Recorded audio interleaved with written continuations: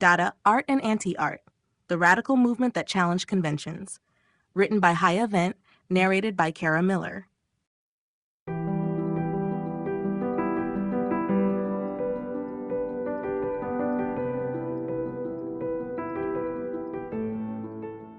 Chapter 1. The Birth of Dada. The origins of Dada can be traced back to the turbulent period surrounding World War I, a time marked by social, political, and cultural upheaval. The war, which began in 1914, devastated much of Europe and shook the very foundations of society. In the wake of such destruction, many artists and intellectuals began to question the values and conventions that had led to such violence. It was in this climate of disillusionment that Dada was born. Zurich, Switzerland, became the birthplace of this revolutionary movement. In 1916, a group of artists, poets, and performers gathered at the Cabaret Voltaire, a nightclub that would become the epicenter of Dada activity. The founders of the movement, including Hugo Ball, Tristan Tzara, Jean Arp, and others, were united by their rejection of traditional art forms and their desire to create something radically new. They sought to dismantle the established norms of art, culture, and society, and instead embrace the absurd, the irrational, and the nonsensical. Dada was not just an artistic movement, but a philosophical one as well. The word Dada itself was chosen for its lack of meaning, embodying the movement's rejection of logic and reason. It was meant to signify a complete break from the past, a radical departure from the conventional notions of art and beauty. The Dadaists believed that the established systems of government, religion, and art had failed, and they saw their work as a form of protest against these institutions. The Cabaret Voltaire was a place where these ideas could be explored through performances, poetry readings, and visual art. The Dadaists created artworks that were intentionally chaotic and nonsensical, using techniques such as collage, photomontage, and found objects. They believed that traditional art forms had become too rigid and predictable, and that by embracing randomness and chance, they could break free from these constraints. In addition to their artistic experimentation, the Dadaists sought to challenge societal norms through their actions and behavior. They often performed in deliberately provocative ways, shocking their audiences with bizarre performances and controversial statements. Dada was not just about creating art. It was about making a statement, about the absurdity of the world and the futility of trying to impose order on it. The birth of Dada in Zurich was the beginning of a movement that would spread throughout Europe and beyond, influencing artists, writers, and thinkers for years to come. It was a direct response to the horrors of war and the disillusionment of the time, and its legacy continues to shape the way we think about art and culture today. The context of pre-World War I Europe. Before the outbreak of World War I, Europe was a continent of profound contrasts, with rapidly changing social, political, and technological landscapes. The late 19th and early 20th centuries saw Europe as the dominant global force, with imperial powers like Britain, France, Germany, and Austria-Hungary exerting control over vast territories. Industrialization had transformed economies, ushering in a new age of technological innovation, but also deepening class divides and creating urbanization at a rapid pace. The old aristocratic structures were beginning to shift, and the rise of capitalism, along with the spread of socialist ideas, set the stage for political unrest. Culturally, Europe was in the midst of a modernist upheaval, as artists, writers, and intellectuals began to challenge the traditions and norms of the past. The late 19th century saw the rise of movements such as Impressionism, Symbolism, and Expressionism, which rejected the rigid formalism of academic art in favor of more subjective, individual expressions of reality. Artists like Claude Monet, Edvard Munch, and Henri Matisse were reshaping the way art was perceived and created, embracing new techniques, styles, and ways of seeing the world. These movements set the groundwork for the radical ideas that would later emerge with Dada. Philosophically, the intellectual climate of pre-WWI Europe was dominated by a sense of crisis and transformation. Thinkers like Friedrich Nietzsche, Sigmund Freud and Karl Marx were challenging established ideas about morality, psychology, and society.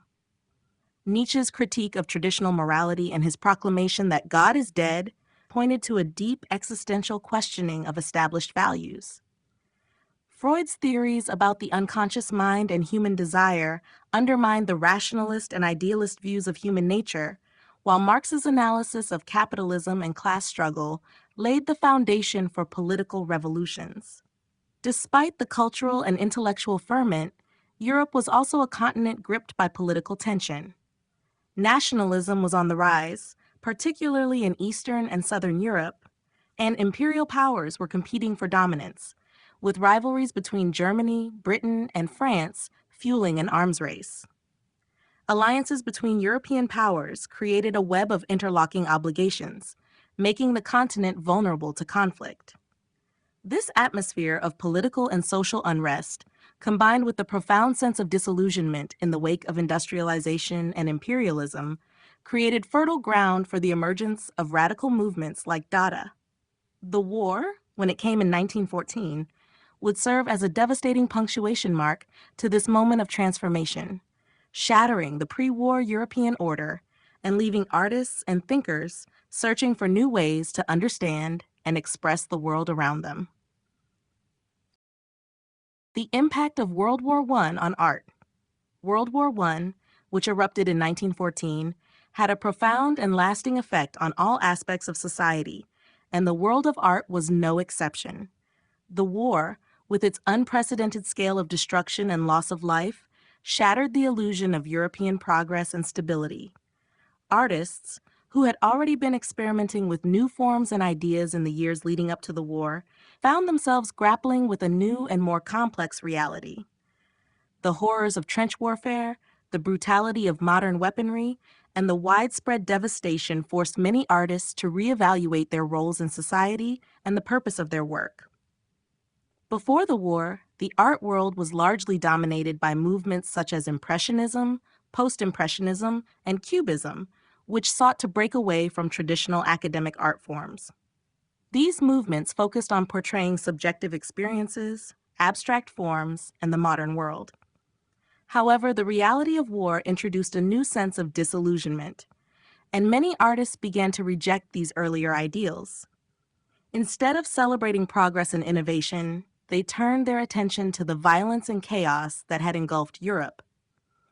One of the most immediate impacts of the war on art was the sense of futility and despair that permeated much of the work produced during and after the conflict. The violence and trauma of war made many artists question the very foundations of art and culture. The war destroyed not only lives, but also traditional notions of beauty, morality, and social order. As a result, many artists turned to more radical forms of expression, seeking to challenge and deconstruct the conventions of art that seemed to have failed in the face of such destruction. This period saw the rise of movements like Dada, which rejected reason, logic, and established aesthetic norms in favor of chaos, absurdity, and anti-art sentiment. Dadaists, disillusioned by the war, sought to disrupt conventional art and cultural norms as a way of expressing their rejection of the values that had led to the conflict. In this context, art became a form of protest, not just against the war itself, but against the societal structures that allowed such violence to occur. The war also gave rise to a new emphasis on the trauma and alienation experienced by soldiers and civilians alike. Artists began to explore the psychological and emotional scars of war through works that depicted the horrors of the battlefield, the disfigurement of soldiers, and the suffering of those left behind. This shift marked a dramatic break from the idealized depictions of war seen in earlier centuries, and it highlighted the need for art to confront uncomfortable truths rather than simply serve as decoration or propaganda. Ultimately, World War I transformed art by pushing it into new, more confrontational territory. The war's aftermath led to a period of deep introspection and experimentation, where artists sought new ways to express the brokenness of the world around them. The impact of the war on art can still be felt today, as its legacy shaped the course of modern art movements and inspired generations of artists to come. Zurich, the founding of the Cabaret Voltaire. In the midst of World War I, as Europe was plunged into chaos and destruction, Zurich, Switzerland became an unexpected haven for artists, writers, and intellectuals seeking refuge from the violence. Switzerland's neutrality in the war made it a unique sanctuary for those fleeing the war's devastation, and Zurich quickly became the cultural and intellectual epicenter for a new wave of radical thought and artistic expression. It was here, in 1916, that the Cabaret Voltaire was founded, marking the birth of the Dada movement. The Cabaret Voltaire, established by Hugo Ball and his companions, became the physical and conceptual birthplace of Dada. Located in the heart of Zurich, the Cabaret was more than just a nightclub. It was a space for experimental art, poetry, and performance that defied convention and embraced chaos. The establishment was a direct reaction to the horrors of war and the disillusionment that many artists felt about the state of the world. The name Cabaret Voltaire itself was chosen to evoke a sense of irony, drawing from the French Enlightenment thinker Voltaire, while simultaneously rejecting the rationalism that had failed society. The founders believed that traditional forms of art and culture, as well as the rational mindset of the Enlightenment, had played a role in the devastation of the war. The cabaret quickly became a hub for the avant-garde, attracting artists, poets, and performers from around the world. It was here that the key figures of Dada, Hugo Ball, Tristan Tzara, Jean Arp, and others, began to develop the radical ideas that would define the movement. The performances at the Cabaret Voltaire were deliberately absurd and nonsensical, featuring poetry readings, sound poetry, dance, and visual art that aimed to disrupt the conventional understanding of art and language. These performances rejected logic, order, and tradition in favor of spontaneity, irrationality, and chaos, mirroring the disillusionment felt by many in the wake of the war. At the Cabaret Voltaire, Dadaists embraced an anti-art stance that would challenge the very foundations of artistic practice. They experimented with new forms of expression, often incorporating chance, randomness, and absurdity into their works. Through these groundbreaking performances, the Dadaists sought to make a statement not just about the war, but about the failure of societal structures, including art, to prevent such destruction. The spirit of rebellion and subversion that defined the Cabaret Voltaire would spread quickly across Europe and beyond, with the movement's radical ideas influencing not just visual art, but literature, theater, and philosophy as well. The founding of the Cabaret Voltaire marked the beginning of a movement that would forever change the trajectory of modern art. It was a direct response to the brutality of the war, a rejection of the past, and an exploration of new, liberated ways of thinking and creating. The legacy of the Cabaret Voltaire and the Dada movement continues to resonate in contemporary art, as their embrace of chaos and the absurd continues to inspire artists who challenge the status quo. Hugo Ball and the Origins of Dada. Hugo Ball, a German author, poet, and philosopher, stands as one of the pivotal figures in the founding of Dada.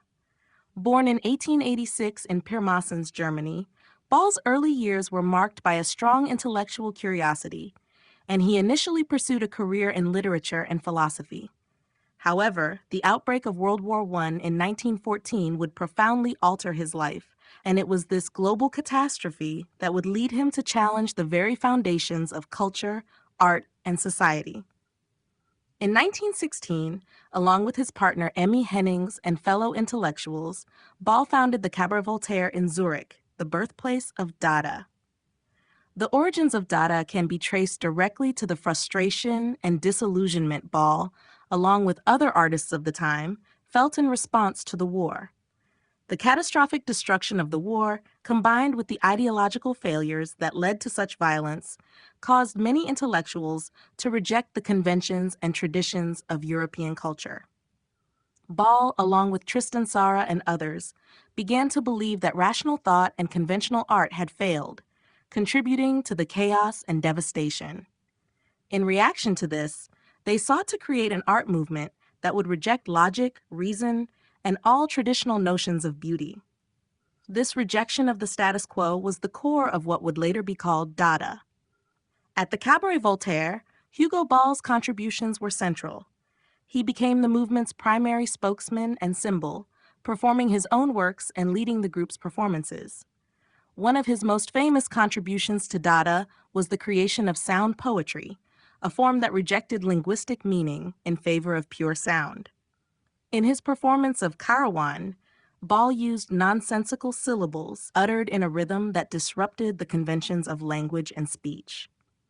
This groundbreaking work exemplified the Dadaists' belief in the power of randomness, spontaneity, and absurdity, which stood in stark contrast to the structured, logical approach of traditional art forms. Ball's approach to Dada was not merely artistic, it was also philosophical and political. He sought to destroy what he saw as the bourgeois sensibilities that dominated European culture. Dada was, for Ball, an act of rebellion against the order, morality, and logic that had supported the institutions leading to war. Through Dada, Ball hoped to provoke an awakening, forcing society to confront the irrationality of the world around them. Despite his central role in the movement, Ball eventually distanced himself from Dada as it became more politically radical, moving towards Surrealism and other forms of artistic expression. Nevertheless, his influence on Dada's origins remains undeniable.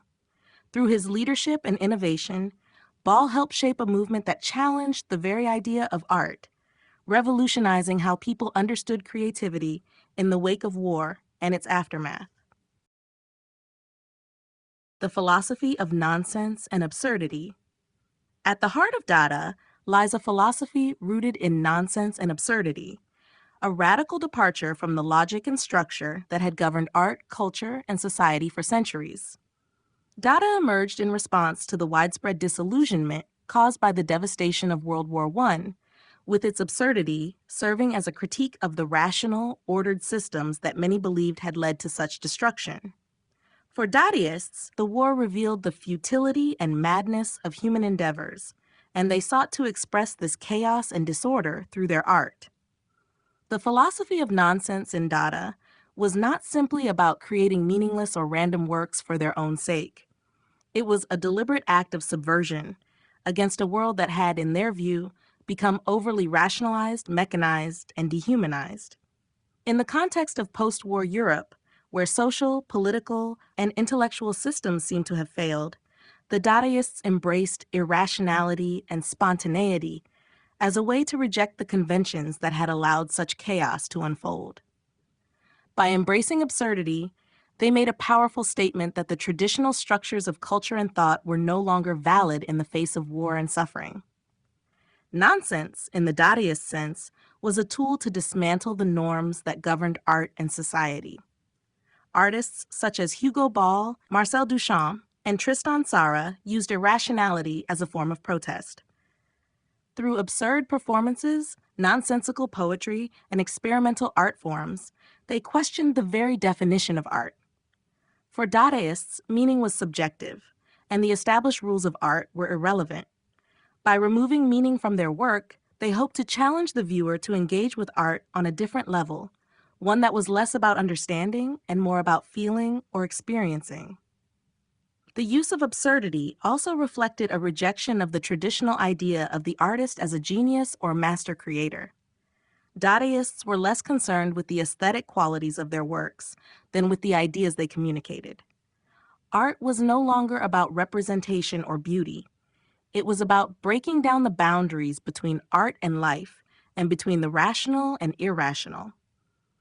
The works of Dada were often intentionally chaotic and unsettling, creating a sense of discomfort that encouraged viewers to question their preconceived notions about what art could or should be. Ultimately, the philosophy of nonsense and absurdity in Dada was a radical call for freedom from the constraints of reason and tradition. It was an invitation to embrace the irrational, the chaotic, and the unpredictable aspects of life, and to confront the absurdity of the world in a way that defied convention and order.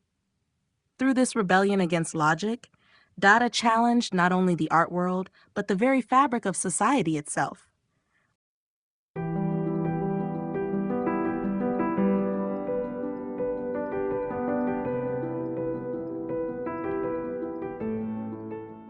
Chapter 2: The Key Figures of Dada. Dada was not a singular vision or a unified movement. Rather, it was a collection of diverse individuals, each bringing their own unique ideas and methods to the table. Despite their differences, these figures were united in their disdain for traditional art and their desire to break free from societal norms. The movement's key figures were poets, artists, performers, and thinkers who used their creativity to challenge the world around them, making Dada a multifaceted revolt against war, reason, and established artistic conventions. Tristan Tzara, one of Dada's founding figures, was a central intellectual force behind the movement. A Romanian poet and playwright, Tzara was instrumental in shaping Dada's philosophy of absurdity and spontaneity. His manifestos, often written in playful and nonsensical language, were foundational to Dada's anti-art stance. Tzara's passion for the irrational and the nonsensical helped spread Dada's reach to other parts of Europe, making him one of the most prominent spokespeople for the movement.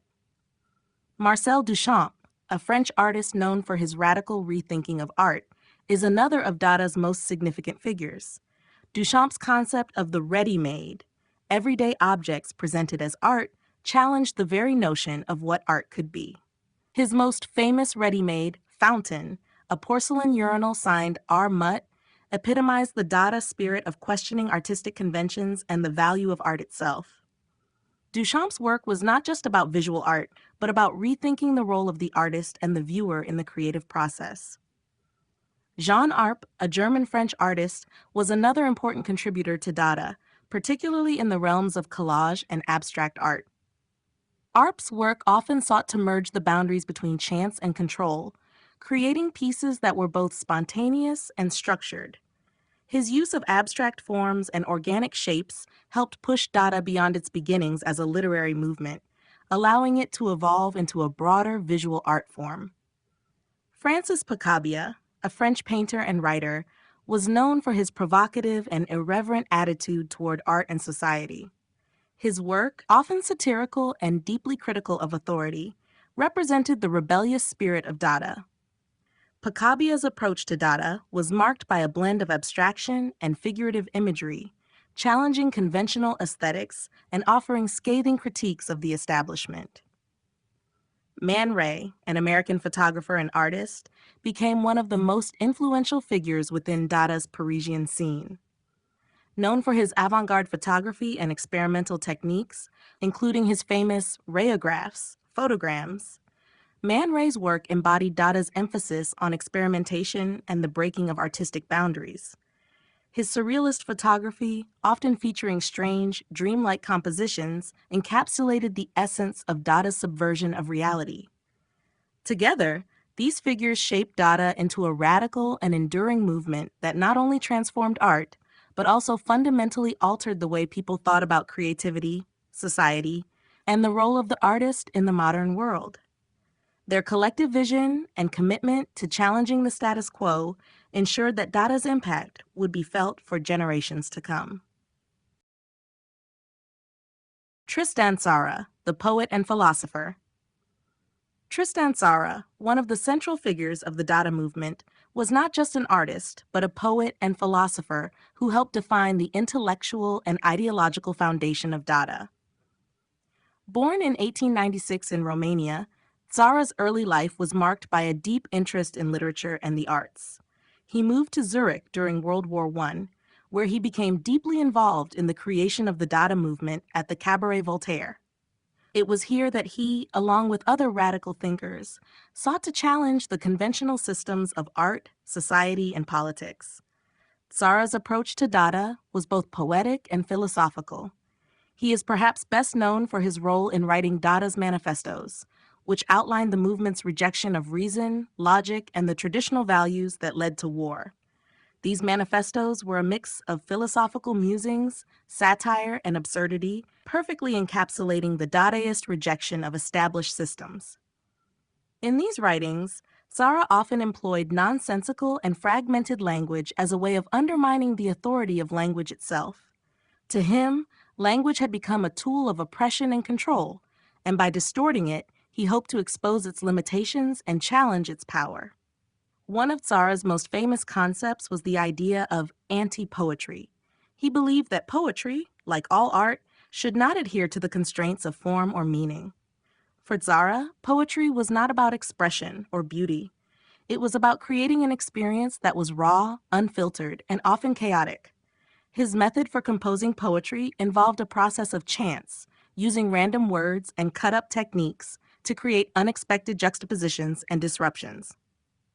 This approach was a direct rebellion against the formalism of traditional poetry and an embrace of spontaneity and unpredictability. Zara's philosophical outlook was heavily influenced by the disillusionment and trauma of World War I. The war had exposed the fragility of human civilization and the absurdity of modern life. Zara's writings and performances reflect this sense of crisis, as he sought to create a new kind of art that rejected the rationality and order that had led to such destruction. In Dada, Zara found a way to express his rejection of the world's traditional systems of power and knowledge. As a philosopher, Zara was also influenced by the ideas of Nietzsche, particularly his notions of the will to power and the rejection of conventional morality. Zara's vision of Dada was one of liberation, an embrace of chaos and absurdity as a means of freeing both the individual and society from the constraints of established norms. His work, both as a poet and a thinker, left an indelible mark on the trajectory of modern art and thought, influencing not just Dada, but also later movements like Surrealism and Postmodernism. Marcel Duchamp and the Ready-Made. Marcel Duchamp, a French artist who is widely regarded as one of the most influential figures in modern art, played a pivotal role in shaping the Dada movement through his revolutionary concept of the ready-made. Duchamp's ready-mades were ordinary, mass-produced objects that he selected and presented as art simply by placing them in an art context. His approach fundamentally challenged traditional ideas about what art could be and redefined the role of the artist in the creative process.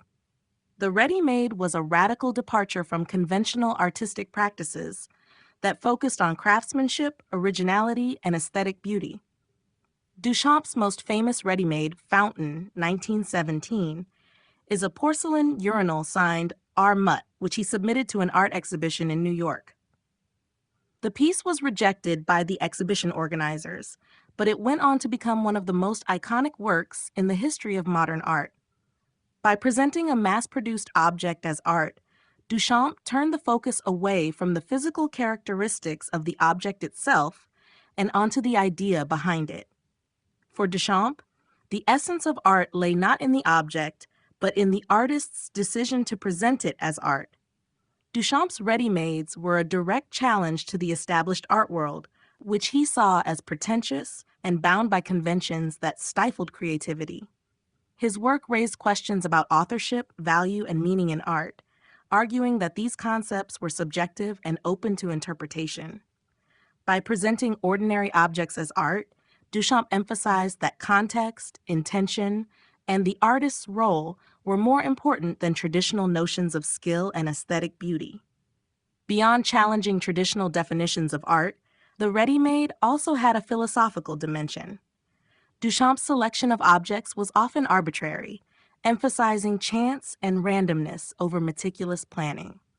This embrace of the arbitrary and the anti-aesthetic perfectly with the Dada movement's rejection of logic, reason, and convention. Duchamp's ready-mades also pointed to the absurdity of assigning value to objects based on cultural and societal norms, highlighting the arbitrary nature of artistic and cultural judgments. Marcel Duchamp's contribution to Dada through the ready-made marked a turning point in the history of art, laying the groundwork for later movements such as conceptual art, pop art, and minimalism. His radical ideas about art, authorship, and meaning forever altered how artists and audiences understood creativity, and his influence can still be seen in contemporary art today. Through the ready-made, Duchamp proved that art was not about the object itself, but about the ideas it provoked and the conversations it started. Jean Arp and the Collage Revolution. Jean Arp, a pioneering German-French artist, was a key figure in the Dada movement, known for his innovative work in collage, sculpture, and abstraction. His contributions to the Dadaist revolution were significant, especially in how he redefined the role of chance and spontaneity in the creative process. Arp's exploration of collage, in particular, helped shift the focus of Dada beyond traditional artistic techniques and opened the door for new ways of understanding art in the context of chaos and randomness. Arp's approach to collage was groundbreaking because he embraced an element of chance in his creations.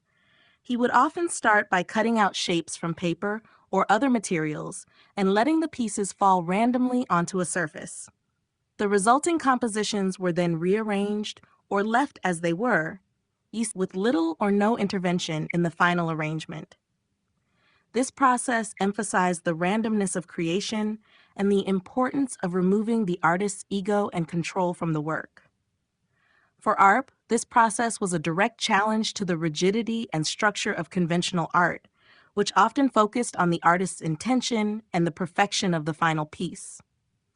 This embrace of chance was in line with the Dada movement's overall philosophy, which rejected reason, logic, and traditional aesthetics. Arp's collages were a radical departure from the meticulous, controlled methods of the academic art world. His work was not just about assembling disparate elements into a new form, but about disrupting the traditional artistic process and allowing for the unexpected to emerge. In this way, Arp's collages embodied the Dadaist spirit of freedom and anti-art, where the value of the work came not from its execution, but from the ideas it provoked and the questions it raised about the nature of art itself. Beyond his collage work, Arp was also a key figure in Dada sculpture. His abstract sculptures, often organic in form, broke with the tradition of figurative sculpture and explored the fluidity of shapes and forms in space. His emphasis on abstraction and the organic nature of his sculptures reflected Dada's desire to move away from representational art and embrace the unknown and the unpredictable. John Arp's contributions to Dada, particularly his work in collage, were instrumental in changing the trajectory of modern art. His embrace of chance and spontaneity paved the way for future movements like Surrealism and abstract Expressionism. By breaking down the boundaries between control and randomness, Arp's art forced viewers to reconsider their assumptions about what art could be and what it should represent. His work remains an important part of the Dada legacy, a testament to the power of spontaneity, chance, and the revolutionary spirit of the movement. Francis Picabia and his anti-art approach. Francis Picabia, a French painter, writer, and one of the most controversial figures of the Dada movement, was known for his radical approach to art, which consistently challenged established norms and rejected conventional artistic values. Picabia's work spanned a range of styles, from Impressionism and Cubism to abstract art, but it was his commitment to Dada's anti-art ethos that marked him as a central figure in the movement's critique of cultural and artistic traditions. Picabia's approach to Dada was characterized by his provocative attitude toward art, politics, and society. His works were intentionally irreverent, often satirical, and aimed to mock the pretensions of the art world as well as the bourgeois values that Dadaists believed were responsible for the horrors of war. Rather than adhering to any specific artistic style or tradition, Picabia embraced a form of rebellion that was as much about the destruction of art as it was about creating new works. His art was often a direct confrontation with the very idea of what art should be, reflecting his belief that art, like society, had become too rigid, self-important, and disconnected from the realities of life. One of the most striking features of Picabia's work was his use of mechanical and industrial imagery, particularly in his series of paintings known as La Sainte Vierge, the Virgin, and Dégénérescence. These works featured drawings of machines, gears, and mechanical parts, which Picabia frequently combined with erotic or absurd elements. His incorporation of these non-traditional subjects reflected Dada's rejection of the fine art canon and an embrace of new, often jarring visual languages.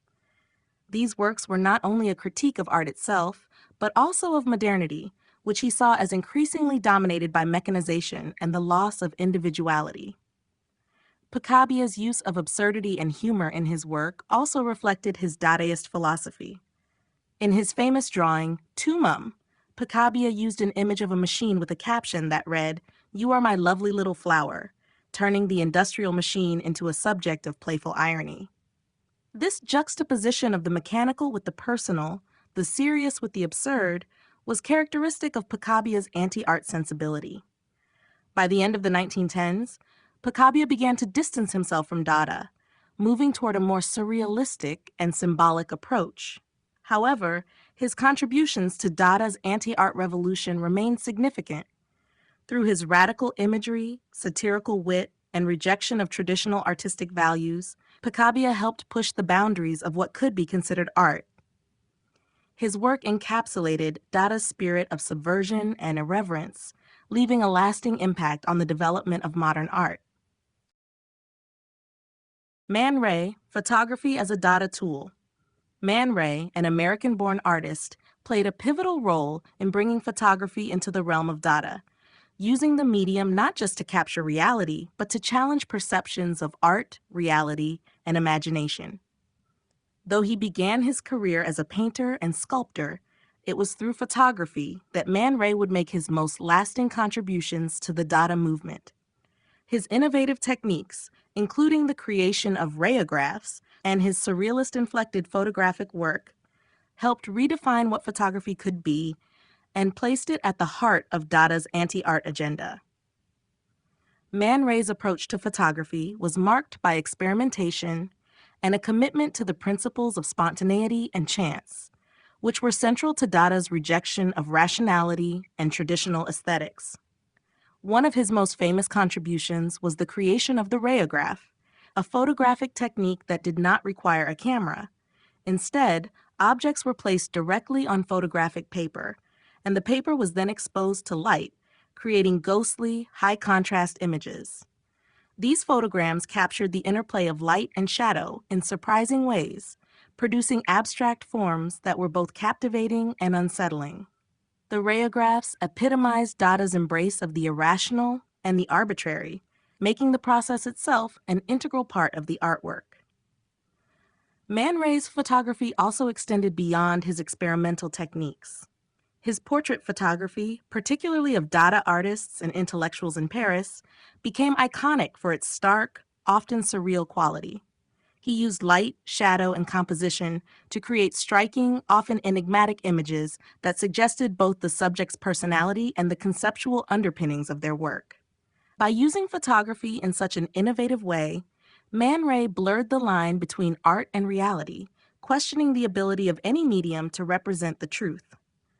Man Ray's photographs were not limited to the creation of new visual forms. They also engaged with Dada's overarching critique of societal norms. In works like Le Violon Ingres, in which a photograph of a woman's back is transformed into the shape of a violin, Man Ray challenged the viewer's expectations of beauty and objectification. His use of surrealistic imagery and juxtapositions in his photography was a direct reflection of Dada's irreverence toward tradition and its desire to provoke new ways of thinking. Through his groundbreaking work in photography, Man Ray helped to elevate the medium as a tool for Dada's exploration of the absurd, the irrational, and the anti-art. His ability to subvert traditional forms of representation while remaining deeply connected to Dada's radical philosophy of chance, irony, and disruption ensured that his work would leave an indelible mark on both photography and modern art.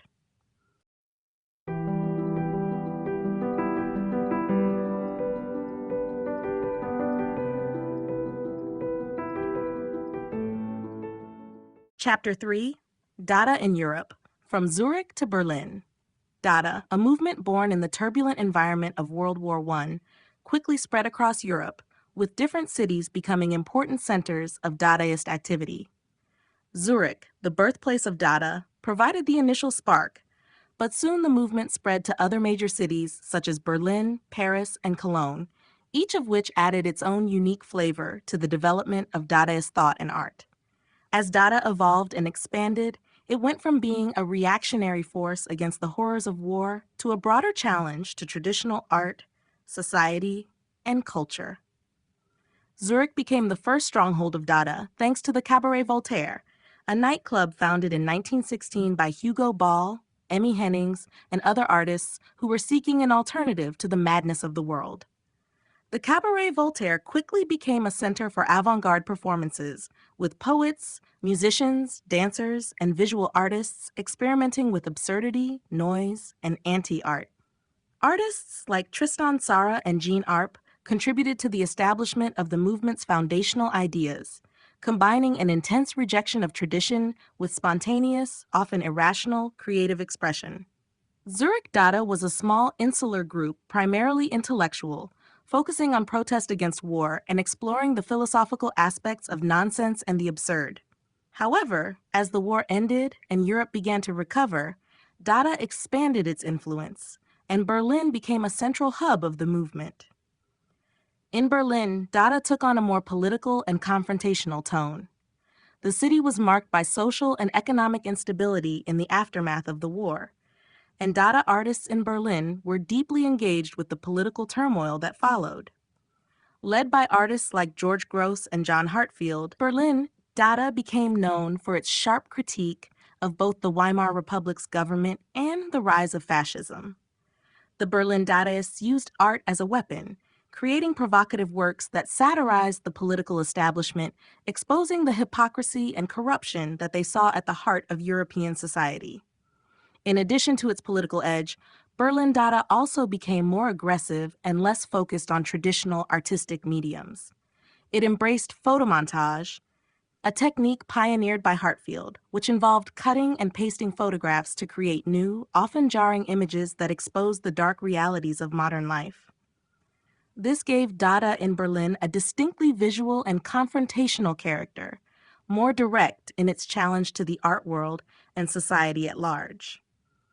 While Dada in Zurich and Berlin differed in tone and style, both shared a common commitment to undermining the status quo and breaking free from the constraints of tradition. As the movement moved through Europe, Dada expanded its reach, influencing a wide range of artistic and intellectual fields, from literature to politics to visual arts. Its legacy remains a crucial turning point in the history of modern art, as it pushed the boundaries of what art could be and what it could do in times of crisis. Dada's spread across Europe. Dada began as a reaction to the horrors of World War I in Zurich, but its influence soon spread across Europe, creating an artistic movement that transcended national borders and gave voice to artists disillusioned by the war, societal norms, and the traditional art world. The movement's spread was rapid, as Dadaists found new cities and communities to challenge the conventions of art, culture, and politics. In Zurich, Dada was initially rooted in intellectual and philosophical exploration, with its first major venue being the Cabaret Voltaire. As the war ended and the disillusionment with traditional structures of power continued, artists began to push further, and Dada's expansion into other European cities seemed almost inevitable. The movement found fertile ground in Berlin, where the political instability of the post-war years made the city a hotbed for radical ideas. Berlin Dadaists, led by artists like George Grosz and John Hartfield, became more politically charged, using photomontage and satirical art to criticize both the Weimar government and the looming threat of fascism. Their work was direct, combative, and aimed to expose the corruption and instability of contemporary society. Paris, too, became a key center for Dada. By the early 1920s, the movement had taken root in the French capital, where artists such as André Breton and Francis Picabia began to link Dada with the Surrealist movement. Parisian Dadaists were often more focused on the intellectual and absurdist elements of the movement, with performances, poetry readings, and publications that combined chaos with critique.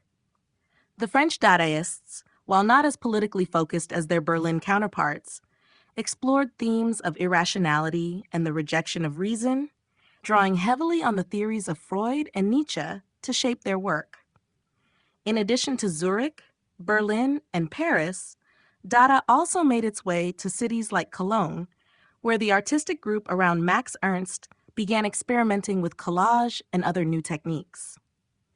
The Dadaists in these cities, although united by a common rejection of the established order, each interpreted the movement's ideals in different ways, influenced by the unique social and political contexts in which they found themselves.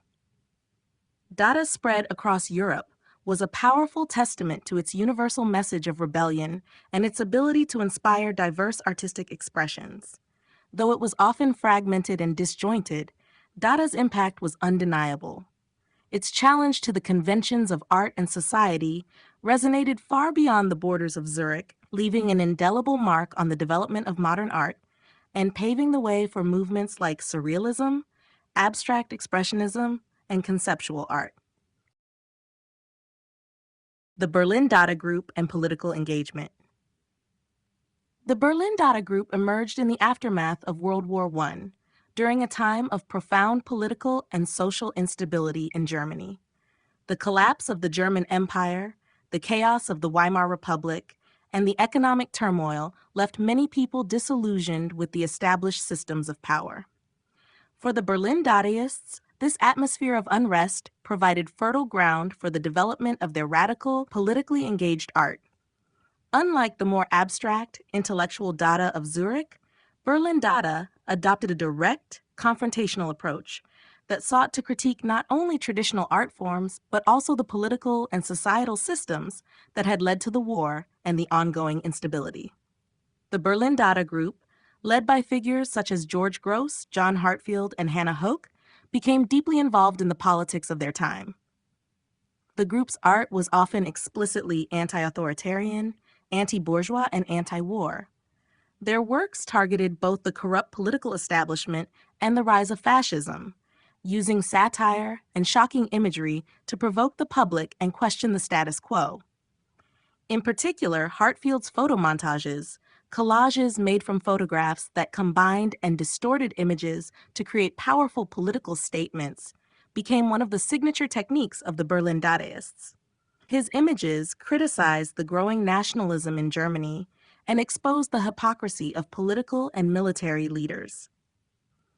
The Berlin Dadaists saw their work as a form of direct action against the oppressive structures they believed were responsible for the war and the suffering it caused. They used their art not just to represent the world, but to actively change it. For them, art was a tool for social and political transformation, and they believed that the absurdity and irrationality of Dada could expose the absurdity of society itself. By embracing shock tactics, satire, and subversion, the Berlin Dadaists hoped to wake people up to the dangers of totalitarianism and the need for radical change. In addition to their political critiques, the Berlin Dadaists also experimented with new forms of art that reflected their rejection of traditional artistic conventions. They used photomontage, collage, and other mixed media techniques to create works that were not only political, but also visually disruptive, challenging the boundaries of what was considered acceptable art. Their work, often grotesque, jarring, and surreal, was designed to challenge the viewer's expectations and provoke thought. The Berlin Dada Group's political engagement was a key feature of their version of Dada, making their work stand out from other Dada centers in Europe. Their art, driven by a sense of urgency and rebellion, reflected the deep political and social crises of the time and highlighted Dada's potential as a tool for social change. Through their provocative and politically charged creations, the Berlin Dadaists left a lasting impact on both the art world and the broader political landscape. Hannah Hoch and photomontage. Hannah Hoch, a central figure in the Berlin Dada movement, is best known for her innovative use of photomontage, a technique that involved cutting, pasting, and reassembling photographs to create new, often provocative images. Hook's work with photomontage challenged traditional artistic conventions and became a powerful tool for her political and social critique. As one of the few female members of the Berlin Dada group, her contributions were vital in shaping Dada's rejection of conventional art and its engagement with contemporary issues. Hoke's photomontages often combined images from mass media, advertising, and scientific sources with fragments of portraits, anatomical studies, and other visual elements, creating unsettling and thought-provoking juxtapositions. She used this technique to critique the societal structures, gender norms, and political ideologies of her time. One of her most famous works, cut with the Dada kitchen knife through the last Weimar Bierbeli cultural epoch in Germany, 1919, is a striking example of her ability to use photomontage to comment on the turbulent political and cultural climate in post-World War I Germany. In this piece, Hoke juxtaposes images of war, politics, and consumer culture, visually representing the chaos and fragmentation of the Weimar Republic.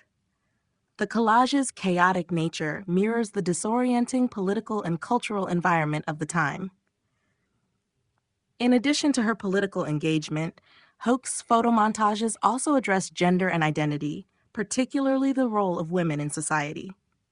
In a series of works that explored femininity, Hoke used photomontage to critique the portrayal of women in the media and challenge the traditional roles that women were expected to occupy. Her work often depicted women as fragmented, manipulated, or deconstructed, reflecting her concerns with how women's identities were shaped by social expectations and gender norms.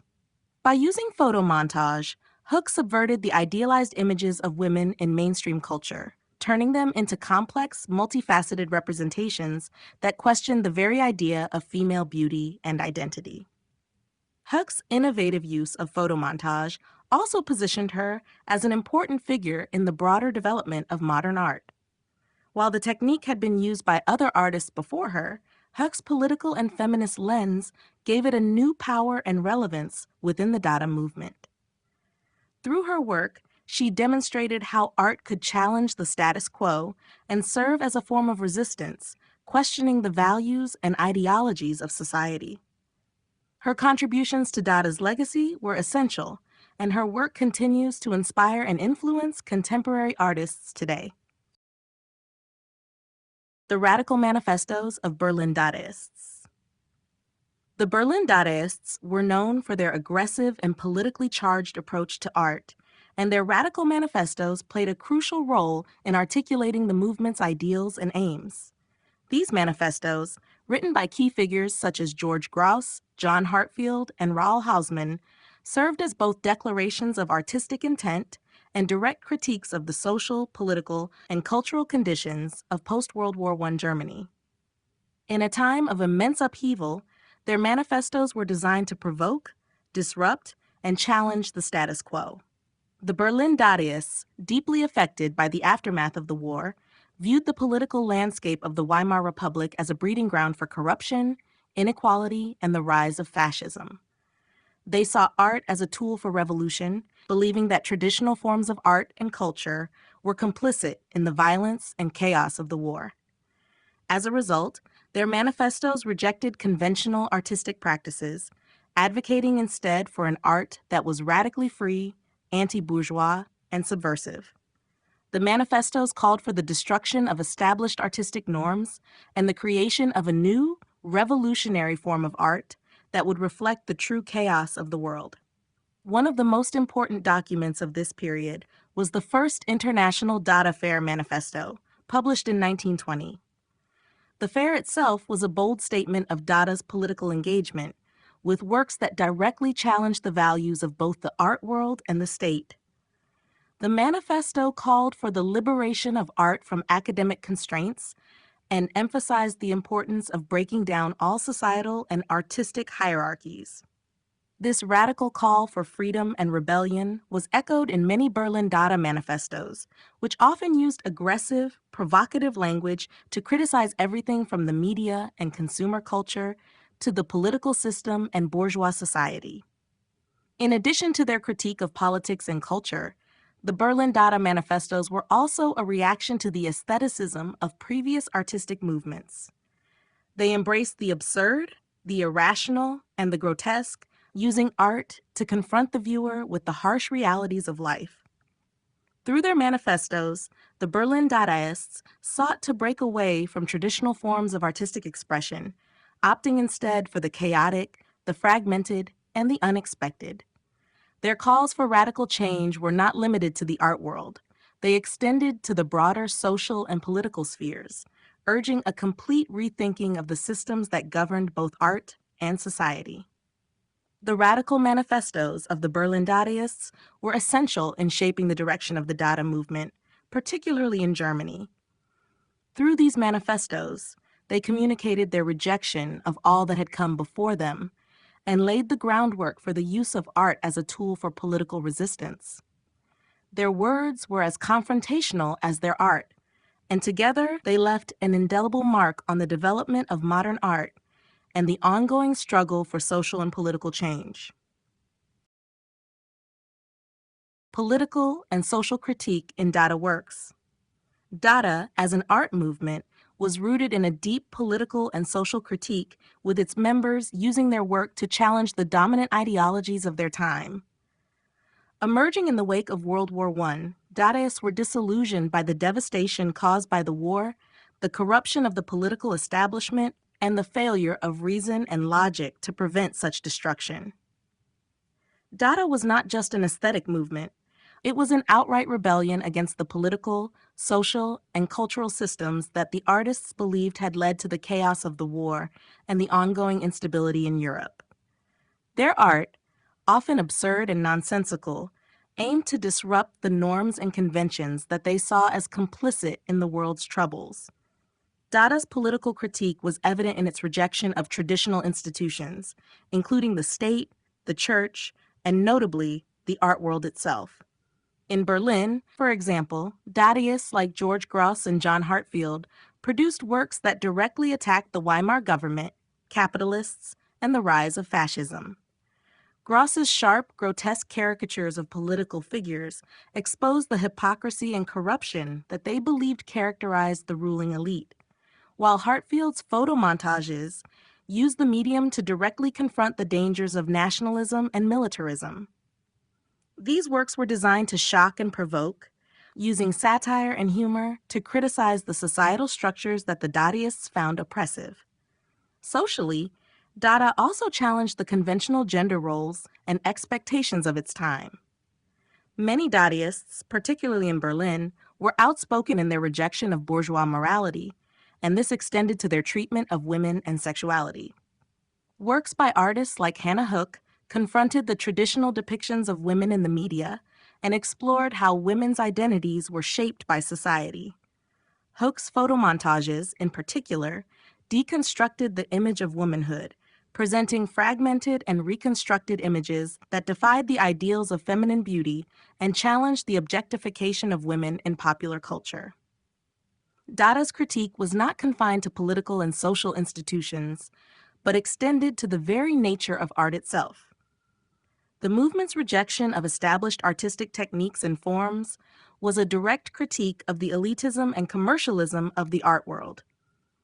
Dada artists felt that art had become disconnected from the real world and was too often used to reinforce the status quo.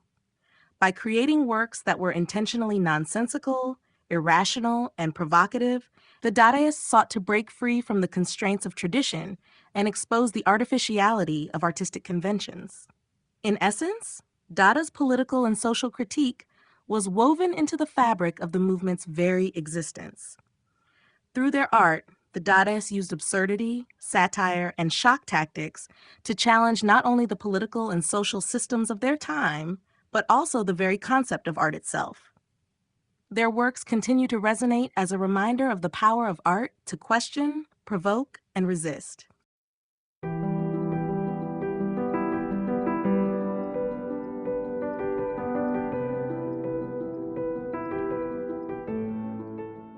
Chapter 4: Dada in Paris and the Role of Surrealism. Paris played a crucial role in the development of Dada, particularly in its evolution towards Surrealism. While Zurich and Berlin were the original strongholds of Dada, Paris became the site where the movement flourished and morphed into new directions. The city's vibrant artistic and intellectual scene, along with its position as a cultural capital of Europe, made it an ideal environment for the radical experimentation that Dadaists sought. In Paris, Dada took on a more theatrical and performative aspect compared to its roots in Zurich and Berlin. Artists like Francis Picabia and Guillaume Apollinaire were instrumental in bringing Dada to the French capital. The Parisian Dadaists were drawn to the absurdity of life and sought to dismantle the prevailing conventions of art, literature, and society. They expressed their anti-art sentiments through a range of media, including poetry, collage, performance, and visual art. While Dada in Paris retained its core principles of irrationality and rebellion, it began to interact more directly with the broader cultural movements of the time, including Surrealism. One of the most significant developments in Paris was the emergence of Surrealism, a movement that grew out of Dada's rejection of reason and its embrace of the unconscious mind. Led by André Breton, Surrealism took many of Dada's ideas about the absurd and irrational and deepened them with an exploration of the unconscious, dreams, and psychoanalysis. Although the two movements shared common ground, Surrealism distinguished itself from Dada by focusing more on the exploration of human psychology and the search for new, deeper truths about the mind and existence. Dada's emphasis on randomness and the rejection of logical thought gave way in Surrealism to a more systematic investigation of the unconscious, influenced by the ideas of Sigmund Freud and Carl Jung.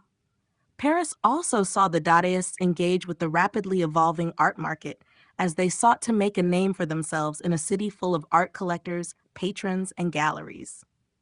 However, Dadaists remained defiant against the commercialization of art, seeing their work not as a commodity but as an act of resistance. Even as Surrealism gained more recognition, the spirit of rebellion that defined Dada remained central to many of the artists in Paris.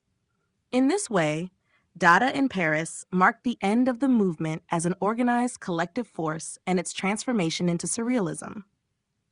While Dada as a movement may have been short-lived, its influence on the development of modern art, especially in the form of Surrealism, is undeniable. Through their exploration of irrationality and the unconscious, Dada and its Parisian offshoots forever altered the course of 20th century art. Dada's arrival in Paris. Dada's arrival in Paris marked a significant turning point in the evolution of the movement. Although Dada had begun in Zurich in 1916 and quickly spread to Berlin, its introduction to the French capital injected the movement with new energy and context. Paris, as a cultural hub of Europe, was already a melting pot of avant-garde ideas, and its intellectual, artistic, and political climate made it an ideal setting for Dada's unconventional, anti-establishment ethos. The city's vibrant artistic community, composed of both French artists and those from across Europe, embraced the rebellious spirit of Dada, though with some adaptations to the unique social and cultural fabric of Paris. Dada's arrival in Paris was largely facilitated by the efforts of key figures like Francis Picabia, who was one of the earliest to bring Dada to the city. Picabia, originally from France but having spent time in New York, was instrumental in bridging the gap between the New York and European Dada scenes. His avant-garde works, including the provocative magazine 391, began to draw the attention of French artists, while his connections with figures like Guillaume Apollinaire and Marcel Duchamp helped introduce Dada to the city's intellectual circles. The movement in Paris was initially met with curiosity, as it was seen as both a direct critique of the art establishment and as an extension of the radical shifts already taking place in art and literature. The arrival of Dada in Paris coincided with the post-war disillusionment that had already begun to shape the city's intellectual climate. Artists and intellectuals, many of whom had witnessed the horrors of the war firsthand, were searching for new ways to express their frustration with traditional society, politics, and culture. Dada's rejection of logic, reason, and conventional artistic techniques resonated deeply with these Parisian artists, who were eager to challenge the status quo. In Paris, Dada took on a more performative and provocative tone, with public events and theatrical performances intended to confront both the art world and the general public with its absurdity. While the movement in Paris remained firmly rooted in Dada's core rejection of traditional art and social norms, it also began to evolve into something new. Here, Dada merged with elements of Surrealism, particularly under the influence of André Breton, who became a leading figure in Paris's Dada scene. Surrealism, which grew out of Dada's anarchistic approach, sought a deeper exploration of the unconscious and the irrational, laying the groundwork for future artistic movements. Dada's arrival in Paris thus not only marked a key moment in the movement's expansion across Europe, but also set the stage for its transformation into Surrealism, which would go on to redefine modern art in profound ways. The influence of French avant-garde movements. The French avant-garde movements that flourished in the early 20th century played a significant role in shaping the direction of Dada upon its arrival in Paris. By the time Dada began to take root in the city, Paris was already a nexus for radical artistic experimentation, with several movements challenging traditional boundaries of art, literature, and culture.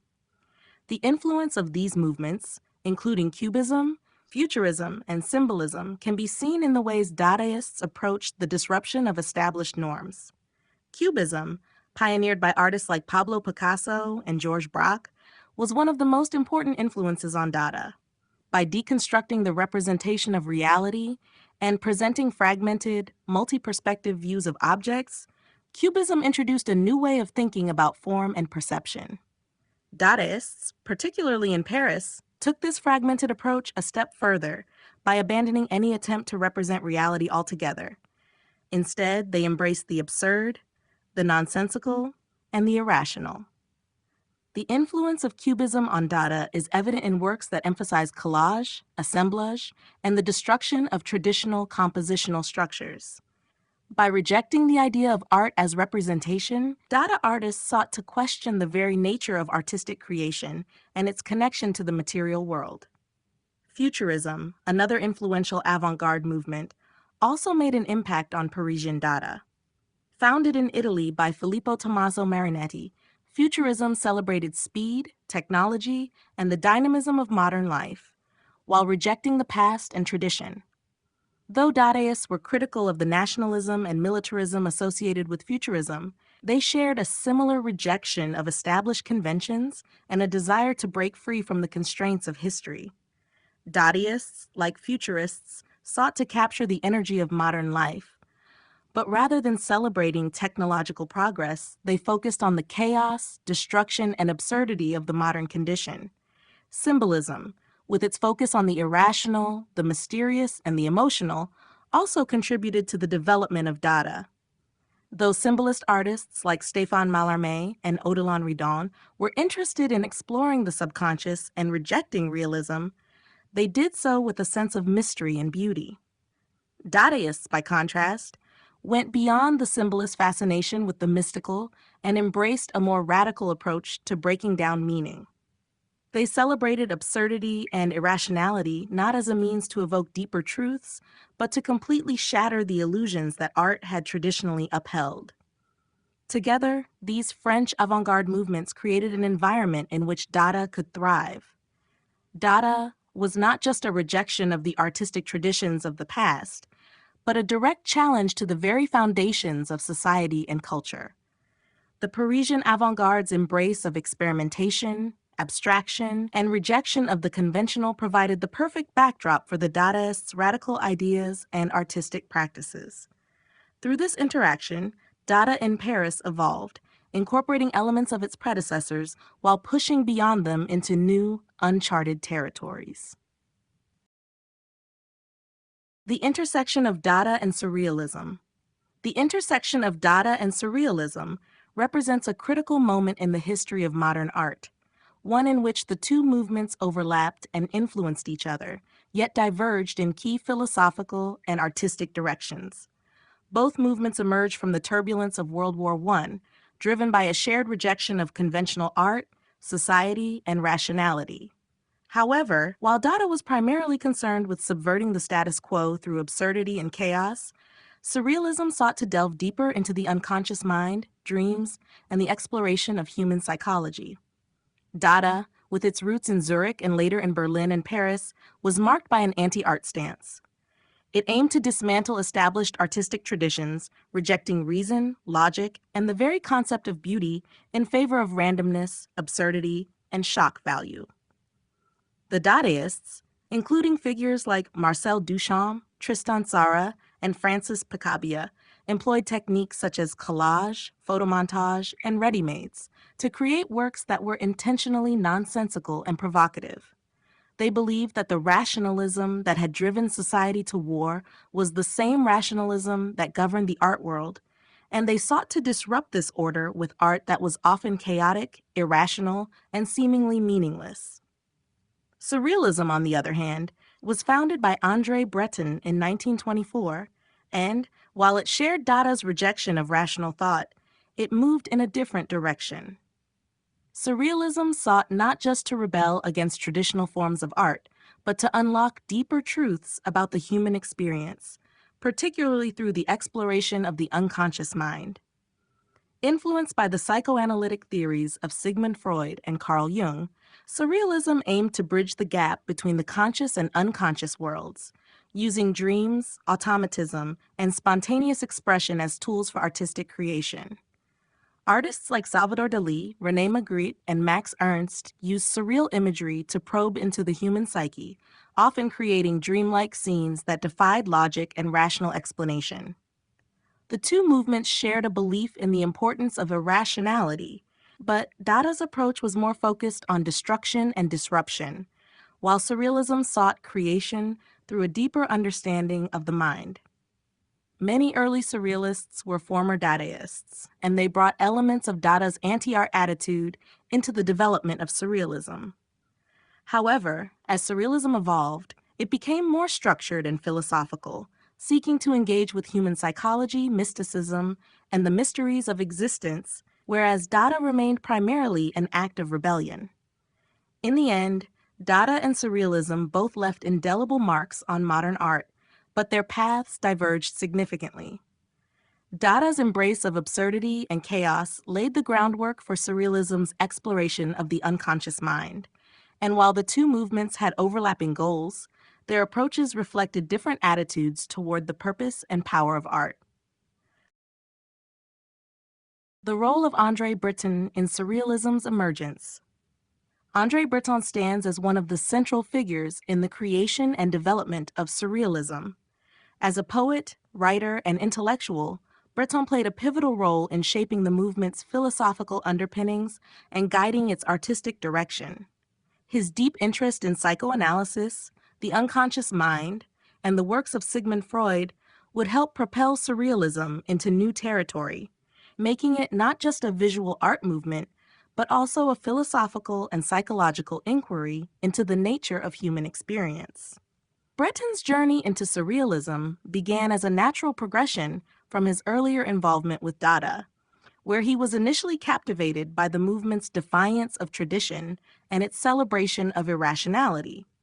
However, unlike Dada, which was fundamentally anti-art and centered around destruction, Breton saw in Surrealism the potential to build a new form of art that could transcend the limitations of reality. He believed that true freedom could be found in tapping into the unconscious mind, where logic and societal constraints had no hold. To Breton, Surrealism was more than an artistic revolution.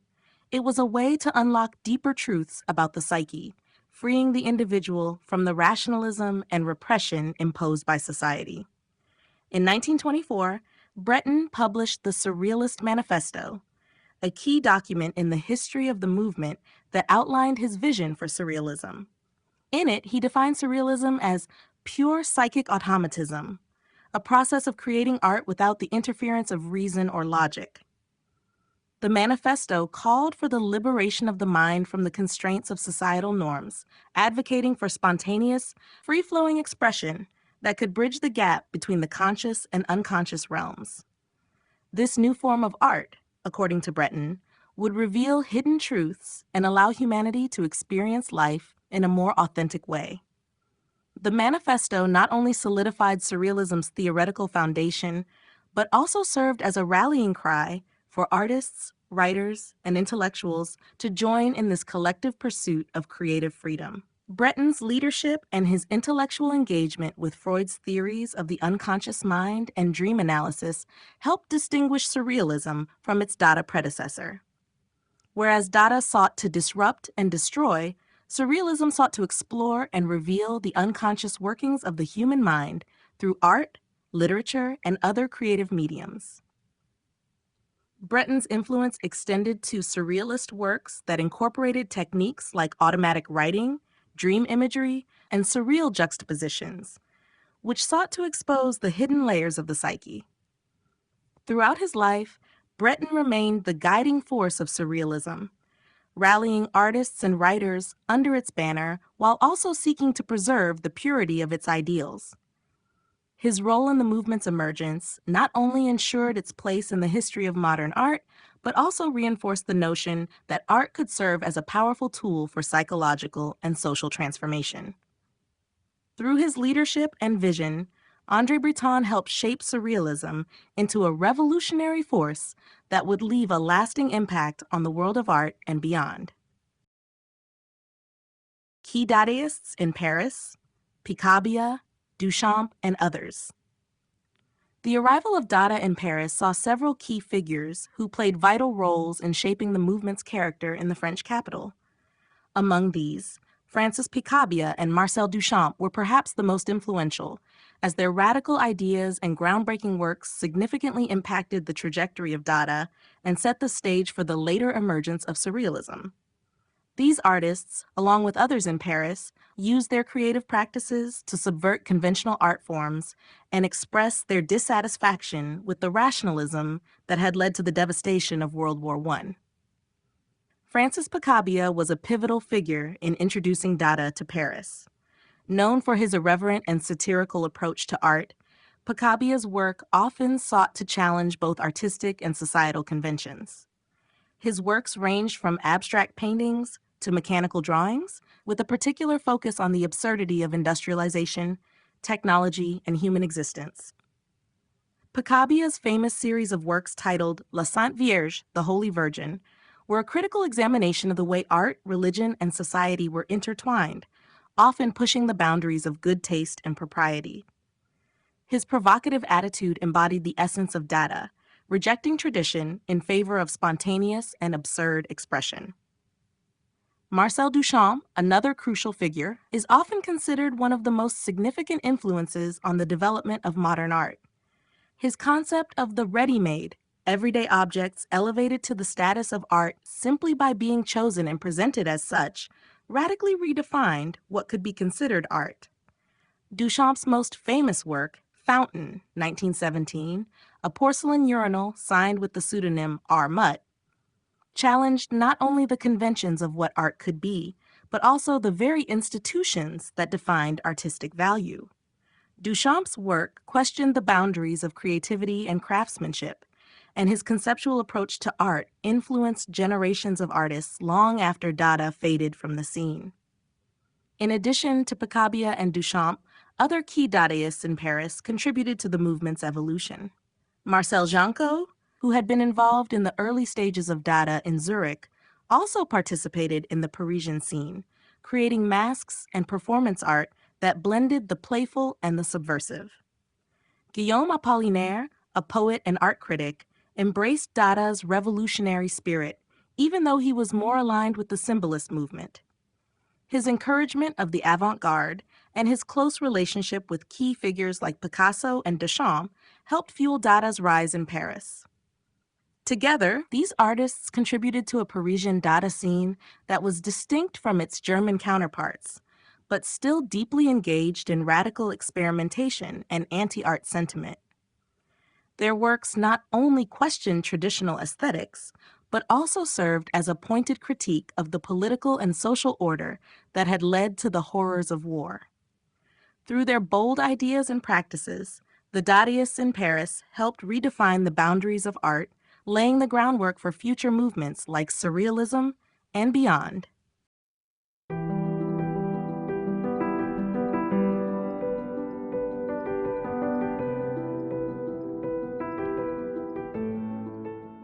Chapter 5: The Dada Manifestos and Anti-Art Philosophy. Dada was not just an art movement. It was a revolutionary stance against the established norms of society, culture, and art. Central to its philosophy were the Dada Manifestos, which served as declarations of intent, expressions of frustration, and guides to the movement's chaotic energy. These manifestos, written by figures like Tristan Tzara, Hugo Ball, and Richard Huelsenbeck, embodied Dada's rejection of logic, reason, and artistic tradition, emphasizing instead spontaneity, absurdity, and anti-art sensibilities. Tristan Tzara, one of Dada's most vocal proponents, was instrumental in shaping the movement's ideological framework. His Dada Manifesto of 1918 is one of the most famous documents of the movement, serving as both a declaration and an attack on conventional values. In it, Tzara dismissed logic and rationality as tools of oppression and emphasized the necessity of randomness, spontaneity, and anti-establishment attitudes. He famously wrote, "Dada means nothing," reinforcing the idea that the movement rejected meaning itself. His manifesto was intentionally contradictory and provocative, embracing nonsense as a response to a world that had lost its own sense of reason in the wake of World War I. Hugo Ball, who founded the Cabaret Voltaire in Zurich, took a slightly different approach. His Dada Manifesto of 1916 was rooted in the rejection of bourgeois values and artistic traditions. Ball viewed language itself as a tool of control and corruption, which led to his experiments with sound poetry, abstract phonetic compositions meant to break free from conventional linguistic meaning. His manifesto argued for the destruction of structured language and artistic norms, advocating for a return to primal, instinctive expression. His performances, often featuring nonsensical recitations in elaborate costumes, were emblematic of Dada's anarchic spirit. Richard Huelsenbeck, another key Dada figure, introduced the movement's radical ideas to Berlin, where it took on a more overtly political dimension. His Dada Manifesto of 1918 was fiercely anti-establishment, attacking nationalism, militarism, and the hypocrisy of the ruling class. Unlike the more playful absurdity found in Zurich and Paris, Berlin Dada embraced a confrontational and politically charged tone, using manifestos and performances to directly challenge authority. At the core of these manifestos was the philosophy of anti-art, a rejection of art as an institution, commodity, or aesthetic pursuit. The Dadaists refused to see art as something separate from life, and instead sought to integrate it into everyday existence through provocation and disruption. By defying artistic conventions and societal expectations, Dada's manifestos not only shaped the movement's chaotic ethos, but also laid the foundation for future avant-garde movements, including Surrealism and conceptual art. The radical manifestos of Dada. The Dada movement was built on a foundation of defiance, chaos, and an outright rejection of traditional artistic and cultural values. Nowhere was this revolutionary spirit more evident than in the radical manifestos produced by its leading figures. These documents served as declarations of intent, rallying cries against societal norms, and expressions of Dada's commitment to nonsense, spontaneity, and anti-art ideals. Unlike traditional artistic manifestos, which sought to define clear objectives or stylistic guidelines, the Dada manifestos often embraced contradiction, absurdity, and a refusal to be pinned down by conventional logic. Tristan Tzara, one of the most vocal and influential Dadaists, played a crucial role in articulating the movement's anarchic philosophy. His Dada Manifesto of 1918 is perhaps the most well-known, serving as both a rejection of artistic and societal traditions and an assertion of Dada's embrace of chaos. In it, Tzara proclaimed, "Dada means nothing," emphasizing that the movement had no singular meaning, goal, or aesthetic. He attacked rationality, morality, and even art itself, suggesting that all established systems of thought were corrupt and complicit in the destruction caused by World War I. His manifesto was intentionally self-contradictory, mirroring the absurdity of a world that had, in the Dadaist view, lost all sense of reason. Hugo Ball, another founding member of Dada, presented an earlier Dada manifesto in 1916 at Zurich's Cabaret Voltaire, where the movement first took shape. Ball's manifesto took aim at language, arguing that it had been corrupted by nationalism, propaganda, and political manipulation.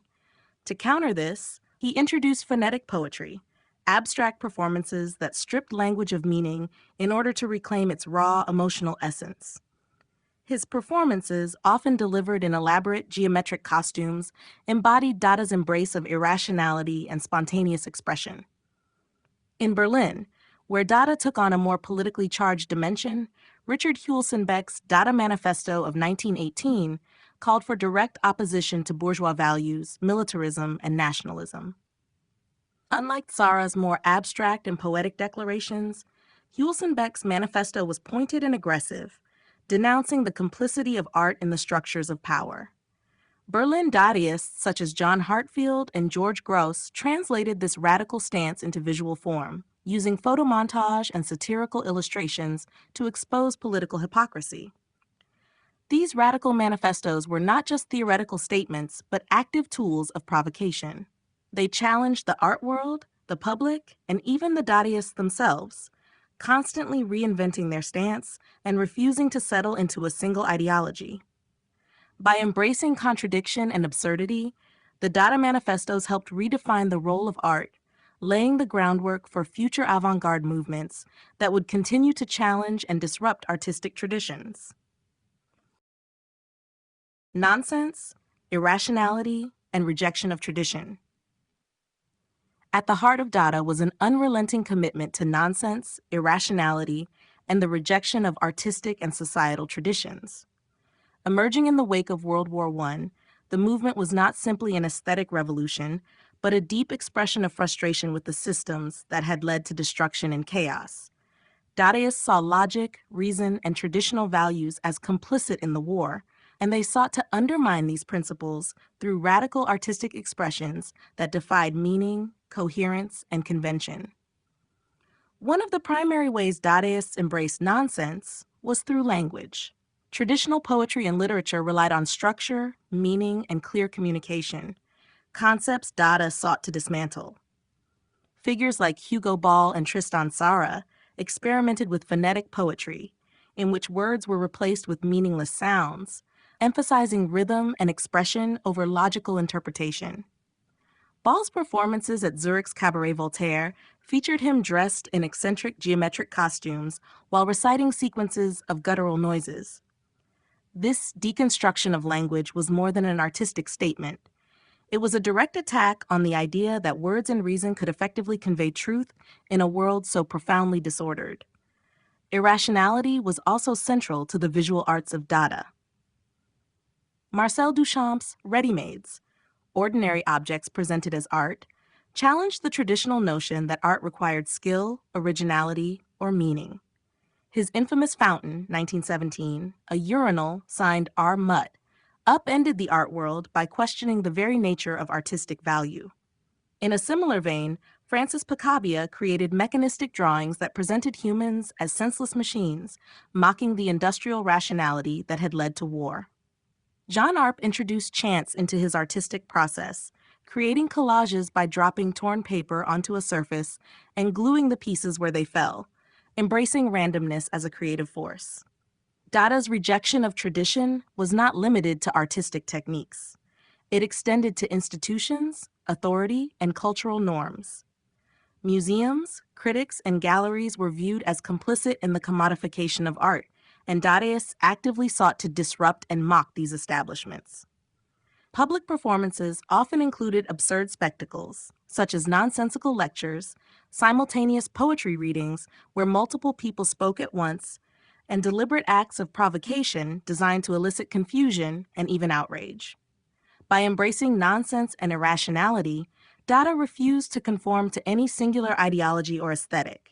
It was a movement built on contradiction and destruction, a refusal to engage with the world on its own terms. In doing so, Dada laid the groundwork for later avant-garde movements like Surrealism, conceptual art, and punk, proving that art could be a tool of rebellion, absurdity, and unfiltered expression. Dada's anti-art philosophy, challenging aesthetic norms. Dada was not merely an art movement, it was an anti-art revolution that sought to dismantle traditional aesthetic norms and redefine the very purpose of artistic expression. Emerging during the chaos of World War I, Dada rejected the notion that art should be beautiful, meaningful, or serve a higher purpose. Instead, it embraced absurdity, randomness, and provocation as a means of challenging the institutions and values that had led to destruction and war. By opposing conventional artistic ideals, Dadaists sought to break down the barriers between art and life, forcing audiences to question the very definition of creativity.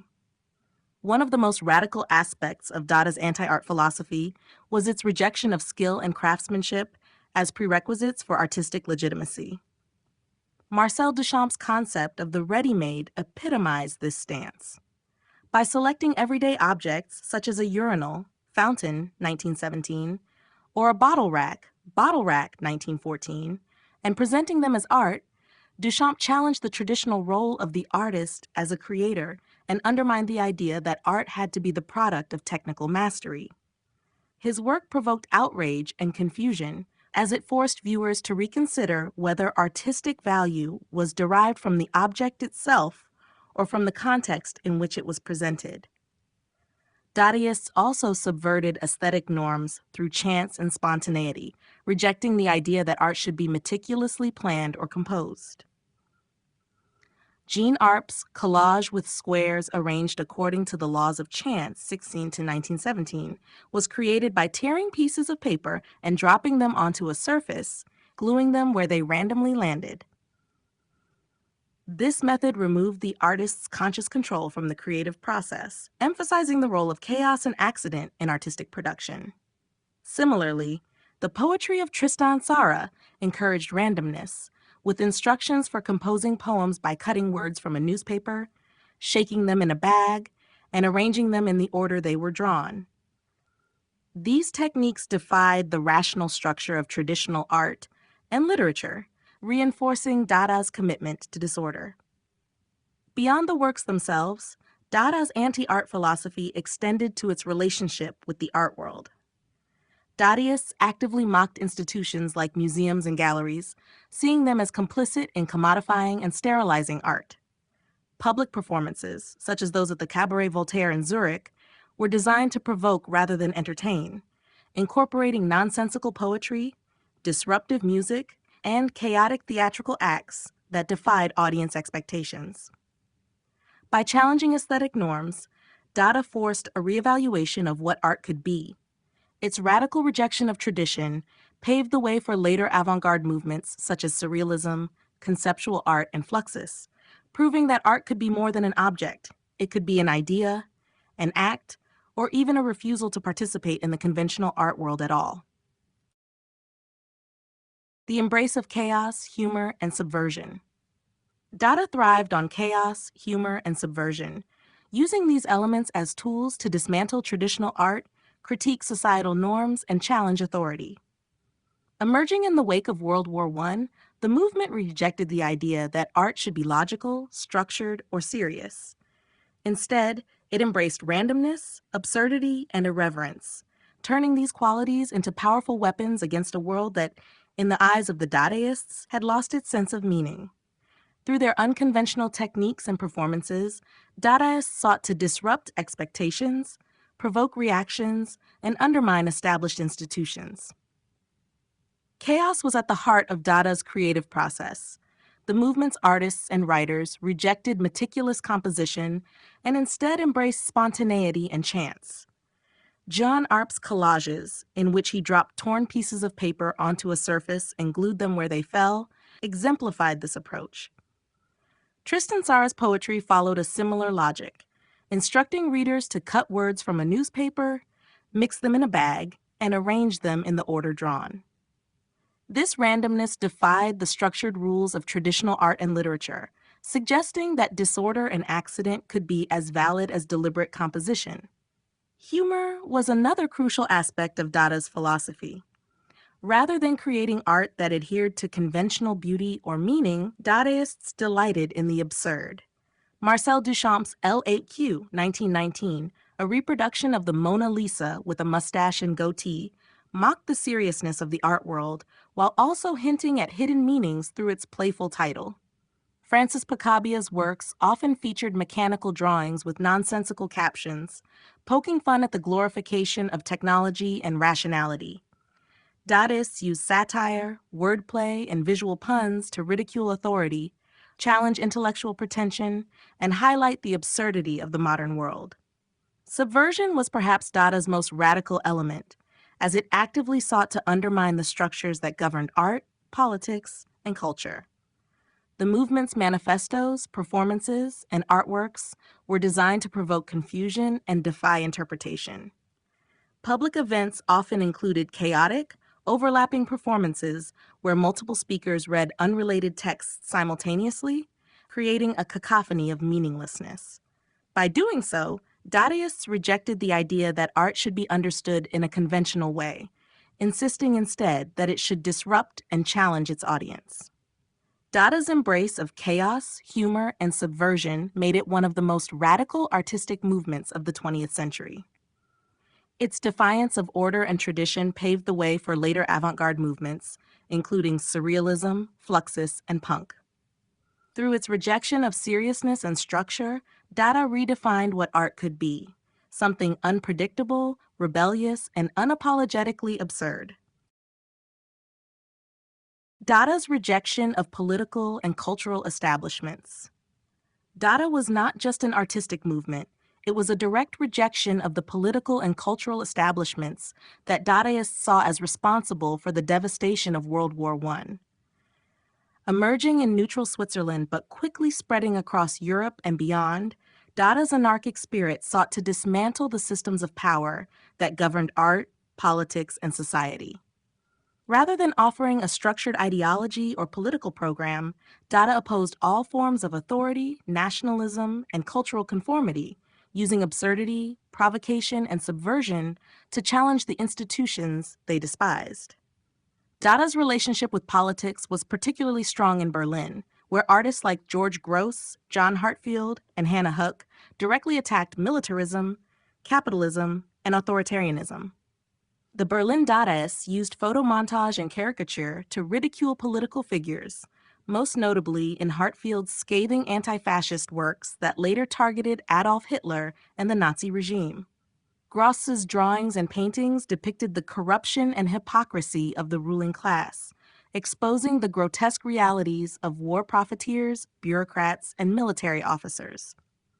Unlike the more playful or abstract expressions of Dada in Zurich and Paris, Berlin Dadaists saw their work as a form of political resistance, using satire and visual shock tactics to critique the establishment.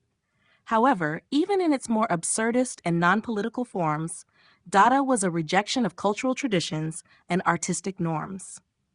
The movement despised the institutions that dictated what was considered good or valuable art, particularly museums, galleries, and academies.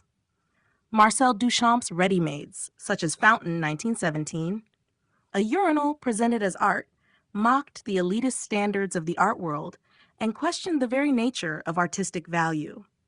By elevating mass-produced, everyday objects to the status of art, Duchamp and other Dadaists exposed the arbitrary nature of artistic judgment and refused to play by the establishment's rules. Dada also rejected nationalism, which many saw as a root cause of the war. The movement was inherently international, bringing together artists and writers from different countries who shared a common disdain for patriotic rhetoric. The use of nonsensical language and multilingual manifestos was a direct challenge to nationalist ideals, demonstrating that Dada belonged to no single country or ideology. The Dadaists' refusal to adhere to any single philosophy made them difficult to categorize, and this deliberate incoherence was itself a form of defiance. By rejecting political and cultural establishments, Dada redefined the role of art as something beyond beauty or tradition. It became a weapon against authority, a form of resistance, and an assertion that in a world governed by irrationality and destruction, art, too, must embrace chaos. Through its radical opposition to power structures, Dada laid the groundwork for future artistic and political movements that would continue to challenge authority through creativity and rebellion.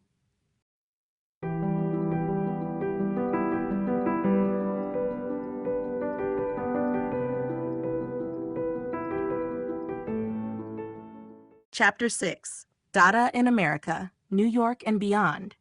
While Dada originated in Europe, its influence quickly spread across the Atlantic, finding a unique home in New York City. The city's vibrant artistic scene, fueled by European expatriates and American modernists, became a crucial hub for Dada's anti-art ideals. Unlike the overtly political Dada movements in Berlin or the theatrical absurdity of Zurich, New York Dada was characterized by irony, wit, and a deep skepticism toward artistic and cultural institutions. Artists such as Marcel Duchamp, Francis Picabia, and Man Ray brought Dada's spirit of provocation to America, redefining the boundaries of art and challenging the conventions of modernism. Marcel Duchamp was one of the most significant figures in New York Dada. Having arrived in the city in 1915, he immediately began to disrupt traditional notions of artistic value. His concept of the ready-made, ordinary objects transformed into art by the artist's selection, was a direct challenge to the idea that art had to be created with skill or originality. Works such as Fountain, 1917, a urinal signed R. Mutt, and Bicycle Wheel, 1913, a wheel mounted on a stool, questioned the role of the artist and the function of art itself. Duchamp's radical approach deeply influenced the future of conceptual art, laying the groundwork for movements such as Surrealism and pop art. Francis Picabia, another key figure in New York Dada, took a more playful and chaotic approach. His early mechanical drawings, such as Here, This is Stieglitz, 1915, parodied the mechanization of modern life while also mocking the seriousness of the art world. He later embraced an anarchic style that combined text, abstraction, and surreal imagery, rejecting any fixed artistic identity. His magazine, SAS 291, named after Alfred Stieglitz's famous gallery, served as a platform for experimental art and Dadaist satire, blending poetry, visual art, and absurd manifestos. Man Ray, an American artist closely associated with Duchamp and Picabia, brought a new dimension to Dada through photography and film. His photographic experiments, including his famous rayographs, cameraless images created by placing objects directly onto photosensitive paper, embraced chance and abstraction, echoing the Dadaist rejection of traditional techniques. His work blurred the lines between art and everyday life, aligning with Dada's goal of dismantling artistic hierarchies. Although Dada never became a large-scale movement in the United States, its ideas profoundly influenced American art. New York Dada helped to set the stage for later avant-garde movements, particularly Surrealism and abstract Expressionism. Through irony, subversion, and an irreverent approach to artistic traditions, Dada in America challenged the very foundations of art, leaving an enduring legacy that continues to shape contemporary artistic practices. The influence of European Dadaists on New York. The arrival of European Dadaists in New York in the 1910s played a crucial role in shaping the city's avant-garde art scene. While the movement had begun in Zurich as a response to the devastation of World War I, it found fertile ground in New York, where a growing community of modernist artists, intellectuals, and expatriates was already questioning traditional artistic conventions. Figures such as Marcel Duchamp, Francis Picabia, and Jean Cratai brought with them the radical ideas of European Dada, introducing new ways of thinking about art, language, and meaning that would profoundly influence American artists. Marcel Duchamp was the most significant figure in bridging European Dada and the New York art world. Having arrived in 1915, he quickly became a key player in the city's artistic circles. His concept of the ready-made, ordinary, mass-produced objects presented as art, directly challenged the traditional expectations of artistic skill and craftsmanship. Works like Fountain, 1917, Assigned Urinal, and Bicycle Wheel, 1913, a wheel mounted on a stool, provoked both admiration and outrage, forcing viewers to reconsider what could be classified as art. Duchamp's irreverent approach aligned with Dada's rejection of artistic authority, and his influence on New York artists was immense, inspiring later avant-garde movements such as conceptual art and minimalism. Francis Picabia, another leading European Dadaist who spent time in New York, brought a more chaotic and energetic approach to the movement. His early mechanical-inspired paintings, such as I See Again in Memory My Dear Udny, 1914, deconstructed human and machine forms into abstract compositions. He also published the magazine Sun 291, which became an important platform for Dadaist and avant-garde ideas. His irreverent, ever-shifting artistic style encouraged American artists to embrace experimentation, abstraction, and the rejection of fixed artistic identities.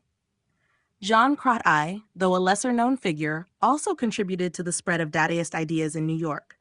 His works blended cubism, abstraction, and symbolic elements, reflecting the influence of European modernism while aligning with the anarchic spirit of Dada. His collaborations with Duchamp and Picabia helped reinforce Dada's presence in the city. The influence of European Dadaists extended beyond their own work. Their radical approaches inspired American artists such as Man Ray, who experimented with photography and film in ways that echoed Dada's embrace of chance and absurdity. As a result, the movement's ideas became deeply embedded in the foundations of American avant-garde art, setting the stage for future experimental and conceptual movements. Dada's legacy in New York was one of disruption, irreverence, and creative freedom, permanently altering the course of modern art. The 1917 Armory Show and the impact of Duchamp's Fountain. The 1917 Armory Show was a defining moment for modern art in America, but it was Marcel Duchamp's Fountain that would become one of the most controversial and influential works of the 20th century. While the original Armory Show in 1913 had introduced American audiences to European modernism, the 1917 exhibition, organized by the Society of Independent Artists, was meant to celebrate radical artistic freedom. This open exhibition promised to accept all submitted works, a policy that Duchamp, ever the provocateur, sought to challenge with his submission of Fountain, a mass-produced urinal signed R. Mutt. The rejection of Fountain by the exhibition committee, despite their stated open policy, highlighted the limits of their acceptance of avant-garde ideas. The decision sparked a fierce debate about what could be considered art, with some viewing Duchamp's submission as a meaningless prank, while others recognized its deeper implications. By taking an ordinary object and repositioning it as art, Duchamp questioned the necessity of artistic craftsmanship, originality, and aesthetic value. He argued that art was not about the object itself, but about the artist's intention and the context in which it was presented. The impact of Fountain extended far beyond the 1917 exhibition. The scandal surrounding its rejection made it one of the most talked about artworks of its time, forcing critics, artists, and the public to reconsider the definition of art.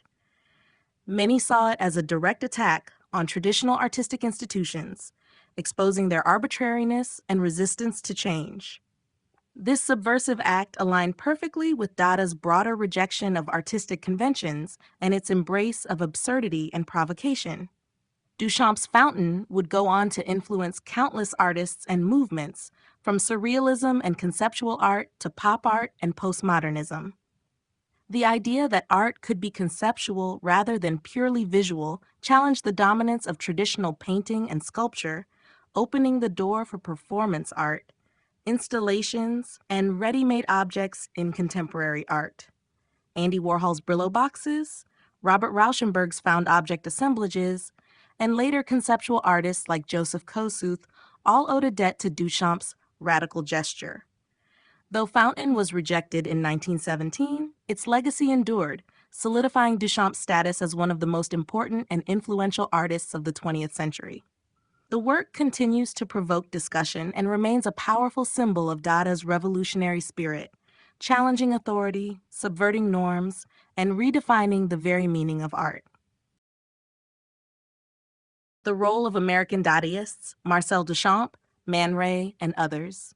While Dada was born in Europe as a response to the horrors of World War I, its influence quickly spread to the United States, where a small but significant group of artists embraced its rebellious spirit.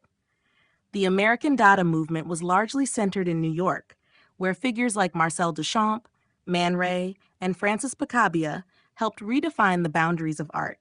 Unlike the politically charged Dada movements in Berlin or the performative absurdity of Zurich, American Dada was more focused on irony, satire, and the deconstruction of artistic tradition. Marcel Duchamp was the most influential figure in American Dada, bringing with him radical ideas that would reshape modern art. Having moved to New York in 1915, he immediately challenged the artistic establishment with his ready-mades, ordinary, mass-produced objects presented as art.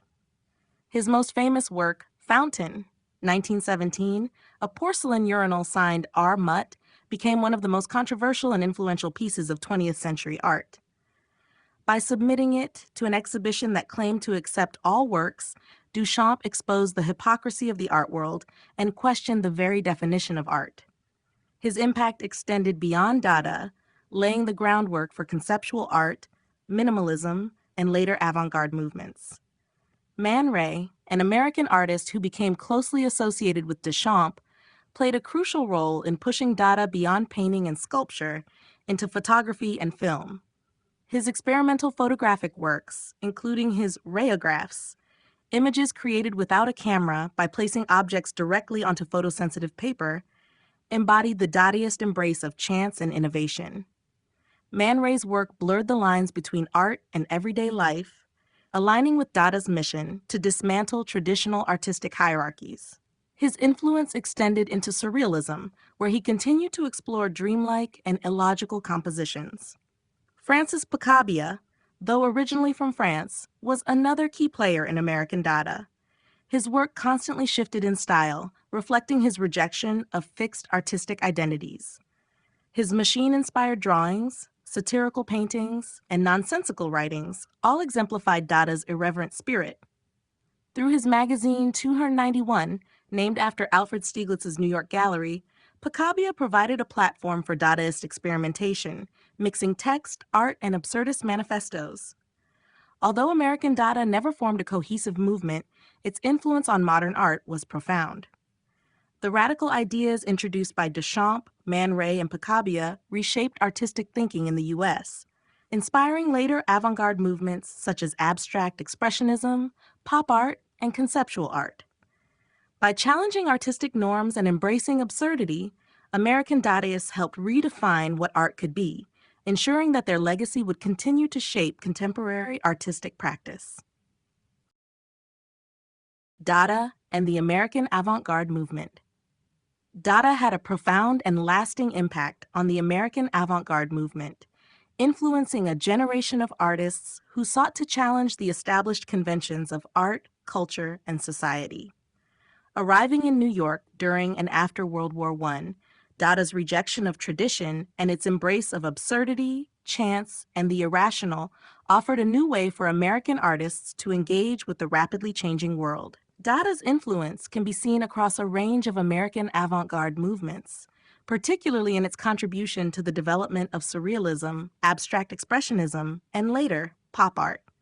One of Dada's most significant contributions to the American avant-garde was its challenge to the notion of art itself. The movement's use of ready-mades, ordinary, mass-produced objects presented as art, fundamentally changed how artists approached their materials and the role of the artist in creating meaning. Marcel Duchamp's famous Fountain, 1917, a urinal signed R. Mutt, exemplified this idea, prompting a reevaluation of the relationship between art, the artist, and the viewer. This conceptual approach to art making was foundational for later American artists, particularly those involved in conceptual art, who prioritized ideas over physical craft. The acceptance of the everyday object as art would also influence movements such as minimalism, where the distinction between art and object became increasingly blurred. In the 1920s and 1930s, Surrealism, which was born from Dada, took hold in the U.S., with key figures like Man Ray and Max Ernst, bringing Dada's playful absurdity and anti-rationality into American artistic circles. Surrealism's emphasis on the unconscious mind, dreams, and the irrational continued the Dadaist exploration of the boundaries between reality and imagination.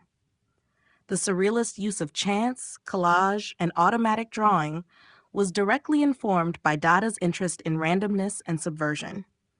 Dada also laid the groundwork for abstract expressionism, which emerged in the 1940s.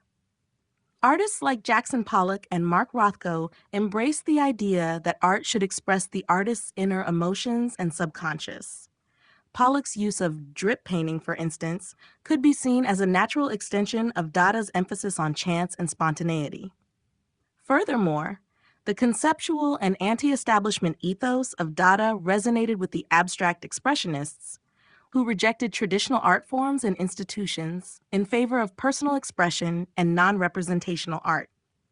Even later movements like pop art, led by artists such as Andy Warhol, found inspiration in Dada's questioning of artistic value in consumer culture. Warhol's use of mass-produced objects as art echoed Duchamp's ready-mades, while his fascination with celebrity and mass media reflected Dada's irreverence toward traditional cultural norms. Ultimately, Dada's rebellious spirit and its critique of tradition laid the groundwork for the flourishing of the American avant-garde. The movement's emphasis on experimentation, irony, and subversion continues to resonate with contemporary artists, ensuring that Dada's influence endures in the ever-evolving landscape of modern art.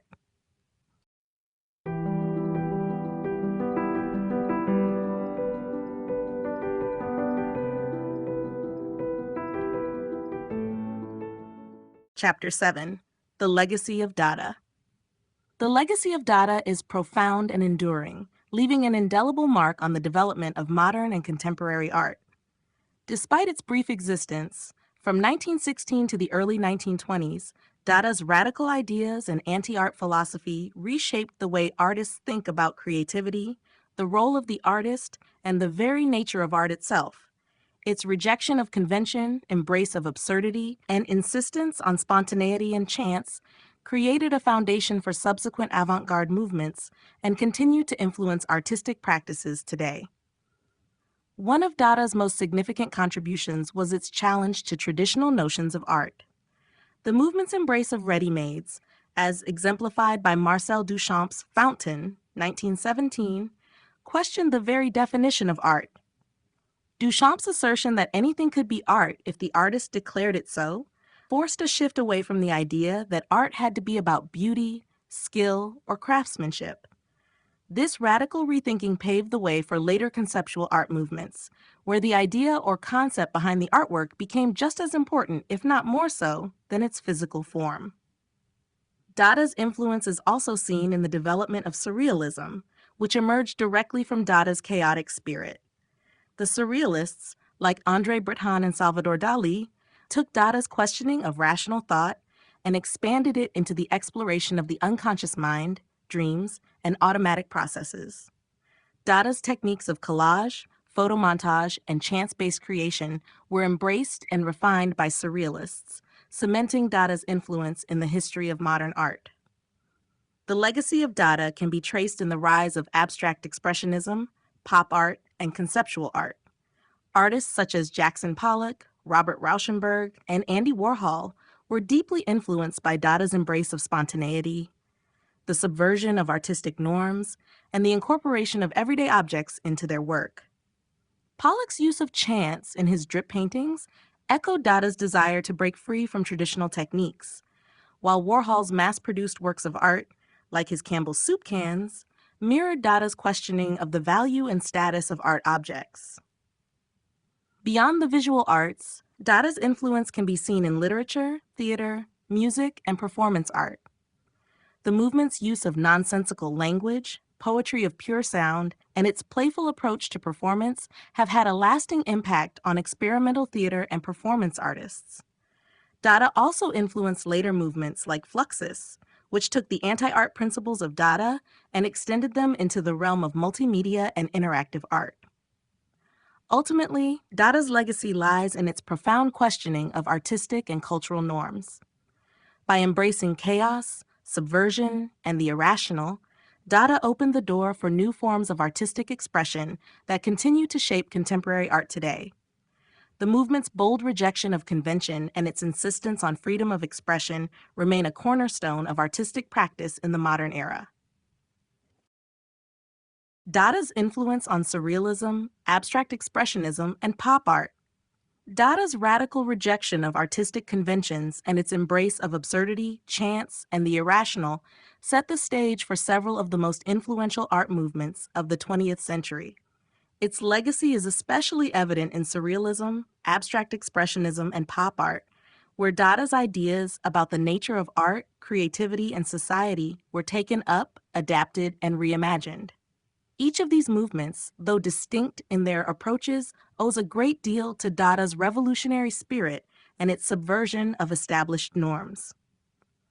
Surrealism, which emerged in the 1920s, grew directly out of Dada's anti-rationalist stance. While Dada was concerned with chaos and absurdity, surrealists like André Breton and Salvador Dalí took these ideas further by exploring the unconscious mind, dreams, and the irrational through art. Dada's techniques, including collage, photomontage, and the use of chance, were adopted and expanded by surrealists, who sought to depict the subconscious in visual form. Surrealism's interest in the uncanny, the dreamlike, and the nonsensical was a natural extension of Dada's critique of logic and rationality. Duchamp's emphasis on the ready-made also influenced surrealist objects and assemblages, cementing the connection between the two movements. In the 1940s, abstract expressionism in America drew on Dada's emphasis on spontaneity and non-traditional materials, but it also incorporated a deeper emotional and existential exploration. Artists like Jackson Pollock and Willem de Kooning, influenced by Dada's rejection of academic art-making, employed chance and automatic techniques to create dynamic, large-scale abstract works. Pollock's drip paintings, in particular, embraced the chaotic energy of Dada, allowing for the physical act of painting itself to become an expression of the subconscious, much like the automatic drawing favored by Dadaists. Abstract expressionism moved beyond Dada's playful irreverence to delve into the emotional depths of the human experience, but the foundational influence of Dada's break with tradition is unmistakable. Dada's impact also found its way into pop art, a movement that emerged in the 1950s and 1960s. Artists like Andy Warhol and Roy Lichtenstein, who questioned the nature of art and consumer culture, were influenced by Dada's use of mass-produced objects as art. Warhol's iconic Campbell's soup cans and his use of repetition in his works mirrored Duchamp's ready-mades, which challenged the uniqueness of the art object. Dada's subversion of high and low culture was echoed in pop art's embrace of commercial imagery and mass production, blurring the lines between fine art and consumer products. In each of these movements, Dada's core principles, anti-art, absurdity, chance, and subversion, continued to shape the direction of modern art. Its irreverence toward tradition and its desire to break down the boundaries between art and everyday life set the stage for the innovations that followed, leaving a lasting impact on the trajectory of 20th century art. The enduring spirit of Dada in contemporary art. The spirit of Dada, with its radical rejection of artistic conventions and its embrace of absurdity, spontaneity, and subversion, continues to resonate in contemporary art. Though the movement itself was short-lived, its influence has rippled through the decades, shaping the way artists approach creativity, materials, and social critique. Today, Dada's legacy can be seen in a wide variety of contemporary art practices, from conceptual art to performance, and even in the realms of social activism and digital art. The movement's defiance of tradition and its embrace of chaos, humor, and chance remain vital forces in the evolution of modern artistic expression. One of the most significant ways Dada's spirit endures in contemporary art is through the continued use of ready-mades and found objects. The notion that everyday, mass-produced items can be transformed into art is foundational to much contemporary conceptual art. Artists like Damien Hirst and Jeff Koons often use consumer goods and mass media imagery to critique culture, echoing Dada's strategy of questioning the value of traditional art objects. Koons' inflatable sculptures and Hirst's diamond-encrusted skull both reference Duchamp's ready-mades in their elevation of ordinary objects to the status of art. Dada's influence also persists in the realm of performance and socially engaged art. Many contemporary artists, such as Marina Abramović and the Guerrilla Girls, challenge social norms and critique established power structures, much in the same way Dada artists used performance to disrupt societal expectations. Abramović's immersive, often confrontational performances echo the radical spirit of Dada's live events, which aim to break down the boundaries between the audience and the artist. Similarly, the Guerrilla Girls' politically charged art and activism continue Dada's tradition of using art to address cultural and political issues with humor and satire. Digital and internet-based art have also embraced Dada's experimental, boundary-pushing ethos. The fluidity of online culture, where images, memes, and information constantly shift and mutate, mirrors Dada's embrace of chaos and nonsensical juxtapositions. The work of contemporary digital artists, who often use randomization, glitch art, and absurd online interactions, reflects Dada's continued exploration of the arbitrary and the unexpected in the creation of meaning. The enduring spirit of Dada in contemporary art reveals how the movement's radical ideas have transcended their time, influencing new generations of artists. Dada's ability to question, disrupt, and subvert continues to challenge artistic, social, and political norms, ensuring its legacy lives on in the art of today. Whether through conceptual art, performance, or digital media, the irreverence and freedom that Dada championed remains central to the continued evolution of art in the 21st century. Dada's legacy in performance, theater, and literature.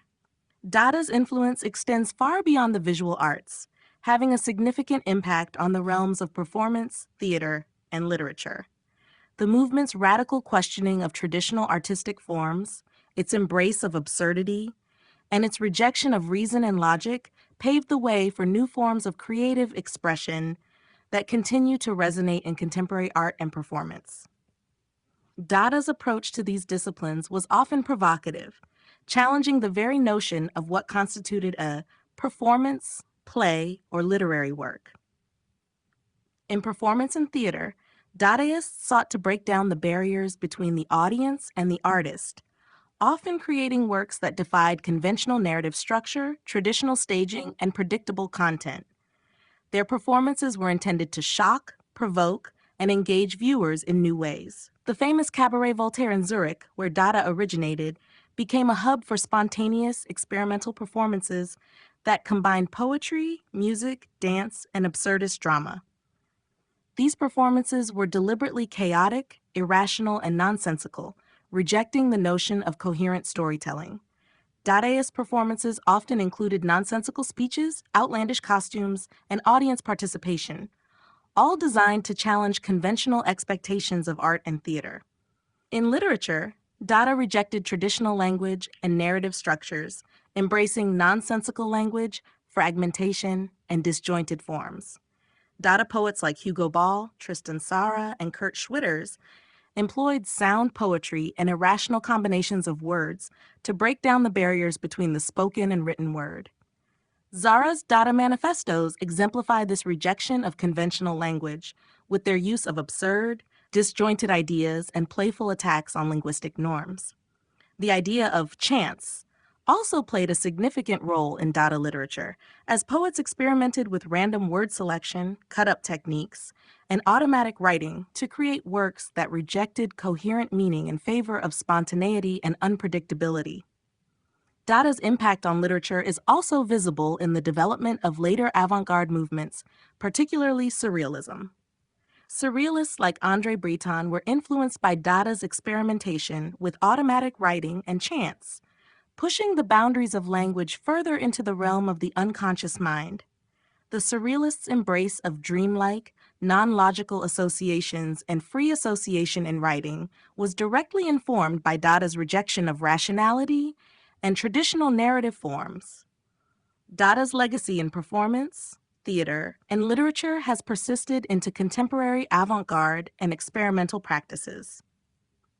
The idea that art should not conform to established norms, that it should disrupt and challenge conventional forms, has been embraced by performance artists, theater groups, and writers who continue to push boundaries today.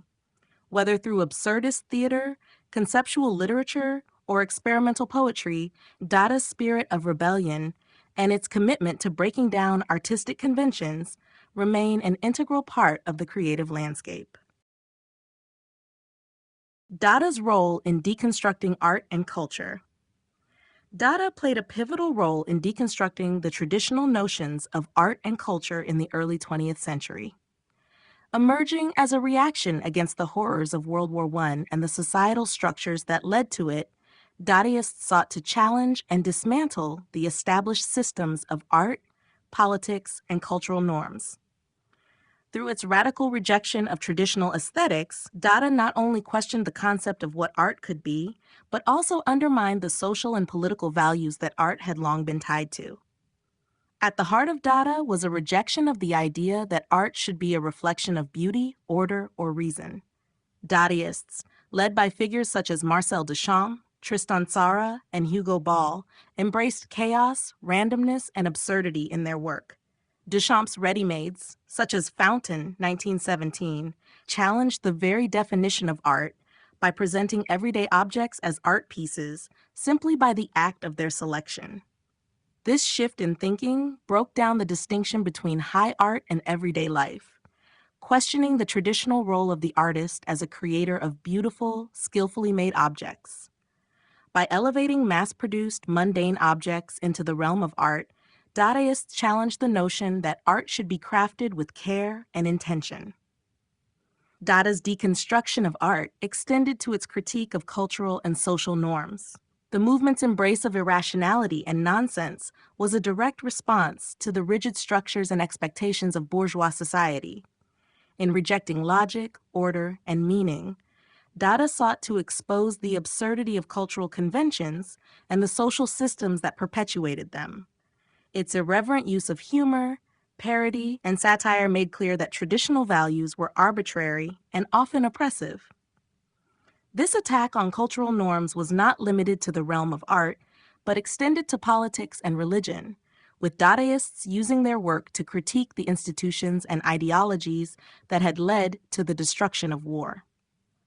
Dada's radical stance also played a crucial role in shifting the direction of art away from representational forms and towards abstraction and conceptual art. Its refusal to adhere to the traditional methods of painting, sculpture, and literature influenced later avant-garde movements such as Surrealism, Futurism, and the Bauhaus. These movements built on Dada's rejection of realism and its embrace of abstraction, offering new ways for artists to engage with the world without relying on conventional representations.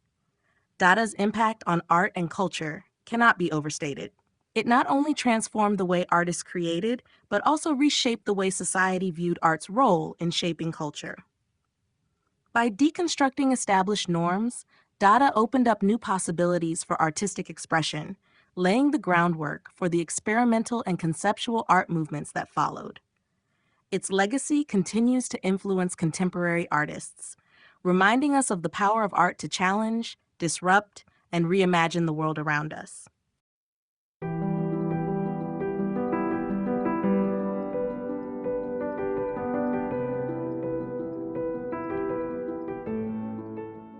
Chapter 8: Dada and Modern Thought. Dada's influence extended far beyond the confines of the art world, shaping the broader intellectual landscape of the 20th century.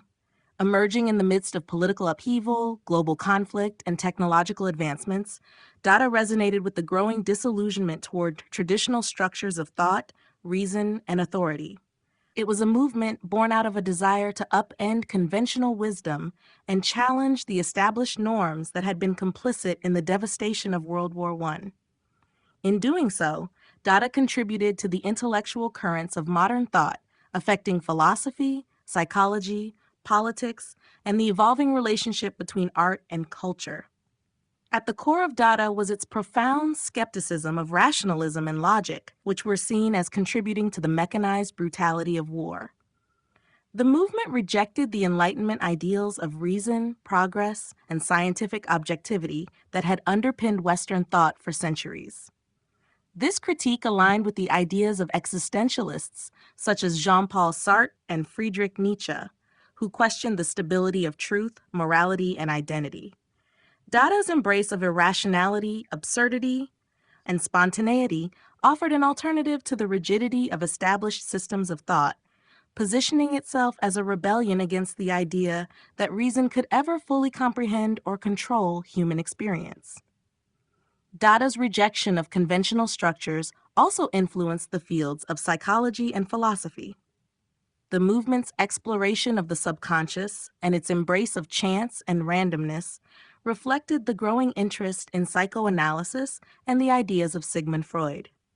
Dadaists, particularly in their use of automatic writing and irrational imagery, tapped into the unconscious mind in much the same way that Freud encouraged patients to explore repressed thoughts and desires. This alignment with psychoanalytic ideas marked a shift in the way artists and thinkers began to understand the relationship between the mind, perception, and reality. Politically, Dada's radical stance against bourgeois society and institutional authority aligned with the growing revolutionary movements of the early 20th century. The Dadaists' disdain for nationalism, militarism, and organized religion mirrored the anti-establishment sentiments that fueled social and political upheaval across Europe. While Dada itself was not a political movement in the traditional sense, its critique of authority and its subversion of cultural norms provided fertile ground for future revolutionary ideologies, particularly in the rise of movements like Surrealism and the Situationist International. Ultimately, Dada's rejection of established norms and its embrace of the absurd created an intellectual space for new ideas to flourish. By challenging the authority of reason, tradition, and social order, Dada played a key role in shaping the modern intellectual climate, influencing everything from philosophy to politics, psychology, and cultural theory. Its radical approach to art and thought has continued to inspire contemporary intellectual and artistic movements, ensuring its place as a transformative force in the evolution of modern thought. Dada's influence on philosophy and critical theory. Dada's impact on philosophy and critical theory was profound, extending far beyond its role as an artistic movement. Its radical rejection of reason, logic, and established conventions played a crucial role in shaping the intellectual currents of the 20th century. By questioning the very foundations of art, culture, and society, Dadaists engaged deeply with philosophical and theoretical ideas, influencing a wide range of thinkers and movements, particularly existentialism, postmodernism, and critical theory. At the heart of Dada was its critique of rationalism, a core tenet of Enlightenment thought. Dada rejected the idea that reason could explain or control human experience, particularly in light of the atrocities of World War I. This rejection of rationality resonated with existentialist philosophers such as Jean-Paul Sartre and Albert Camus, who explored themes of absurdity, meaninglessness, and the limits of human understanding. Like Dadaists, existentialists confronted the absurdity of existence and the inability of reason to provide answers to life's fundamental questions. Dada's embrace of the irrational, the nonsensical, and the chaotic provided a way to challenge the conventional assumptions about truth, meaning, and identity, aligning it with the existentialist rejection of universal meaning and absolute truths.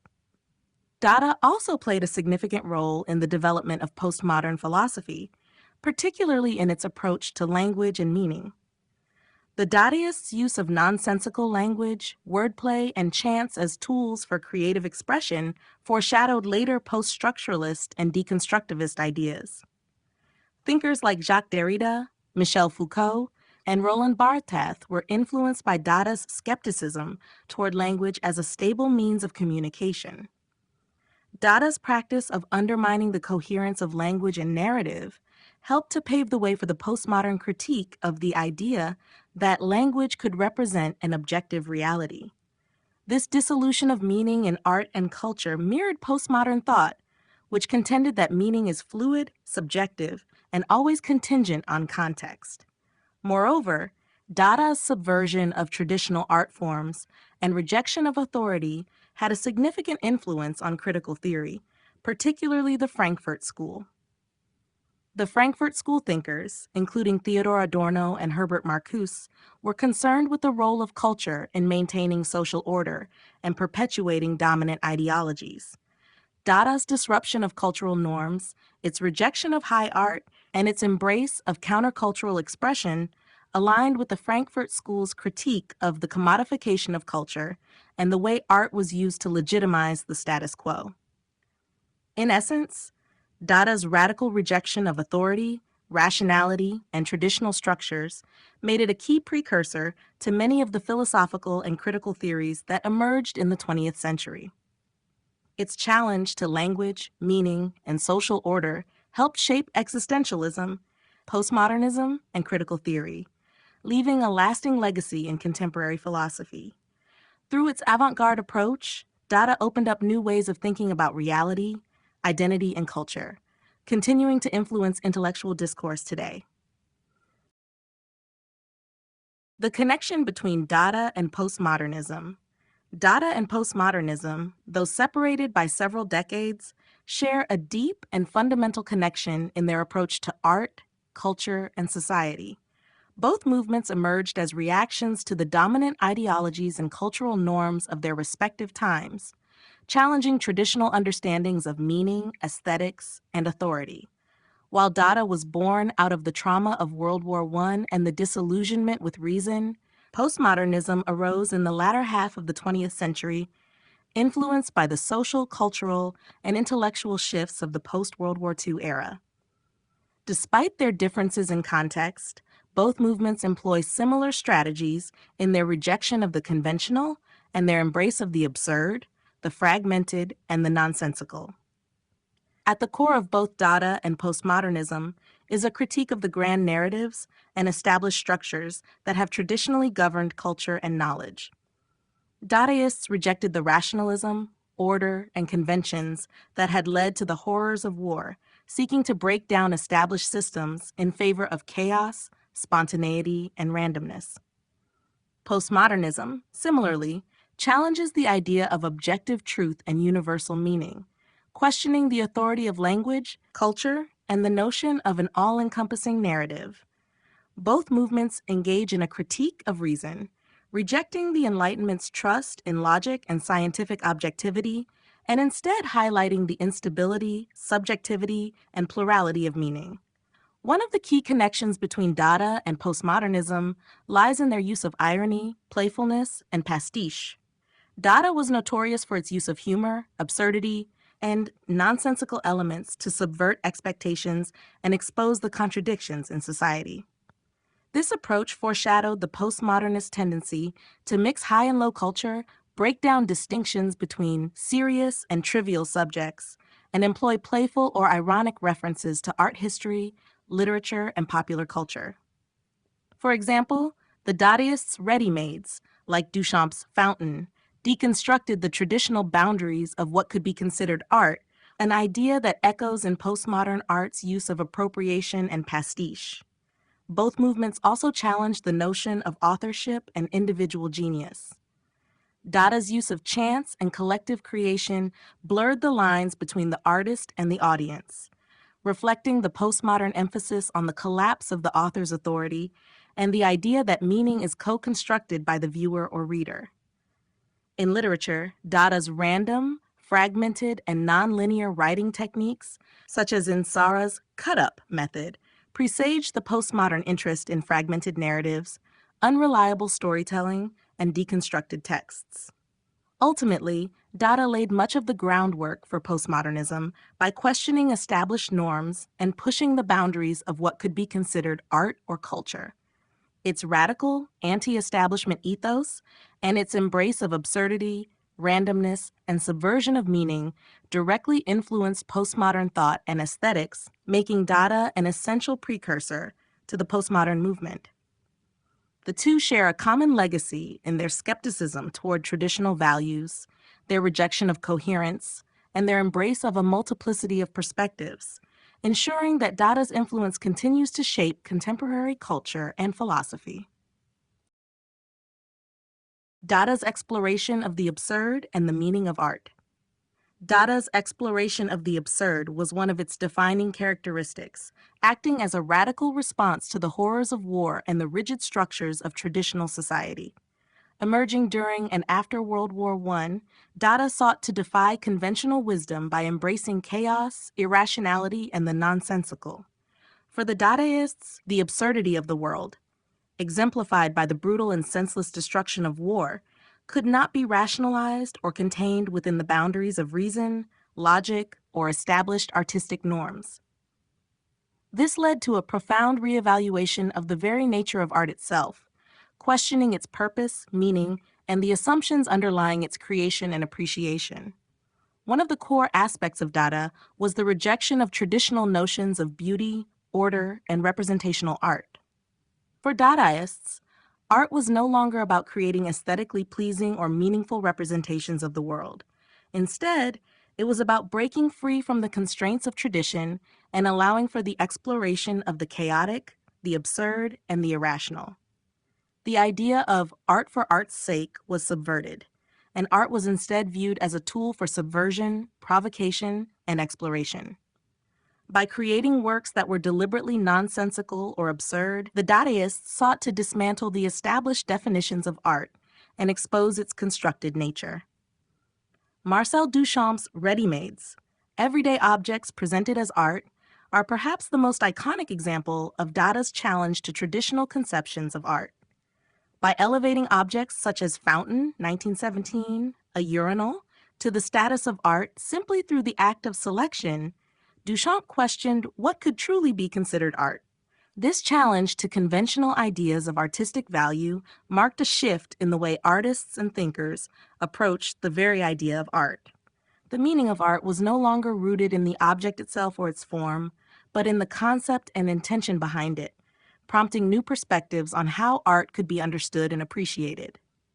Dada's embrace of absurdity also extended to its use of humor, parody, and irony. The Dadaists often employed these tools to subvert established norms and poke fun at the seriousness of cultural institutions, intellectualism, and traditional aesthetics. They believed that in a world rife with absurdity and meaninglessness, the role of art was not to provide comforting truths or representations, but to challenge and disrupt. This led to performances, collages, and poems that defied conventional expectations, forcing audiences to confront the absurdity of existence and the arbitrary nature of cultural values. Ultimately, Dada's exploration of the absurd marked a revolutionary shift in the understanding of art.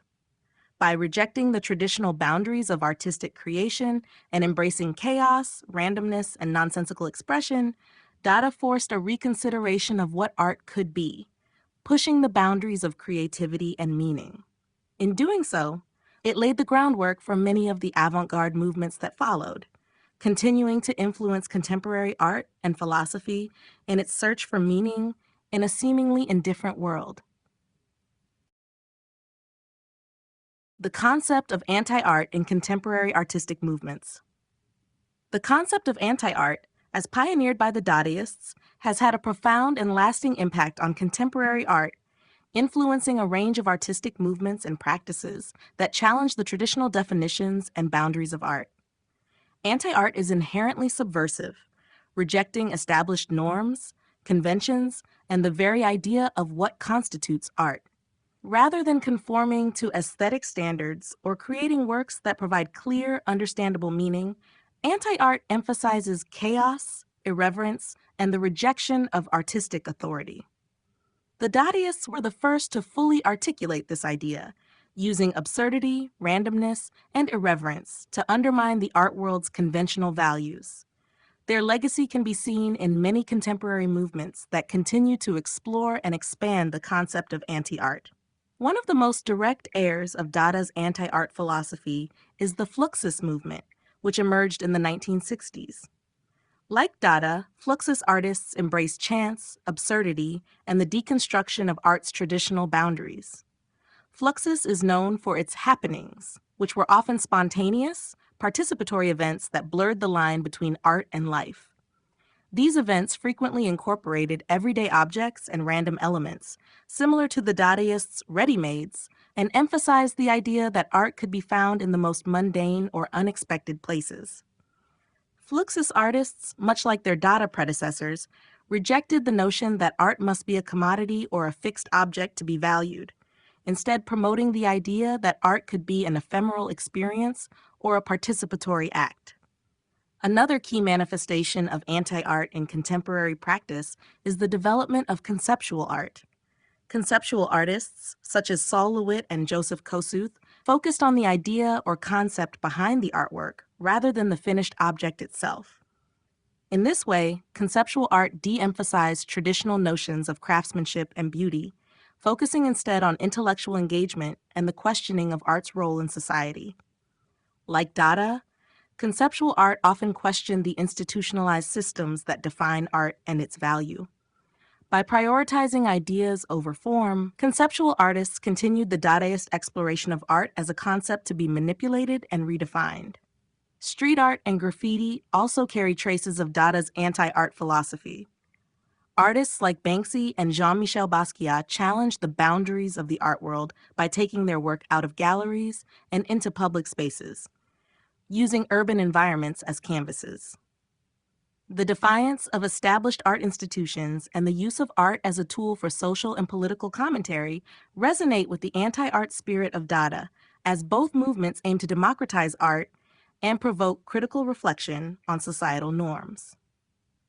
Finally, contemporary art movements that focus on deconstructing identity, such as feminist art, queer art, and post-colonial art, also share the Dadaist ethos of challenging established values and norms. These movements use art to question dominant cultural narratives around gender, sexuality, race, and power, often employing strategies of disruption, irony, and parody to challenge the status quo.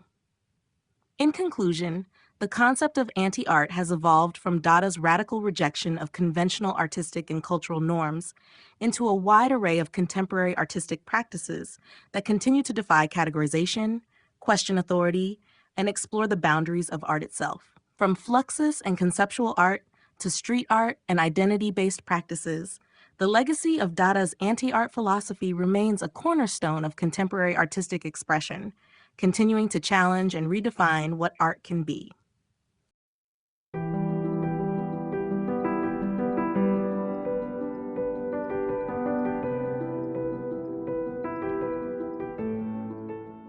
Chapter 9, Dada's Decline and Its Final Impact. Dada as a formal movement began to lose momentum in the early 1920s, largely due to the changing political and cultural landscape in Europe and the growing influence of other avant-garde movements. While Dada's chaotic, anti-art ethos had resonated deeply with artists and intellectuals during the aftermath of World War I, its initial purpose of rejecting the traditional and absurdly critiquing societal norms became increasingly difficult to sustain. As the political and social climate shifted in the 1920s, many of Dada's leading figures moved on to other endeavors, most notably the development of Surrealism, a movement that would adopt some of Dada's strategies, but offer a more structured and philosophically grounded approach to artistic expression.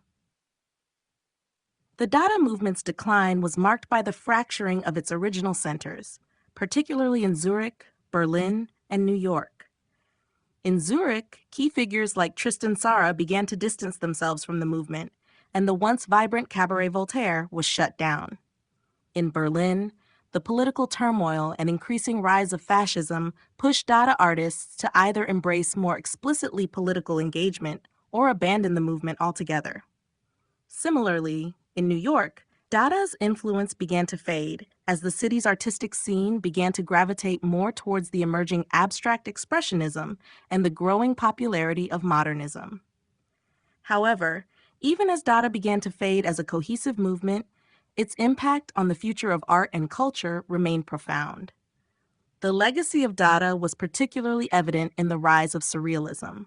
André Breton, who had been involved in Dada in Paris, broke away to form the Surrealist movement, which absorbed many of Dada's ideas, such as the embrace of chance and the irrational, while introducing new principles, including the exploration of the unconscious and dream imagery.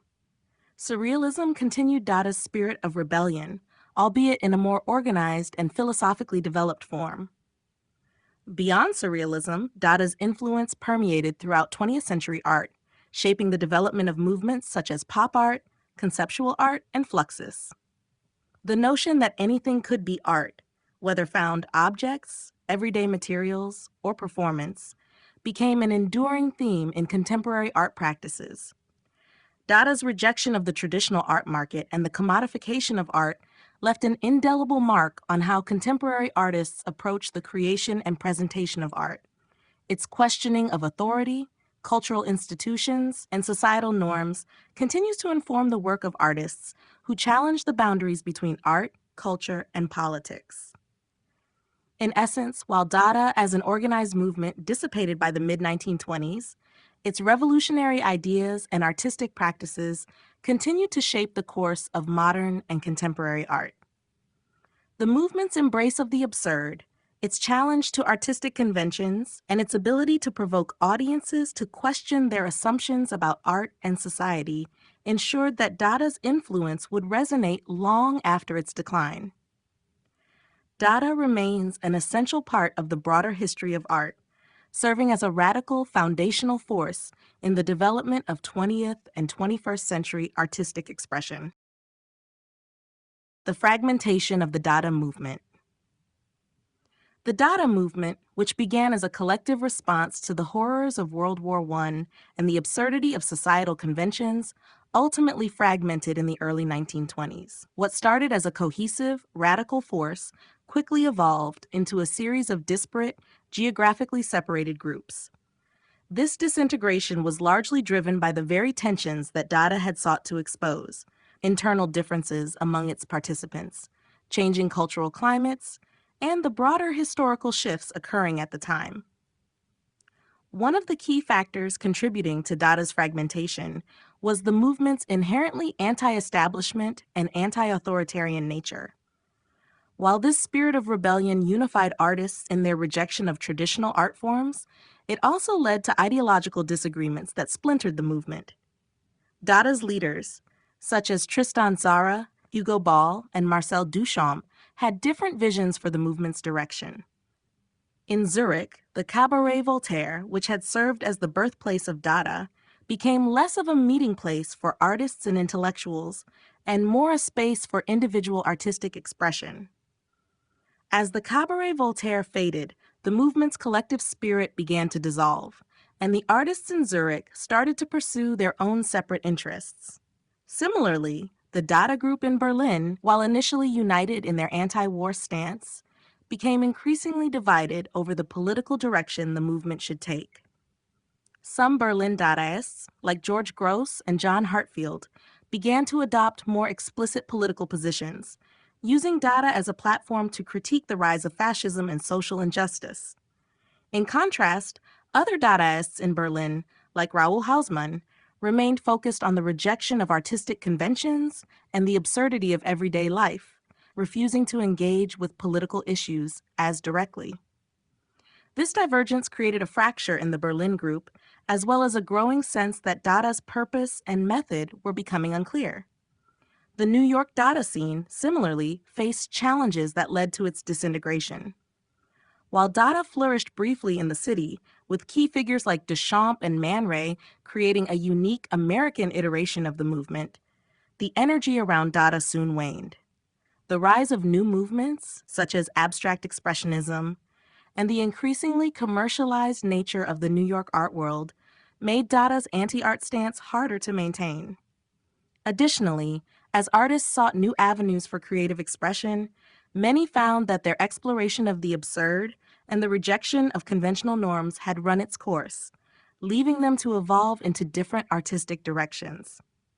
Ultimately, Dada's fragmentation was not a sign of failure, but rather a natural consequence of its radical nature. By questioning everything, including its own coherence, Dada opened the door for new movements to emerge and for artists to continue pushing the boundaries of what art could be. Despite its fragmentation, Dada's revolutionary spirit laid the groundwork for a multitude of 20th century artistic developments, from surrealism to conceptual art, ensuring that its legacy would continue long after the movement itself had dispersed. The shifting tides. Dada's decline after World War I. Dada's decline after World War I was not a sudden or straightforward collapse, but a complex shift in direction driven by the changing post-war context. The movement, which had arisen as a direct reaction to the atrocities and absurdity of war, began to lose momentum as the war's immediate impact faded, and the world entered a new phase of recovery and reconstruction. The initial unity and radical energy that had defined Dada dissipated as its key figures pursued different paths, both artistically and politically. One of the primary reasons for Dada's decline was the exhaustion of its core principles. Dada had thrived on the shock of the new, challenging the very foundations of art, culture, and society. But as the movement gained attention and influence, its tactics became familiar. What had once been a startling critique of the establishment began to feel like a repetitive gesture rather than a revolutionary force. The very absurdity that Dadaists had embraced in their works began to lose its ability to shock or provoke, leading many artists to question the movement's future. As political and social conditions in Europe began to stabilize after the war, the urgency that had fueled Dada's anarchistic spirit began to diminish. The aftermath of the war had left artists feeling disconnected and disillusioned, but by the early 1920s, many began to seek new forms of expression. This period saw the rise of Surrealism, a movement closely connected to Dada, but with a more focused philosophical and artistic framework. While Surrealism carried forward Dada's subversive ethos, it was less chaotic and more oriented towards exploring the unconscious, dreams, and psychological states, giving it a new direction that Dada had not fully embraced. This shift attracted many former Dadaists, such as André Breton and Paul Eluard, who felt that the time had come for a more structured movement. In addition to these internal shifts, Dada's decline was also influenced by external factors. The political climate in Europe, particularly the rise of fascism and nationalism, posed challenges for Dada's continued existence. Many Dadaists, especially in Berlin, found themselves increasingly engaged in political activism, which pulled them away from the purely aesthetic and anti-art concerns that had originally defined the movement. The artistic climate was also changing, with new movements such as constructivism and abstract expressionism offering alternative means of engaging with post-war realities. By the mid-1920s, the Dada movement had largely fragmented, with its major centers of activity in Zurich, Berlin, and New York dissolving. However, despite its decline as a cohesive movement, the ideas and philosophies of Dada persisted, leaving an indelible mark on the trajectory of modern and contemporary art. The rejection of convention, the questioning of societal values, and the embrace of chance and absurdity would continue to inform the work of future generations of artists. The transition to Surrealism and other movements. As Dada began to decline in the early 1920s, many of its core members sought new avenues for artistic and intellectual expression. The transition from Dada to Surrealism was one of the most significant shifts in the history of modern art, as it marked a move from Dada's chaotic, anti-establishment antics to a more focused and psychologically driven exploration of the human mind. Surrealism, led by former Dadaist André Breton, inherited many of Dada's tactics, such as the rejection of conventional aesthetics, but sought to ground them in a deeper philosophical framework. While Dada had focused primarily on the absurdity of the world and the senselessness of war, Surrealism was more concerned with the unconscious mind, dreams, and the irrational aspects of human experience. Surrealist artists like Salvador Dali, René Magritte, and Max Ernst used dreamlike imagery, bizarre juxtapositions, and distorted realities to explore the workings of the unconscious. Unlike Dada, which had often been purely destructive in its approach, Surrealism aimed to create new meaning from the irrational, positioning itself as a creative force rather than a purely nihilistic one. The transition from Dada to Surrealism was also shaped by the growing interest in psychology, particularly the theories of Sigmund Freud and Carl Jung. Surrealists adopted Freud's ideas about the unconscious and dreams as a basis for their art, believing that by tapping into the subconscious, they could access a deeper truth about the human experience. This shift from Dada's more random and spontaneous approach to Surrealism's methodical exploration of the mind represented a more structured, though still avant-garde, approach to understanding and portraying the world. At the same time, other movements were emerging in the post-war period that were influenced by Dada's rejection of artistic conventions. The Russian constructivist movement, which emerged in the years following the Russian Revolution, rejected traditional art in favor of a functional, politically engaged art that could serve the needs of society. Constructivist artists like Vladimir Tatlin and El Lissitzky sought to create art that was useful and industrial, often working in the realms of architecture and design. In America, abstract expressionism began to take root, with artists like Jackson Pollock and Mark Rothko exploring non-representational forms of expression. While not directly related to Dada, abstract expressionism shared Dada's emphasis on spontaneity and the breakdown of traditional artistic structures. The movement's focus on emotion, individual expression, and process owed much to the spirit of Dada, even if it was more introspective and less overtly political. In conclusion, the transition from Dada to Surrealism and the rise of other artistic movements after World War I represent a shift in the priorities of artists who had once embraced Dada's rejection of convention. These movements, while building on Dada's radical approach, sought new ways to engage with the world, whether through the exploration of the unconscious mind, the reimagining of social function in art, or the abstraction of human experience. The legacy of Dada's anti-art philosophy lived on in these movements, ensuring that its impact would continue to shape the course of modern and contemporary art. Dada's lasting influence on the evolution of art. Though Dada as a cohesive movement had largely dissipated by the mid-1920s, its influence on the evolution of art is undeniable and far-reaching. Dada's radical approach to art making, characterized by its rejection of traditional aesthetic values, its embrace of absurdity, and its celebration of chance, left an indelible mark on countless artistic movements that followed. The Dadaists' challenge to the very definition of art opened the door for subsequent generations of artists to question, experiment, and redefine the boundaries of creative expression. One of the most significant ways Dada influenced the evolution of art was through its challenge to the very idea of what constituted a work of art. By embracing ready-mades and found objects, Dadaists such as Marcel Duchamp fundamentally shifted the focus of art away from craftsmanship and beauty toward the concept and context of the work itself. This revolutionary idea was absorbed and expanded upon by movements like conceptual art, which emphasized the idea behind the work over its physical execution. The notion that anything could be art, provided it was framed in an artistic context, continues to influence contemporary art practices today. Dada also helped lay the groundwork for Surrealism, which, while evolving from Dada's anti-art stance, brought a more psychological and philosophical dimension to the exploration of the unconscious. Surrealist artists like Salvador Dali and René Magritte embraced Dada's rejection of reason, but they sought to probe deeper, creating works that fused dreams, the subconscious, and reality. Surrealism became one of the most influential movements of the 20th century, shaping both visual art and literature, and its impact can be seen in the work of later artists, including those in the abstract expressionist movement.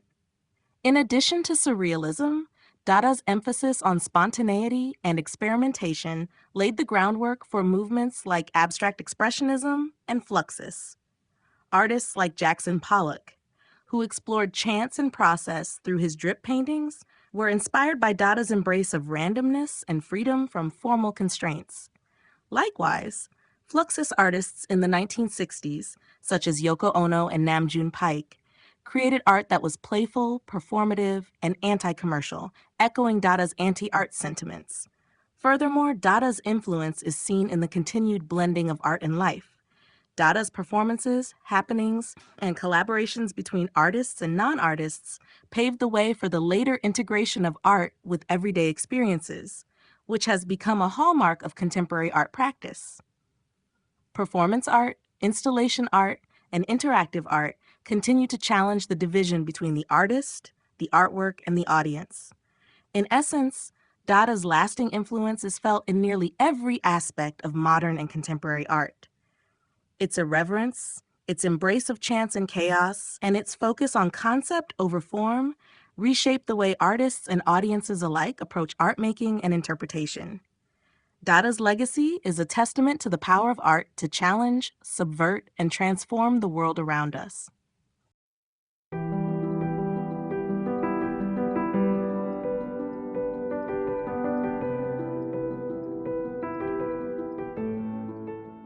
Chapter 10, Revisiting Dada Today. In contemporary society, Dada's radical principles and avant-garde approach to art remain a powerful source of inspiration and reflection. Although the movement itself officially ended in the 1920s, its impact on the way we think about art, culture, and society continues to reverberate.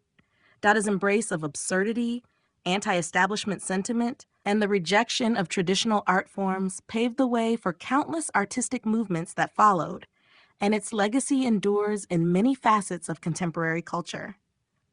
One of the most notable ways Dada is revisited today is through its influence on performance and conceptual art. The spontaneity and unpredictability of Dada performances laid the groundwork for performance art, a genre that continues to thrive in contemporary art. Artists like Marina Abramović and Laurie Anderson have embraced the Dadaist spirit by challenging the boundaries between art and life, engaging audiences directly in ways that echo Dada's disruptive performances at the Cabaret Voltaire. Dada's influence is also visible in contemporary visual art, particularly in works that question established notions of what art should be. The notion that anything can be art if presented in an artistic context remains central to many contemporary practices, from installation art to social practice art. Furthermore, the internet age has provided new platforms for Dadaist principles to thrive, especially in the realm of digital and media art. The chaotic and fragmented nature of the online world, with its memes, viral videos, and user-generated content, reflects many of Dada's core ideas. The internet has become a space for non-hierarchical, subversive creative expression, where artists and activists can create and share works that challenge conventional norms, much like the Dadaists did in their time. Online communities, especially those engaged in avant-garde and countercultural movements, often share a similar irreverence for authority and tradition. Dada's legacy also endures in the world of activism and political art. The movement's commitment to questioning the status quo and exposing societal absurdities resonates with many contemporary activists who use art as a form of protest. Whether addressing political corruption, environmental destruction, or social inequality, today's political artists often draw upon Dada's anti-authoritarian ethos to confront power structures and critique systems of oppression. In the realm of literature, Dada's influence can be seen in the work of contemporary poets and writers who experiment with language and structure to subvert traditional narrative forms. The embrace of nonsense, wordplay, and the breaking down of linguistic norms has inspired many writers who seek to create new ways of engaging with language and meaning. In revisiting Dada today, we find a movement that continues to challenge, provoke, and inspire. Its radical spirit has not only shaped the course of modern and contemporary art, but also remains a vital force in the ongoing dialogue between art, culture, and society. Dada's rejection of boundaries, its irreverence for tradition, and its embrace of chaos and humor have ensured that its legacy remains a vibrant part of our creative and intellectual landscape. Dada in the digital age, online art and anti-art movements. In the digital age, Dada's core principles of absurdity, anti-art sentiment, and subversion of traditional norms have found new expression in online art and anti-art movements. While Dada initially emerged in response to the horrors of World War I and the limitations of traditional artistic forms, its spirit of rebellion against established norms is more relevant than ever in the age of the internet. The fluid, decentralized, and chaotic nature of the online world mirrors the very essence of Dada, offering new platforms for artists and activists to engage with audiences, challenge societal conventions, and push the boundaries of what art can be. One of the most significant ways Dada is revisited in the digital age is through the proliferation of meme culture. Memes, like Dada artworks, often thrive on absurdity, irony, and humor, offering a subversive commentary on contemporary life. Just as Dadaists used nonsensical language and imagery to confront societal norms, internet memes use satire, distortion, and absurd humor to critique everything from politics to consumerism, often without a clear or logical message. The viral nature of memes enables them to spread quickly, providing a platform for collective, often anarchistic expressions of dissent, very much in the tradition of Dada's performative and spontaneous actions. Digital artists today, particularly those working in the realms of glitch art, generative art, and virtual reality, have also embraced the principles of chance and randomness championed by the Dadaists. Glitch art, which intentionally incorporates errors and malfunctions in digital images or videos, echoes Dada's celebration of the chaotic and the imperfect. This movement challenges the notion of digital purity, offering a critique of our increasingly polished, controlled online environments. Additionally, generative art, which uses algorithms and code to produce unpredictable, often random results, directly engages with Dada's exploration of chance in the creative process. The rise of social media platforms has also created new avenues for anti-art movements.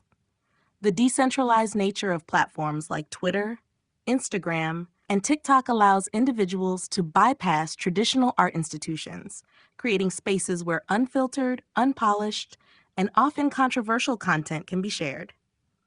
In many ways, this democratization of content production is a digital reincarnation of Dada's challenge to the elitism of the art world.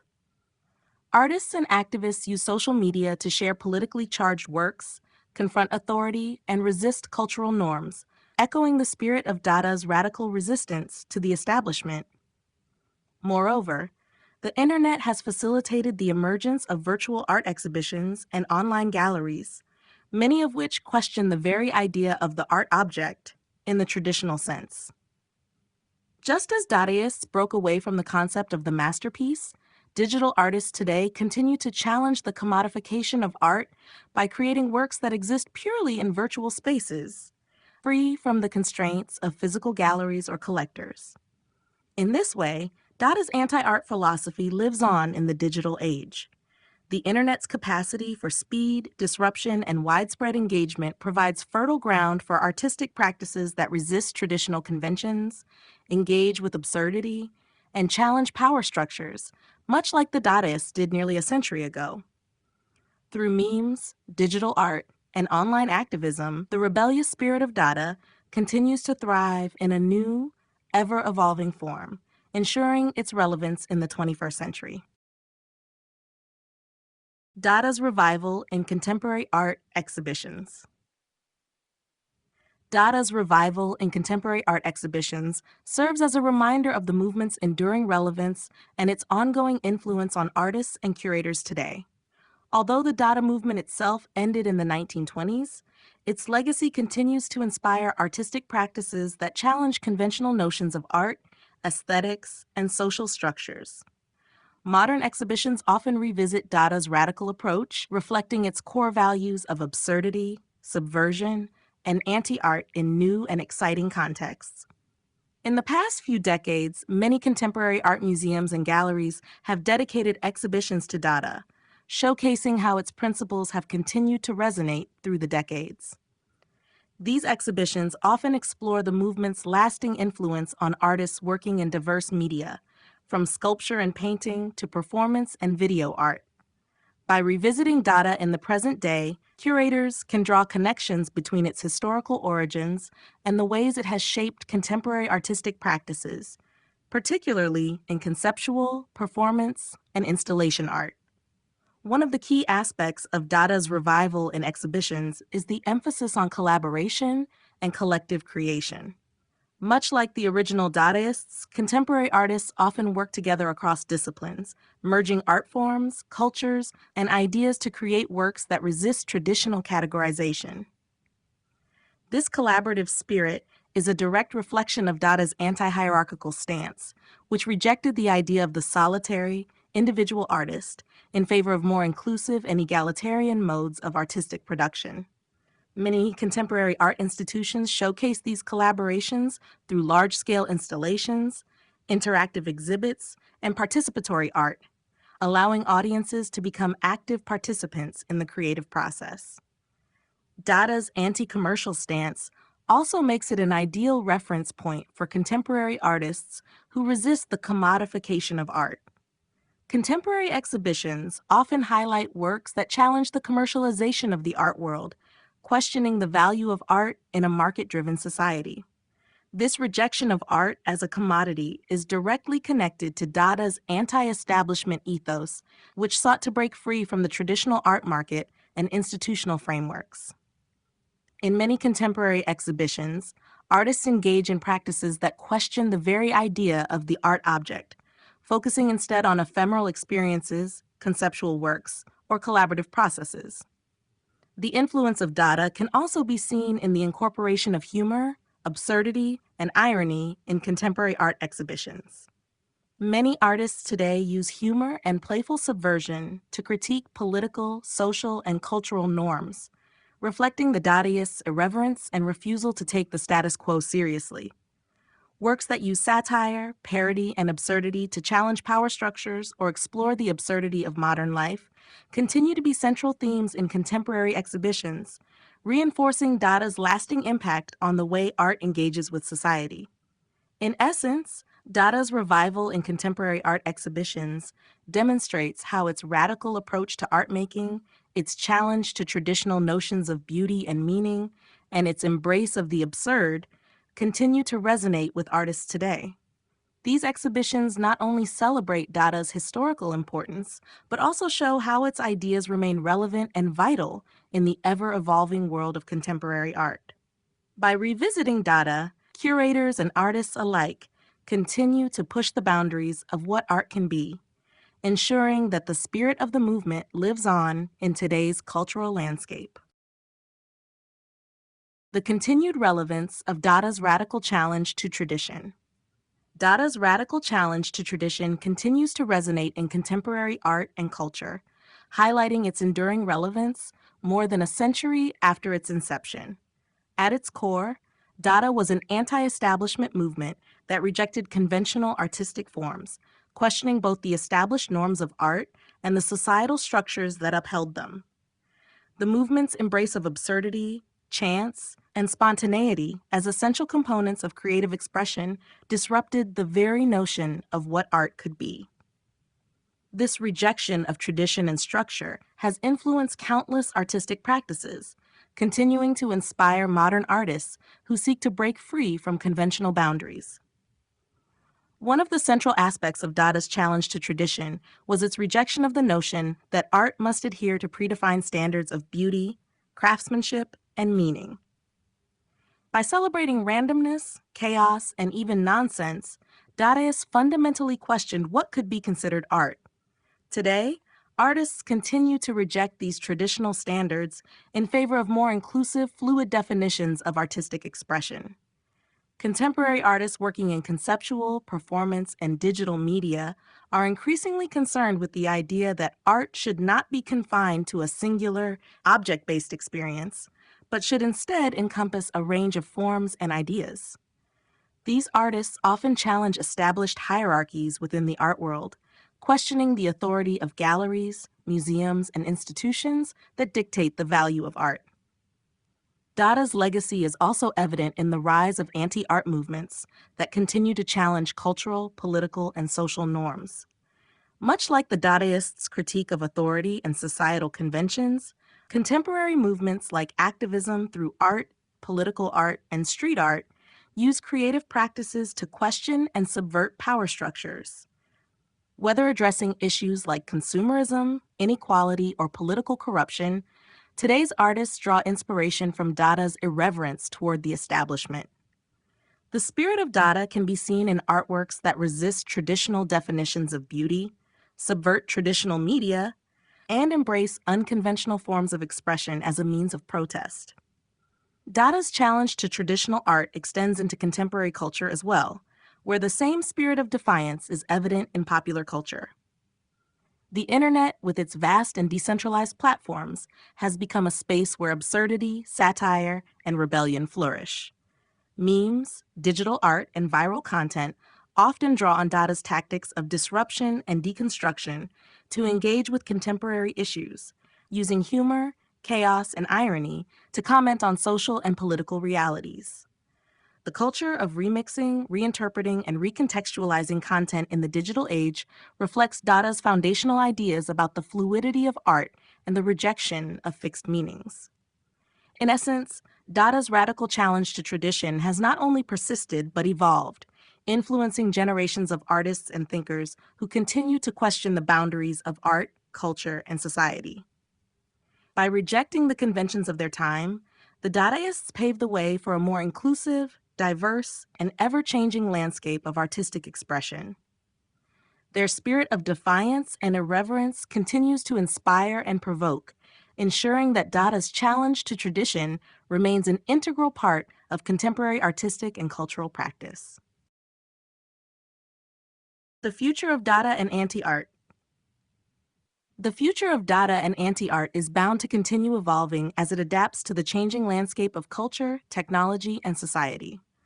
While Dada as a formal movement ended in the 1920s, its radical questioning of art, culture, and authority has had a lasting influence on contemporary artistic practices. The core principles of Dada, rebellion, absurdity, anti-establishment attitudes, and the rejection of traditional artistic norms, still resonate today, particularly in response to the complexities and challenges of the modern world. As global issues such as political unrest, climate change, and social inequality intensify, Dada's anti-art philosophy remains relevant as a tool for creative protest, subversion, and commentary. The expansion of digital technology has provided new avenues for the expression of Dada's principles. In a world dominated by digital media and virtual environments, artists now have unprecedented access to tools that enable them to create and distribute anti-art on a global scale. Social media platforms, digital video, and online interactive art allow for immediate, decentralized engagement with audiences, often challenging established norms of what is considered art. In many ways, the internet mirrors the anarchistic, decentralized ethos of Dada, enabling artists to bypass traditional institutions and create new forms of creative expression that reflect the chaos and randomness championed by Dadaists. The use of artificial intelligence, generative art, and virtual reality in contemporary art has also opened up new possibilities for Dada's principles to thrive.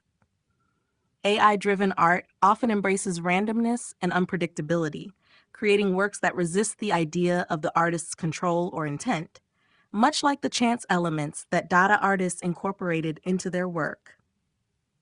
Virtual reality environments, on the other hand, can create immersive spaces where the viewer's experience is manipulated and distorted, further subverting traditional expectations of art as a passive viewing experience.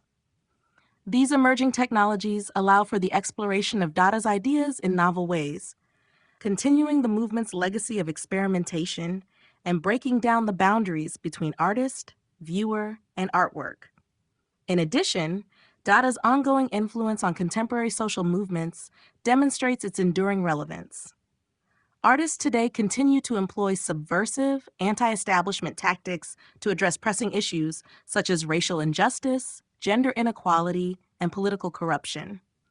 Just as the Dadaists reacted to the horrors of World War I, today's artists often respond to global crises through disruptive art that challenges authority, questions mainstream narratives, and advocates for change. Dada's philosophy of resistance, protest, and questioning of societal norms will likely remain central to the work of artists who seek to address the complexities of modern life. In conclusion, the future of Dada and anti-art is intrinsically tied to the evolving political, social, and technological landscape. As society continues to confront new challenges, Dada's spirit of rebellion and critique will continue to inspire artists who seek to question, disrupt, and subvert the status quo. Whether through digital art, AI, or activism, the principles of Dada will likely remain a powerful tool for challenging tradition and expanding the possibilities of what art can be. You have been listening to Dada Art and Anti-Art, the radical movement that challenged conventions, written by High Event, narrated by Kara Miller.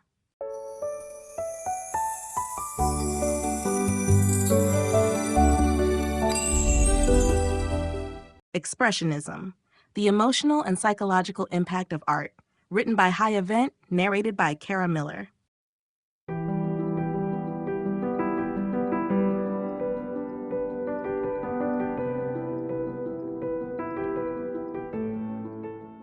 Chapter 1, Introduction to Expressionism.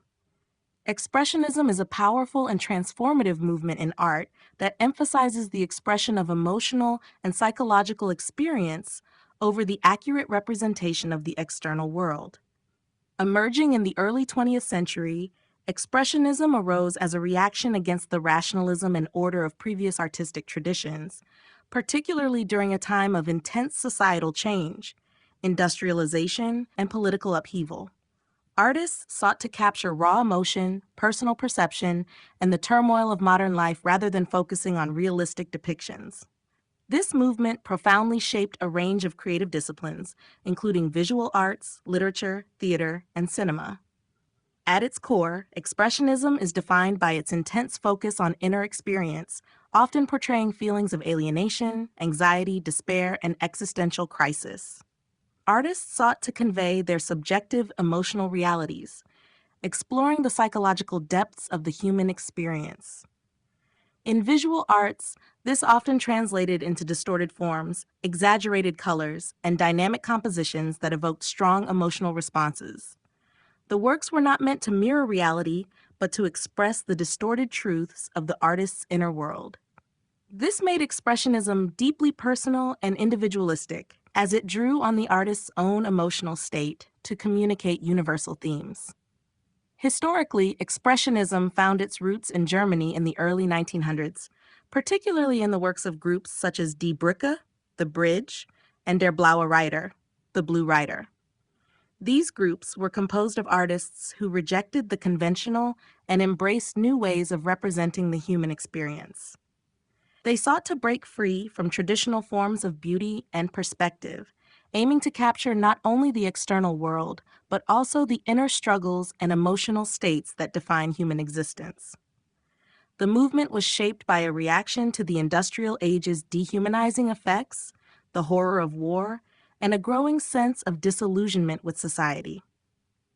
While Expressionism is often associated with artists like Edvard Munch, Ernst Ludwig Kirchner, and Wassily Kandinsky, it extended beyond visual art to influence literature and theater. Writers such as Franz Kafka and playwrights like August Strindberg incorporated expressionist ideas into their works, which often explored themes of alienation, isolation, and psychological turmoil. Similarly, Expressionism influenced the development of cinema, especially in German cinema, where directors employed dramatic lighting and distorted set designs to create a sense of psychological tension. Ultimately, Expressionism was not merely an artistic style, but a philosophical and emotional movement. It offered a space for artists to confront personal and collective crises, providing insight into the turbulent emotional landscape of the modern world. Expressionism's focus on raw emotion and psychological depth continues to resonate, making it a significant part of the artistic legacy that shapes how we understand art's role in conveying human experience. Definition of Expressionism. Expressionism is an artistic movement that seeks to convey the emotional experience of the artist rather than an objective depiction of the external world. It is characterized by a focus on subjective emotions, distorted perspectives, and bold, often exaggerated visual elements that express the internal states of the artist. Emerging in the early 20th century, Expressionism grew in response to the rapid changes of modern life, such as industrialization, urbanization, and the aftermath of war. In its essence, Expressionism is less concerned with the accurate representation of reality and more interested in conveying how the world is perceived through the emotional and psychological lens of the artist.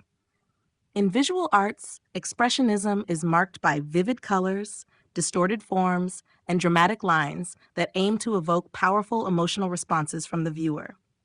Unlike realism, which attempts to faithfully represent the external world, Expressionist art distorts its subjects to reflect the inner turmoil, anxiety, and alienation felt by individuals. This distortion is not meant to mislead, but to communicate the heightened emotions of the human experience. Expressionism often portrays themes of existential struggle, inner conflict, and societal breakdown, which were particularly relevant during times of war and social upheaval. While it is most strongly associated with painting, Expressionism extended its reach to other art forms, including literature, theater, and film. In literature, the movement's influence can be seen in the works of authors such as Franz Kafka, whose stories explore feelings of alienation, helplessness, and existential dread. Expressionism in theater, particularly in Germany, aimed to depict the internal psychological states of characters, often using unconventional staging, exaggerated performances, and symbolic sets. This same approach was adopted in German Expressionist cinema, where directors like F.W. Murnau and Fritz Lang used chiaroscuro lighting and distorted sets to evoke a sense of heightened psychological tension. At its core, Expressionism is not just an artistic style, but a response to the human condition. It sought to engage with the emotions and psychological states that shape our understanding of the world, giving a voice to the often unspoken anxieties, fears, and desires that reside within us. By exaggerating and distorting the familiar, Expressionism opened up new ways of interpreting both personal and collective experiences, allowing artists and audiences to explore the complexities of human emotion. As such, Expressionism remains a powerful and relevant force in the exploration of art and psychology today. Historical origins and development. Expressionism emerged in the early 20th century as a response to the dramatic societal and cultural changes brought about by industrialization, urbanization, and the horrors of war. The movement found its roots in Germany, where it grew out of the tumultuous climate of the late 19th and early 20th centuries. The rapid transformation of European society during this period, marked by technological advancements, the rise of modern cities, and the increasing alienation of the individual, created an atmosphere of anxiety and disillusionment. As a result, artists sought a way to break free from traditional artistic conventions and represent the emotional and psychological experiences that accompanied these societal shifts. Expressionism began to take shape around 1905 with the formation of key groups such as Die Brücke, the bridge, and Der Blaue Reiter, the Blue Rider.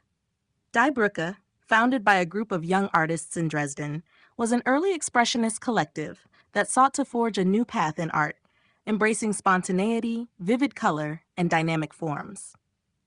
The group rejected the academic art tradition and instead sought to represent raw emotion and individual perception. Members of Die Brücke, including Ernst Ludwig Kirchner, Erich Heckel, and Carl Schmidt-Rottluff, often portrayed urban life with an emphasis on the alienation and anxiety that accompanied modernity.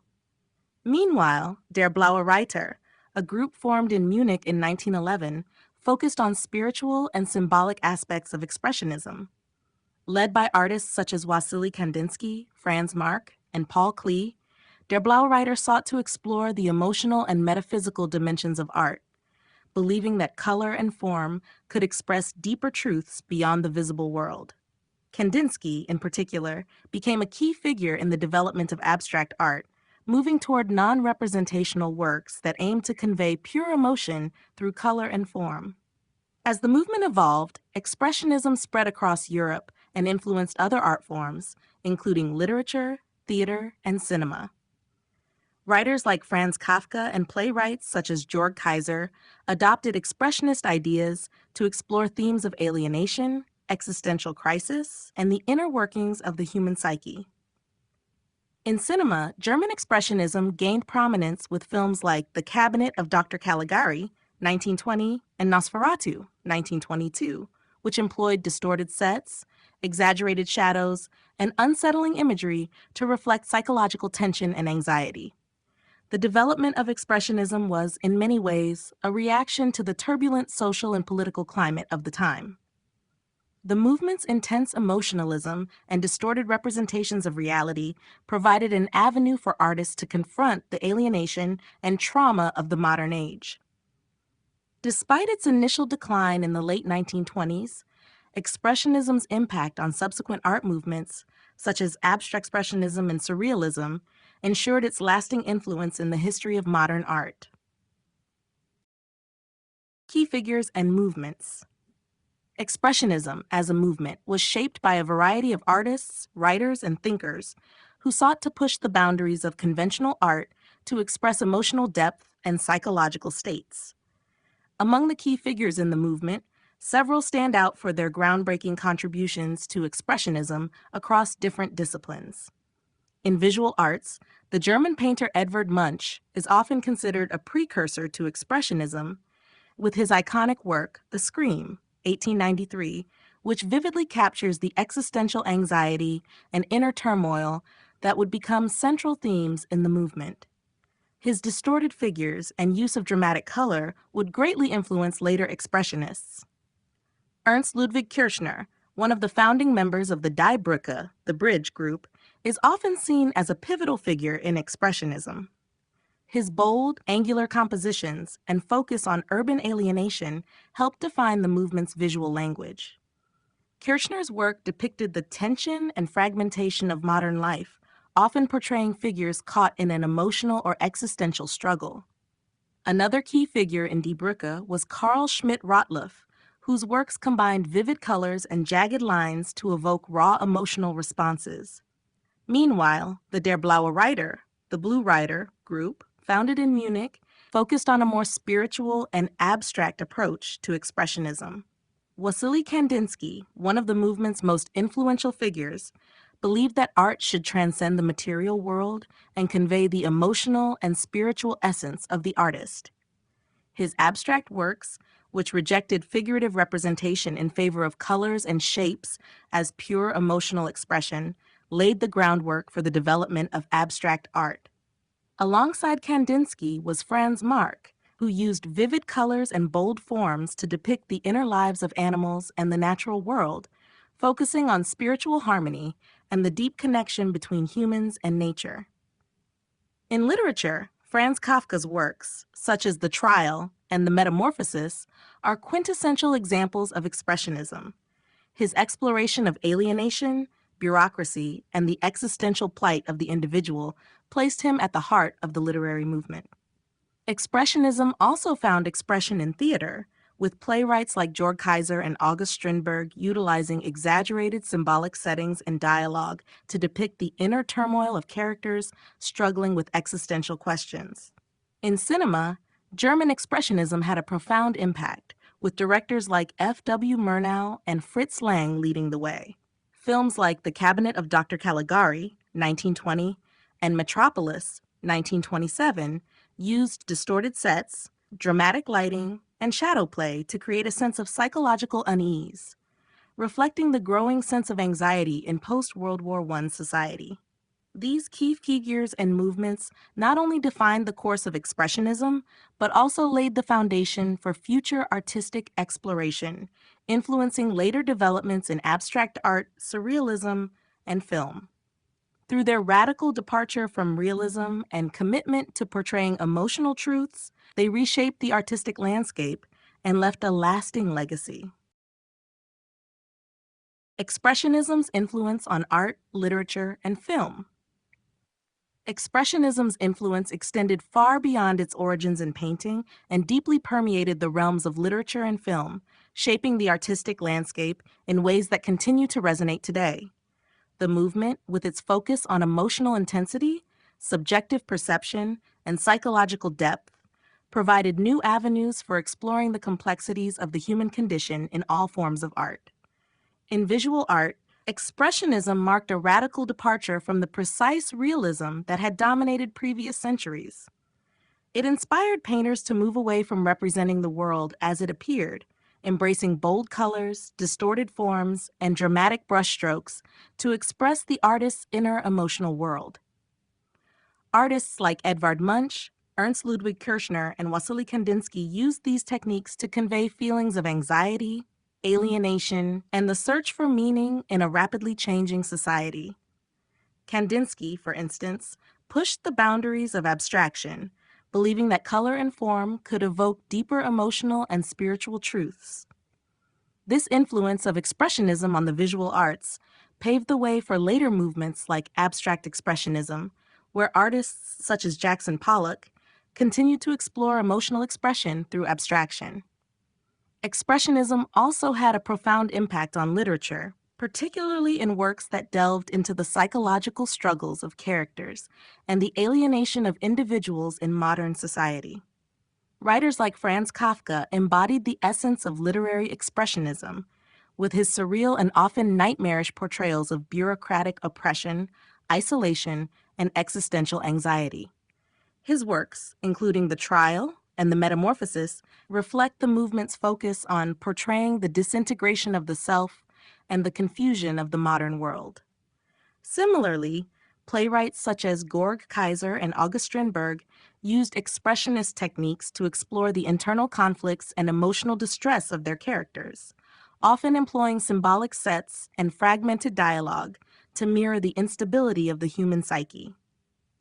In cinema, Expressionism found a particularly powerful medium for its exploration of psychological tension and emotional extremes. German Expressionist filmmakers in the 1920s, such as F.W. Murnau and Fritz Lang, employed distorted sets, stark lighting contrasts, and surreal visuals to evoke a sense of psychological unrest. Films like The Cabinet of Dr. Caligari and Nosferatu introduced cinematic techniques that intensified the emotional experience, blurring the line between reality and perception. The use of exaggerated angles, shadow play, and abstract settings reflected the movement's focus on the interior world of the characters, giving film a new language to explore the subconscious. The influence of German expressionist cinema can still be seen today in the works of directors like Tim Burton and David Lynch, who use similar visual styles to evoke psychological and emotional depth. In each of these disciplines, Expressionism encouraged an exploration of the self and its struggles in a rapidly changing world. It introduced new ways of thinking about art, emphasizing the subjective experience over objective reality, and its legacy continues to shape contemporary artistic expressions. Psychological and emotional dimensions of Expressionism. At the heart of Expressionism lies a profound focus on the psychological and emotional experiences of both the artist and the viewer. Unlike earlier art movements that aimed to represent the world with precision and realism, Expressionism prioritized the inner emotional world, seeking to capture the turmoil, desires, fears, and existential struggles of individuals. The movement's emphasis on subjective perception allows it to delve deep into the complexities of human psychology, transforming art into a means of psychological exploration. The psychological dimension of Expressionism is closely tied to the distorted representations of reality often found in the artwork.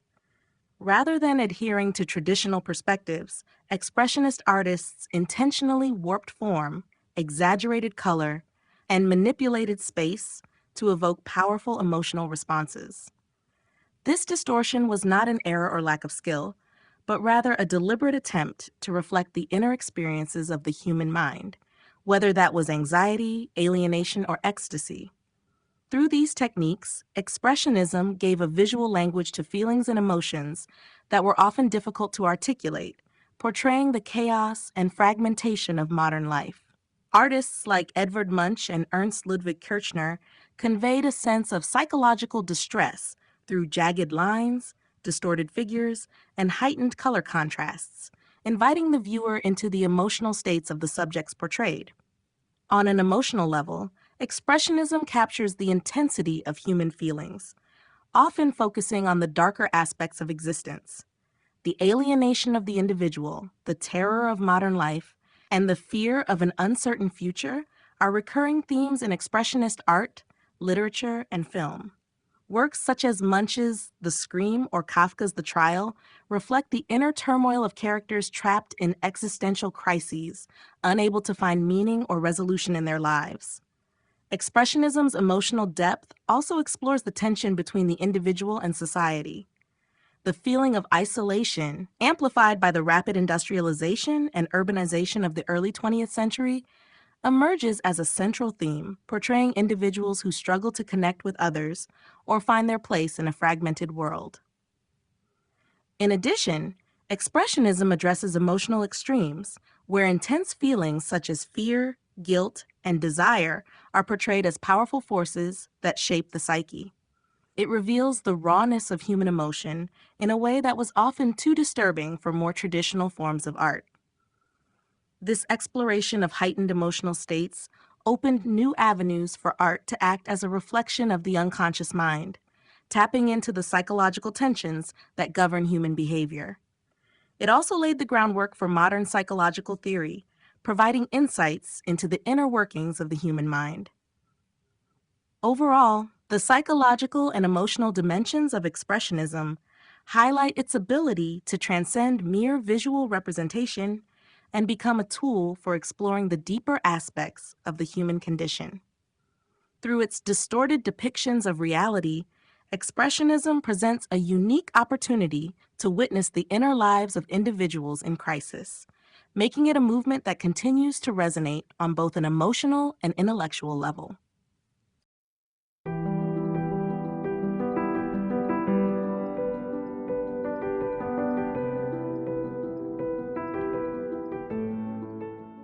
Chapter 2: The Emotional Core of Expressionism. At the heart of Expressionism lies a deep engagement with the emotional experiences that define human existence. Unlike traditional artistic movements that sought to represent reality with accuracy and objectivity, Expressionism places emotions at the forefront, creating a direct link between art and the artist's inner world. The movement explores a wide spectrum of emotions, particularly those that are intense, raw, and often difficult to express in words. It is through this emphasis on emotion that Expressionism reveals the complexities of the human condition, inviting viewers to connect with feelings of alienation, anxiety, despair, and even joy. In Expressionist art, emotions are not merely depicted, they are the driving force behind the composition. Artists use a variety of techniques to convey the emotional intensity of their subjects, including exaggerated forms, bold colors, and distorted perspectives. For example, vivid and sometimes unnatural color choices are often used to heighten emotional impact, with red or yellow frequently symbolizing intensity, violence, or passion. The distortion of figures and landscapes is another technique that reflects the emotional states of the subjects. In works by artists like Edvard Munch and Ernst Ludwig Kirchner, figures are warped or elongated to communicate psychological distress, creating a visual language that bypasses intellectual interpretation and directly engages with the viewer's emotions. One of the central themes of Expressionism is the portrayal of existential angst, a feeling of alienation and confusion in an increasingly industrialized and mechanized world. The emotional turmoil of the individual is expressed not through literal representations, but through the abstraction of reality. The fragmented and chaotic nature of the world depicted in many expressionist works mirrors the fragmentation of the self, as individuals struggle to find meaning and connection in a world that feels both oppressive and alienating. This is particularly evident in Munch's The Scream, where the figure's open mouth and contorted expression convey a sense of overwhelming fear and despair, symbolizing the human struggle to cope with the existential uncertainties of life. Furthermore, Expressionism also explores emotions such as love, joy, and spiritual transcendence, though often in a more complex, layered form. The intensity of these positive emotions is similarly heightened, offering an alternative view of the human experience. Expressionists sought to break through conventional representations of beauty and harmony to present a more visceral, unfiltered view of the emotional spectrum. In this way, the emotional core of Expressionism reveals both the beauty and the anguish of being human, offering an honest, raw exploration of the depths of human feeling. Ultimately, the emotional core of Expressionism is its most defining characteristic. By placing emotional experience at the center of artistic expression, the movement transcended surface-level representation, encouraging viewers to confront their own emotions and experiences. Through the raw power of distorted form and intense color, Expressionism invites us into the tumultuous inner world of the artist, where emotion takes precedence over realism, offering a glimpse into the heart of human existence. Understanding emotions in art. Understanding emotions in art is central to the power of Expressionism, as the movement actively sought to transcend the mere depiction of the external world, focusing instead on the artist's inner emotional landscape. Expressionism challenged the traditional boundaries of representation, encouraging both artists and viewers to confront emotions in their rawest, most unfiltered form. Rather than using art to recreate the world as it is seen with the eye, Expressionist artists aim to express how the world feels, capturing complex psychological states and visceral emotions. The result was not just visual art, but an emotional experience that could resonate deeply with viewers, allowing them to engage with emotions often too overwhelming or complex to articulate in words. One of the fundamental aspects of understanding emotions in expressionist art is recognizing the deliberate use of distortion and abstraction. By manipulating form, color, and perspective, expressionist artists created works that evoke emotional responses far beyond what a realistic portrayal might achieve. The distorted shapes and exaggerated figures convey the emotional depth of the subject, with every brushstroke or color choice laden with meaning. For instance, in Edvard Munch's The Scream, the swirling, distorted lines surrounding the central figure amplify the feeling of dread and anxiety. The figure's expression, its open mouth, wide eyes, and outstretched hands, seems to emanate with a sense of psychological and existential panic, allowing the viewer to feel the terror in a way that realism could not communicate. Colors, too, play an essential role in expressing emotions in art. Expressionists frequently used vibrant, non-naturalistic color schemes to mirror the intensity of their inner states. Bright reds and oranges might signify anger or passion, while cool blues and greens could evoke melancholy or isolation. This departure from naturalistic colors allowed for a much broader emotional palette, with each color choice serving as an emotional shorthand for the artist's mental and emotional landscape. The emotional depth of Expressionism also lies in its ability to communicate complex psychological states that are often difficult to verbalize. Themes of alienation, loneliness, fear, and internal conflict are prevalent as artists grapple with the anxiety brought on by rapid societal changes, such as industrialization and war.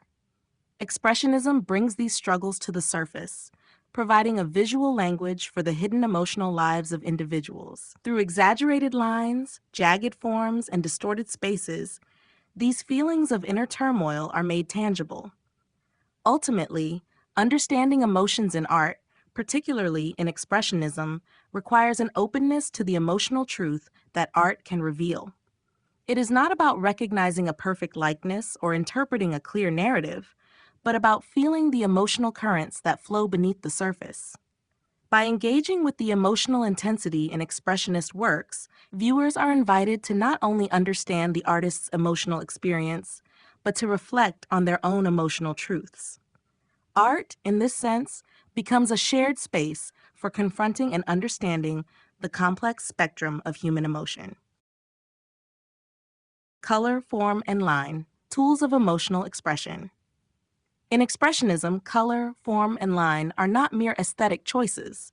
They are powerful tools used to communicate the depth and complexity of emotional and psychological states. These elements work together to create a visual language that bypasses rational thought and directly engages the viewer's emotions. By manipulating these tools, Expressionist artists conveyed a sense of urgency, tension, and unease, enabling them to express internal experiences that words alone could not encapsulate. Color is one of the most immediate and evocative tools of emotional expression in art. In Expressionism, color often moves beyond naturalistic representation to take on psychological significance. Bold, intense colors are used to evoke specific feelings and moods. For instance, red can signify passion, anger, or violence, while blue might represent melancholy, sadness, or isolation. The exaggerated use of color intensifies the emotional impact of a piece, giving it an almost visceral quality. In Edvard Munch's The Scream, the fiery orange sky surrounding the central figure amplifies the sense of existential dread and psychological turmoil, while the swirling lines evoke a sense of chaos.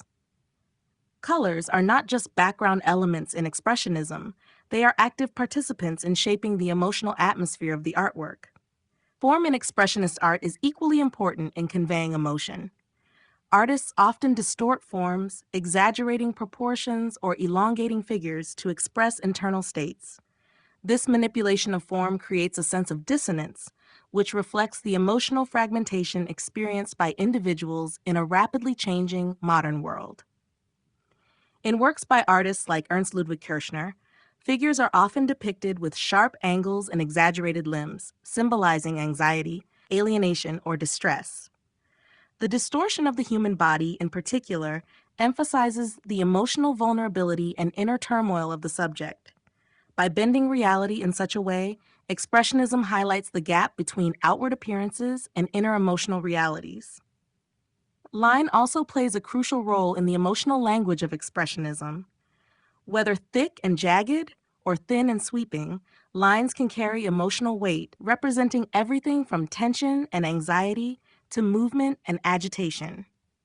The aggressive use of harsh, angular lines conveys a sense of unease, while softer, curving lines might evoke a feeling of introspection or melancholy. In works like those of German expressionist artist Egon Schiele, raw, jagged lines are often used to depict figures in contorted, vulnerable poses, reinforcing the sense of psychological strain and emotional rawness. Together, color, form, and line become vehicles for communicating the emotional essence of a work. They allow the viewer to experience the artist's emotional state in a direct and intuitive way. In Expressionism, these tools are not about creating aesthetically pleasing representations of the world, but rather about capturing the emotional truth of human experience, one that is often messy, chaotic, and deeply felt. Through these elements, Expressionist artists invite viewers to feel as much as they see, drawing them into a deeper understanding of both the artwork and the emotions it seeks to express. The role of the artist's inner world. In Expressionism, the artist's inner world is not only central to the creation of the artwork, but it is often considered the primary subject matter. Unlike previous art movements that focused on external reality, Expressionism prioritizes the subjective experience, positioning the artist's emotions, thoughts, and psychological states as the focal point of the artistic process. This shift marks a significant departure from the idea that art should reflect the external world with accuracy and precision. Instead, Expressionists believed that the inner, emotional world of the artist could serve as a truer and more powerful form of expression, one that speaks directly to the viewer's own emotions. For Expressionist artists, the external world was not enough to communicate the depth of human experience. It was seen as too static, too constrained by social conventions and traditional aesthetic values. By turning inward, the artist tapped into an emotional and psychological landscape that was dynamic, raw, and unfiltered. The artist's personal struggles, anxieties, desires, and fears became the foundation for the work, with the process of creation acting as a catharsis or a form of self-exploration.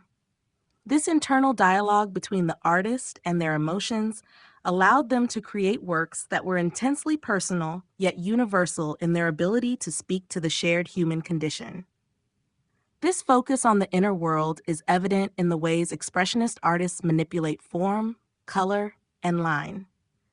The chaotic use of color, the distortion of figures, and the exaggerated proportions are not arbitrary choices, but are direct expressions of the artist's psychological state. For instance, in Edvard Munch's The Scream, the swirling lines and vivid, unnatural colors reflect Munch's own personal anguish and fear, yet they also resonate with the viewer's sense of existential anxiety. In this way, the artist's inner turmoil becomes not just a personal statement, but an invitation for others to reflect on their own emotional experiences. Moreover, the role of the artist's inner world in Expressionism is not confined to visual art alone. In literature and theater, the inner psyche of characters is explored with similar intensity. Writers like Franz Kafka and playwrights like Georg Kaiser portrayed individuals struggling with isolation, alienation, and existential uncertainty. The inner lives of their characters were fragmented, torn between reality and perception, mirroring the psychological disintegration that many Expressionist artists experienced in their own lives. Ultimately, the role of the artist's inner world in Expressionism is to create an art that transcends the surface of things, one that reaches into the very core of what it means to be human. By using personal emotion and inner experience as the driving forces behind their work, Expressionist artists invite viewers to confront their own emotional realities, creating a powerful connection between the artist and the audience. The art of Expressionism, therefore, becomes a shared space where personal and collective emotions can be explored, understood, and in some cases, healed. Expressionism and the human condition. At its core, Expressionism is a profound exploration of the human condition, delving deep into the complexities of human existence, emotions, and psychological states. Unlike art movements that sought to depict the world with realism or idealism, Expressionism aimed to express the raw, often tumultuous nature of human life. The movement's focus on subjective experience allowed artists to confront themes of alienation, fear, anxiety, and the search for meaning, capturing the profound emotional truths of being human. Expressionism, therefore, becomes not just an artistic style, but a lens through which to understand the struggles, desires, and internal conflicts that define the human experience. One of the central concerns of Expressionism is the alienation of the individual. As modernity brought about rapid industrialization, urbanization, and the breakdown of traditional social structures, many individuals felt disconnected from their surroundings and from each other. This sense of isolation, both physical and emotional, became a recurring theme in Expressionist art, literature, and theater. Artists like Edvard Munch and Ernst Ludwig Kirchner captured this alienation through distorted figures and fragmented landscapes, evoking a world in which individuals are lost, overwhelmed, and estranged from the very society they inhabit. The human figure often appears out of place or distorted, mirroring the fractured sense of self that many people felt during this time. Expressionism also addresses the inner turmoil and psychological distress that so often accompany the human condition. Themes of anxiety, fear, and existential dread are central to many Expressionist works. The subjective portrayal of these emotions, often through exaggerated colors, forms, and lines, gives them a visceral quality that makes the viewer feel the intensity of the artist's psychological state. Works like Munch's The Scream or Kafka's The Trial depict characters caught in a world of confusion, fear, and overwhelming emotion, unable to find solace or understanding. These works reflect the existential uncertainty that many people faced in an increasingly fragmented and complex world, where traditional meanings and certainties were being dismantled. Despite its focus on dark and uncomfortable emotions, Expressionism also offers a window into the search for meaning and spiritual transcendence. Some Expressionist artists, such as Wassily Kandinsky, believed that art could express a higher, more universal truth, one that transcended the chaos and confusion of everyday life. Through abstraction and the use of symbolic colors and forms, they sought to convey not only the pain of human existence, but also the potential for inner growth, connection, and understanding. Ultimately, Expressionism provides a powerful commentary on the human condition, capturing the emotional depth and complexity of life. It forces us to confront the darker aspects of existence, alienation, anxiety, and despair, while also offering a space to explore the deeper emotional and spiritual dimensions of the self. Through its intense emotional expression, Expressionism invites both artists and viewers to engage with the fundamental questions of what it means to be human.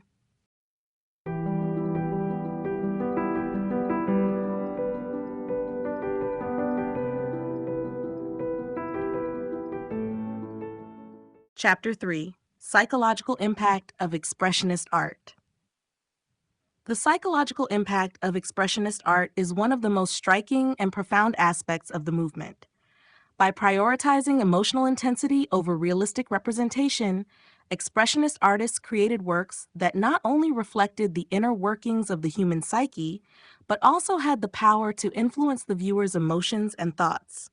The deliberate use of distortion, vibrant colors, and exaggerated forms sought to tap into the subconscious mind, evoking feelings of anxiety, confusion, fear, and even exhilaration. Expressionism did not just aim to present a visual image. It aimed to evoke an emotional and psychological experience that would resonate deeply with the viewer.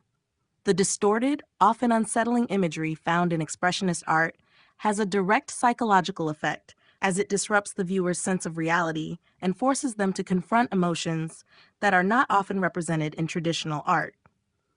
Figures in Expressionist works are frequently contorted or exaggerated, as seen in Edvard Munch's The Scream or Egon Schiele's portraits. These exaggerated forms communicate a sense of internal struggle, alienation, and emotional turmoil, creating an uncanny experience that can be both disorienting and cathartic. The emotional impact of such works often leads the viewer to reflect on their own psychological states, particularly those feelings of fear, confusion, or isolation that are universally understood but often left unspoken. Color, as a tool of emotional expression, also plays a vital role in the psychological impact of Expressionist art. Bold, unnatural colors intensify the emotional atmosphere, creating an immediate psychological reaction. For example, in Munch's works, the use of fiery reds and oranges in the background of The Scream amplifies the sense of dread and existential anxiety, heightening the emotional tension of the scene. The colors themselves seem to pulsate with psychological energy, giving the painting an almost visceral quality that can stir deep, unconscious emotions in the viewer. This manipulation of color enhances the viewer's emotional engagement with the artwork, drawing them into the psychological experience being depicted.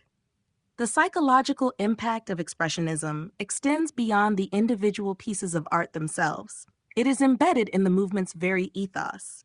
Expressionism, at its core, seeks to explore the depths of human emotion, revealing the complexities of the psyche, and inviting both artist and viewer into a shared space of emotional vulnerability.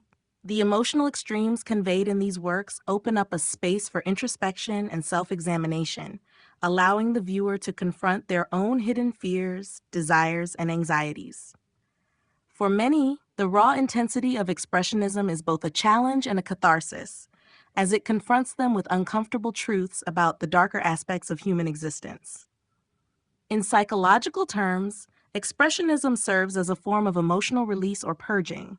offering a means for both the artist and the viewer to express and process complex feelings. This cathartic experience can have lasting emotional effects, allowing individuals to confront difficult emotions and, in some cases, gain a deeper understanding of their own psychological makeup.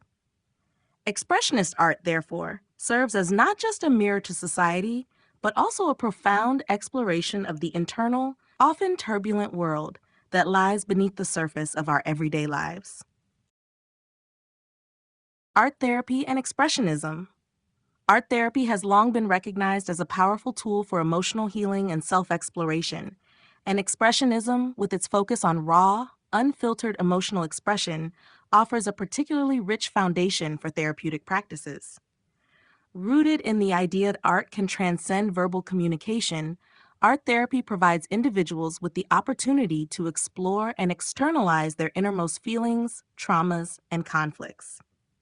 Expressionism, with its emphasis on distorted forms, intense color, and psychological intensity, encourages a direct engagement with the emotional core of the self, making it an ideal approach in therapeutic settings where the goal is to access deep emotional states and facilitate healing. The therapeutic potential of expressionist art lies in its ability to bypass intellectual defenses and allow the unconscious mind to surface. In traditional talk therapy, individuals may struggle to articulate their feelings or may feel constrained by the need to communicate within social or cultural norms. Art, however, offers an alternative means of expression that transcends language. The freedom to use color, form, and texture to represent emotions can be particularly liberating for individuals who find it difficult to express their inner worlds verbally. By channeling emotions into tangible, visual forms, clients can confront and process their psychological states in a nonverbal way. The distorted figures, vibrant colors, and abstract forms commonly found in expressionist art provide a safe space to externalize complex or hidden emotions, such as fear, anger, or sadness, without the pressure of conforming to traditional artistic norms. Art therapy grounded in Expressionism also encourages individuals to reconnect with their emotions, particularly those that may be repressed or denied. The exaggerated forms and chaotic color palettes typical of Expressionism can bring to the surface intense feelings that may have been pushed aside in daily life. Clients can begin to understand their emotional states better by allowing these emotions to emerge through the creative process. This process often leads to a sense of catharsis, where feelings of emotional burden are released through the act of creating. Furthermore, expressionism in art therapy can be transformative, helping individuals to shift from a place of emotional fragmentation or distress to one of healing and integration. The raw, sometimes chaotic nature of the artworks can mirror the disorganized emotions the individual might be experiencing, but through artistic expression, a sense of coherence can begin to emerge. For example, through the use of intense color and form, an individual may begin to visually represent their feelings of anxiety or grief. The therapeutic process allows for this emotional material to be restructured, understood, and eventually integrated, leading to emotional growth. Ultimately, art therapy and expressionism provide a valuable combination for emotional healing. Expressionism's focus on intense, subjective emotion facilitates a process of self-exploration and release, while also offering a path towards self-acceptance and emotional clarity. This approach can be particularly beneficial for individuals dealing with trauma, grief, or psychological distress, providing a creative outlet through which they can reconnect with their emotions and begin the journey towards psychological healing. Expressionism and the subconscious mind. Expressionism, with its emphasis on the inner emotional world, is deeply connected to the exploration of the subconscious mind. While traditional art movements often sought to represent the external world with realism and objectivity, Expressionism breaks free from these conventions by focusing on the unspoken and the unseen aspects of human experience.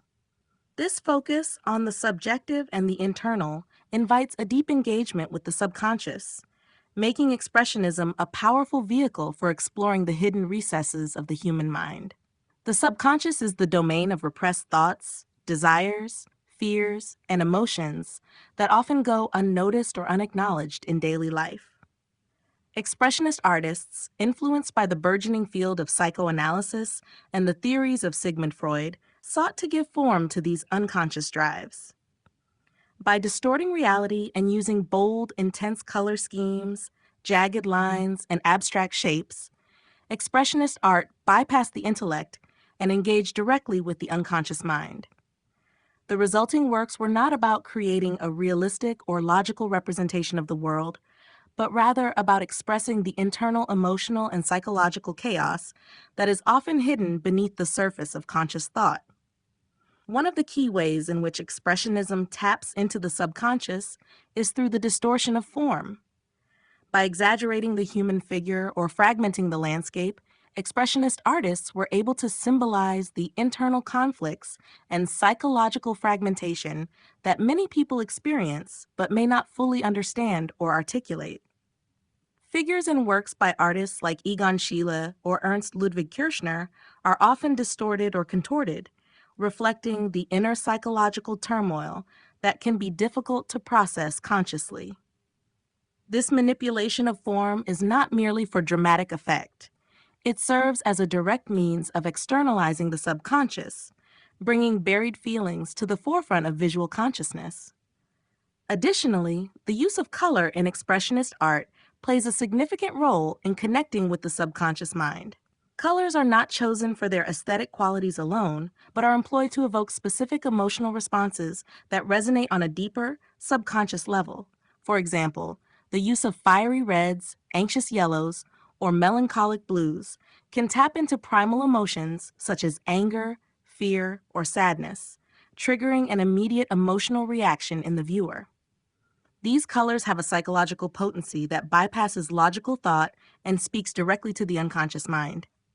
Expressionism's engagement with the subconscious is not just a technique used by the artist, it also invites the viewer to explore their own subconscious mind.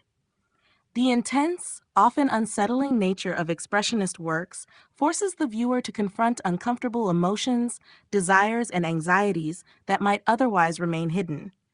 The raw, unfiltered emotionality of these works opens a space for self-reflection, offering an opportunity to explore the subconscious layers of one's own psyche.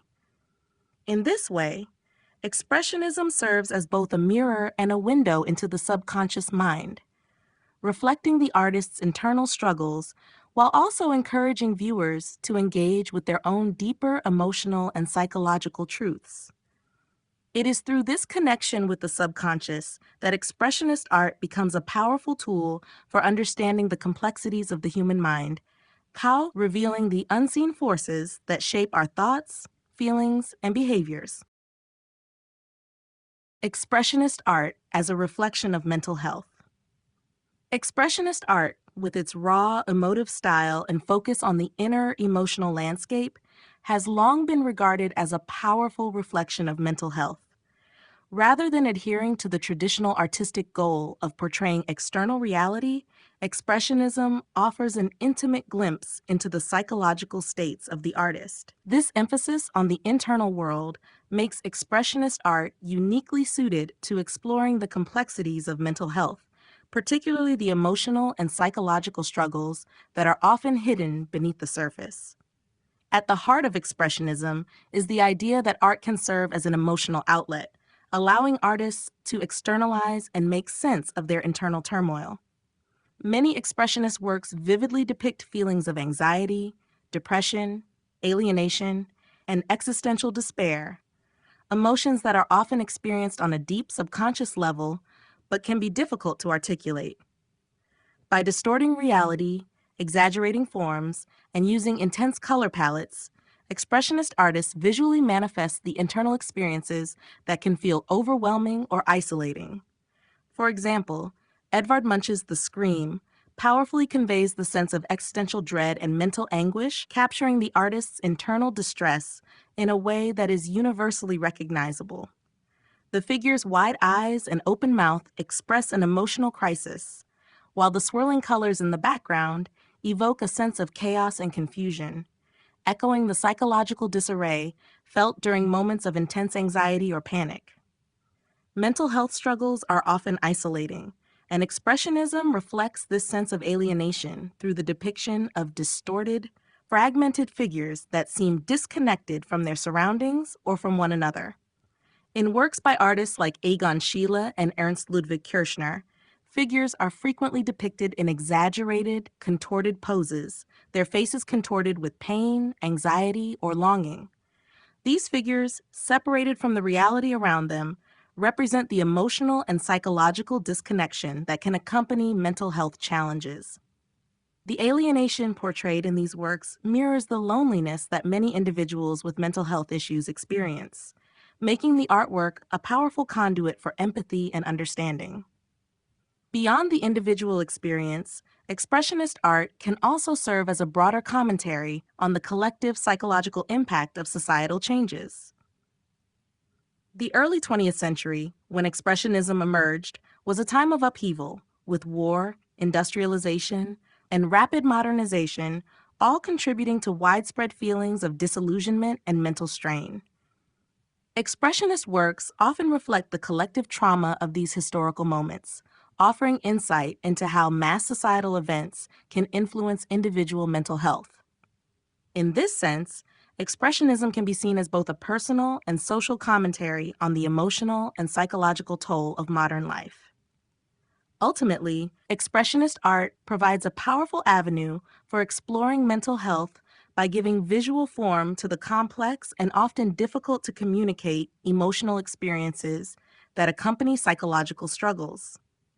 The movement's focus on the emotional and psychological depths of human existence invites viewers to reflect on their own mental states, fostering a deeper understanding of the human condition. By connecting the personal to the universal, Expressionist art serves not only as a mirror for the artist's inner world, but also as a means for viewers to confront and reflect on their own mental health. The impact on the viewer's psyche. Expressionist art does not simply serve as a representation of the artist's inner world. It actively engages the viewer's psyche, stirring deep, often unconscious emotional responses. The movement's focus on raw, exaggerated emotions and distorted forms creates an immersive experience that can deeply impact how viewers perceive and interact with their own feelings. Rather than providing comfort or escapism, Expressionism confronts the viewer with intense, often unsettling imagery that forces them to acknowledge the complexity and volatility of the human condition. This engagement with the viewer's emotional and psychological landscape is what gives Expressionist art its profound and sometimes overwhelming impact. One of the key ways in which Expressionist art affects the viewer's psyche is by triggering an emotional reaction through its use of color, form, and composition. The exaggerated use of bold, sometimes clashing colors, coupled with distorted and fragmented figures, evokes a visceral emotional response that can range from anxiety to exhilaration. For example, the intense reds, yellows, and oranges in Edvard Munch's The Scream amplify the sense of dread and panic, making the viewer feel as though they are caught in the emotional turmoil of the painting's central figure. The chaotic lines and distorted shapes evoke a sense of instability, which can mirror the viewer's own psychological unease or disquiet. In this way, the artwork becomes a mirror to the viewer's own subconscious, reflecting emotions they may not have fully acknowledged. In addition to this emotional reaction, Expressionist art can also lead to self-reflection and introspection. The intense focus on inner emotional experiences, whether it's alienation, anxiety, or despair, invites the viewer to examine their own emotional state. Confronted with distorted or exaggerated representations of human figures and emotions, viewers may begin to recognize their own feelings of isolation or unease. In many cases, this can lead to a cathartic experience where the viewer confronts long-repressed emotions or unresolved psychological conflicts. By allowing themselves to engage with these powerful emotional representations, viewers can gain insight into their own psyche and begin to process feelings they may have kept hidden. Expressionism also encourages empathy, as the viewer is drawn into the emotional world of the artwork. The exaggerated emotional expression of the figures often transcends the individual artist's experience, creating a shared emotional space between the artist and the viewer. As the viewer witnesses the emotional struggles depicted in the artwork, they may find themselves relating to the figures on a personal level, fostering a sense of connection and understanding. This shared emotional experience can offer a sense of comfort, as it reveals that the viewer is not alone in their struggles or feelings of vulnerability. Ultimately, expressionist art has a powerful and lasting impact on the viewer's psyche.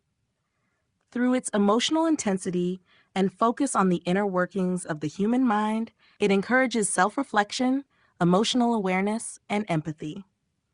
While the experience may be unsettling or challenging, it also offers the opportunity for growth and understanding, allowing viewers to explore the deeper, often hidden aspects of their own emotions and psyche.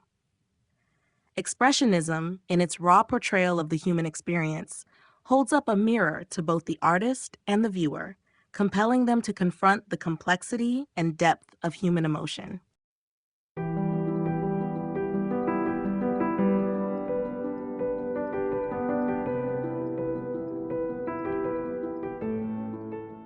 Chapter 4: Expressionism in Visual Art. Expressionism in visual art is a powerful movement that sought to convey emotional and psychological experiences rather than simply portraying the external world.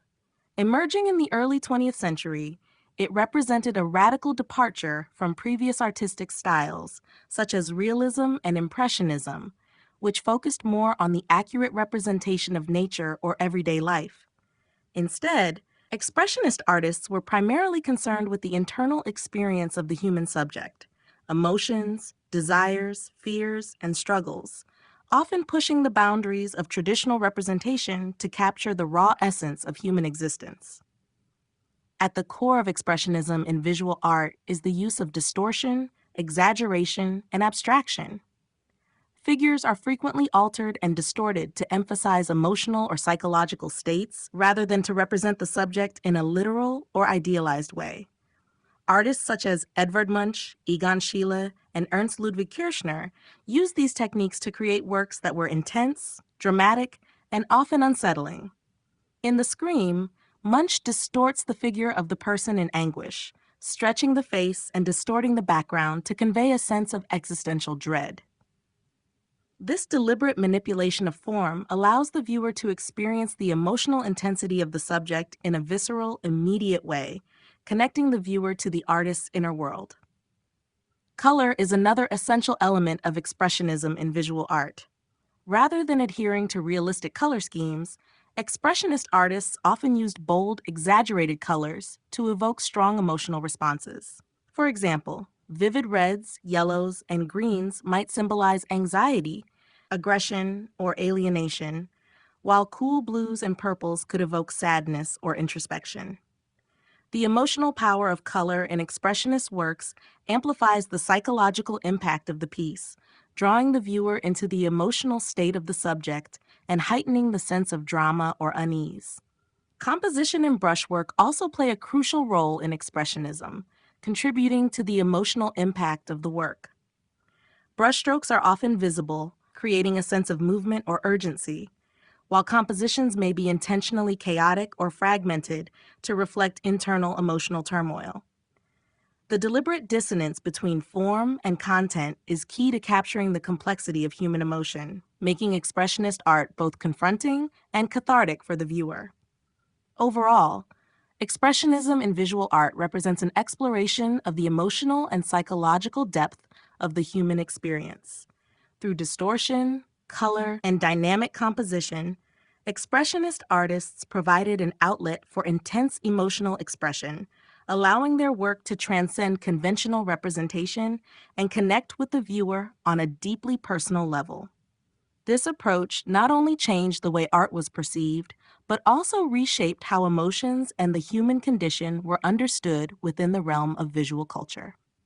Expressionism remains one of the most powerful and evocative movements in the history of art, continuing to resonate with audiences through its emotional intensity and its exploration of the internal world. Early Expressionism in painting. The early period of Expressionism in painting, roughly spanning from the late 19th century to the early 20th century, marked a dramatic departure from traditional artistic norms. Rooted in a response to the social, political, and psychological upheavals of the time, early Expressionist painters sought to convey emotions, subjective experiences, and the darker aspects of the human condition rather than realistic depictions of the external world. Emerging from the backdrop of rapid industrialization, urbanization, and the growing anxiety of modern life, early Expressionism in painting reflected the deep sense of alienation and disillusionment that many artists felt in the face of a changing world. One of the most significant movements within early Expressionism was Die Brücke, the bridge, formed in Dresden in 1905. Led by artists such as Ernst Ludwig Kirchner, Fritz Blehl, and Erich Heckel, Die Brücke sought to break away from academic traditions and embrace a new, raw, and spontaneous approach to painting. They were particularly inspired by the colors, forms, and emotional intensity of earlier works by Van Gogh and Gauguin. The group's work often featured vivid colors, bold brushstrokes, and distorted forms, capturing the inner emotional states of their subjects. Their paintings conveyed a sense of urgency and anxiety, reflecting the growing sense of alienation and existential crisis in modern society. Around the same time, another key group, Der Blaue Reiter, the Blue Rider, emerged in Munich, founded by Wassily Kandinsky and Franz Marc. Unlike De Brücke's focus on raw, emotional immediacy, Der Blaue Reiter was more concerned with the spiritual dimensions of art and the use of abstraction. While still rooted in expressionistic ideas, the group sought to move beyond the depiction of external reality to explore the symbolic and metaphysical dimensions of the inner self. Kandinsky, in particular, pushed the boundaries of color and form, creating works that were more abstract, yet still profoundly emotional. His work aimed to express the emotional resonance of color and form without representing recognizable subjects, making him one of the pioneers of abstract expressionism. Early expressionist painters often used distorted, exaggerated figures to express the turbulence and emotional intensity of the time. In Edvard Munch's The Scream, a figure contorts in a moment of existential despair, surrounded by an environment that seems to mirror the character's inner turmoil. The use of color in Munch's work, along with the distorted forms, deepened the psychological impact, making the viewer feel the raw anxiety of the subject. Similarly, the work of Egon Schiele, known for his distorted portraits and figures, explored themes of sexuality, death, and psychological anguish. His unsettling, almost grotesque depictions of the human body conveyed a sense of internal conflict and emotional isolation. The early Expressionist period in painting marked a significant shift in the way artists approached their work. Rather than focusing on external reality, these artists aimed to delve deeper into the emotional and psychological experience, using distortion, bold colors, and exaggerated forms to reflect the turmoil of the modern world. This departure from traditional norms not only laid the groundwork for the later development of modern art, but also provided a means for artists to engage directly with the psychological and emotional realities of their time. Iconic works and artists, e.g., Edvard Munch, Ernst Ludwig Kirchner. The Expressionist movement produced some of the most iconic and emotionally powerful works in the history of art, and its influence can still be seen in contemporary visual culture. Among the key figures in early Expressionism, Edvard Munch and Ernst Ludwig Kirchner stand out for their profound contributions to the development of the style, each creating works that resonate deeply with the psychological and emotional themes central to Expressionism. Edvard Munch is perhaps best known for his iconic painting The Scream, 1893, a work that has become a symbol of existential anxiety and human vulnerability. In The Scream, Munch portrays a figure whose contorted expression conveys an overwhelming sense of terror and dread, set against a swirling, distorted background that amplifies the emotional intensity of the scene. The figure's wide open mouth and hands pressed to the face convey a silent scream that echoes the artist's exploration of inner psychological turmoil. Munch's use of color, bold reds, oranges, and yellows, adds to the emotional depth of the work, creating a sense of urgency and distress. His work was often deeply personal, reflecting his own struggles with anxiety, depression, and grief, which he explored through distorted figures and turbulent landscapes that blurred the line between the external world and the inner emotional state. The scream remains one of the most recognized and powerful representations of human anxiety in art history. Ernst Ludwig Kirchner, a leading member of the German expressionist group Die Brücke, was another central figure in the movement.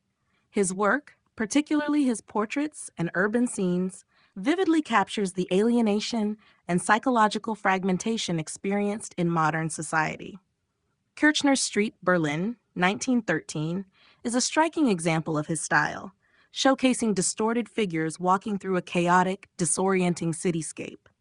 The bold use of color, thick brushstrokes, and angular, fragmented forms convey the psychological dissonance and isolation that the artist felt in the modern urban environment.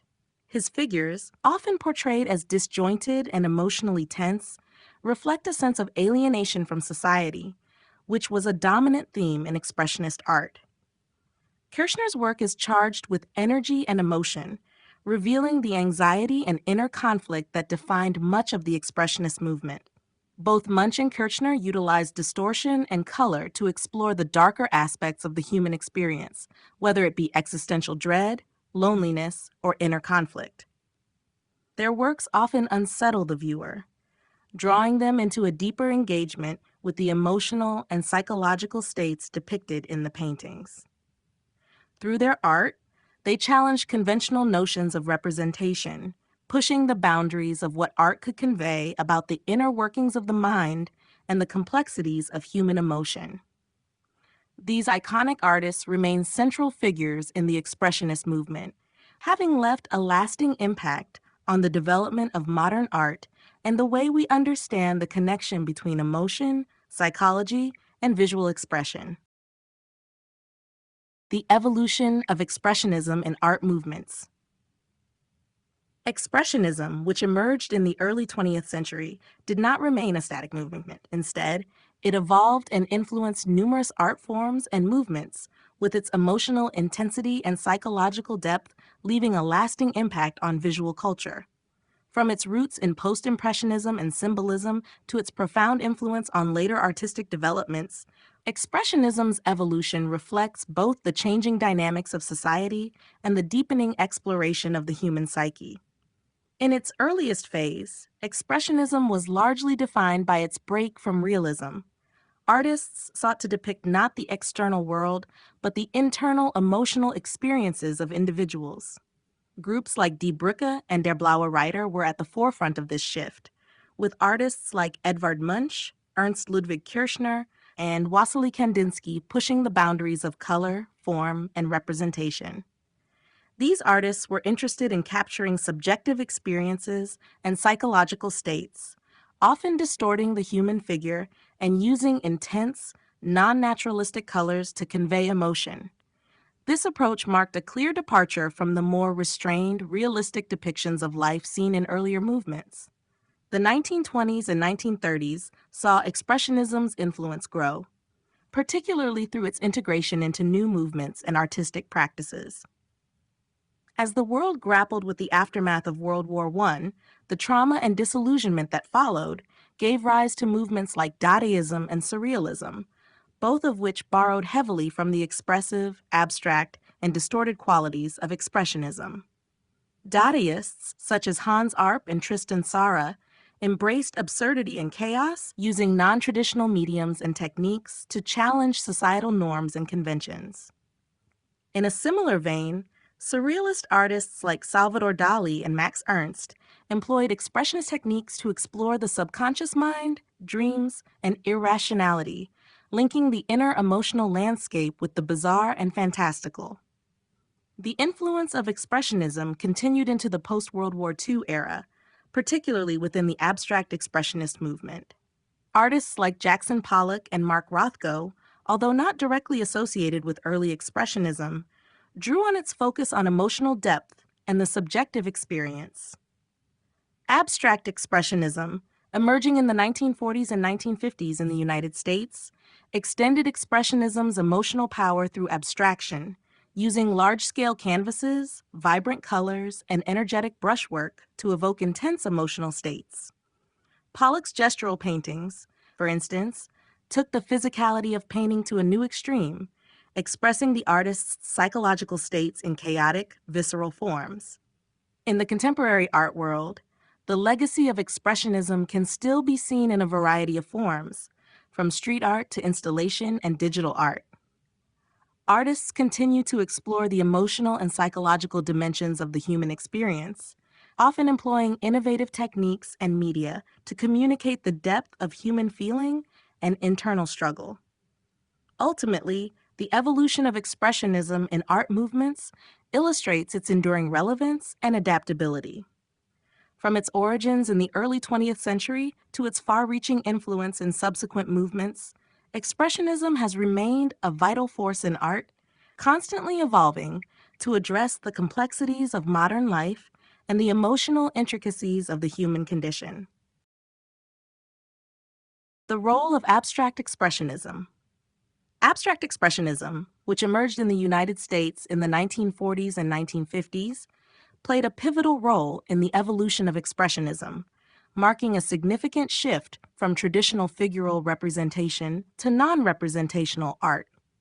While rooted in the emotional intensity and psychological depth of early Expressionism, abstract expressionism took these ideas further by emphasizing abstraction, spontaneous creation, and the physicality of the painting process.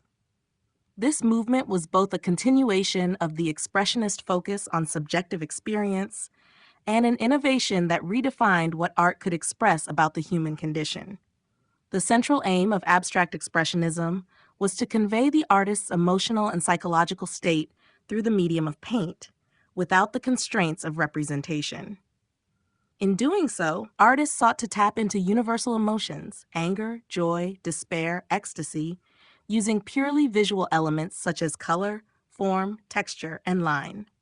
Unlike earlier expressionists who employed distortion and exaggeration of the human figure, abstract expressionists rejected recognizable forms altogether. Artists like Jackson Pollock, Mark Rothko, and Willem de Kooning created works that were large in scale and filled with raw, energetic gestures. The emphasis on process, particularly Pollock's drip paintings, became a critical aspect of the movement. The act of painting itself was seen as an expression of the artist's internal turmoil, with the chaotic, often unpredictable marks left on the canvas serving as a direct reflection of the artist's psychological state. Pollock's drip technique, for example, in which he poured or dripped paint onto a canvas laid on the floor, emphasized the act of creation as a form of catharsis. These works, such as Number 5, 1948, invite the viewer to experience the emotional charge of the painting as an abstract composition of color and texture. The chaotic, all-over compositions convey a sense of intense emotion, where the subjectivity of the artist becomes inseparable from the physicality of the painting. Mark Rothko, on the other hand, approached abstraction with a different method. His large, color-filled paintings, such as Number 61, Rust and Blue, are marked by glowing, soft-edged blocks of color that evoke an emotional response through subtle shifts in tone and color contrast. Rothko's work was not about the process of painting itself, but about creating an environment for the viewer to immerse themselves in the emotions the colors evoked, often invoking feelings of transcendence, melancholy, or spirituality. Abstract expressionism's role in the larger context of art history is significant. It marked the moment when New York became the epicenter of the art world, displacing Paris and establishing the United States as the dominant force in the global art scene. Moreover, abstract expressionism's emphasis on individual expression and emotional authenticity paved the way for subsequent artistic movements, influencing everything from pop art to minimalism and conceptual art. Though abstract, the emotional resonance of the works continued the Expressionist tradition of communicating the complexities of the human experience through art. By removing the figurative, abstract Expressionism allowed for a new freedom in expressing the raw, unmediated emotions of the artist, making it one of the most profound and influential movements in the history of modern art.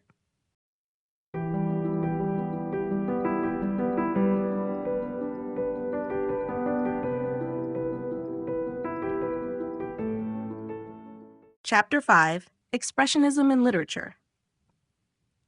Expressionism, a movement that fundamentally altered the landscape of art, also found a profound and influential expression in literature.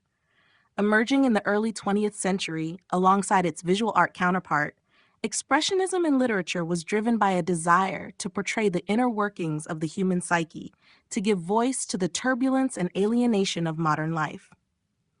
Much like in the visual arts, Expressionist literature rejected realism, focusing instead on intense emotional states, subjective experience, and the distortion of reality to reflect the psychological struggles of individuals. In literary expressionism, the narrative often took a fragmented, disjointed form, emphasizing the chaotic and irrational aspects of human consciousness. Writers deliberately distorted language, structure, and plot to communicate the fragmented nature of existence and the sense of disillusionment that gripped the modern world.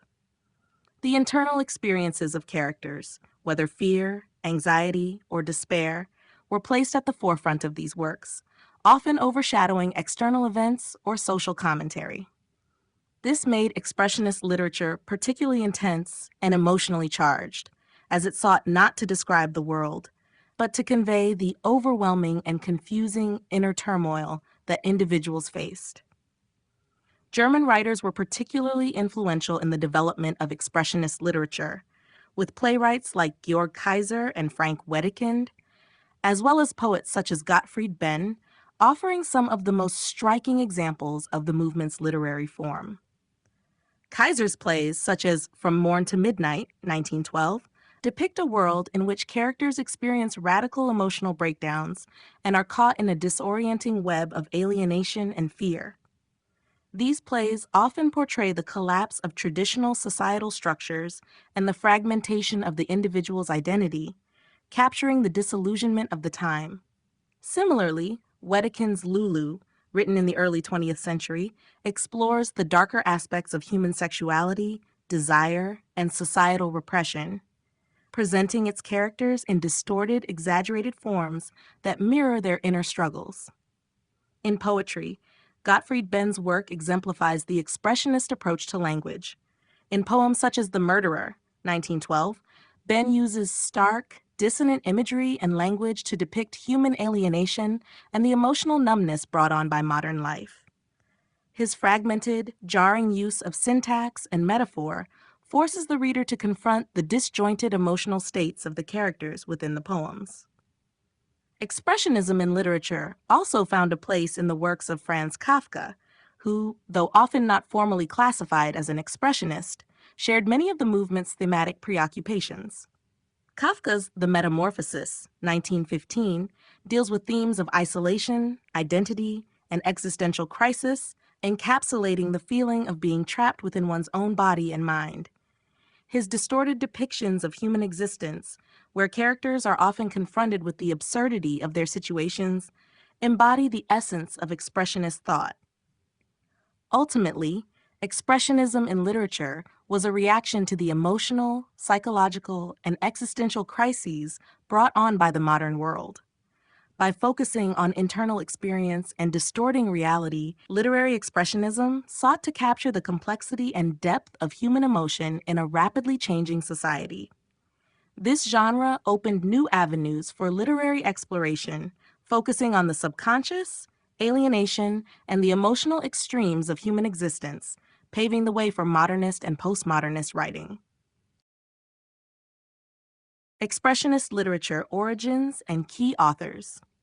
Expressionist literature, which developed alongside the visual arts in the early 20th century, emerged as a reaction to the turbulence of modern society, including industrialization, urbanization, and the psychological crises that accompanied these changes. The movement sought to capture the raw emotions, internal struggles, and existential dilemmas of individuals, often portraying a distorted, fragmented reality to mirror the disintegration of traditional social structures and the alienation felt by many in the modern world. Expressionist writers were deeply concerned with the inner workings of the mind and the emotional experiences of their characters, often exploring themes of fear, anxiety, isolation, and despair. The origins of Expressionist literature can be traced back to the late 19th century, particularly through the influence of German symbolism and the works of Friedrich Nietzsche, whose philosophy of existentialism and the will to power resonated with many Expressionist writers. The symbolists, with their emphasis on individual perception, subjective reality, and the mystical aspects of human experience, laid the groundwork for the more radical exploration of emotion that would characterize Expressionist literature. By the early 20th century, with the backdrop of World War I and the growing sense of societal fragmentation, writers sought to break away from the conventions of realism and naturalism, instead embracing a more abstract, intense style that prioritized inner experience over external reality. Key authors of Expressionist literature include German playwrights and poets such as Georg Kaiser, Frank Wedekind, and Gottfried Benn. Kaiser's works, like From Morn to Midnight, 1912, are emblematic of Expressionist drama. His plays often focus on characters experiencing intense emotional upheavals and psychological breakdowns, reflecting the chaos and alienation of modern life. Frank Wedekind's Lulu, written in the early 20th century, also reflects Expressionist themes, especially with its focus on sexuality, desire, and the breakdown of societal norms. His portrayal of exaggerated, distorted characters and their internal struggles fits well within the movement's focus on the irrational and emotional extremes of human experience. Gottfried Benn, a prominent poet of the Expressionist movement, was known for his stark, unsettling imagery and exploration of human alienation. In his poems, such as The Murderer, 1912, Benn used fragmented, dissonant language to convey a sense of psychological alienation and moral disintegration. His poetry, often dark and introspective, reflects the despair and dehumanization brought on by modern life. One of the most significant figures in Expressionist literature, though not formally categorized as an Expressionist, is Franz Kafka. His works, particularly The Metamorphosis, 1915, express themes of isolation, absurdity, and the dissolution of identity, encapsulating the movement's concern with the existential crisis of the individual in a modern, mechanized world. The distorted realities of Kafka's characters mirror the Expressionist emphasis on psychological fragmentation and the inability to reconcile one's internal self with the external world. In essence, Expressionist literature was a response to the emotional, psychological, and societal upheaval of the early 20th century. Through their use of distorted narratives, intense emotional states, and fragmented structures, Expressionist writers sought to communicate the chaos and alienation of modern existence, leaving a lasting impact on literature and paving the way for future experimental and modernist literary movements. Themes of alienation, anxiety, and isolation. One of the most profound themes in Expressionist literature is the exploration of alienation, anxiety, and isolation. These themes reflect the emotional and psychological dislocation felt by individuals in a rapidly changing, increasingly industrialized world. As societies became more urbanized and mechanized in the early 20th century, traditional ways of life broke down, leaving individuals feeling disconnected, estranged from others, and even from themselves. Expressionist writers sought to capture this profound sense of separation and internal turmoil, using their works to give voice to the human condition in an era marked by confusion, despair, and a lack of meaning. Alienation in Expressionist literature is often depicted through characters who struggle to connect with the world around them. These individuals may feel isolated from society, family, or even their own sense of self. The alienation is not just social or physical, but deeply psychological, with characters often experiencing a disconnection from their own emotions, desires, and identity. This existential separation reflects the broader disillusionment with modernity and the loss of individual agency in an increasingly impersonal, mechanized world. Works like Frank Wedekind's Lulu, written in the early 20th century, and Georg Kaiser's From Morn to Midnight, 1912, show characters trapped in environments where their attempts to find meaning or intimacy are thwarted, highlighting the emotional and psychological fragmentation of modern life. Anxiety, another dominant theme in expressionist literature, is often portrayed as an overwhelming, inescapable force that the characters cannot fully understand or control. This sense of anxiety is closely tied to the rapid societal changes of the time, world wars, urbanization, and industrialization, that left individuals questioning their place in the world. Characters in expressionist works frequently experience deep internal turmoil, struggling with fears that range from existential dread to the fear of societal rejection. The literature of this period was concerned with the human psyche's fragility, often revealing the intense emotional reactions provoked by a world that seemed out of control. This anxiety is sometimes reflected in the disjointed, fragmented narrative structures or in the use of jarring, discordant language, as seen in the poetry of Gottfried Benn, where the chaos of modern existence is expressed through violent and uncomfortable imagery. Isolation in expressionist literature is not simply physical, but often psychological, with characters who feel unable to bridge the emotional gap between themselves and the world around them. In Franz Kafka's The Metamorphosis, 1915, for instance, the protagonist, Gregor Samsa, is literally transformed into an insect, a grotesque distortion that symbolizes his complete alienation from his family and society. The isolation he experiences is both physical and emotional, as he is increasingly marginalized and dehumanized, reflecting the modern individual's struggle to find connection in a cold, indifferent world. Overall, the themes of alienation, anxiety, and isolation are central to expressionist literature, offering a window into the human psyche at a time of deep societal upheaval.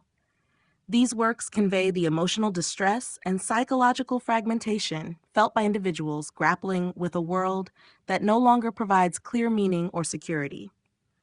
Through these themes, expressionist writers conveyed the existential challenges of modern life, resonating deeply with audiences who shared similar feelings of isolation and uncertainty.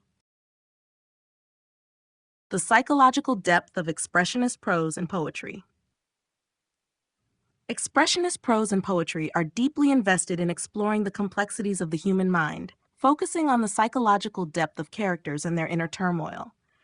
These literary forms go beyond mere surface-level emotional expression, diving into the fragmented and often chaotic nature of human consciousness. By using distorted narrative structures, disjointed language, and exaggerated emotions, expressionist writers sought to reveal the hidden dimensions of human experience, often in response to the alienation and anxiety that pervaded the modern world. In expressionist prose, characters often exist in a state of psychological crisis, with their thoughts and actions driven by inner forces rather than external circumstances. These characters may experience a heightened sense of paranoia, fear, or confusion as their perception of reality becomes increasingly distorted. This sense of fragmentation is reflected in the structure of expressionist prose itself, where traditional narrative forms are broken down or replaced by disjointed, nonlinear storytelling. In works like Franz Kafka's The Metamorphosis, 1915, the protagonist, Gregor Samsa, undergoes a physical transformation that mirrors his deep psychological alienation and disintegration. The absurdity of his situation and his growing isolation from family and society are symbolic of the inner chaos and confusion he experiences. Kafka's disorienting narrative and the portrayal of a mind in crisis create a psychological depth that is central to the expressionist approach. In poetry, the psychological depth of expressionism is even more pronounced, as poets often use language as a tool to express not only the emotions of the individual, but the very workings of the psyche. Gottfried Benn's poetry is a prime example of how expressionist poets explored the psychological landscape through dissonant imagery and fragmented language. His works, such as The Murderer, 1912, delve into the dark, alienated corners of the mind, using stark, unsettling imagery to communicate the sense of existential dread and emotional numbness that characterize the modern condition. The fractured syntax and intense, almost violent metaphors in Benn's poetry create a sense of psychological dislocation where the boundaries between the conscious and unconscious blur, reflecting the internal conflict that was central to the expressionist worldview. The psychological depth in expressionist literature also touches on the unconscious mind, a realm that was gaining increased interest during the early 20th century due to the influence of psychoanalysis. The works of expressionist writers and poets often explore the tension between the conscious self and repressed desires or fears.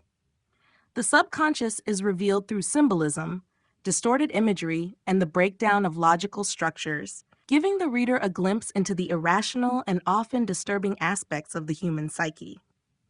Overall, the psychological depth of expressionist prose and poetry allows for a profound exploration of the human experience, where emotions and thoughts are not simply described, but are given voice through a raw, unfiltered lens.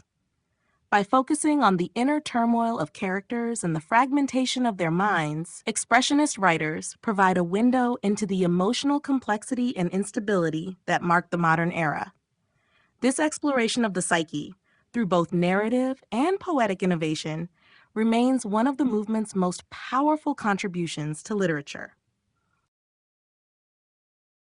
The influence of Expressionism on modern literature. The influence of Expressionism on modern literature is profound and far-reaching, leaving a lasting impact on the way writers explore the complexities of the human psyche, the fragmentation of identity, and the alienation of individuals within society.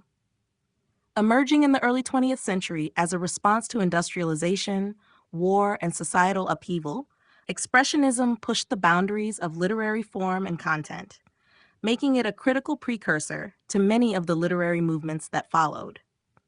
Its emphasis on subjective experience, emotional intensity, and psychological depth significantly shaped modernist and postmodernist literature, influencing a wide range of writers and literary genres. Expressionism in literature introduced a new way of portraying the inner workings of the mind, emphasizing the irrational and the subconscious. This focus on the emotional and psychological turmoil of characters was groundbreaking, especially at a time when traditional realism sought to depict the external world in a more objective manner. Expressionist writers shattered conventional narrative structures to reflect the fragmented and disorienting nature of modern life, often using distorted language, disjointed plots, and a fragmented sense of time.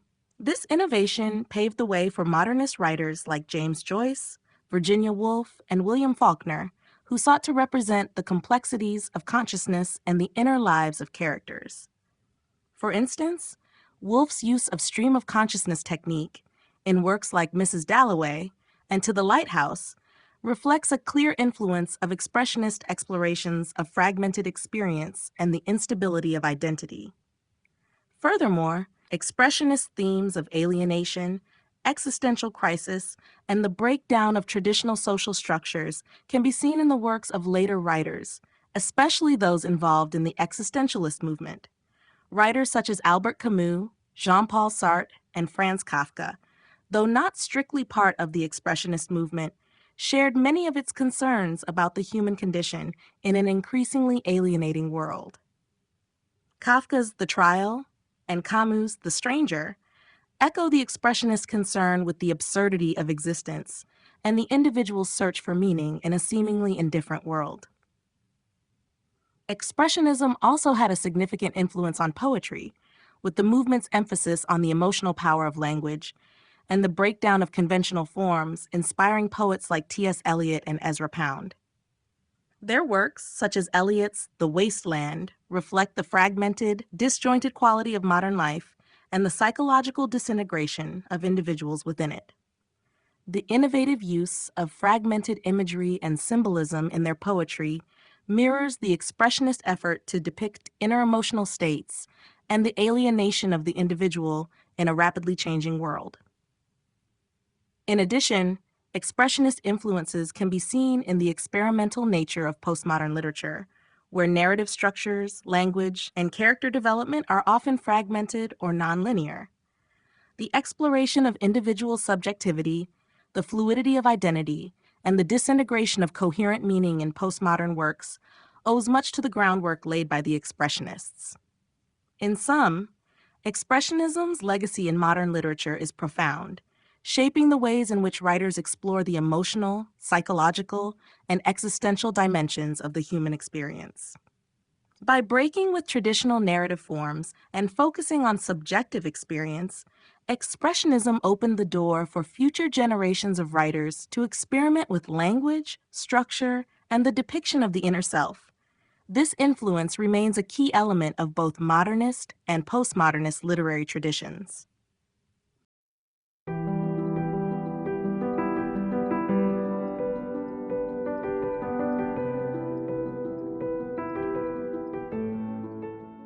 Chapter 6: Expressionism in Theater and Film. Expressionism, which emerged in the early 20th century as a reaction to the emotional and psychological disillusionment of modern life, found a particularly potent outlet in theater and film. These two forms of art were uniquely suited to convey the raw, distorted emotions and inner turmoil that defined the movement.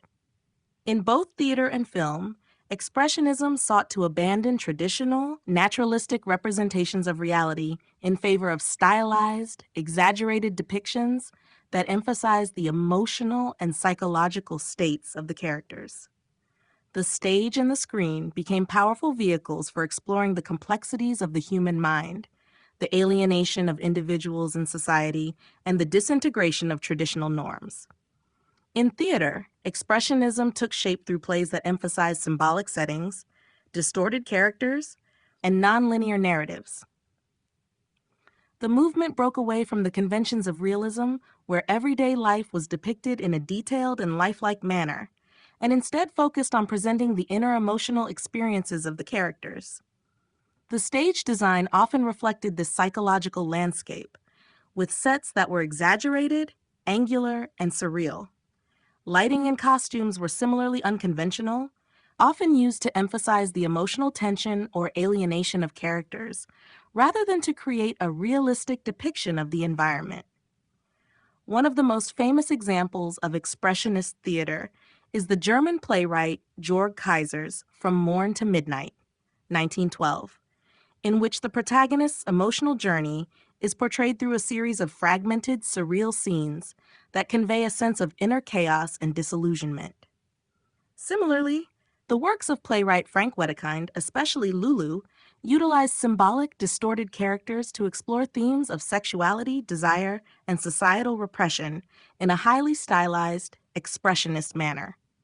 Expressionism in film, often referred to as German expressionist cinema, became especially influential in the 1920s. Filmmakers used visual techniques such as distorted sets, dramatic lighting, and exaggerated camera angles to convey the psychological states of their characters. The resulting films were often dreamlike, surreal, and filled with symbolic imagery, reflecting the inner emotional turmoil of the characters. One of the key films of this movement is The Cabinet of Dr. Caligari, 1920, directed by Robert Wiene. The film is a prime example of the use of distorted sets, shadows, and angular design to reflect the twisted psychological reality of the characters.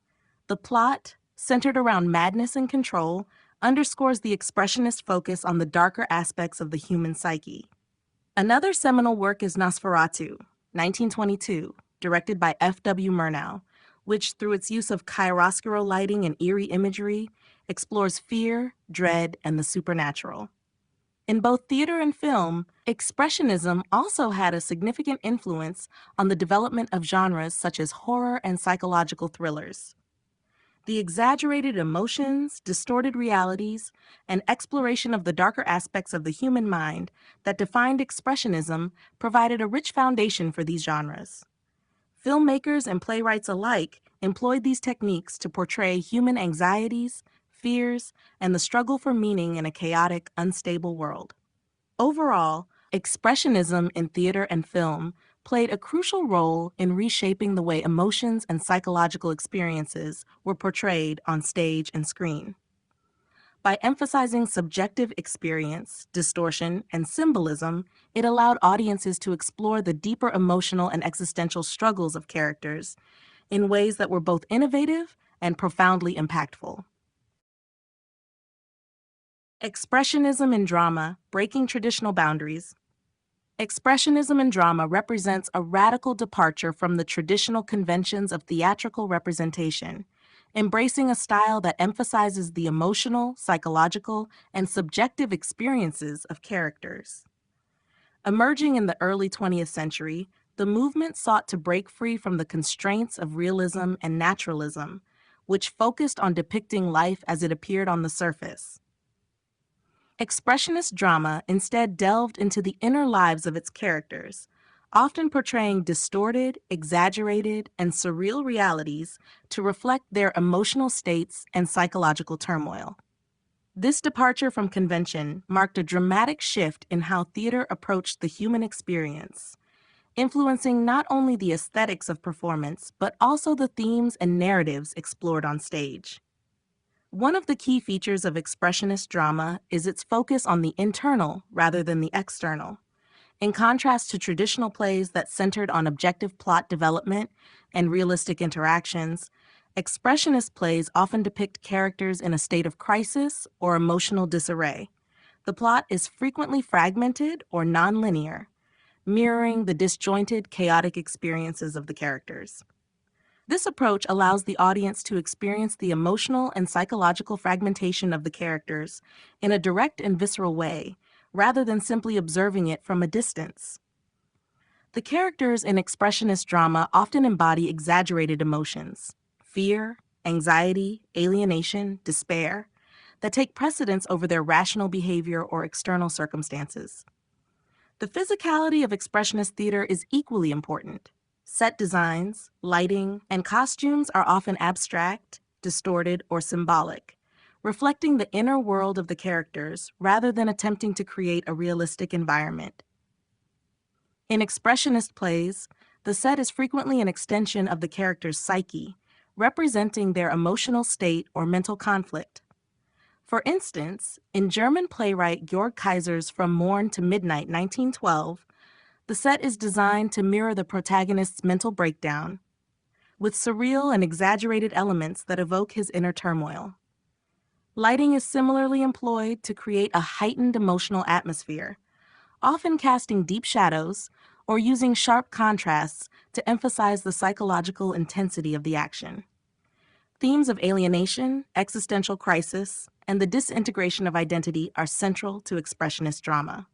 Characters in these plays often struggle with a sense of isolation from society or from their own sense of self, reflecting the disorienting effects of modernity. The disconnection between the individual's internal world and the external reality is a recurring theme, with characters frequently depicted as trapped in a world that they cannot understand or control. This reflects the anxieties and fears that dominated early 20th century society, especially in the wake of World War I and the rapid changes brought about by industrialization and urbanization. Expressionist drama also introduced a more symbolic and allegorical mode of storytelling, with characters often representing larger societal forces or psychological concepts. In plays like Frank Wedekind's Lulu, the characters symbolize repressed desires, sexuality, and the breakdown of traditional moral codes. These plays often explore the tension between the individual and society, highlighting the individual's struggle for freedom in a world that feels increasingly oppressive and alienating. Ultimately, expressionism in drama broke traditional boundaries by rejecting the notion that theater should be a mere reflection of everyday life. Instead, it redefined the theater as a space where subjective experience, emotional intensity and psychological complexity could be explored in all their raw, disorienting forms. Through its non-realistic techniques and themes of alienation and existential crisis, Expressionism reshaped the landscape of theater, influencing future generations of playwrights and continuing to resonate in modern dramatic works. Key works and playwrights, e.g., Georg Kaiser, August Strindberg. Expressionism in drama gave rise to several pioneering playwrights whose works defined and advanced the movement. Among these, Georg Kaiser and August Strindberg are often considered central figures. Their plays explored the intense emotional states, existential crises, and the psychological fragmentation characteristic of Expressionism. These playwrights embraced non-realistic forms of theater using symbolism, fragmented narratives, and exaggerated characters to reflect the inner turmoil and alienation of modern individuals. Georg Kaiser, a key figure in German Expressionist theater, is best known for his works that explore themes of social alienation, personal disillusionment, and the loss of individual identity. His play From Morn to Midnight, 1912, is a prime example of Expressionist theater presenting a protagonist who experiences a psychological breakdown and a deep sense of alienation after committing a crime. The play's structure, which unfolds through a series of disjointed and fragmented scenes, mirrors the protagonist's inner turmoil and reflects the disorienting effects of modernity. Kaiser's use of symbolic sets and heightened emotional expression further emphasizes the disconnection between the inner world of the characters and the external world around them. His works often convey a critique of modern capitalist society, highlighting how industrialization and urbanization alienate individuals from meaningful human connections. August Strindberg, while often associated with naturalism and symbolism, also made significant contributions to the development of Expressionist theater. His play, The Dance of Death, 1900, is often considered a precursor to Expressionism, with its exploration of psychological conflict and the breakdown of social order. The play centers around a toxic, destructive relationship between a married couple, highlighting themes of jealousy, resentment, and despair. Strindberg's portrayal of human relationships as battlegrounds, where individuals are consumed by their internal fears and insecurities, resonates with the Expressionist emphasis on emotional intensity and psychological depth. His later works, such as A Dream Play, 1901, incorporate more abstract, dreamlike elements, using surreal imagery and nonlinear structures to explore the complexity of the human psyche. Another important work in the development of Expressionist theater is Frank Wedekinds' Lulu, 1904, which explores themes of sexuality, social repression, and the individual's struggle for autonomy. The character of Lulu, a woman who defies societal norms and expectations, embodies the tension between personal desire and societal constraint. Wedekinds' work is highly symbolic, using characters and events as representations of broader social and psychological forces, a hallmark of Expressionist theater. The play's focus on taboo subjects and its portrayal of intense, often violent emotions were groundbreaking for its time, pushing the boundaries of what was acceptable in theater. These key works by Georg Kaiser, August Strindberg, and Frank Wedekind exemplify the central themes and stylistic innovations of Expressionism in drama. By breaking with traditional theatrical conventions and embracing a more symbolic, emotional, and psychological approach to storytelling, these playwrights created works that continue to influence modern theater. Their exploration of the human condition, particularly the alienation and existential struggles of individuals, remains a powerful legacy in the world of drama. Cinematic Expressionism, Visual and Narrative Styles. Cinematic Expressionism, particularly within the realm of German Expressionist cinema, was a revolutionary approach to filmmaking that emerged in the 1920s. This style focused on representing the emotional and psychological states of characters through distorted visuals and unconventional narrative techniques. The movement marked a significant departure from the realistic portrayals of life that dominated early cinema, instead emphasizing the subjective experience of the individual, often reflecting feelings of alienation, fear, and disillusionment. Cinematic expressionism became a key influence on later genres such as horror, film noir, and psychological thrillers, leaving an indelible mark on the history of cinema. At the heart of cinematic expressionism was the idea that the visual aspects of the film should reflect the inner emotional world of the characters. Filmmakers used exaggerated, stylized sets that often looked surreal or distorted.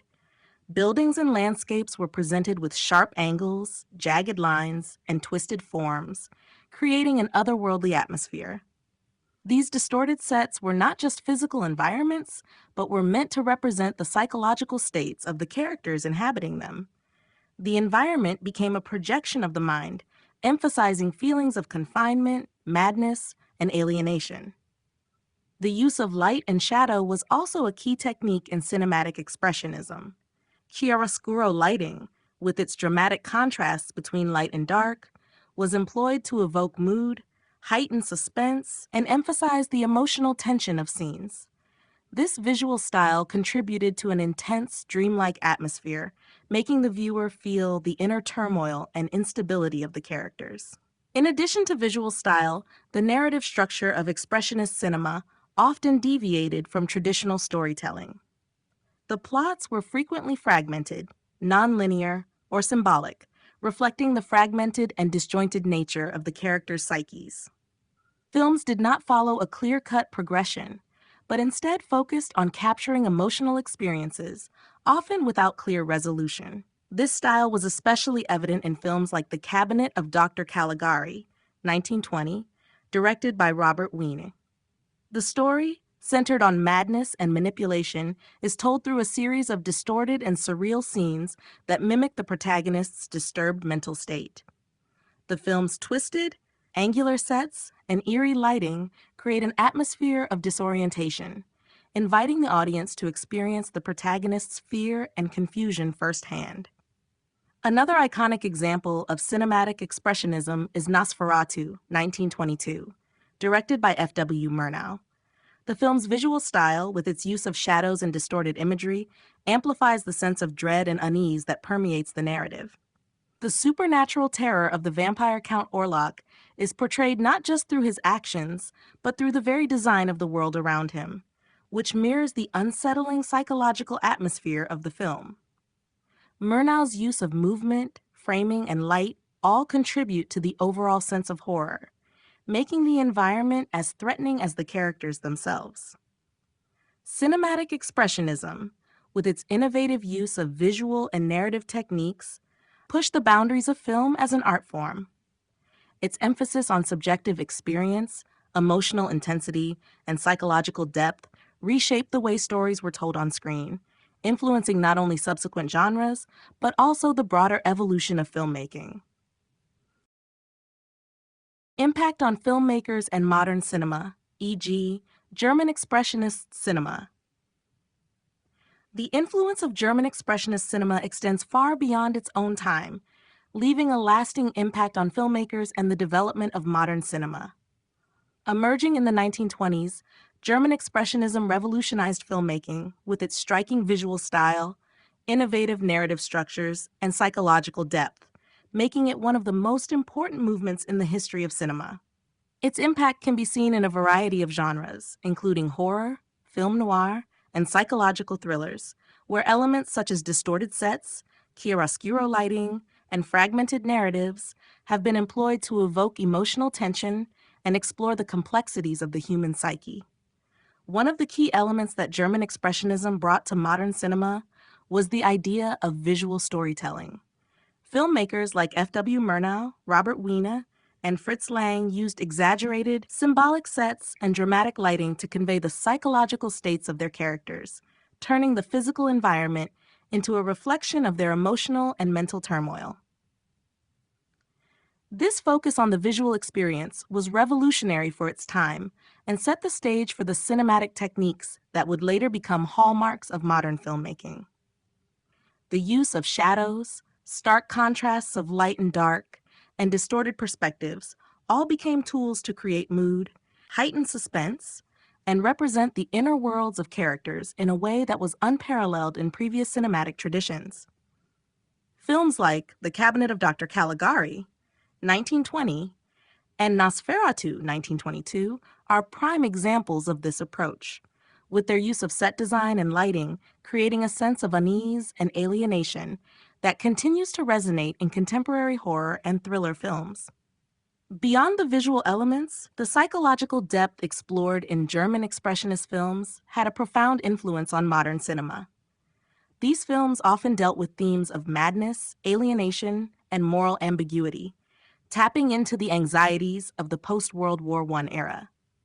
This emphasis on psychological conflict and the portrayal of characters' inner turmoil laid the groundwork for later developments in psychological thrillers, film noir, and even the psychological dramas of contemporary cinema.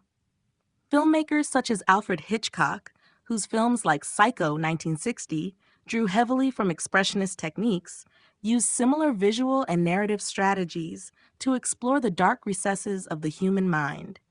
The use of subjective camera angles, fragmented storytelling, and intense emotional focus in Hitchcock's work can be traced back to the innovations of German expressionist cinema. Moreover, German expressionist cinema also had a lasting impact on the horror genre. The iconic imagery of Nosferatu, with its eerie shadows and the monstrous figure of Count Orlok, influenced the aesthetic of later horror films, from the classic Universal monster films to modern horror movies. The psychological terror and exploration of the human subconscious in expressionist films provided a blueprint for filmmakers like David Lynch, whose works like Eraserhead 1977 draw heavily on expressionist influences to evoke unease and explore the complexities of identity and consciousness. In conclusion, German expressionist cinema not only shaped the way filmmakers approached visual storytelling and character psychology, but also laid the foundation for many of the cinematic techniques that define modern cinema. Its influence can be seen in a wide range of genres, from horror to film noir to psychological thrillers, and its legacy continues to shape the way stories are told on screen today.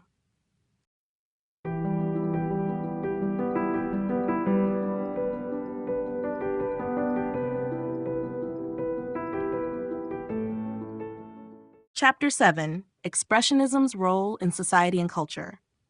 Expressionism, emerging in the early 20th century, played a significant role in reshaping the cultural landscape of its time, challenging traditional artistic conventions and reflecting the shifting social and political realities of the era.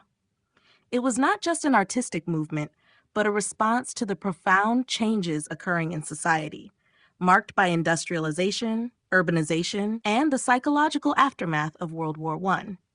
Expressionism sought to express the emotional and psychological experience of modern life, often highlighting the alienation, anxiety, and disillusionment felt by individuals in an increasingly fragmented world.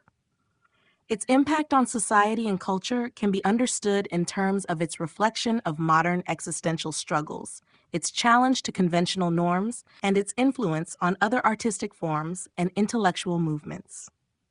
At its core, Expressionism was deeply concerned with the individual's internal world, representing emotions and psychological states rather than external reality. In a world that was rapidly changing, marked by the horrors of war, economic instability, and shifting societal structures, expressionist artists sought to give voice to the individual's suffering and disorientation. The alienation and dislocation portrayed in expressionist art mirrored the experiences of people who felt disconnected from both their surroundings and their own identities. This emotional intensity and psychological depth resonated with audiences, offering a means of understanding the complexities and struggles of modern life. The movement became a means for artists to channel their discontent with the social and political climate, particularly in Germany, where expressionism was most prominent. It rejected the idealized depictions of society and sought to convey a more truthful, albeit disturbing view of human existence. In terms of cultural impact, Expressionism influenced not only the visual arts, but also literature, theater, film, and music. The movement inspired a generation of playwrights, poets, filmmakers, and composers who sought to explore the darker sides of the human experience. Expressionist theater, with its fragmented narratives and distorted sets, challenged the conventions of naturalism and realism, offering a more abstract and emotional portrayal of human conflict. In cinema, German expressionist filmmakers, such as F.W. Murnau and Fritz Lang, introduced innovative visual techniques, including distorted set designs and chiaroscuro lighting, which created a psychological intensity that still resonates in horror and thriller films today. Moreover, Expressionism also had a philosophical dimension, influencing intellectual movements like existentialism. The themes of alienation, anxiety, and the search for meaning in a seemingly indifferent world resonated with thinkers like Jean-Paul Sartre and Albert Camus, who explored similar questions about the human condition. Expressionism's rejection of idealized or naturalistic portrayals of life and its focus on subjective experience anticipated many of the existential themes that would dominate 20th century thought. Ultimately, Expressionism's role in society and culture was profound. It provided a means for artists and intellectuals to engage with the complexities of modern existence, offering both a mirror to society's disillusionment and a space for introspection. By confronting the anxieties and emotional depths of modern life, Expressionism contributed to the development of more nuanced, complex art and thought, shaping the trajectory of modern culture and leaving an enduring legacy that continues to influence contemporary art, cinema, and philosophy. Expressionism as a reaction to modernity. Expressionism emerged as a direct response to the rapidly changing world of the early 20th century, a period marked by industrialization, urbanization, and the psychological upheaval following World War I. As society moved away from traditional structures and embraced modernity, many individuals experienced a profound sense of alienation, anxiety, and disillusionment. Expressionism, with its focus on subjective experience and emotional intensity, sought to capture and represent these feelings, presenting an unvarnished view of the human condition in an increasingly fragmented and chaotic world. The rapid pace of industrialization and urban growth created a sense of dislocation for many people. As rural areas were replaced by sprawling, impersonal cities, individuals found themselves disconnected from both nature and community. This sense of alienation was exacerbated by the horrors of the First World War, which shattered long-held beliefs about the progress of civilization and the inherent goodness of humanity. Expressionism emerged as a reaction to this turmoil, offering an emotional and psychological counterpoint to the sanitized, idealized depictions of modern life that were often found in academic or commercial art. Rather than representing reality in a neutral or realistic way, Expressionist artists sought to reveal the emotional and psychological depths of the human experience, often depicting the world as a distorted and exaggerated reflection of the inner turmoil of the individual. The emphasis in Expressionism was on conveying internal experience over external reality. Artists and writers used distorted, exaggerated forms and chaotic compositions to reflect the psychological distress and existential crises that many individuals felt in the face of modernity. In visual art, this meant the use of bold colors, jagged lines, and abstract shapes to evoke powerful emotional responses. In literature and theater, Expressionist writers focused on the inner lives of their characters, portraying themes of alienation, madness, and moral decay in response to an increasingly mechanized and dehumanizing world. The works of playwrights like Georg Kaiser and novelists like Franz Kafka exemplified this exploration of the psychological landscape, capturing the emotional fragmentation that modernity seemed to impose on individuals. At its core, Expressionism was an attempt to make sense of the modern world by confronting its darkest and most disorienting aspects. It rejected the notion that art should merely reflect the surface of society, instead opting to explore the subjective, often irrational forces that shaped human behavior.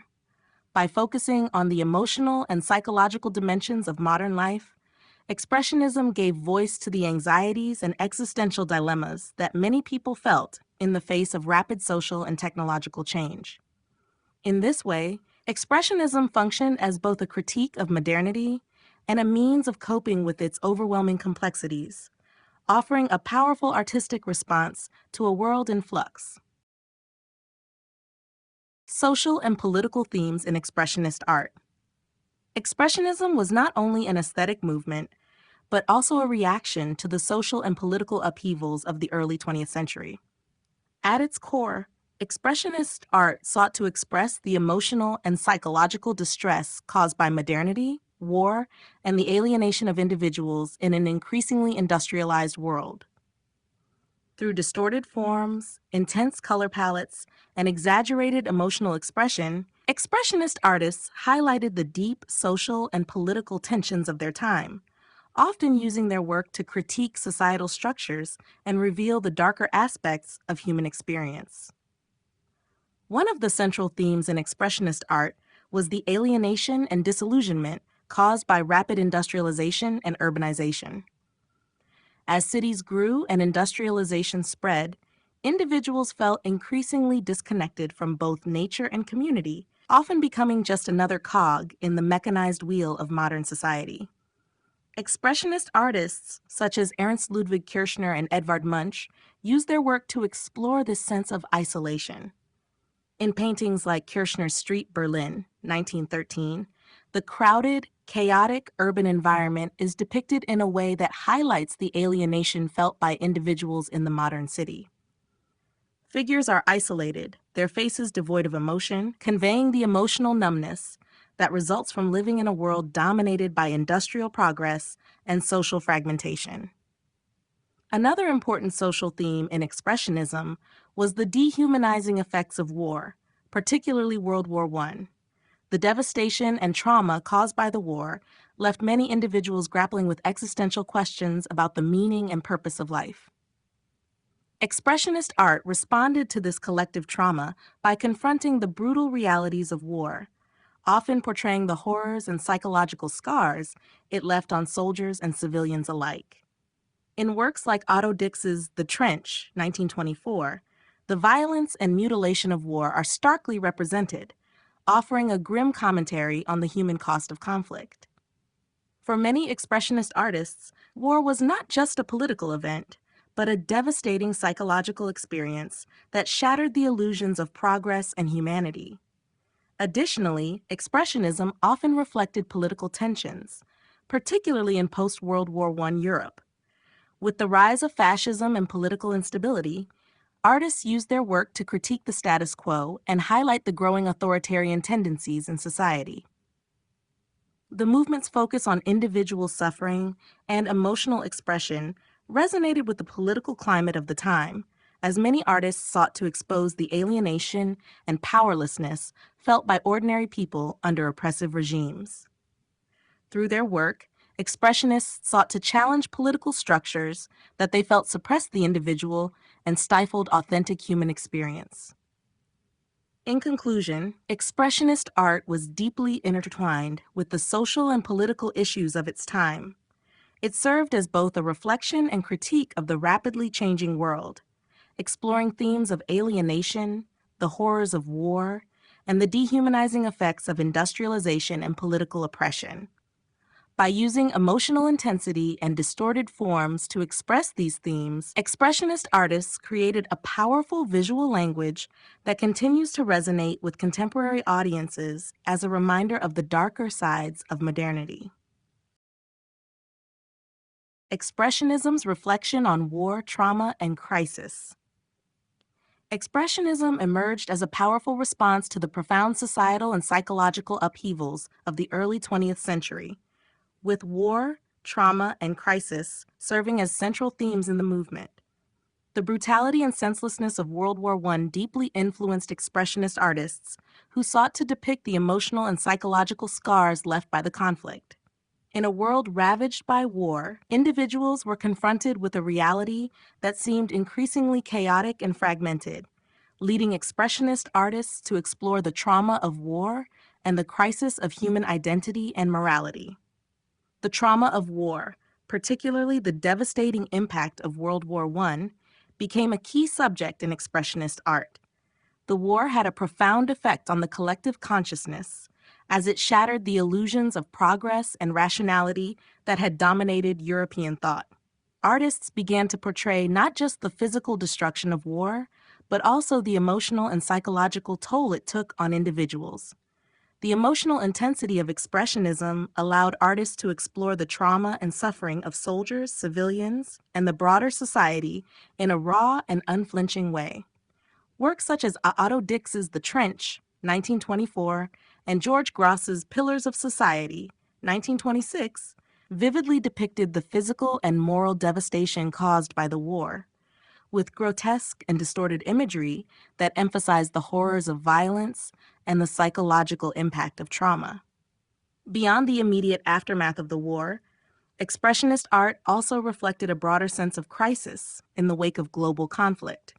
The war created a sense of existential uncertainty as people struggled to make sense of a world that had been torn apart by violence and political instability. Expressionist works often reflected the psychological fragmentation and alienation that individuals experienced in the wake of such crises. Figures in many Expressionist paintings appear distorted, isolated, and anguished, suggesting a deep sense of inner turmoil and disorientation. This emotional fragmentation mirrored the broader societal crisis as people grappled with questions of meaning, identity, and morality in a world that seemed increasingly hostile and indifferent.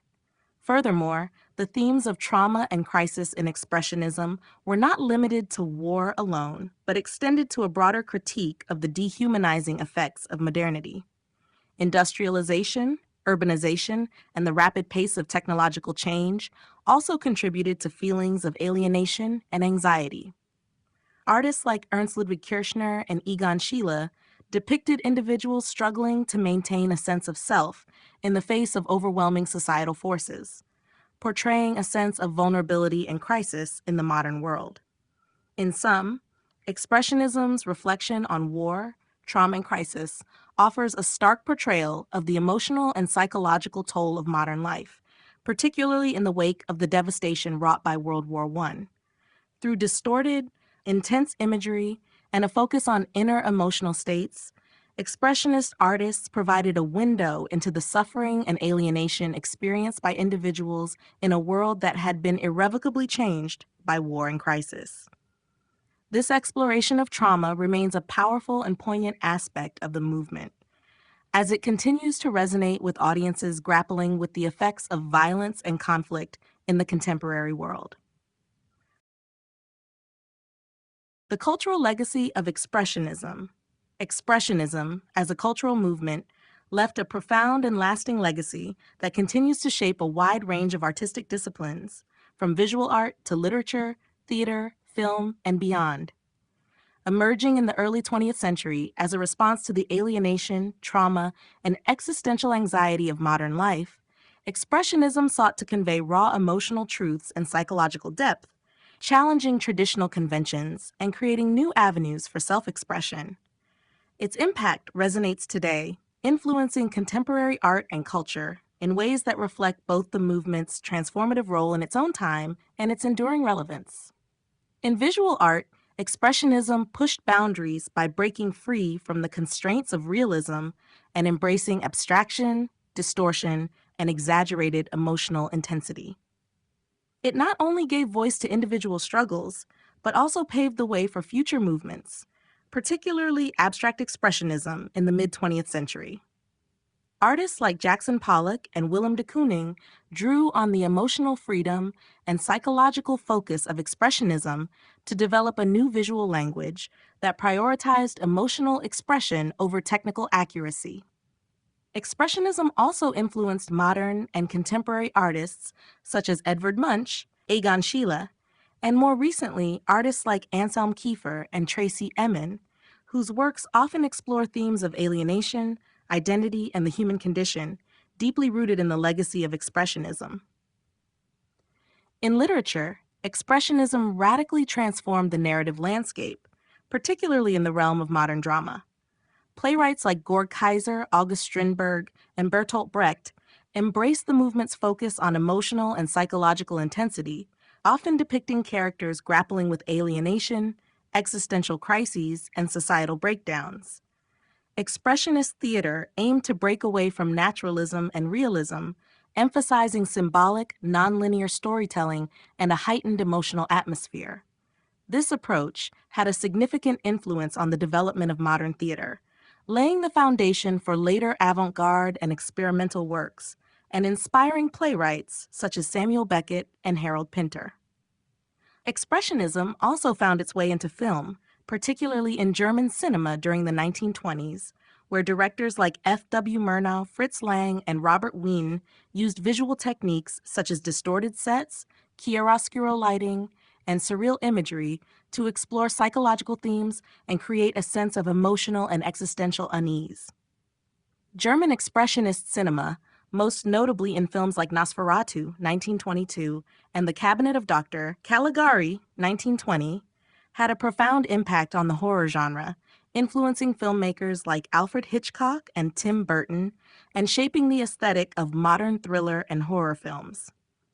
Beyond the arts, Expressionism's legacy extended to philosophy, psychology, and cultural theory, influencing thinkers such as Jean-Paul Sartre and Friedrich Nietzsche, whose works explore themes of existentialism and the individual's search for meaning in an often absurd and alienating world.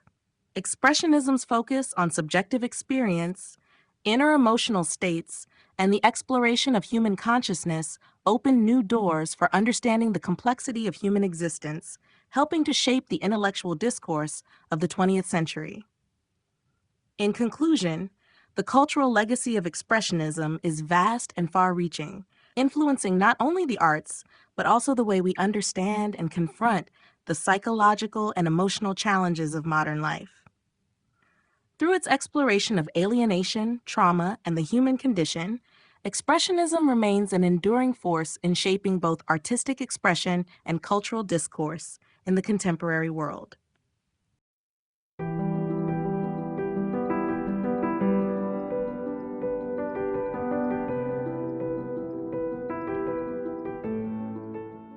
Chapter 8: The Therapeutic Power of Expressionist Art. Expressionism, with its raw emotional intensity and focus on the inner workings of the human psyche, has long been recognized not only as an artistic movement, but also as a form of therapy. The expressive and often cathartic nature of expressionist art provides a space for individuals to confront and release emotions that might otherwise remain suppressed. Through its vivid portrayal of emotional experiences, Expressionism offers both artists and viewers a therapeutic outlet, allowing them to process trauma, explore psychological depths, and experience healing through the act of creation or contemplation. One of the most powerful therapeutic aspects of Expressionism is its emphasis on the expression of inner turmoil and emotional conflict. Unlike traditional forms of art that aim to depict the external world with clarity and precision, Expressionism focused on conveying internal states through distorted imagery, intense color, and exaggerated forms. This approach allows individuals to externalize and visualize complex emotions such as fear, grief, anxiety, and despair, which can be difficult to articulate or confront directly. The freedom to distort, exaggerate, or abstract reality enables both artists and viewers to explore feelings that might be overwhelming or too painful to express in words, offering a form of emotional release and self-reflection. In the context of art therapy, Expressionism has been used as a tool to help individuals access and express deep-seated emotions. Art therapists often use expressive techniques, such as freeform painting, drawing, and sculpting, to help clients uncover repressed memories or emotions, allowing them to engage with difficult psychological material in a safe and controlled environment. The act of creating expressive, non-representational art allows for a kind of symbolic catharsis, where individuals can project their inner conflicts onto the canvas and, through the act of creation, gain insight and emotional relief. This process is especially beneficial for individuals dealing with trauma, depression, or anxiety, as it provides a nonverbal means of processing complex psychological issues. Expressionism's therapeutic potential extends beyond the therapeutic setting and into the realm of art appreciation. Viewing Expressionist art, with its vivid depictions of human suffering and emotional intensity, allows audiences to confront their own emotional struggles in a reflective manner. For example, works like Edvard Munch's The Scream or Egon Schiele's Anguished Self-Portraits invite viewers to engage with the artist's emotional world, creating a sense of shared experience. In this way, Expressionist art serves not only as a mirror to individual emotional states, but also as a collective space for emotional connection, helping individuals feel understood and less isolated in their own struggles. In conclusion, the therapeutic power of Expressionist art lies in its ability to bridge the emotional and psychological divide, offering both creators and viewers a means of processing and confronting the complexities of the human experience. Through its bold use of emotion, color, and form, Expressionism provides a platform for healing, self-discovery, and emotional expression, making it a vital tool for psychological growth and well-being. The role of Expressionism in art therapy. Expressionism plays a significant role in the field of art therapy, offering a unique and potent approach to emotional healing and psychological growth. By focusing on the artist's inner emotional world rather than external appearances, Expressionism provides a means for individuals to explore and process their feelings, often allowing for cathartic release and self-understanding.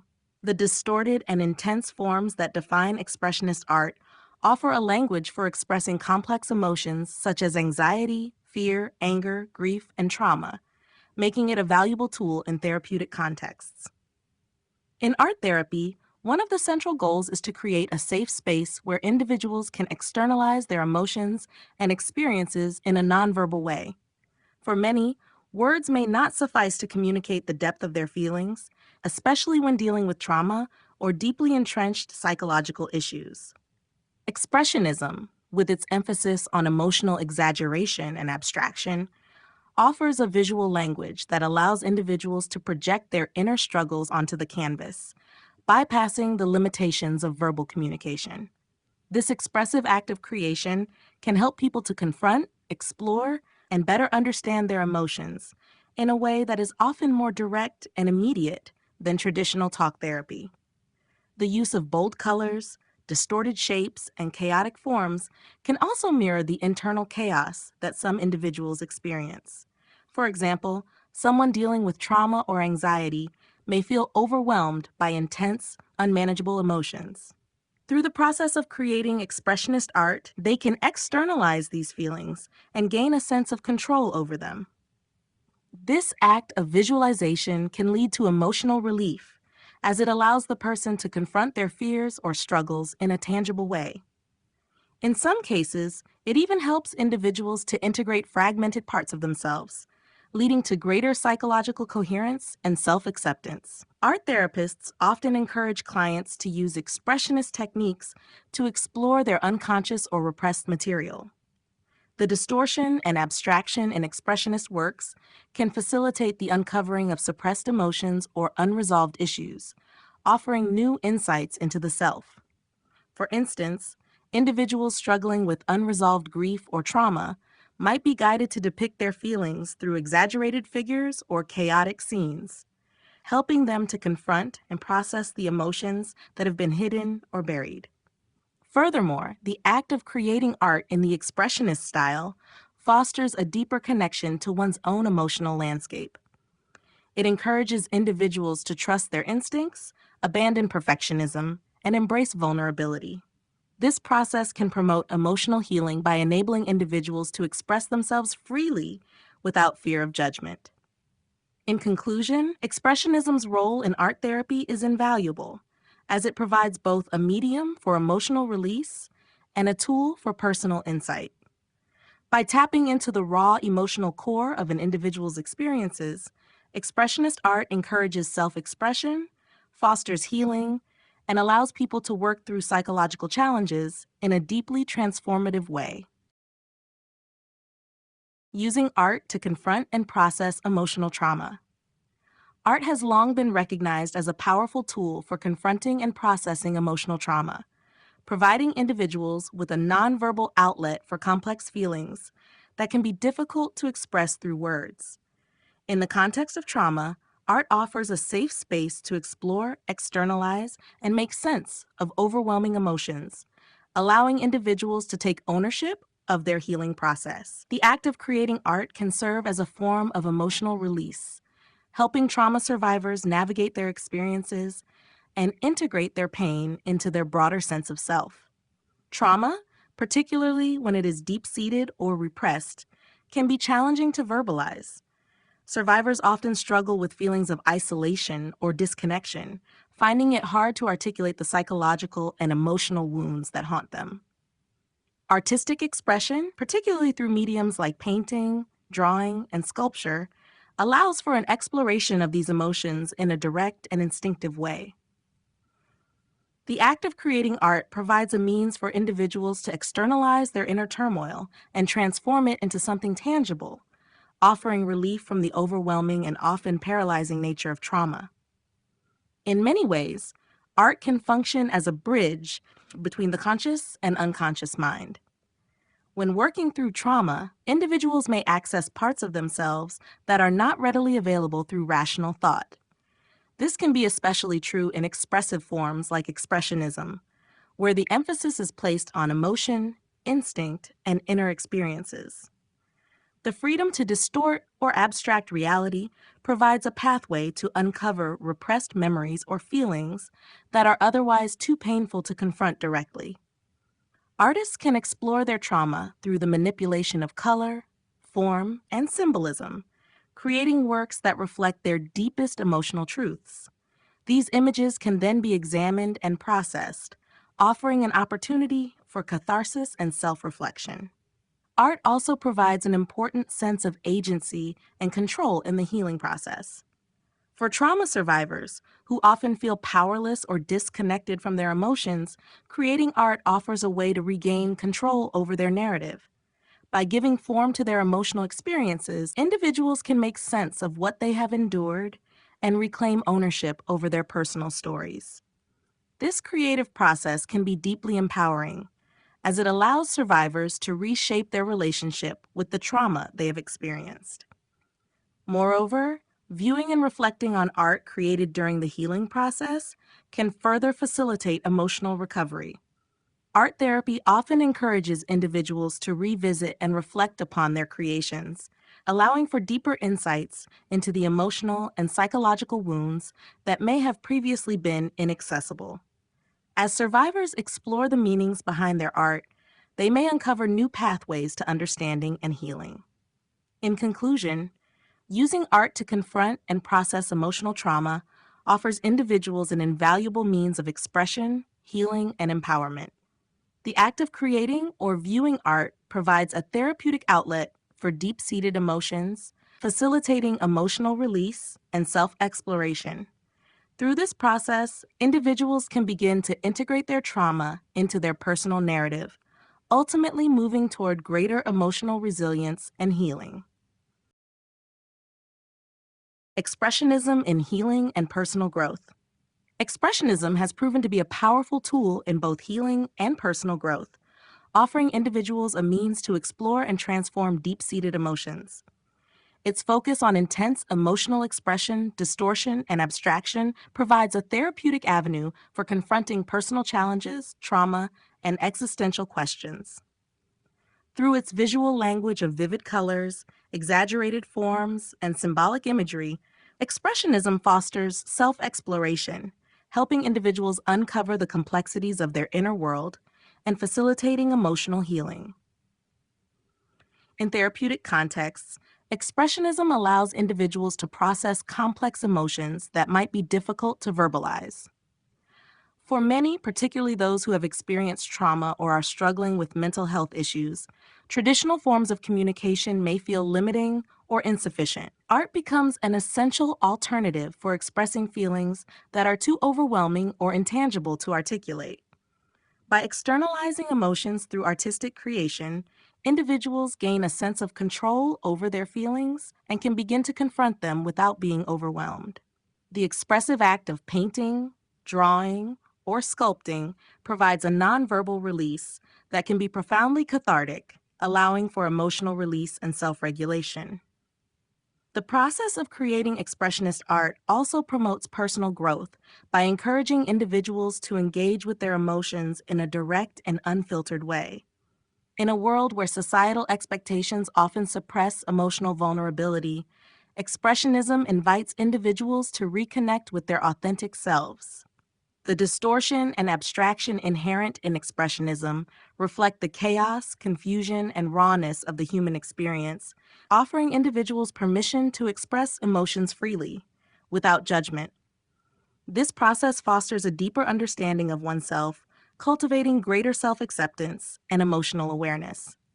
Moreover, Expressionism can also serve as a tool for self-discovery and transformation. When individuals create or interact with emotionally charged artwork, they are often forced to confront unresolved feelings, memories, or aspects of their identity that have been pushed aside or suppressed.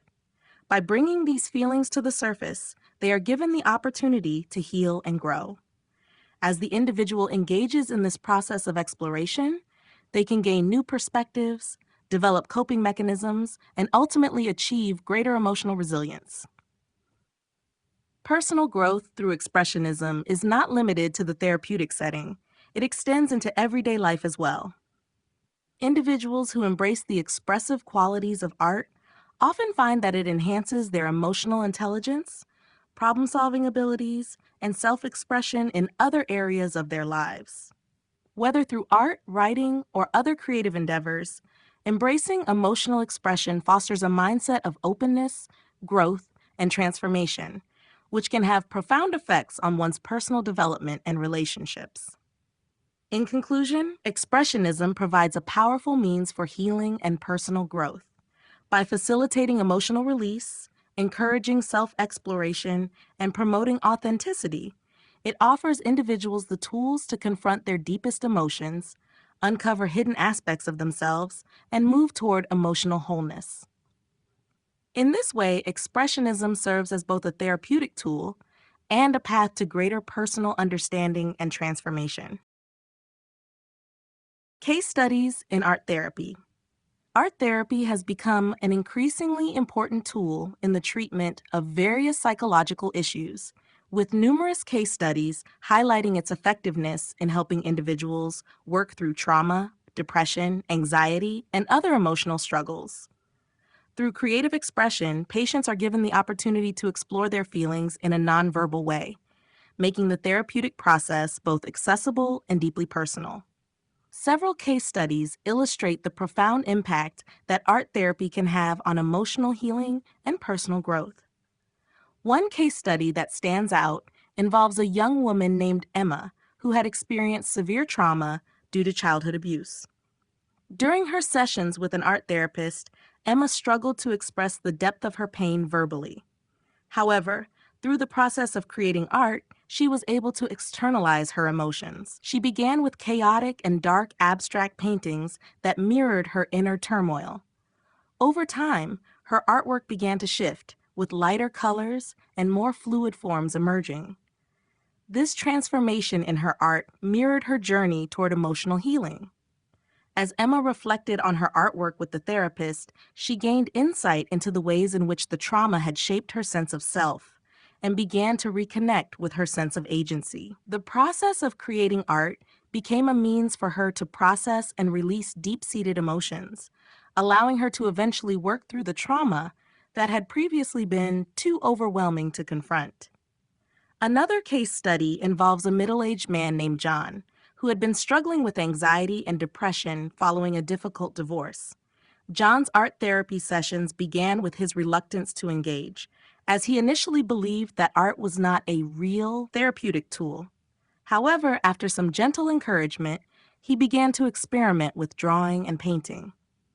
Through his artwork, John was able to visually express the isolation and sadness he felt, but had been unable to express in conversation. As he delved deeper into his art, he began to explore the relationship between his emotions and his sense of identity. One key piece in particular, A self-portrait that initially depicted him as fragmented and shadowed became a pivotal moment in his therapy. This image served as a mirror to his internal struggles, and through reflecting on it, he was able to begin reconciling the parts of himself that felt broken. Over time, John's use of color and form became more hopeful and expressive, reflecting his progress toward emotional recovery. A third case study involves a teenager named Sarah, who was dealing with severe social anxiety and low self-esteem. Sarah had difficulty forming connections with her peers and often felt alienated. In her art therapy sessions, she began creating pieces that depicted herself as small and overshadowed, symbolizing her feelings of invisibility. Through the act of creating these works, she was able to examine the roots of her anxiety and recognize the patterns that fueled her feelings of isolation. As Sarah's art became more introspective, she began to experiment with more positive self-imagery, eventually creating vibrant, expressive portraits of herself that reflected confidence and strength. This shift in her artwork mirrored her growing sense of self-worth and ability to engage with others in a more confident way. In conclusion, case studies in art therapy provide valuable insights into how creative expression can facilitate healing, emotional exploration, and personal growth. Whether addressing trauma, anxiety, or self-esteem issues, art therapy provides a nonverbal pathway for individuals to process their emotions and experiences, helping them to gain clarity, self-awareness, and healing through artistic creation. These case studies highlight the transformative power of art in therapeutic settings, illustrating how art therapy can be a powerful tool for emotional recovery and personal development.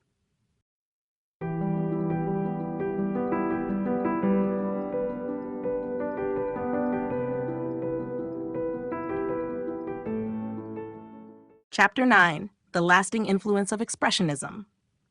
Expressionism, with its bold departure from realism and its focus on raw emotion and subjective experience, has left an enduring legacy across various fields of art, culture, and society. Emerging in the early 20th century, it revolutionized how we view and interpret human emotion, societal turmoil, and individual identity. Though the movement itself was rooted in a particular historical and cultural moment, its influence has endured far beyond its initial period of prominence, continuing to shape art, literature, theater, film, and even psychology today. In visual arts, Expressionism's impact is profound. Artists such as Edvard Munch, Egon Schiele, and Wassily Kandinsky reshaped the artistic landscape with their emotive use of color, form, and texture. Their work has influenced generations of artists who continue to explore themes of personal anguish, alienation, and the inner human psyche. Expressionism also paved the way for movements like abstract expressionism in the mid-20th century, with figures like Jackson Pollock and Mark Rothko drawing on the emotive qualities of their predecessors, but pushing the boundaries of abstraction further. Even contemporary artists, whether in painting, sculpture, or mixed media, often find themselves returning to the core principles of expressionism, including the emphasis on raw emotional expression over technical precision. In literature, expressionism has also left a lasting mark, especially in the realms of theater and poetry. The existential themes explored by writers such as Franz Kafka, August Strindberg, and Georg Kaiser continue to resonate in modern narratives. Kafka's surreal exploration of alienation and bureaucratic absurdity, for example, remains a touchstone for contemporary writers grappling with similar themes in an increasingly fragmented world. In theater, the break from traditional realism in favor of more abstract and symbolic representations of the human condition laid the foundation for experimental theater in the 20th and 21st centuries. Playwrights like Samuel Beckett, with his bleak, existential plays, and others involved in the theater of the absurd, owe a debt to the expressionist tradition. Expressionism's influence extends to film as well, particularly in German cinema during the 1920s. Films like The Cabinet of Dr. Caligari and Nosferatu used exaggerated set designs, distorted perspectives, and stark lighting to visually represent psychological tension and emotional extremes. These films laid the groundwork for later cinematic genres, including film noir and psychological thrillers, which similarly explore the darker aspects of human nature through visual and narrative distortion. The influence of Expressionism can also be seen in modern filmmakers such as Tim Burton and David Lynch, whose works continue to engage with the surreal, the uncanny, and the exploration of complex psychological landscapes. Beyond the arts, Expressionism has left an indelible mark on the field of psychology, particularly in the study of emotional expression and the therapeutic process. Its emphasis on confronting raw emotions, often through art, has shaped approaches to art therapy and psychological healing. As society continues to grapple with issues of mental health, Expressionism's focus on individual experience and emotional depth remains a relevant and vital lens through which we understand and process the complexities of the human condition. In conclusion, Expressionism's influence endures, not just as a historical movement, but as a living force that continues to shape and inspire across the arts and beyond. Its emotional power, focus on subjective reality, and exploration of the human psyche remain vital tools for understanding and expressing the complexities of the modern world. Whether through painting, literature, theater, film, or therapy, Expressionism's legacy endures, reminding us of the profound emotional depth that art can convey and the lasting power of the human spirit. Expressionism's continued relevance in contemporary art. Expressionism remains a powerful force in contemporary art. Its emotional intensity, focus on individual experience, and rejection of realism resonating deeply with artists and audiences today. Though the movement emerged in the early 20th century, its core principles, such as the prioritization of emotion over technique and the desire to explore the inner workings of the human psyche, continue to influence modern art practices across the globe. The relevance of Expressionism today is evident in the ways it informs contemporary themes of identity, social justice, and mental health, while also encouraging a more fluid, experimental approach to artistic creation. In contemporary art, the emotional depth that characterized early Expressionism has evolved into new forms of self-expression. Today's artists, like those before them, seek to reflect the complexities of modern life, with a focus on identity, trauma, and societal fragmentation. Artists such as Tracy Emin, Jean-Michel Basquiat, and Kara Walker use raw, unrefined imagery to address contemporary social and psychological issues, much in the same way that Expressionist artists sought to confront the personal and societal crises of their time. Emin's work, for example, employs a highly personal language of memory and pain, with a sense of vulnerability that echoes the emotional intensity of the Expressionist movement. Basquiat's bold, fragmented works and powerful use of symbolism resonate with Expressionism's focus on raw, untamed emotion. Furthermore, the continued influence of Expressionism can be seen in the way contemporary artists explore the human condition through abstract and distorted forms. Abstract painters like Mark Bradford and Cecily Brown use powerful color fields and chaotic textures to evoke emotional experiences and grapple with the dissonance of modern existence. These artists, while removed from the specific context of early 20th century Expressionism, still embrace the movement's focus on the subjective and psychological aspects of human experience. The expressive brushwork and vibrant colors of their work reflect an ongoing engagement with the human psyche, much like the works of Wassily Kandinsky or Ernst Ludwig Kirchner. Expressionism also remains a key influence in performance art and installation pieces. Artists like Marina Abramovich and Chris Burden push boundaries with their work, using their bodies and immersive environments to challenge both themselves and their audience emotionally.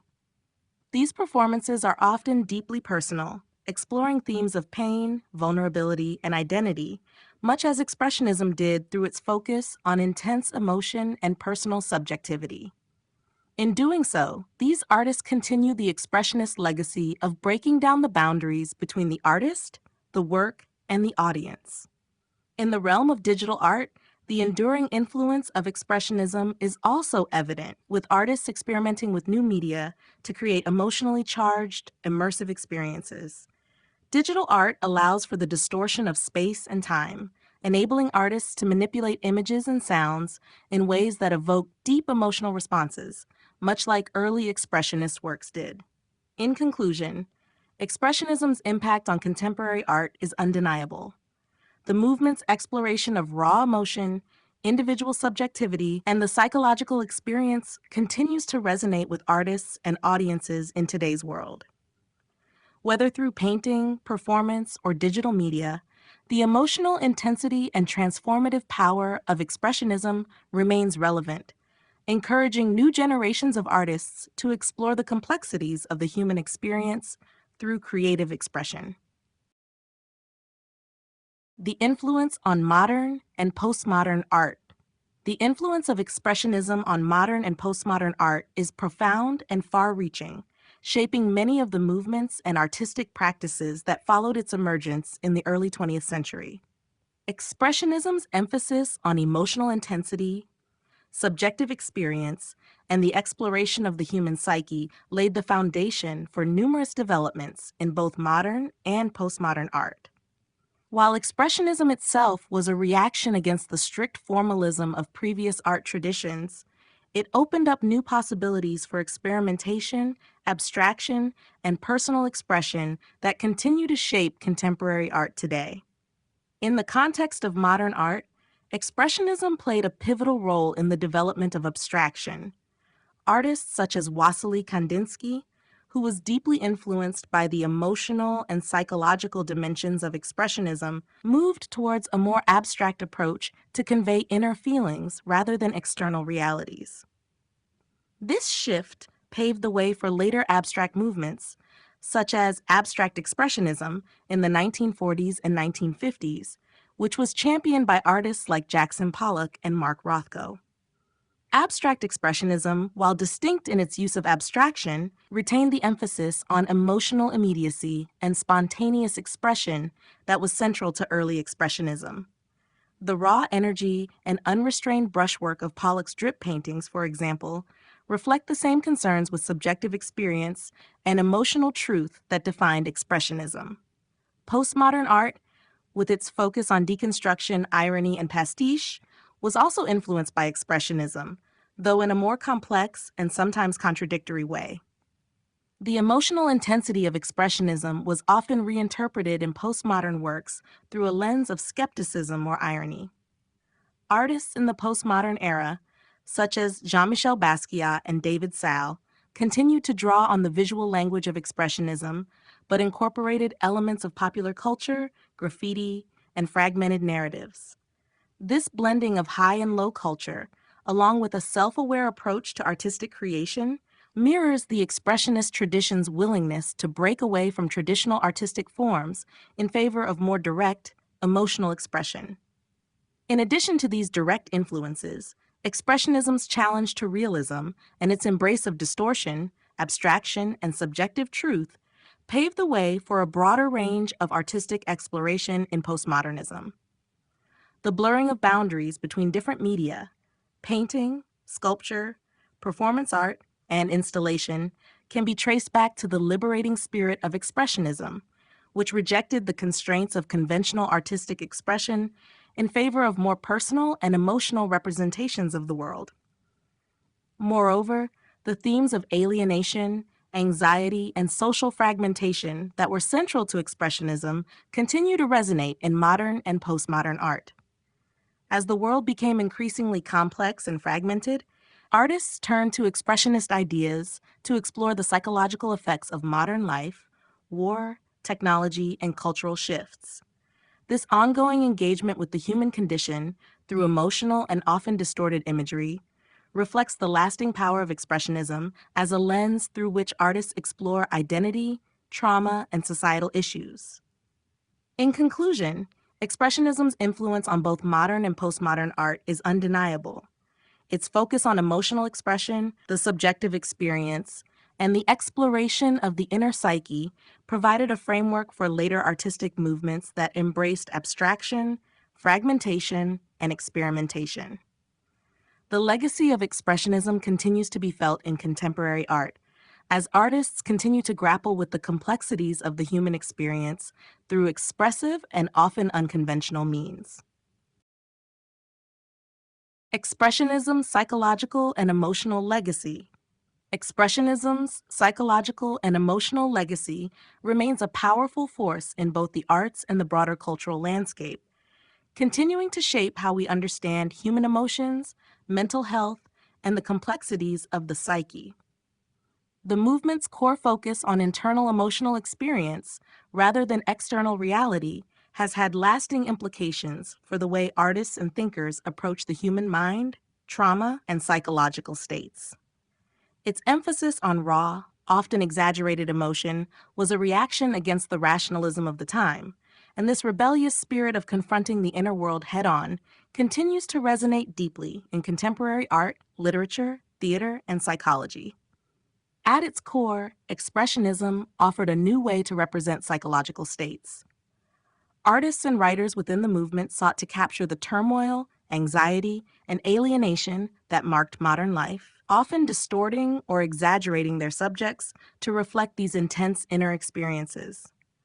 The psychological underpinnings of this distortion laid the groundwork for future explorations of the mind, particularly in Surrealism and later abstract art, where the unconscious and the irrational took center stage. The psychological tension and emotional volatility of Expressionist art have continued to inspire artists who explore the complexities of identity, trauma, and personal expression, reflecting the enduring power of emotion as a tool for artistic creation. The influence of Expressionism extended beyond the art world into psychology itself, especially in the realms of art therapy and psychoanalysis. Its focus on unfiltered emotional expression paved the way for the development of art therapy as a means of helping individuals process trauma, explore their inner worlds, and express feelings that might otherwise be difficult to articulate. The rawness of expressionist art mirrored the therapeutic process of confronting uncomfortable truths, allowing for emotional release and healing. In a similar vein, psychoanalysts like Sigmund Freud and Carl Jung, who explored the unconscious mind and its impact on behavior, found parallels in the emotive, often irrational expressions of artists like Edvard Munch and Ernst Ludwig Kirchner.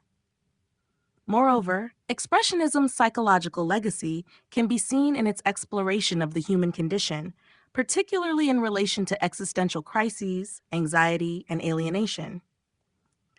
Themes of isolation and societal dislocation, which were central to Expressionist works, have been central to modern and postmodern thought, reflecting the ongoing struggle to understand the self in a fragmented world. These themes continue to inform contemporary art, literature, and cinema, where artists explore the psychological ramifications of a rapidly changing society. In conclusion, Expressionism's psychological and emotional legacy has had a profound impact on how we approach the inner workings of the mind, both artistically and therapeutically.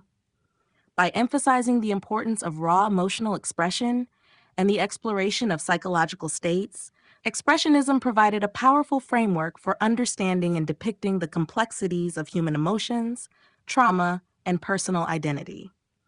Its influence continues to shape contemporary discussions of mental health and artistic expression, serving as a vital tool for self-exploration and societal reflection. The ongoing impact on mental health awareness. The influence of Expressionism on mental health awareness has been significant, offering a deep and emotive lens through which to explore the complexities of the human psyche. By prioritizing intense emotional expression and delving into themes of alienation, anxiety, and existential despair, Expressionism provided an early framework for understanding mental health struggles that were often ignored or stigmatized in society. The movement's raw portrayal of psychological distress opened up new conversations about the human condition and the emotional turbulence many individuals experience, helping to destigmatize mental health and highlight its importance in art, culture, and psychology. One of Expressionism's key contributions to mental health awareness is its focus on personal emotional expression as a form of communication. By breaking free from traditional representational art and using distorted, exaggerated imagery, Expressionist artists depicted the often hidden psychological struggles of the human experience. Works like Edvard Munch's The Scream or Egon Schiele's raw, vulnerable portraits speak to inner turmoil in a way that is not just visual, but deeply emotional. These depictions have created an ongoing dialogue around the visibility of mental health issues, encouraging individuals to confront their feelings and acknowledge the complex nature of emotional pain. The willingness of these artists to showcase vulnerability has played a significant role in helping people understand that mental health issues are universal and worth discussing openly. In the realm of art therapy, Expressionism's focus on emotional release through creative expression has been instrumental. As art therapy developed throughout the 20th century, it drew heavily on Expressionism's belief in the therapeutic potential of visual art to process and express deep, often unconscious emotions. By embracing the emotional and psychological aspects of art, therapists have been able to help individuals work through trauma, anxiety, and depression. Expressionist art's emphasis on personal experience and emotion encourages participants to break away from traditional norms of artistic representation and instead focus on their emotional truth. This process has proven particularly beneficial for people who struggle with verbal expression, allowing them to externalize their feelings in a safe, non-judgmental environment. Furthermore, Expressionism's themes of isolation, existential angst, and alienation continue to be relevant to contemporary discussions around mental health. The movement anticipated the psychological struggles faced by modern individuals, many of whom grapple with feelings of disconnection in a rapidly changing, often overwhelming world. By giving voice to these feelings of unease and dislocation, Expressionism's impact is felt in the ongoing exploration of mental health in literature, film, and other artistic media. Today's artists, filmmakers, and writers often look to Expressionism's depiction of psychological distress as a model for conveying the complexities of mental health and emotional experience, helping to raise awareness and foster empathy for those who struggle with mental health challenges. In conclusion, the ongoing impact of Expressionism on mental health awareness cannot be overstated. Through its emotional depth, vulnerability, and exploration of psychological turmoil, Expressionism has paved the way for more open discussions about mental health. Its legacy continues to shape how we understand, approach, and treat mental health issues, encouraging both artistic expression and empathy toward those who face psychological challenges.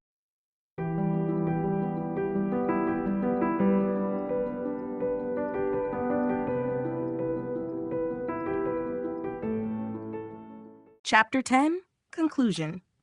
In conclusion, Expressionism stands as one of the most emotionally potent and psychologically transformative movements in the history of art, leaving an indelible mark on not only the visual arts, but also literature, theater, film, and mental health awareness. Rooted in a deep exploration of the human condition, Expressionism's focus on raw emotion, personal experience, and psychological depth has influenced generations of artists and thinkers, inspiring new ways of seeing, feeling, and understanding the world around us. From its origins in early 20th century Europe to its lasting impact on contemporary art, the movement has provided a rich framework for both self-expression and societal reflection. The power of Expressionism lies in its ability to convey the complexities of human emotion.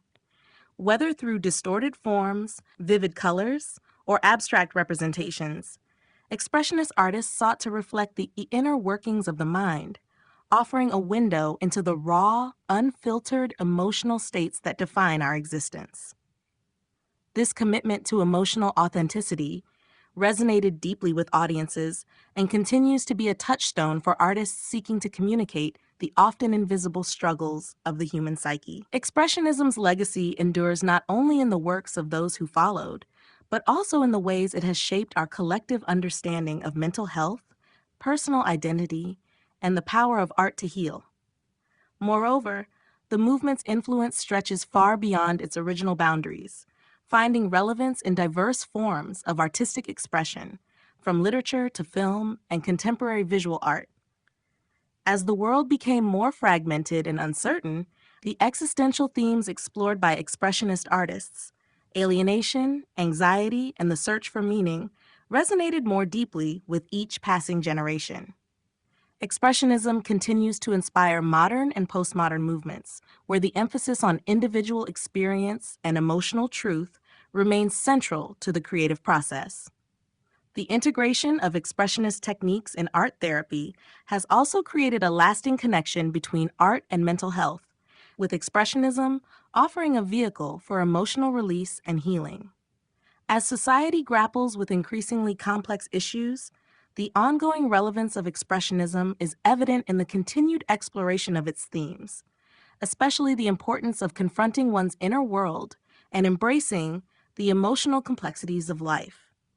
Expressionism's emphasis on vulnerability, emotional expression, and psychological insight encourages a more empathetic, open-minded approach to mental health and human experience. It invites us to look beyond the surface, offering a deeper understanding of ourselves and others. Ultimately, Expressionism's impact on art, culture, and psychology is immeasurable. Its legacy serves as a reminder that the exploration of the emotional and psychological realms is not only vital to art, but essential to our understanding of the human experience. Through its bold and unapologetic approach to depicting emotion, Expressionism continues to inspire, heal, and provoke thought in ways that transcend time and place.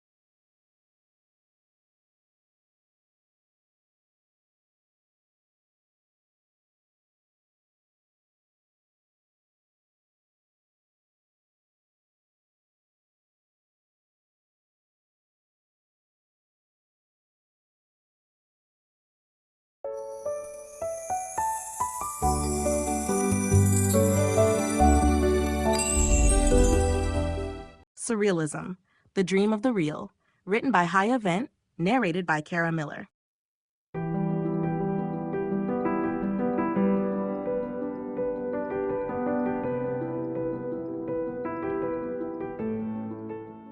Chapter 1, Introduction to Surrealism. Surrealism emerged in the early 20th century as a revolutionary cultural movement that sought to liberate the human imagination from the confines of reason and rationality. Rooted in the devastation of World War I and a growing disillusionment with traditional societal structures, Surrealism presented itself as a means to access deeper truths about the human experience. At its core, Surrealism was about embracing the irrational, the fantastical, and the dreamlike aspects of life, encouraging the exploration of the unconscious mind. The movement's genesis can be traced back to the Dada movement, which was a response to the senselessness of war and a rejection of conventional artistic norms. However, Surrealism sought something more than the nihilism of Dadaism. It aimed to harness the subconscious to transcend reality. French writer André Breton, often considered the leader of the movement, articulated its principles in the 1924 Surrealist Manifesto. In this manifesto, Breton defined Surrealism as pure psychic automatism, a process by which artists could express the thoughts of the unconscious without the interference of rational thought or moral judgment. Surrealism was not just an artistic style, it was a way of seeing and interacting with the world. The movement quickly gained traction across a variety of disciplines, including literature, visual arts, and film. Figures such as Salvador Dali, Max Ernst, René Magritte, and Joan Miró redefined the boundaries of artistic expression. These artists created works that defied logic, often combining dreamlike imagery with startling juxtapositions. Their paintings, sculptures, and collages presented worlds that were both familiar and alien, filled with symbols and metaphors that invited personal interpretation. In addition to visual art, Surrealism had a profound impact on literature. Writers like Breton, Paul Éluard, and Louis Aragon embraced techniques such as automatic writing, where words flowed freely without conscious control, mirroring the unfiltered voice of the unconscious. This literary experimentation complemented the visual art, creating an integrated surrealist experience that aimed to break down the distinctions between different forms of creative expression. Surrealism also had a lasting connection with psychoanalysis, particularly the work of Sigmund Freud. Freud's theories on the unconscious, dreams, and the repressed mind provided a foundation for many surrealist ideas. Surrealists were deeply inspired by Freud's assertion that dreams could reveal hidden truths about the psyche, and they sought to make these hidden worlds tangible through their art and writings. Ultimately, Surrealism was a revolutionary movement that sought to explore the inner workings of the mind, dismantle societal conventions, and free human creativity from the restrictions of everyday reality. It was a movement that transformed not just art, but the very way we think about the nature of reality itself. Definition and origins of Surrealism. Surrealism is an artistic, literary, and intellectual movement that sought to challenge the boundaries of rational thought and explore the deeper, often irrational aspects of the human mind. The term surrealism itself was coined by French poet Guillaume Apollinaire in 1917, but it wasn't until the publication of André Breton's Surrealist Manifesto in 1924 that the movement began to solidify its theoretical framework and artistic identity. Surrealism is defined by its exploration of the unconscious mind, dreams, and the irrational, aiming to transcend reality by engaging with the subconscious and the fantastical. The origins of Surrealism can be traced to the disillusionment brought on by World War I, which left many artists and intellectuals questioning the values of rational thought and societal norms. The war had shattered traditional views of reason, order, and progress, leading to a fertile ground for new forms of artistic expression. In this context, Surrealism grew out of the Dada movement, a predecessor that rejected logic, reason, and the established conventions of art and society. While Dada focused on absurdity and negation, Surrealism sought to build upon these ideas by embracing the unconscious, dreams, and irrationality as a source of creative liberation. Breton, influenced by the psychoanalytic theories of Sigmund Freud, developed Surrealism as a means to access and express the inner workings of the mind. Freud's exploration of dreams and the unconscious suggested that these realms held profound insights into the nature of human experience, revealing desires, fears, and repressed emotions that were not always accessible through conscious thought. Surrealists adopted these ideas, using techniques such as automatic writing and spontaneous drawing to bypass the constraints of rational thought and tap directly into the unconscious. These methods allowed for the creation of art and literature that seemed to defy logic, often combining unrelated elements in startling ways to evoke the absurdities of the human psyche. Surrealism was not confined to any one medium, but spread across various artistic fields, including painting, sculpture, literature, and film. Key figures like Salvador Dali, Max Ernst, René Magritte, and Jean Miro embraced surrealist ideals, creating works that mixed dreamlike imagery with elements of the uncanny.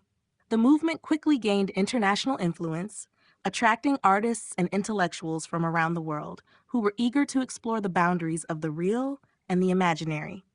Thus, Surrealism emerged as a radical, transformative force in modern art and thought, reshaping how we understand creativity, reality, and the workings of the mind. Historical context: from Dada to Surrealism. The transition from Dada to Surrealism marks a critical shift in early 20th century art, as artists moved from an anti-art stance to a more focused exploration of the unconscious and irrational. The Dada movement, which emerged during and after World War I, was born out of frustration with the rationalist thinking that had led to the war's devastation. Dada artists rejected traditional notions of art, logic, and reason, embracing chaos, absurdity, and the breakdown of social norms. They sought to undermine established cultural values by producing works that were intentionally nonsensical, using techniques like ready-mades, collages, and nonsensical performances to challenge conventional aesthetics. Dada, however, was not intended as a long-term movement. Its nihilistic rejection of traditional artistic values left little room for the kind of structured exploration that could sustain a lasting artistic movement. By the early 1920s, many Dadaists began to move away from its anarchic ideals, seeking new ways to engage with the irrational while also providing a sense of creative purpose. This shift gave rise to Surrealism, which, unlike Dada, aimed to create a positive vision by tapping into the depths of the unconscious mind. Surrealism's philosophical and aesthetic roots were heavily influenced by Sigmund Freud's theories on the unconscious and dreams. While Dadaists had sought to liberate art from reason, Surrealists sought to delve into the hidden layers of the psyche, believing that exploring these realms could unlock new, profound artistic expressions. André Breton, the key figure behind Surrealism, was deeply influenced by Freud's ideas, particularly his assertion that dreams and unconscious thoughts reveal deeper truths about the human experience. In 1924, Breton formally declared Surrealism as a movement in his Surrealist Manifesto, which called for an art that was freed from the constraints of logic and embraced the power of dreams, fantasy, and irrationality. Surrealism was, in part, a response to the disillusionment and trauma of the post-war world. While Dada had been a direct reaction to the absurdity of the war, Surrealism sought to create a new reality by delving deeper into the psyche, where hidden truths could be discovered and expressed. Surrealists, therefore, took the rebellious spirit of Dada and channeled it into a more introspective exploration of the mind's hidden workings, paving the way for a more structured and profound artistic movement. This transition from the chaotic, anti-art stance of Dada to the more introspective, psychological focus of Surrealism helped to redefine the role of art in reflecting and reshaping the world. Key figures in Surrealism: André Breton, Salvador Dali, Max Ernst. Surrealism's evolution as a cultural movement can be largely attributed to the contributions of a few key figures whose work and ideas shaped its foundation and trajectory.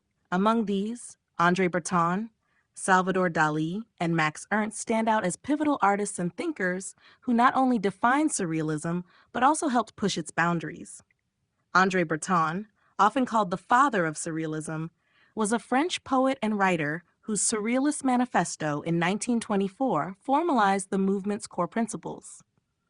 Breton was deeply influenced by the psychoanalytic theories of Sigmund Freud, particularly his ideas on the unconscious and dreams.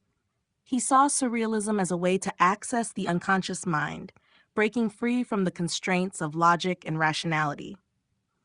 Breton's own poetry and writings embodied these principles, using automatic writing to express unfiltered thoughts and feelings.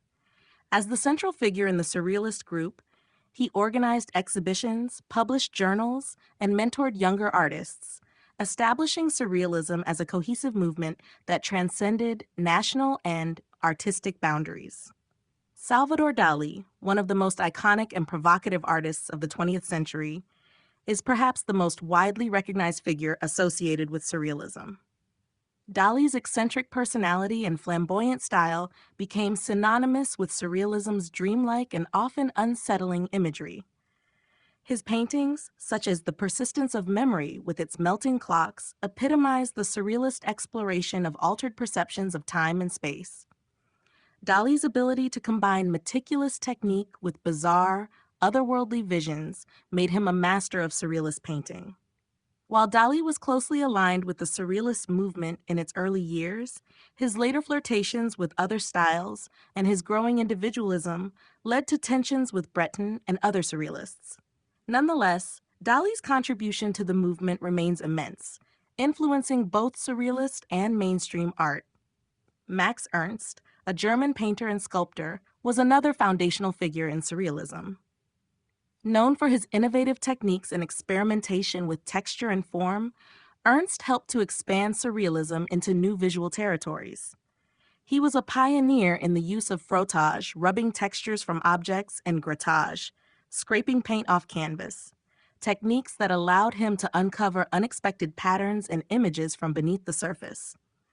Ernst's work often merged the fantastical with the grotesque, exploring themes of transformation and metamorphosis. His unsettling imagery and exploration of the unconscious made him a key member of the Surrealist group, and his influence extended beyond Surrealism, impacting the development of abstract art and later movements. Together, these three figures, Breton, Dali, and Ernst, helped shape Surrealism into a dynamic and multifaceted movement that sought to uncover the hidden truths of the human psyche through art, literature, and intellectual exploration. The Surrealist Manifesto. The Surrealist Manifesto, written by André Breton in 1924, stands as the defining document of the Surrealist movement, outlining its philosophical foundations and artistic goals. It declared Surrealism as a revolutionary new approach to both art and life, one that sought to break free from the constraints of rationality, tradition, and bourgeois society. At its heart, the manifesto embraced the unconscious mind, dreams, and irrationality as sources of untapped creativity, providing artists and writers with a means to access a deeper, more truthful reality beyond the surface of everyday life. Breton's manifesto was heavily influenced by the psychoanalytic theories of Sigmund Freud, particularly his ideas about the unconscious and the interpretative potential of dreams.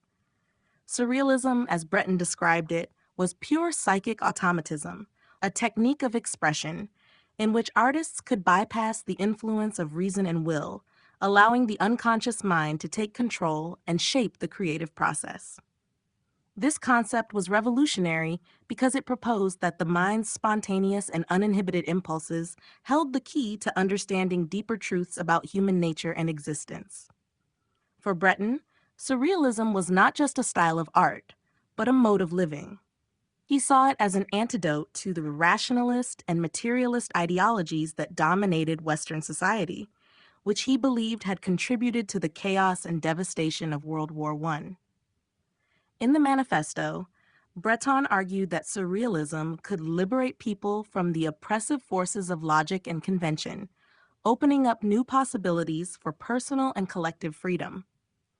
He called for a world in which the boundaries between the conscious and unconscious, the real and the imaginary, were dissolved, and in which dreams, fantasies, and irrational thoughts could be fully expressed without censorship. The manifesto also outlined key artistic and literary practices associated with Surrealism, such as automatic writing, free association, and the use of bizarre, dreamlike imagery. Through these methods, Surrealists sought to transcend the limitations of conventional thought and unlock the imagination's full potential. Breton's call to embrace the irrational and the unknown resonated with many artists and intellectuals, attracting a diverse group of followers who were eager to explore new ways of creating and experiencing art.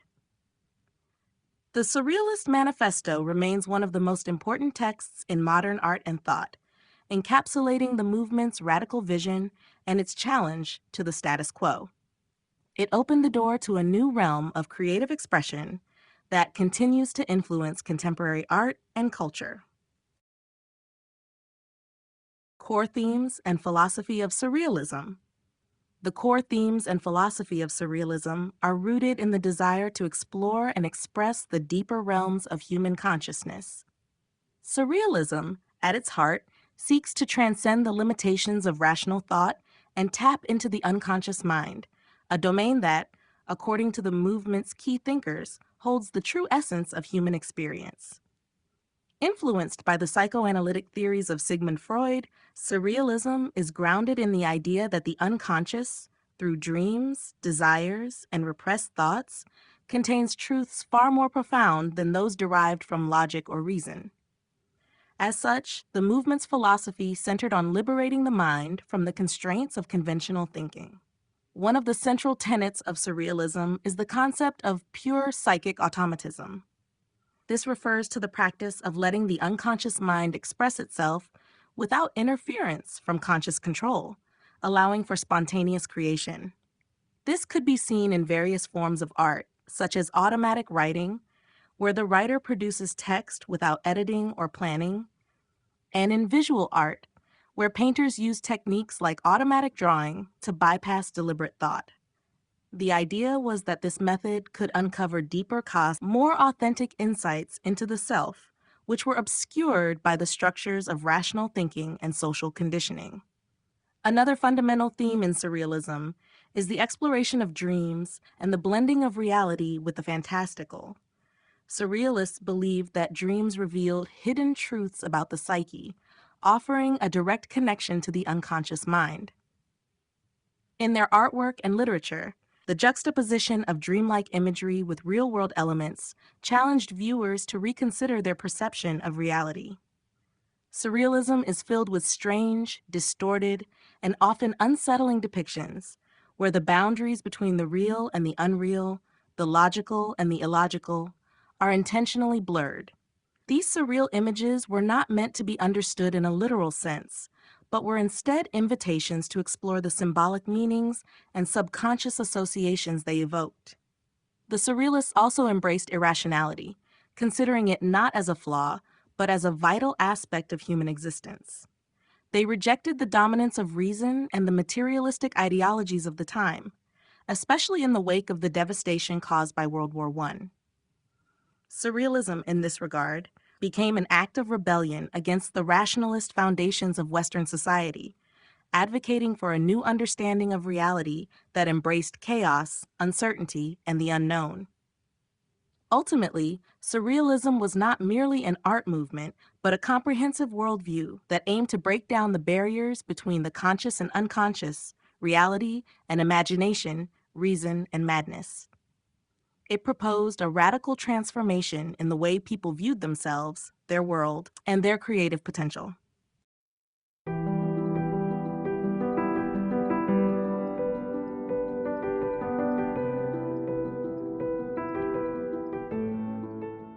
Chapter 2: The Surrealist Aesthetic. The Surrealist aesthetic is defined by its embrace of the irrational, the dreamlike, and the uncanny. Surrealism sought to break free from the constraints of traditional artistic forms, pushing the boundaries of what could be considered art. This was done by engaging deeply with the unconscious mind, a domain that was seen as holding the key to creativity and truth. At its core, the Surrealist aesthetic rejected the rules of logic and reason that had governed art for centuries, instead celebrating spontaneity, chance, and the element of surprise. One of the most striking features of the Surrealist aesthetic is the use of dream imagery. Surrealist works often depict strange, distorted scenes that evoke the feeling of a dream or a nightmare.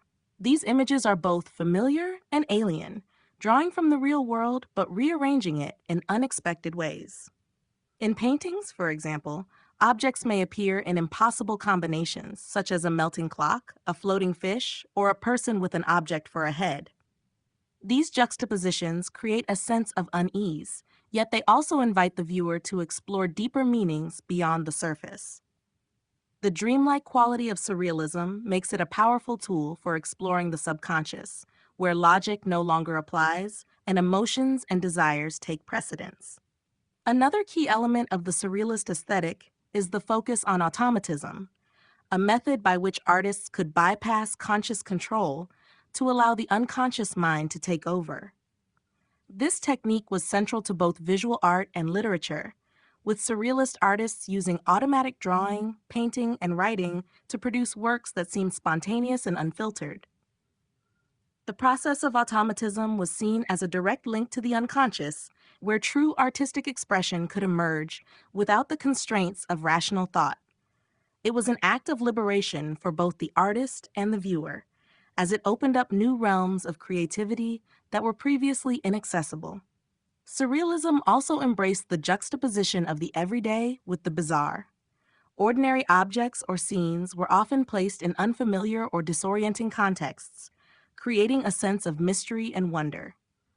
This could range from the use of incongruous imagery, like a human figure with the head of an animal, to the recontextualization of everyday objects in new, often surreal settings. By reimagining the mundane, Surrealism encouraged a reevaluation of reality itself, suggesting that reality is not as fixed or stable as it might seem. In essence, the Surrealist aesthetic was a bold departure from traditional artistic conventions, one that sought to explore and express the deeper, irrational forces of the human psyche. Through dreamlike imagery, automatic techniques, and the subversion of everyday reality, Surrealism opened up new ways of seeing and experiencing the world.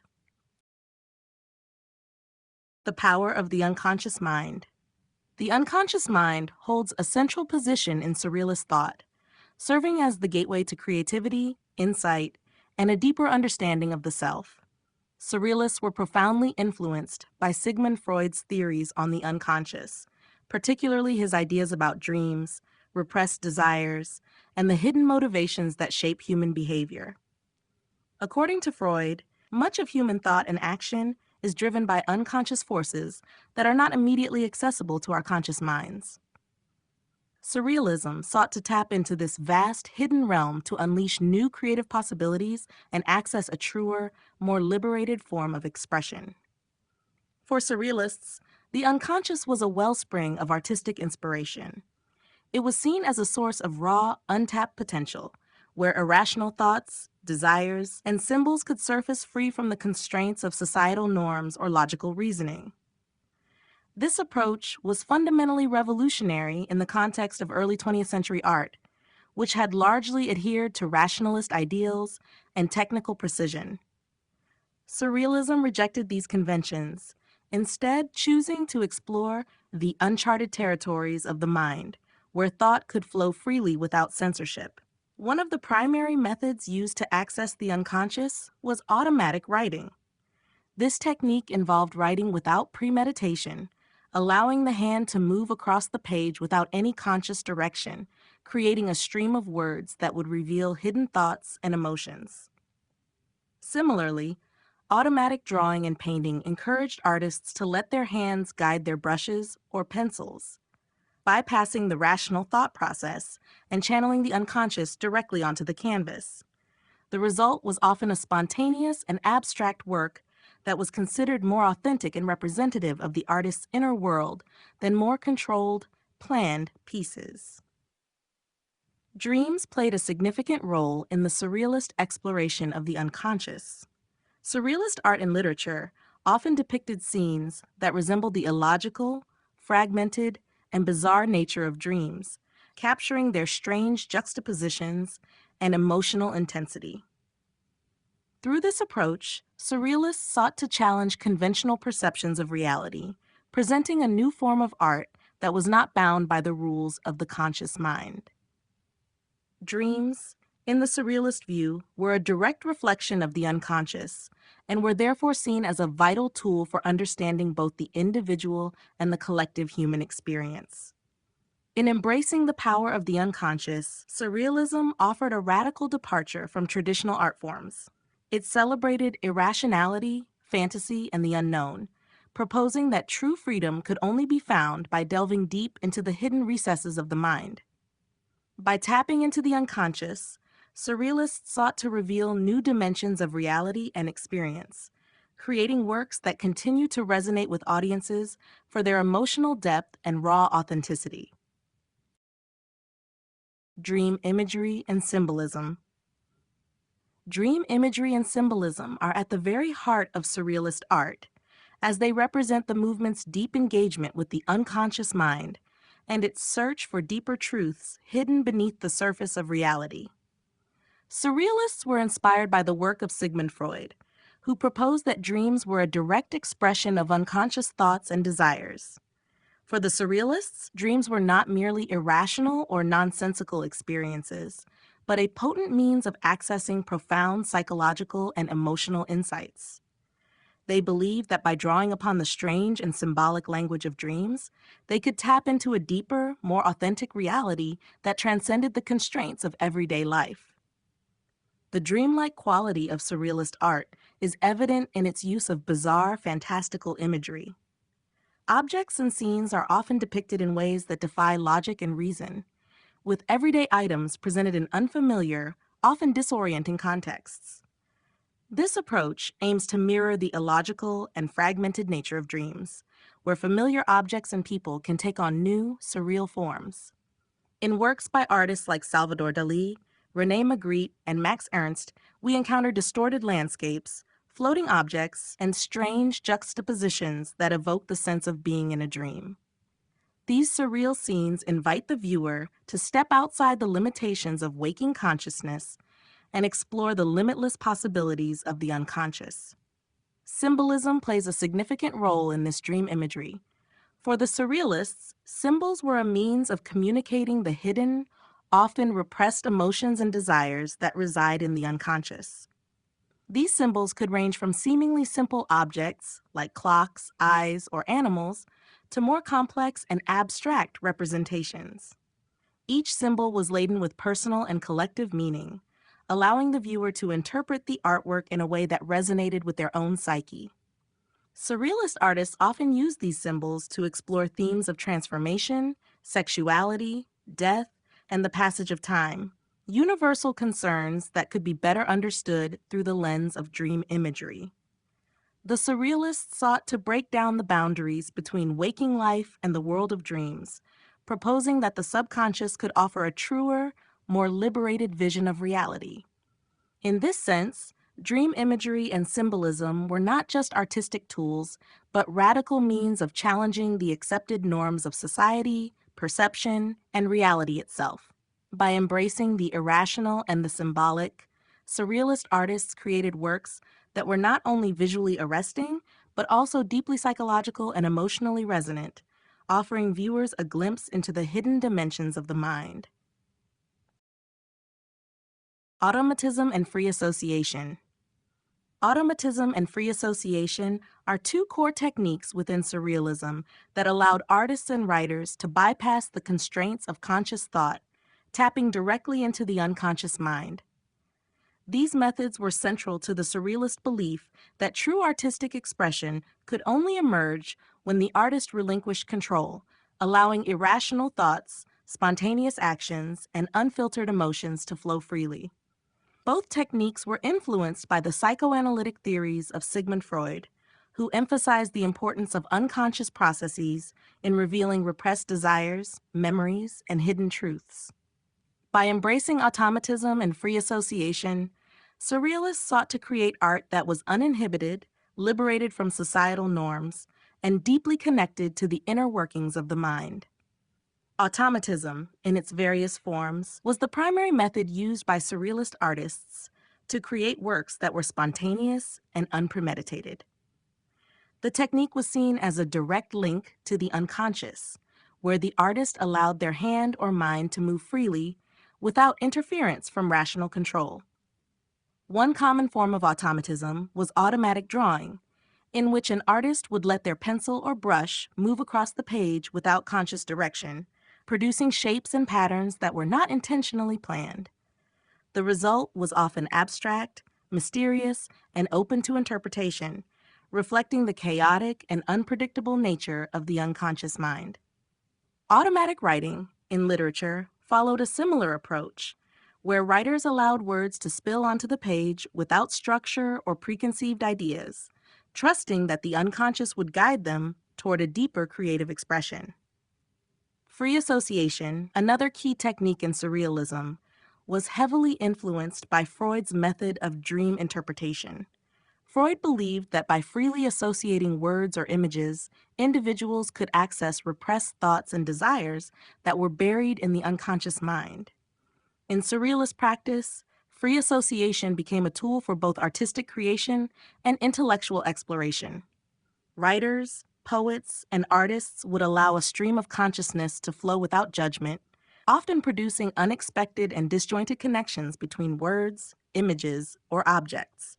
This process helped to break down the rigid boundaries of language and meaning, creating space for new, more liberated forms of expression.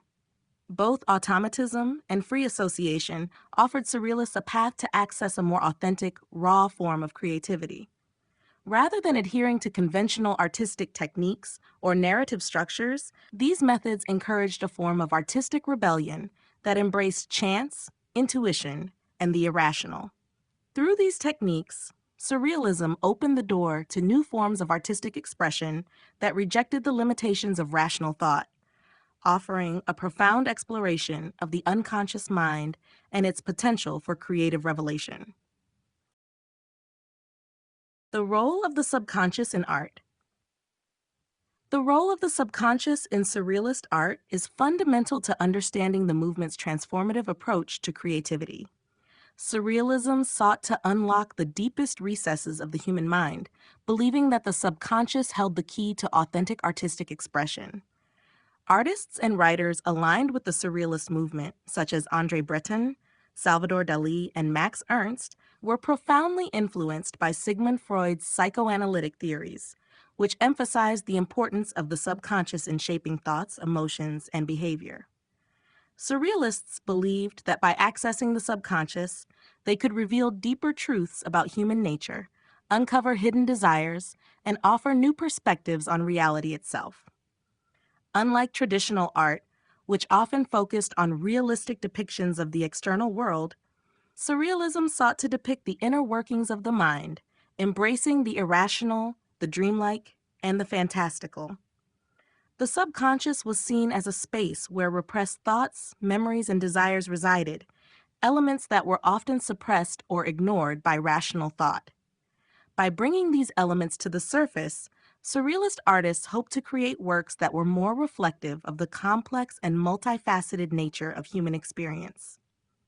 This approach allowed them to explore the realms of fantasy, symbolism, and the uncanny, creating art that was not bound by the limitations of logic or reason. The subconscious played a key role in Surrealist techniques such as automatism, where artists engaged in spontaneous, unplanned creation to bypass the conscious mind. By relinquishing control and letting the hand or mind act freely, Surrealists believed they could tap directly into the subconscious, uncovering forms and images that were beyond the reach of conscious thought. Automatic writing, automatic drawing, and other forms of non-rational expression were seen as direct channels to the subconscious, enabling artists to reveal the hidden dimensions of their psyche. These techniques allowed for the creation of works that were deeply personal, yet resonant with universal themes of desire, fear, and transformation.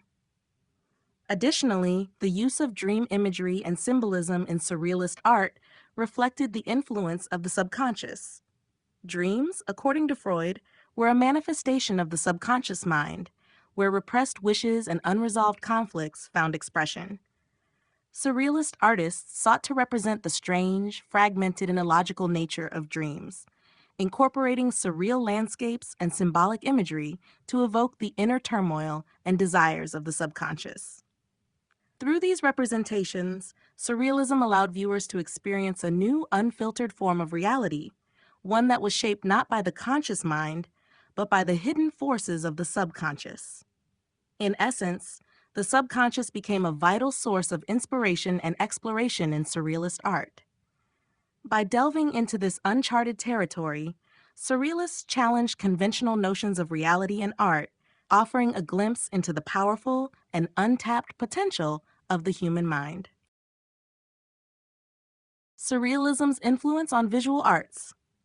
Surrealism had a profound and lasting impact on the visual arts, shaping the way artists approached creativity, perception, and representation in the 20th century and beyond.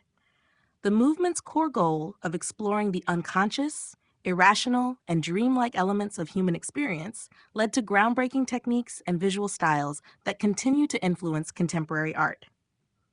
Surrealism's embrace of spontaneity, chance, and the liberation of the mind from traditional norms allowed artists to break free from the constraints of realistic representation and conventional artistic methods.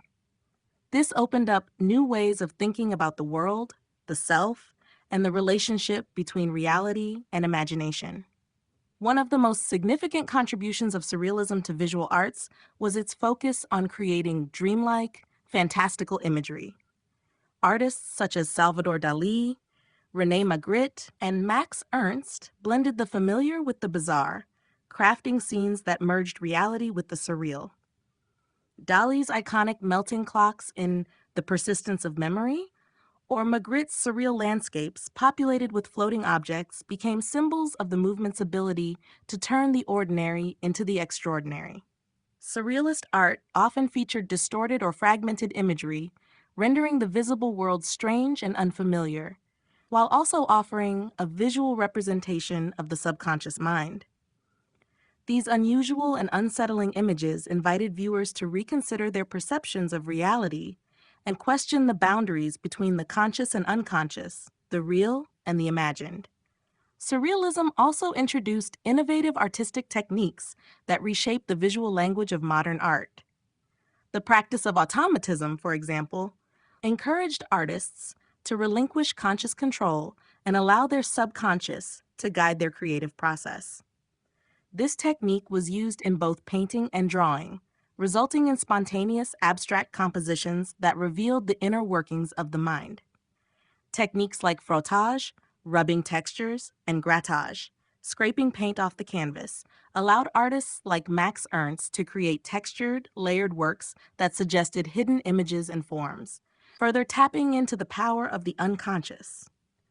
Moreover, Surrealism's focus on symbolism, psychological depth, and the exploration of personal and collective dreams pushed the boundaries of narrative in visual art. The movement encouraged artists to use symbolic imagery to express inner emotional states, unspoken desires, and universal themes like love, death, and transformation. These layers of meaning created complex, multidimensional works that invited interpretation and reflection. The legacy of Surrealism's influence on visual arts can be seen in the works of later movements such as abstract expressionism, pop art, and even contemporary conceptual art. Its impact is also evident in graphic design, film, and photography, where the manipulation of imagery and dreamlike scenes continue to be explored.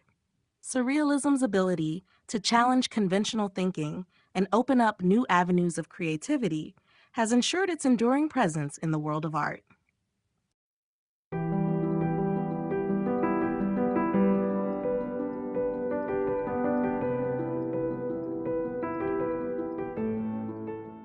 Chapter 3: Surrealism and Literature.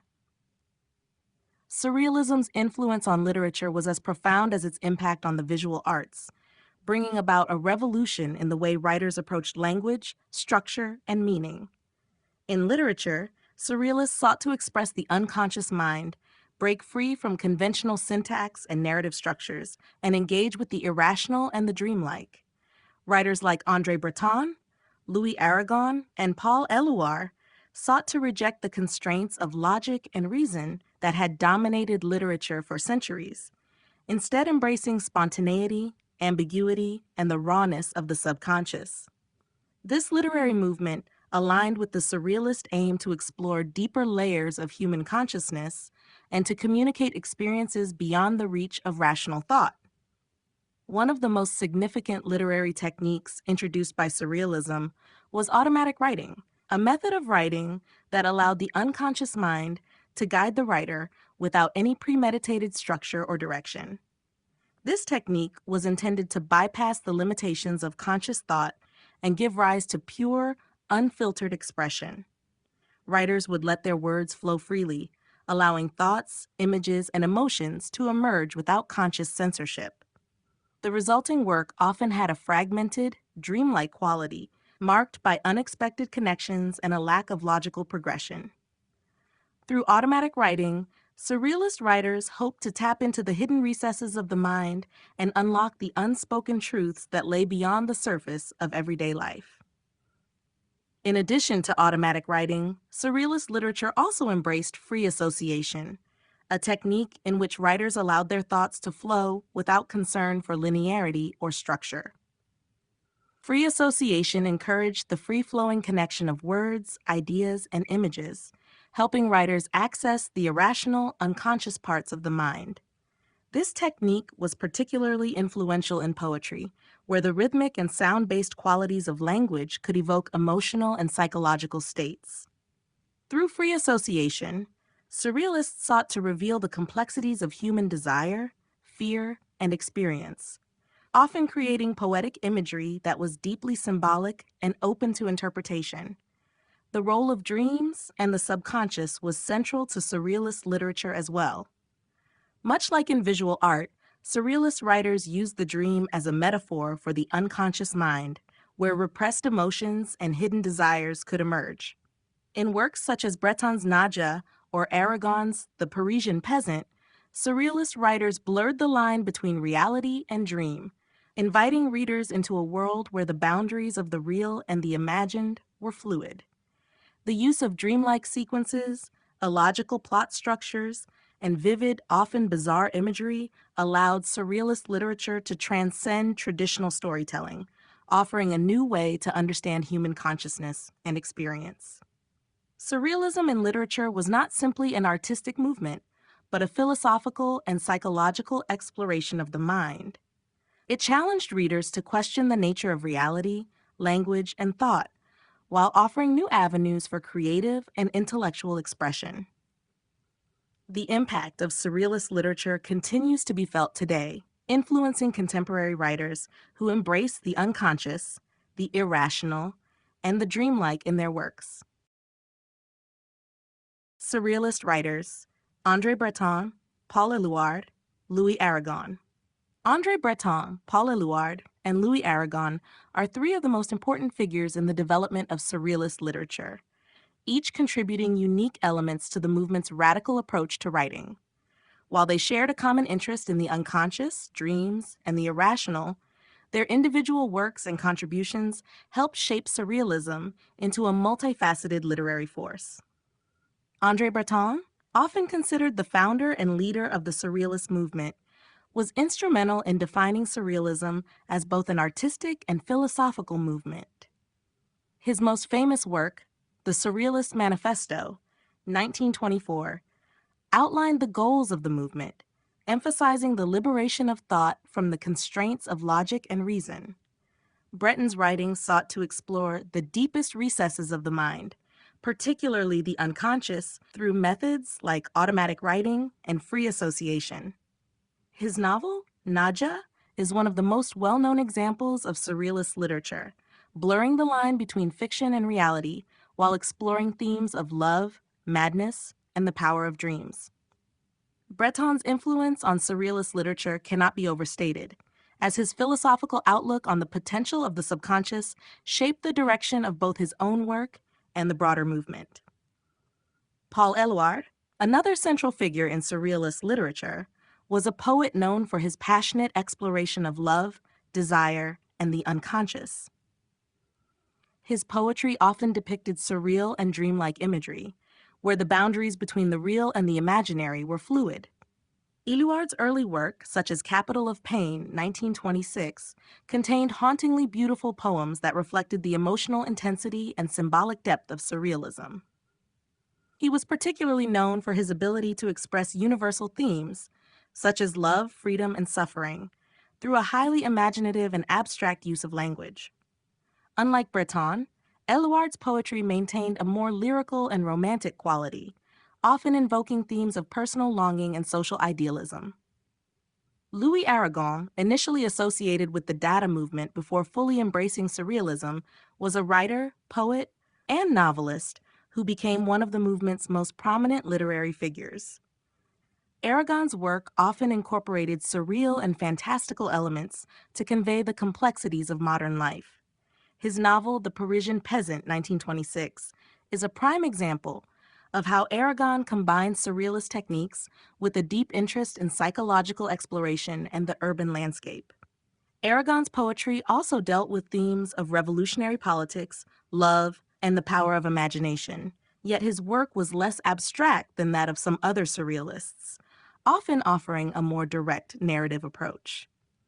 Over time, Aragon became an advocate for using surrealism to address social issues, bridging the gap between avant-garde art and political activism. Together, these three writers were instrumental in pushing the boundaries of literature, blending philosophy, psychology, and art to create works that challenged traditional notions of reality and language. Their exploration of the unconscious, dreams, and the irrational continues to influence writers and thinkers today. Literary techniques, automatic writing, exquisite corpse. Automatic writing and the exquisite corpse are two of the most significant literary techniques developed by the Surrealists, both designed to bypass the rational conscious mind in order to access the unconscious and unlock a more authentic, unfiltered form of expression. These techniques embodied Surrealism's commitment to spontaneity, chance, and the liberation of thought from societal constraints, offering new ways to explore the complexities of the human psyche and creative process. Automatic writing, one of the cornerstones of Surrealist literary practice, involved writing without conscious control or premeditation. Writers using this technique would allow their hand to move freely across the page, allowing their thoughts, images, and feelings to emerge without filtering or editing. The goal was to bypass the intellect and the constraints of logical thought, tapping directly into the unconscious mind. This process often resulted in fragmented, disjointed, and surreal pieces of writing, where words and ideas appeared in unexpected sequences, revealing new connections and hidden meanings. André Breton, one of the key figures of the Surrealist movement, championed automatic writing as a powerful tool for accessing deeper truths and subverting the rules of conventional narrative. For Surrealists, automatic writing represented a radical departure from traditional literary forms, as it allowed the writer to move beyond conscious intention and let the unconscious take the lead. The Exquisite Corpse is another innovative Surrealist literary game that embodied the principles of chance, collaboration, and unconscious expression. The Exquisite Corpse was a collaborative exercise in which multiple participants contributed to a text without knowing what the others had written. Each person would write a part of the story or poem, fold the paper to conceal their contribution, and pass it to the next participant, who would continue the work based on the final words or phrases they could see. The result was a disjointed, surreal narrative that combined disparate voices and ideas, often producing unexpected, absurd, and sometimes eerie combinations. This technique, which also extended to visual art, was a playful yet profound exploration of how chance and collective creativity could result in a unique, unpredictable work. It highlighted the Surrealist belief that true creativity often arose from moments of randomness and spontaneity, rather than from conscious effort. Both automatic writing and the Exquisite Corpse reflected the Surrealist pursuit of freedom, spontaneity, and the exploration of the unconscious. These techniques challenged the conventions of traditional literature, encouraging writers to embrace irrationality and chance in the creative process. By engaging in these methods, Surrealists sought to produce works that were more reflective of the complex, multifaceted nature of the mind, giving rise to literary forms that continue to influence contemporary writers and artists today. The Surrealist Poetics of the Everyday. The Surrealist Poetics of the Everyday represents a radical shift in how artists and writers perceive and engage with the ordinary aspects of daily life. Surrealists sought to find poetry and beauty in the mundane, recognizing that the everyday world, often seen as banal and repetitive, held hidden depths of meaning and unconscious significance. They believed that by reimagining everyday objects, moments, and experiences through the lens of the surreal, they could uncover new interpretations of reality and the human experience. This approach was rooted in the movement's broader goal of challenging conventional perceptions and breaking free from the limitations of rational thought. The Surrealists rejected the traditional boundaries between the extraordinary and the ordinary, instead seeking to infuse everyday life with the same sense of wonder, mystery, and symbolism found in dreams or fantasies. Objects like clocks, shoes, or furniture, often considered mundane or utilitarian, were presented in unusual contexts or combined in strange juxtapositions that defied logic. By shifting the focus from the functional to the imaginative, Surrealists transformed these ordinary objects into symbols that resonated with the unconscious mind, reflecting deeper psychological and emotional truths. This transformation of the everyday was a powerful means of revealing the surreal potential inherent in the world around us. The surrealist poetics of the everyday also extended to language itself. Writers like Paul Éluard and Louis Aragon employed ordinary language to create extraordinary effects. Rather than relying on elaborate or flowery descriptions, Surrealist poets sought to express profound ideas through simple, accessible language, allowing the everyday speech of ordinary people to become a vehicle for surreal and poetic expression. This approach not only democratized poetry, but also highlighted the potential for poetic meaning to emerge from the most ordinary encounters and objects. In this sense, the Surrealists believed that the everyday could be seen as a continuous source of inspiration, offering a limitless well of material for creative exploration. Additionally, the Surrealists were drawn to the idea of chance and randomness in everyday life. In a world governed by routine and predictability, they sought to inject the unexpected, often allowing for the intrusion of chance occurrences or sudden disruptive events. This could be seen in both visual art and literature, where unplanned elements, such as the random arrangement of objects or the free-flowing associations in writing, mirrored the unpredictability and irrationality of the unconscious mind. For Surrealists, this made the everyday an exciting and fertile ground for the exploration of the unknown and the unimagined. In essence, the Surrealist poetics of the everyday invited people to look beyond the surface of ordinary life and recognize the surreal potential that exists in the most familiar and overlooked aspects of existence. By embracing the everyday as a source of poetic inspiration, Surrealists not only transformed art and literature, but also offered a new way of seeing the world, a way that blurred the boundaries between the ordinary and the extraordinary, the real and the imagined. Surrealism's impact on modern literature. Surrealism's influence on modern literature is profound, continuing to shape the way writers approach language, narrative, and the subconscious mind. Emerging in the early 20th century, Surrealism sought to challenge conventional ideas of reality, embracing the irrational, the dreamlike, and the unconscious. Writers aligned with the movement, such as André Breton, Paul Éluard, and Louis Aragon, developed literary techniques like automatic writing and free association, which sought to bypass logical reasoning and tap directly into the deeper layers of the psyche. This experimental approach to language and storytelling paved the way for future generations of writers to explore new forms of expression and challenge the constraints of traditional literary forms. One of the most significant ways Surrealism impacted modern literature was through its embrace of the subconscious. By drawing inspiration from the ideas of psychoanalysis, particularly the work of Sigmund Freud, Surrealists sought to uncover the hidden motivations, desires, and fears that shape human behavior. Writers began to use their works as vehicles for exploring the inner workings of the mind, creating characters and narratives that reflected the complexity and irrationality of the human psyche. This exploration of inner consciousness paved the way for later literary movements like existentialism and postmodernism, which similarly questioned the nature of reality, identity, and perception. Another key contribution of Surrealism to modern literature was the movement's embrace of nonlinear, fragmented storytelling. Surrealist writers often abandoned traditional narrative structures in favor of disjointed, associative sequences that mimicked the unpredictable flow of thoughts and dreams. This experimental approach to structure can be seen in works by authors such as William S. Burroughs, whose Naked Lunch, 1959, employs a nonlinear, fragmented style that reflects surrealist techniques.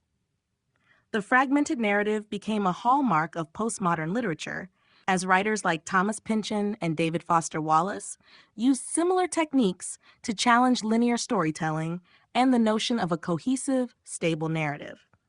Furthermore, Surrealism's focus on the absurd and the irrational provided inspiration for later literary movements that sought to confront the absurdities of human existence.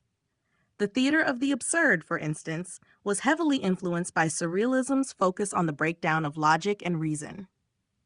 Playwrights like Samuel Beckett and Eugene Ionesco adopted elements of Surrealism in their works, using absurd situations and fragmented dialogue to explore existential themes. In addition to narrative techniques, Surrealism's emphasis on the power of the unconscious mind also influenced modern poetry. Poets like Allen Ginsberg and Jack Kerouac, part of the Beat generation, adopted surrealist methods of free association and automatic writing to create poetry that was spontaneous, raw, and liberated from traditional forms. Ultimately, surrealism's impact on modern literature is vast, leaving an enduring legacy in the way writers experiment with form, meaning, and the exploration of the human mind. The movement's challenge to conventional boundaries and its embrace of the irrational continues to inspire and influence writers across genres.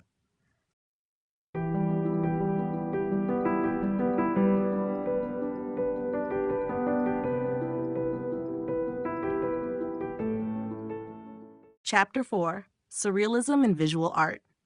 Surrealism in visual art was one of the most striking expressions of the movement's radical departure from traditional forms of representation. Emerging in the early 1920s, Surrealist artists sought to challenge the constraints of logic, reason, and rationality in favor of exploring the unconscious, dreams, and the irrational.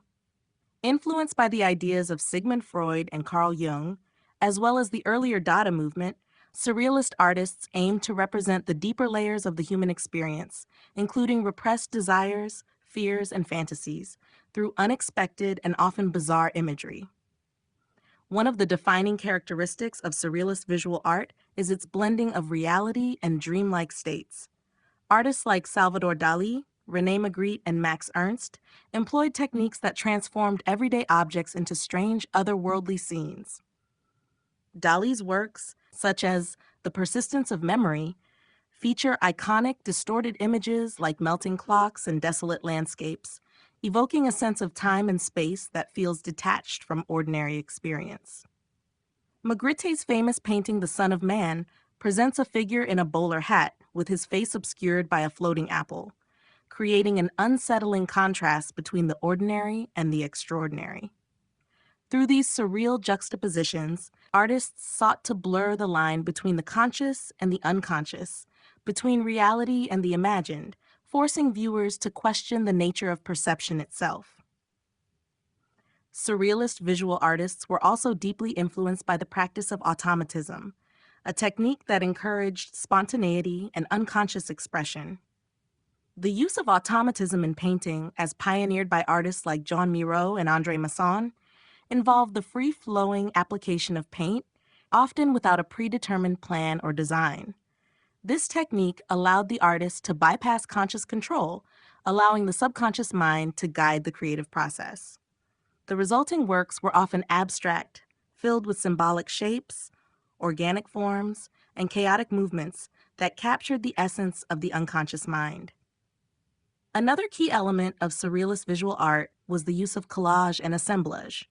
Artists like Max Ernst and Hannah Höch incorporated found objects and fragments of materials into their works, creating new meanings by recombining elements in unexpected ways.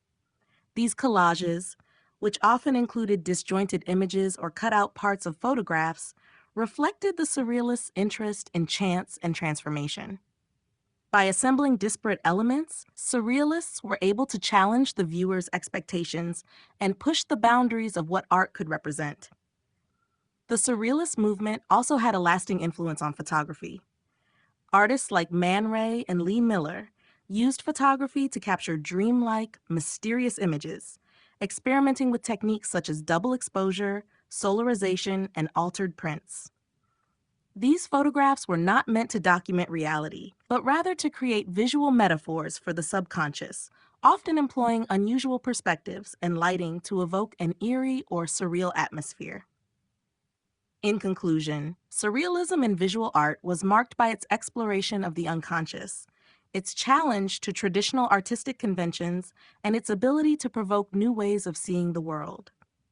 Surrealist artists used a variety of innovative techniques, from dreamlike imagery to spontaneous automatism, to create works that continue to challenge and inspire viewers today. Through their subversion of reality, these artists invited us to question our perceptions of the world, offering a glimpse into the mysterious, irrational, and often unsettling depths of the human mind.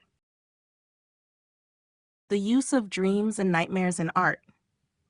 In Surrealist art, dreams and nightmares became central themes for exploring the unconscious mind, offering an avenue for expressing deep-seated fears, desires, and psychological complexities. Influenced by the psychoanalytic theories of Sigmund Freud, who argued that dreams revealed hidden aspects of the psyche, Surrealists sought to capture the elusive and often irrational quality of dreams and nightmares through their visual works. This exploration of the dream world allowed artists to break free from the constraints of reality and engage with a realm where logic and reason no longer held sway. Dream imagery in Surrealism was not merely about depicting fantastical or otherworldly scenes, but about reflecting the deeper emotional and psychological states of the individual. Artists like Salvador Dali and René Magritte frequently incorporated dreamlike elements into their paintings, creating visual metaphors for the unconscious. Dali's iconic The Persistence of Memory, with its melting clocks and distorted landscapes, evokes a sense of distorted time and reality, reminiscent of the fluid and often illogical nature of dreams. The strange and ambiguous quality of these works was meant to encourage the viewer to question the boundaries between the waking world and the dream world, inviting them into a space where familiar objects and symbols took on new and unsettling meanings. Nightmares, on the other hand, allowed Surrealist artists to confront the darker aspects of the unconscious.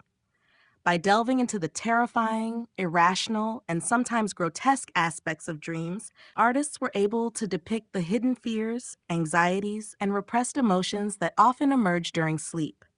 For instance, Max Ernst's The Forest, 1935, with its eerie, otherworldly atmosphere and strange, monstrous figures, evokes a sense of dread and discomfort, tapping into the nightmare experience.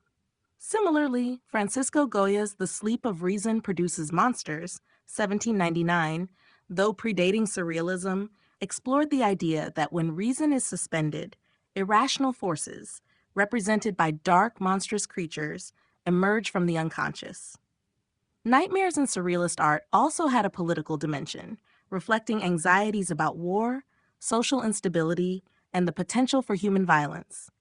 These works often combine the personal and the collective, blurring the boundaries between individual fear and broader societal tensions. Surrealists used the nightmare as a means of confronting the emotional toll of the contemporary world, suggesting that society's collective unconscious was deeply troubled by the violent and chaotic events of the time. By incorporating both dreams and nightmares into their art, Surrealists sought to explore the full spectrum of human experience, from the joyful to the terrifying, the beautiful to the grotesque. These works pushed the boundaries of visual art, offering a means of accessing the hidden recesses of the mind and challenging traditional notions of what was considered rational or real. Through the dreamlike and nightmarish imagery, Surrealist artists provided a window into the unconscious, revealing the power of the irrational to shape human experience and creativity. Iconic Surrealist paintings: Dali, Magritte, Ernst, Moreau. The Surrealist movement is renowned for its remarkable contributions to the world of visual art, with some of the most iconic works emerging from artists such as Salvador Dali, René Magritte, Max Ernst, and Joan Moreau. Each of these artists brought a unique approach to Surrealism, creating timeless works that continue to captivate viewers and challenge conventional perceptions of reality. Salvador Dali is perhaps the most famous Surrealist artist, known for his meticulous technique and bizarre, dreamlike imagery. His iconic painting, The Persistence of Memory, 1931, with its melting clocks draped across barren landscapes, is a masterful exploration of the fluidity of time. The distorted, almost elastic clocks evoke the strange, timeless quality of dreams, where the rules of reality are suspended. Dali's work often combined precise realism with elements of fantasy and absurdity, producing a disorienting effect that forced the viewer to question the nature of perception and existence. In addition to the persistence of memory, Dali's The Elephants, 1948, and The Sacrament of the Last Supper, 1955, exemplify his ability to blend religious iconography with surreal imagery, creating a haunting and unsettling atmosphere. René Magritte's work, known for its cerebral approach to surrealism, frequently explored the relationship between objects and the meanings we assign to them. His painting, The Son of Man, 1964, featuring a man in a bowler hat with his face obscured by a floating apple, challenges the viewer's expectations of reality and identity. Magritte's art often played with the boundaries between the visible and the hidden, as seen in works like The Treachery of Images, 1928 to 1929, which depicts a pipe with the caption, "Ceci n'est pas une pipe," this is not a pipe. Through these seemingly simple yet provocative images, Magritte questioned the nature of representation and the limitations of language, inviting viewers to reconsider their assumptions about reality. Max Ernst, a pioneer of both Surrealism and Dada, was known for his inventive use of techniques such as frottage and grattage, which involved creating textures and patterns by rubbing or scraping surfaces. His painting The Elephant Celebes, 1921, is a striking example of his exploration of the subconscious through strange, dreamlike imagery. The figure of the elephant, depicted in an unnatural, mechanical form, is surrounded by surreal and ambiguous symbols, creating a sense of disorientation. Ernst's work often merged the fantastical with the mechanical, reflecting the tensions between nature and the industrial world, as well as the inner workings of the unconscious. Joan Miró, known for his abstract and playful approach to surrealism, brought a sense of whimsy and spontaneity to his work. His painting, The Tilled Field, 1923 to 1924, combines organic shapes and bold colors with a sense of childlike simplicity, yet beneath the surface, it carries deep symbolic meaning. Miro's use of biomorphic forms and vibrant colors brought a sense of freedom and exploration to surrealist art, emphasizing the importance of intuition and imagination. His work often blurs the line between the abstract and the figurative, creating a visual language that invites the viewer into a world of pure possibility. These iconic works by Dali, Magritte, Ernst, and Miró not only define the Surrealist movement, but also continue to influence contemporary art and visual culture. Each artist, with their unique vision and approach, contributed to the movement's lasting legacy, challenging the boundaries of art and the viewer's understanding of reality. Through their dreamlike, fantastical imagery, these artists helped to expand the possibilities of what art could express, inviting audiences to venture into the irrational and explore the depths of the subconscious mind. Collage and the juxtaposition of the unlikely. In Surrealist art, collage became a key technique for exploring the unconscious mind and challenging conventional notions of reality. By combining disparate elements from different sources, Surrealist artists created works that disrupted the viewer's sense of logic, presenting familiar objects in strange and unexpected contexts.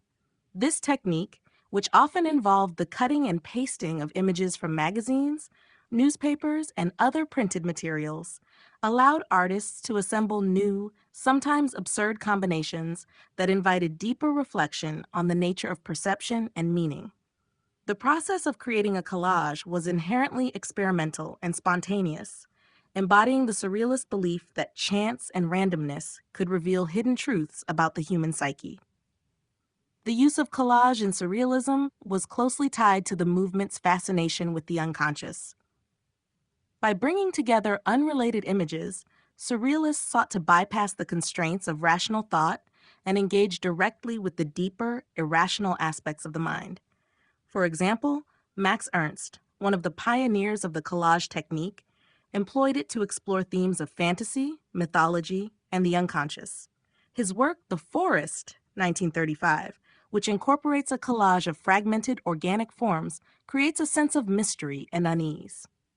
The fragmented nature of the collage echoes the fractured reality of the unconscious mind, where images and symbols do not follow conventional logic, but instead emerge in unpredictable ways. The juxtaposition of unlikely elements in collage also served as a means of subverting traditional notions of representation. By placing objects in unfamiliar relationships to one another, surrealists challenged the viewer's expectations and forced them to question the nature of reality itself. One of the most famous practitioners of this technique, the artist Hannah Hoke, used collage to comment on the social and political issues of her time. In works like Cut with the Kitchen Knife, Through the Last Weimar Beer Belly Cultural Epoch in Germany, 1919, Hook juxtaposed images of the human body with machinery and various elements of Weimar-era culture to critique the fragmentation and disillusionment of post-World War I society. The Surrealist collage also aimed to bridge the gap between the conscious and unconscious mind, creating a visual language that could communicate the hidden thoughts and emotions of the artist.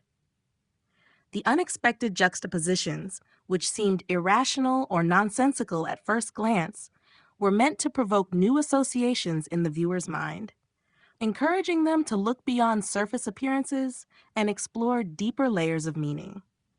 Through collage, surrealists highlighted the transformative power of the unexpected.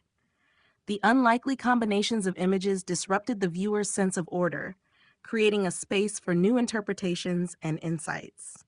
This technique, with its emphasis on chance, spontaneity, and the surreal, allowed artists to break free from the constraints of traditional art forms, offering a glimpse into the vast, uncharted territory of the unconscious mind.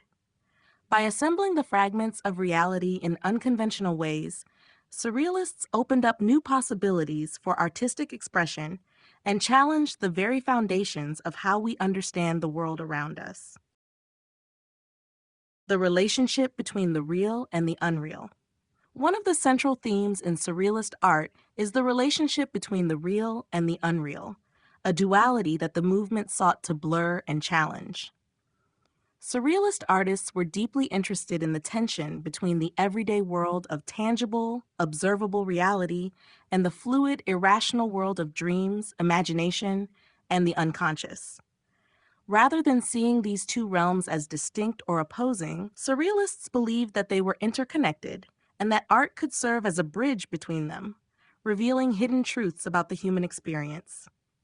The surrealists were inspired by the psychoanalytic theories of Sigmund Freud, who argued that dreams, fantasies, and repressed desires held a deeper, often irrational significance that could provide insights into the unconscious mind. In this sense, the unreal was not seen as mere fantasy or escapism, but rather as a space where the inner workings of the psyche could be expressed and explored. By presenting the unreal in conjunction with the real, surrealist artists invited viewers to reconsider the nature of both, suggesting that the boundaries between them were far more porous than they appeared. In visual art, this fusion of the real and unreal often manifested in dreamlike, uncanny imagery. Artists like Salvador Dali and René Magritte placed ordinary objects in bizarre or impossible contexts, creating scenes that felt both familiar and foreign at the same time. Dali's The Persistence of Memory, 1931, with its melting clocks draped across barren landscapes, juxtaposes the real, clocks, a symbol of time, with the unreal, the fluid, distorted forms that defy physical laws. Similarly, Magritte's The Human Condition, 1933, in which a painting of a landscape is placed in front of a window, presents a scene that appears to be part of the real world, but upon closer inspection, reveals itself to be an illusion, a mirror image of the real world. This blending of the real and unreal was also a way for surrealists to challenge the dominance of rational thought in modern life. In a world increasingly shaped by logic, reason, and scientific inquiry, the surrealists sought to reclaim space for the irrational, the emotional, and the subjective. They believed that the unreal, whether in the form of dreams, fantasy, or the imagination, held important insights into human existence that the rational mind could not access.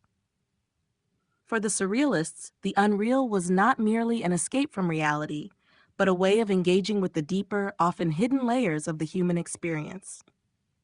Through their exploration of the real and the unreal, Surrealists encouraged a new way of seeing the world, one that embraced ambiguity, contradiction, and the irrational. By merging these two realms, they invited viewers to question the boundaries between what is real and what is imagined, offering a more fluid and expansive understanding of reality itself.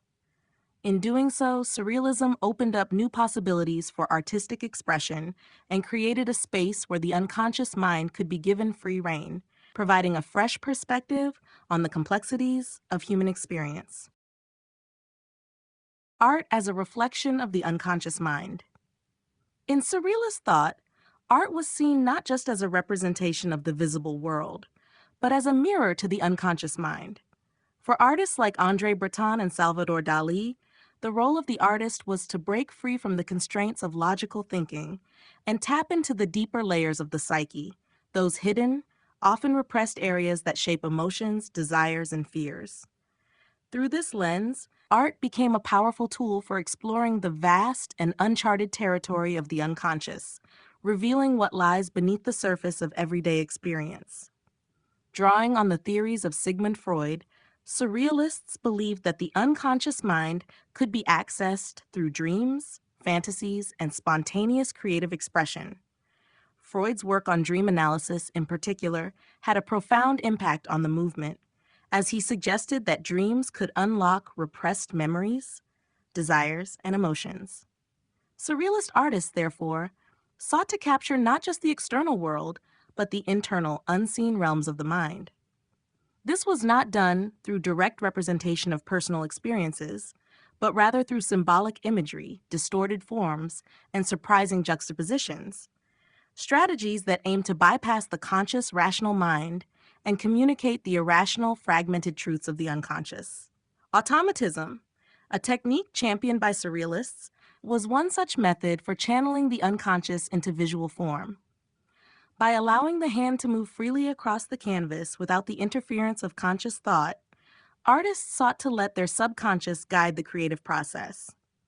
The resulting works were often abstract, filled with chaotic lines, spontaneous shapes, and non-traditional forms, reflecting the erratic nature of the unconscious mind.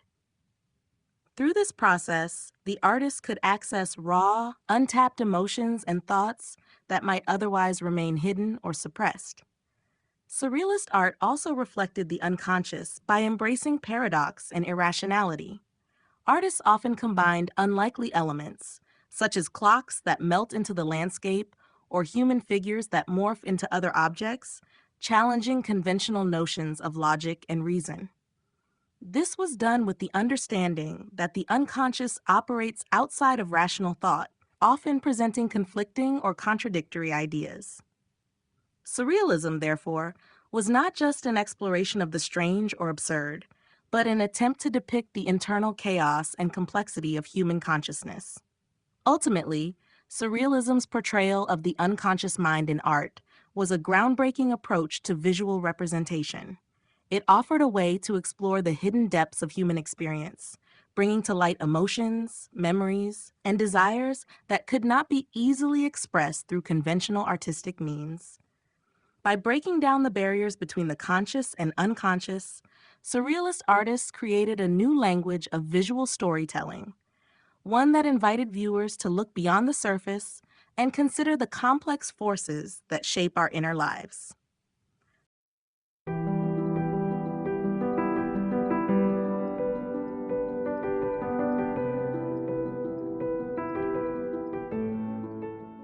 Chapter 5: The Surrealist Movement and Psychoanalysis. The Surrealist movement was deeply intertwined with the emerging field of psychoanalysis, particularly the theories of Sigmund Freud. Freud's exploration of the unconscious mind, dreams, repression, and desire resonated strongly with the Surrealists, who sought to delve into these hidden realms through art. The intersection of psychoanalysis and surrealism was not just intellectual but also practical, with surrealist artists and writers employing psychoanalytic concepts to explore the mysteries of the human mind and unleash creativity from unconscious sources. For surrealists like André Breton, the application of psychoanalysis was essential for understanding and unlocking the latent powers of the unconscious. Breton, in particular, saw Freud's ideas as an essential framework for surrealism, which aimed to reveal the irrational and dreamlike forces at work beneath the surface of everyday reality. Freud's theories of the unconscious, especially the belief that repressed desires and memories shaped human behavior, aligned with the surrealist goal of accessing these hidden layers of the mind in artistic practice. Breton's Surrealist Manifesto, 1924, explicitly called for the liberation of the mind from the constraints of rationality, using dreams, fantasies, and automatic techniques to express the desires and anxieties that lurked beneath the surface of consciousness. One of the most significant ways in which psychoanalysis influenced surrealism was through the concept of dreams. Freud's groundbreaking work on dream interpretation suggested that dreams were not random or meaningless, but rather revealed the unconscious mind's inner workings. Surrealists, particularly Salvador Dali, embraced this idea and sought to depict the illogical, disjointed, and fantastical qualities of dreams in their art. Dali's famous paintings, such as The Persistence of Memory, 1931, reflect the fluidity of time and perception often experienced in dreams, using familiar objects in strange and unexpected ways to evoke a sense of disorientation. Additionally, the practice of automatism, a technique that allowed the unconscious to guide the creative process without rational interference, was directly influenced by psychoanalytic thought. Artists would create spontaneous, unplanned works, allowing their subconscious minds to dictate the form and content of the piece. This technique was meant to bypass the conscious mind's critical faculties and allow for a more honest, direct expression of the unconscious. Surrealists believed that this kind of uncensored creativity could unlock powerful emotional and psychological truths. The Surrealists were also interested in the Freudian concept of repression, the process by which individuals push unwanted thoughts, memories, or desires out of conscious awareness. They saw this as a fundamental aspect of human experience, one that could be explored through art. Through their works, Surrealists sought to bring repressed memories and desires into the light, often through symbolic imagery that might have shocking or unsettling effects. While the relationship between surrealism and psychoanalysis was not always straightforward, with some critics even accusing the movement of oversimplifying or misinterpreting Freud's theories, there is no doubt that psychoanalysis played a key role in shaping surrealism's focus on the unconscious mind. By embracing psychoanalytic ideas, the surrealists pushed the boundaries of art, unlocking new ways of understanding the self and the complex, hidden forces that shape human behavior. In doing so, they created a rich and dynamic artistic movement that remains deeply influential today. The influence of Sigmund Freud. Sigmund Freud's theories on the unconscious mind, dreams, repression, and the nature of desire had a profound impact on the development of surrealism, shaping both the movement's artistic and philosophical approaches. Freud's groundbreaking work in psychoanalysis, particularly his ideas about the unconscious, provided surrealist artists with a framework for exploring the hidden recesses of the mind and seeking out deeper truths beyond the surface of everyday life. Freud's theories offered a new way to understand human behavior, unlocking a realm that surrealists believed had been largely ignored or repressed by conventional society and art. One of the most significant aspects of Freud's influence on surrealism was his exploration of the unconscious mind. Freud theorized that much of human thought, behavior, and emotion was driven by unconscious forces, hidden desires, repressed memories, and unresolved conflicts that the conscious mind could not easily access or understand. For the surrealists, this was a powerful insight. They believed that art could serve as a means to tap into these hidden realms, allowing for an authentic expression of the irrational, illogical, and fantastical aspects of the human experience. By engaging with the unconscious, Surrealists aimed to reveal truths that went beyond what was visible to the rational mind. Freud's work on dreams was also highly influential.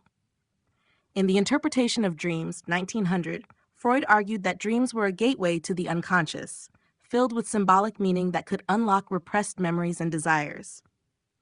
Surrealists, particularly Salvador Dali, embraced this idea and sought to depict the illogical and disjointed nature of dreams in their artwork. Dali's paintings, like The Persistence of Memory, 1931, reflected the dreamlike qualities of fluid time, shifting realities, and distorted perceptions, elements that were central to Freud's conception of the unconscious mind at work during sleep. Another key concept from Freud that influenced Surrealism was the idea of repression. Freud believed that individuals often suppressed uncomfortable or socially unacceptable thoughts and desires, forcing them into the unconscious.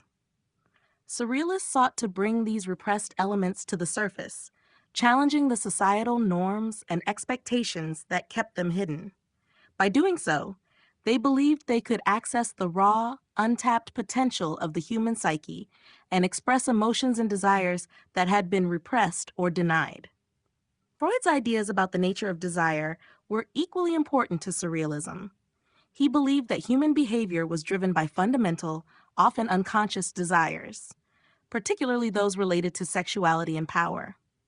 Surrealists, in turn, explored these desires in their work, often through shocking or provocative imagery that sought to confront the viewer's own unconscious responses. The use of eroticism, distortion, and taboo subjects in Surrealist art reflected Freud's assertion that the human mind was driven by forces that could not easily be controlled or understood. In sum, Sigmund Freud's psychoanalytic theories provided a foundation for the Surrealist movement's exploration of the unconscious mind, dreams, repression, and desire. His ideas challenged traditional understandings of the mind and human behavior, offering Surrealists a powerful tool for unlocking hidden truths through art. By drawing on Freud's work, Surrealism became a vehicle for expressing the complex, irrational forces that shape human experience, offering a new lens through which to view both the self and the world around us. The interpretation of dreams in Surrealist art. The interpretation of dreams played a central role in the Surrealist movement, which sought to explore and express the unconscious mind. Inspired by Sigmund Freud's pioneering work on dreams, particularly his theory that dreams serve as a window into repressed desires, emotions, and unresolved conflicts, Surrealist artists endeavored to capture the illogical, irrational, and fantastical aspects of dreams in their works. For them, dreams were not simply random images, but meaningful experiences, brimming with symbolism and insight into the deeper layers of the psyche. Freud's The Interpretation of Dreams, 1900, argued that dreams are the unconscious mind's attempt to fulfill repressed wishes and desires, often in disguised forms. He suggested that the bizarre, fragmented, and sometimes contradictory nature of dreams was a reflection of the mind's internal conflicts. This perspective deeply resonated with the Surrealists, who viewed dreams as an untapped source of creativity and self-expression. By tapping into the dream world, Surrealists sought to bypass the logical constraints of the conscious mind, revealing an alternate reality where the ordinary and the fantastical coexisted without boundaries. Salvador Dali, one of the most prominent figures of the Surrealist movement, was profoundly influenced by Freud's ideas on dreams. His works, such as The Persistence of Memory, 1931, evoke the strange, fluid quality of dreams, where time appears to melt and shift in impossible ways. The melting clocks in The Persistence of Memory challenge our perception of time and reality, mirroring the distortion that often occurs in dreams, where time can feel disjointed and fluid. Dali's incorporation of dream imagery in his paintings was an attempt to visually capture the emotional and psychological truth of the dream world, truths that, according to Freud, were often hidden beneath layers of repression. René Magritte, another key surrealist, explored the tension between reality and the dream world through his iconic use of familiar objects in unfamiliar, dreamlike contexts. In works such as The Lovers, 1928, where two figures are obscured by cloth, Magritte's paintings blur the boundaries between the real and the surreal, suggesting that the familiar world is merely a mask that hides deeper, more mysterious truths, much like the hidden meanings of dreams. His art invites the viewer to question the nature of reality itself, encouraging them to consider what lies beneath the surface, just as Freud encouraged a deeper interpretation of the symbols in dreams. The Surrealists also embraced automatism, a technique designed to capture the spontaneous flow of unconscious thoughts, often mirroring the free association found in dreams. Through this method, artists would allow their subconscious to guide the creation of their work, bypassing the logical and rational processes of the conscious mind. This technique aligned closely with Freud's belief that dreams could reveal repressed desires and fears, and surrealists believed that by accessing this unconscious material, they could discover new and profound insights into human nature. Overall, the surrealist interpretation of dreams was an attempt to break free from the confines of rational thought and engage directly with the unconscious mind. By portraying the illogical, bizarre, and dreamlike qualities of the unconscious, surrealist artists sought to challenge our perceptions of reality and to explore the deeper psychological and emotional forces that shape human experience. Through their dream-inspired art, they invited the viewer to consider the ways in which the unconscious mind influences and shapes our understanding of the world around us. The role of the psychoanalyst in surrealism. In the Surrealist movement, psychoanalysis played a crucial role in shaping both the creative process and the understanding of the unconscious mind. While Surrealist artists sought to access the deeper realms of the psyche through their work, the figure of the psychoanalyst also became important in guiding and interpreting this journey. Drawing heavily from Sigmund Freud's theories, the Surrealists saw the psychoanalyst not only as a scientific practitioner, but also as a kind of collaborator in the artistic process, someone who could help uncover the hidden meanings embedded in the unconscious mind and reveal the psychological underpinnings of creative expression. One of the key ideas that psychoanalysts shared with surrealists was that the unconscious mind harbored repressed desires, fears, and unresolved conflicts that shaped human behavior.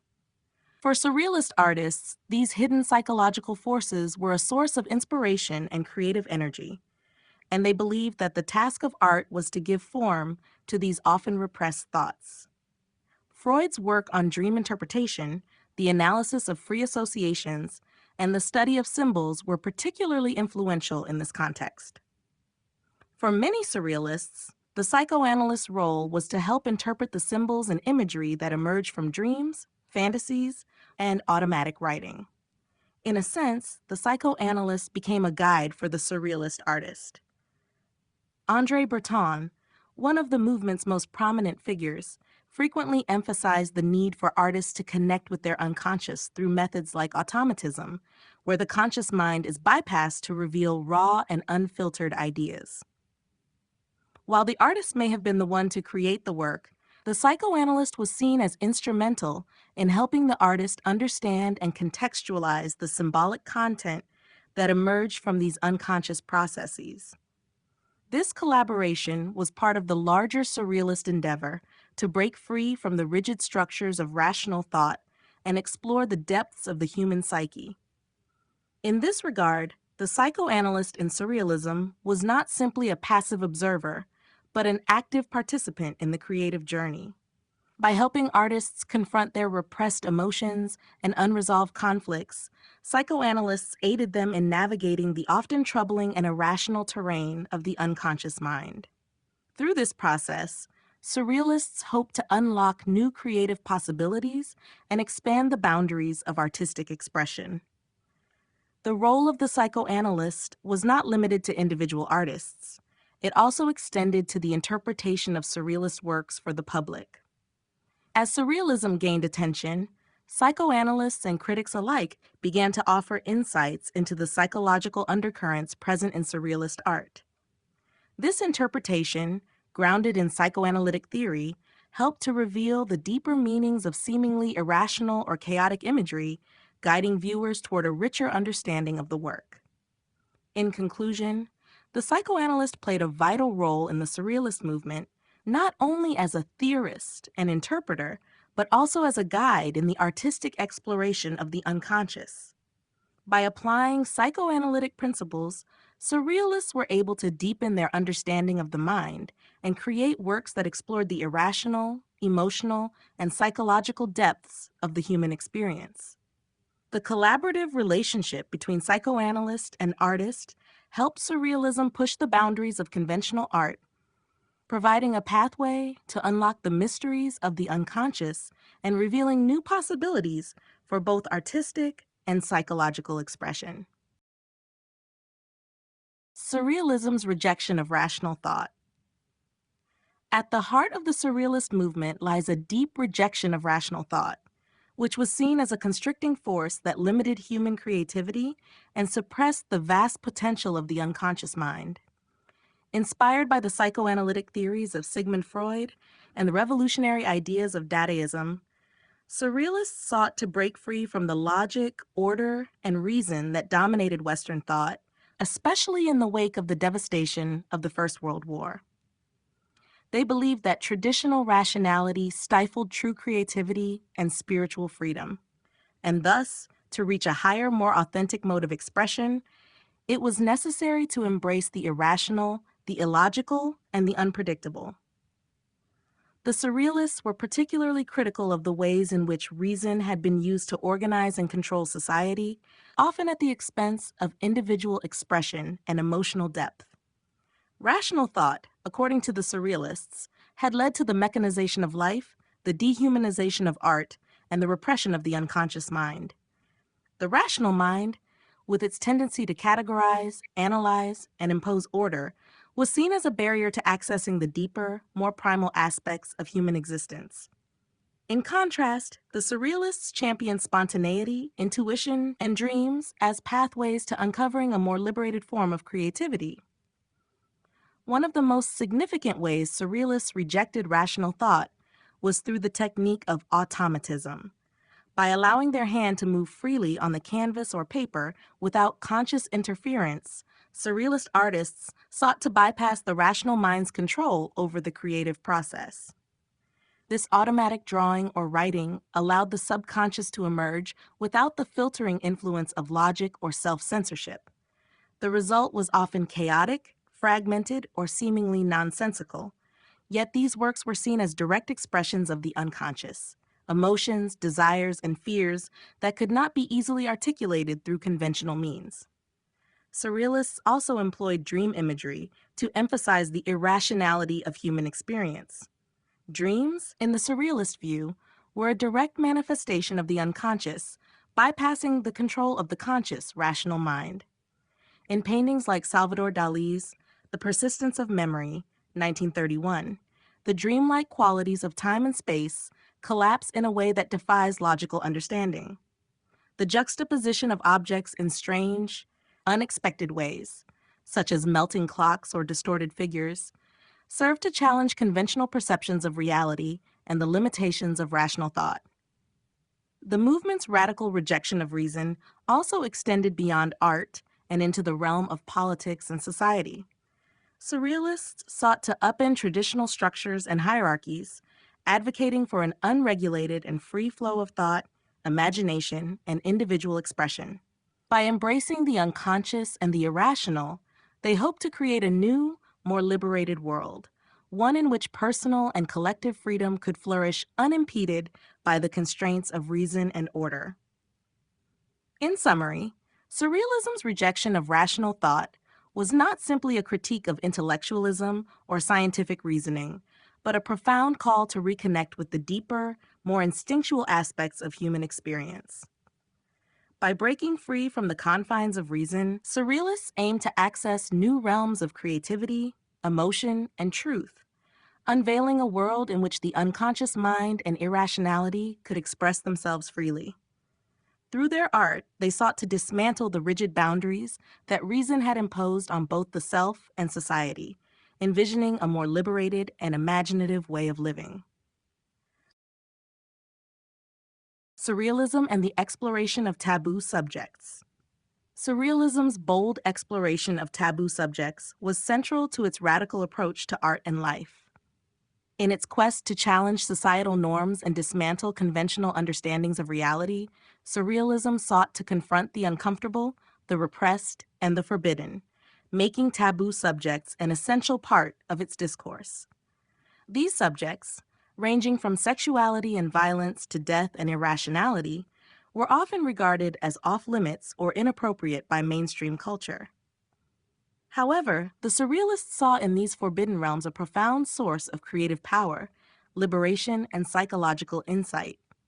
The Surrealist movement emerged in the aftermath of the First World War, a time when the constraints of bourgeois society were increasingly seen as contributing to the dehumanization and destruction of the war. The Surrealists rejected the traditional, sanitized representations of reality and instead sought to confront the deeper, darker aspects of human existence. They believed that by engaging with these taboo subjects, subjects that had been repressed by conventional morality, they could bring about a more authentic understanding of the self and the world. Sexuality was perhaps the most prominent taboo subject addressed by the Surrealists. Sigmund Freud's theories on the unconscious, particularly his ideas about repression and sexual desire, were integral to the movement's exploration of this subject. The Surrealists believed that the repression of sexuality by societal norms stifled creativity and prevented a deeper understanding of human nature.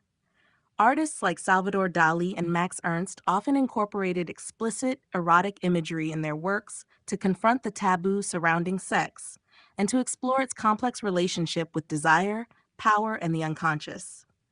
Dali's The Great Masturbator, 1929, is one such example, where the distorted, dreamlike rendering of sexuality reflects the dissonance between repressed desire and conscious morality. Violence and the grotesque were also explored as taboo subjects, with artists frequently depicting shocking or disturbing imagery to challenge the viewer's comfort zone. These works often served as a critique of both societal violence and the violence embedded in the human psyche. For example, in The Elephant Celebes, 1921, Max Ernst combines images of mechanical, surreal creatures with unsettling scenes of violence and death, creating a dreamlike, yet menacing atmosphere.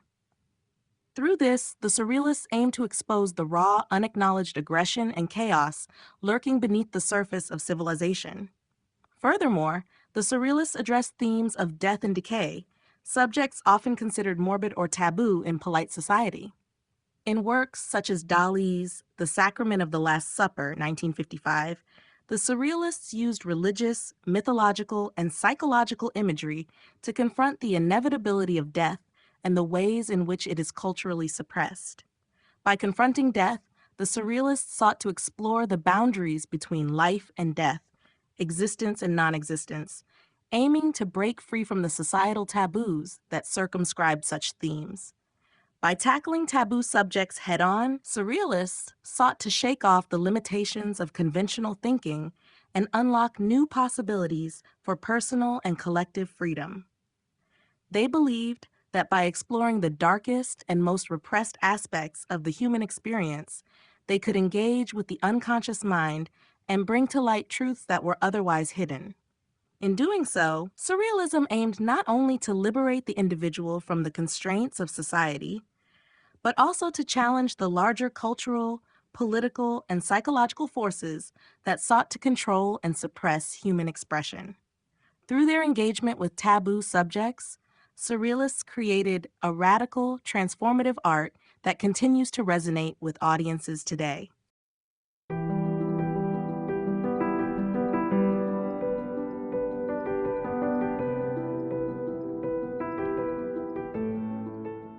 Chapter 6: Surrealism and Politics. Surrealism, while primarily an artistic movement, was also deeply entwined with political ideology. The Surrealists sought to challenge not just the conventions of art, but also the societal and political structures that they saw as oppressive, repressive, and stifling human freedom and creativity. Emerging in the aftermath of the First World War, the Surrealists were disillusioned by the violence and destruction they had witnessed, and they turned to art as a means to combat the established systems of power, authority, and reason that they believed had led to the war. They rejected the conservative and bourgeois values that dominated European society, seeking instead a new political and cultural vision that embraced liberation, spontaneity, and the exploration of the unconscious mind. One of the most significant aspects of Surrealism's political engagement was its radical critique of capitalist society. Surrealists viewed capitalism as a system that reduced human beings to mere commodities, commodifying not just labor, but also human desires, emotions, and creativity. In their eyes, the constraints of capitalist society limited the potential for true freedom and individual expression. They were particularly critical of the way that reason, logic, and industrialization had shaped modern life, suppressing the unconscious and irrational elements of human experience. To the Surrealists, the rigid structures of capitalism were inextricably linked to the social and political order that upheld them. The Surrealists were also profoundly influenced by Marxism, particularly in their critique of class structures and the exploitation of workers. While not all Surrealists identified strictly with Marxist ideology, many were aligned with leftist politics and sought to use their art as a means to critique and subvert the prevailing social order. Figures like André Breton, the movement's founding figure, saw Surrealism as an agent of revolutionary change. He believed that art, by tapping into the unconscious, could help dismantle the psychological and social barriers that kept individuals trapped in oppressive systems. Surrealist art, in this sense, was seen as a tool for political liberation, allowing individuals to access hidden desires and revolutionary potential that could help overthrow the status quo.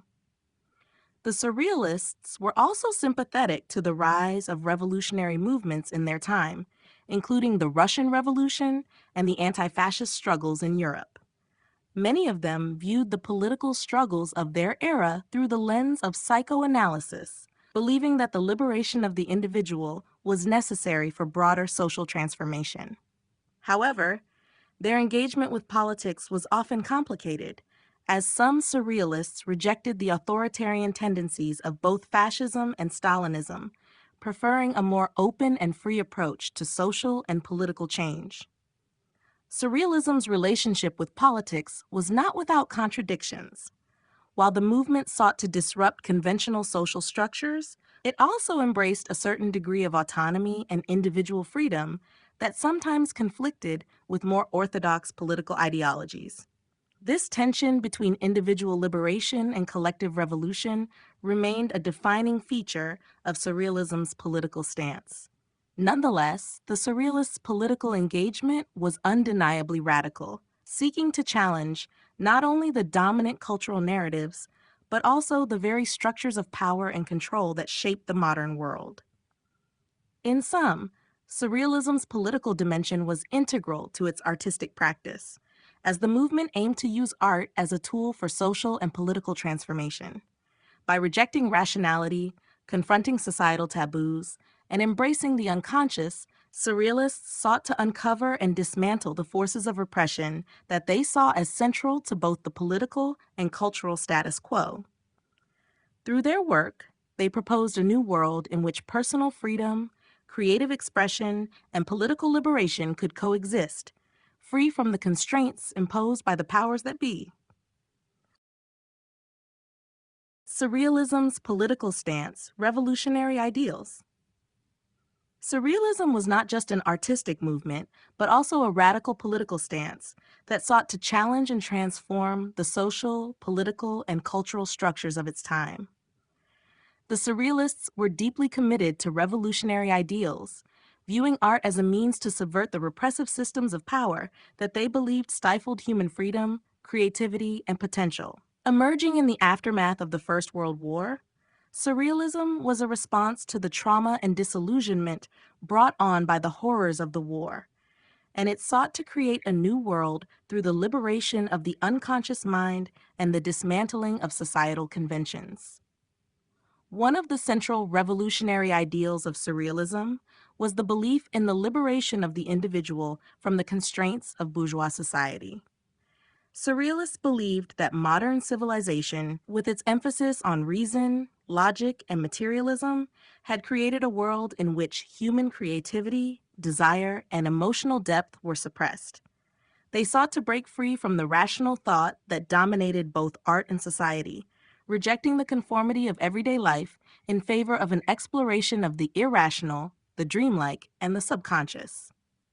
In this sense, Surrealism was an attack on the status quo, a call for personal and collective freedom from the social, political, and psychological repression that shaped modern existence. The Surrealists, particularly André Breton, viewed this liberation as deeply tied to revolutionary political change.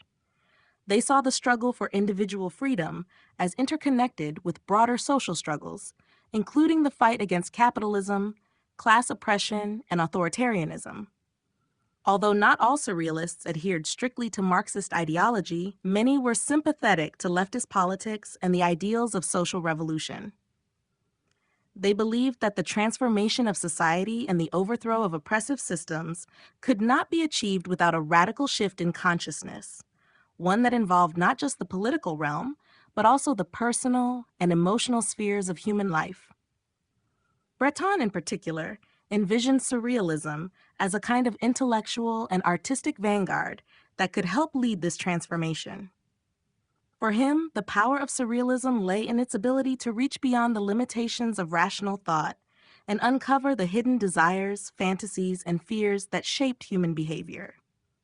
By confronting these unconscious forces, Surrealists believed they could create a new reality that was freer, more imaginative, and more in tune with the true nature of the human spirit.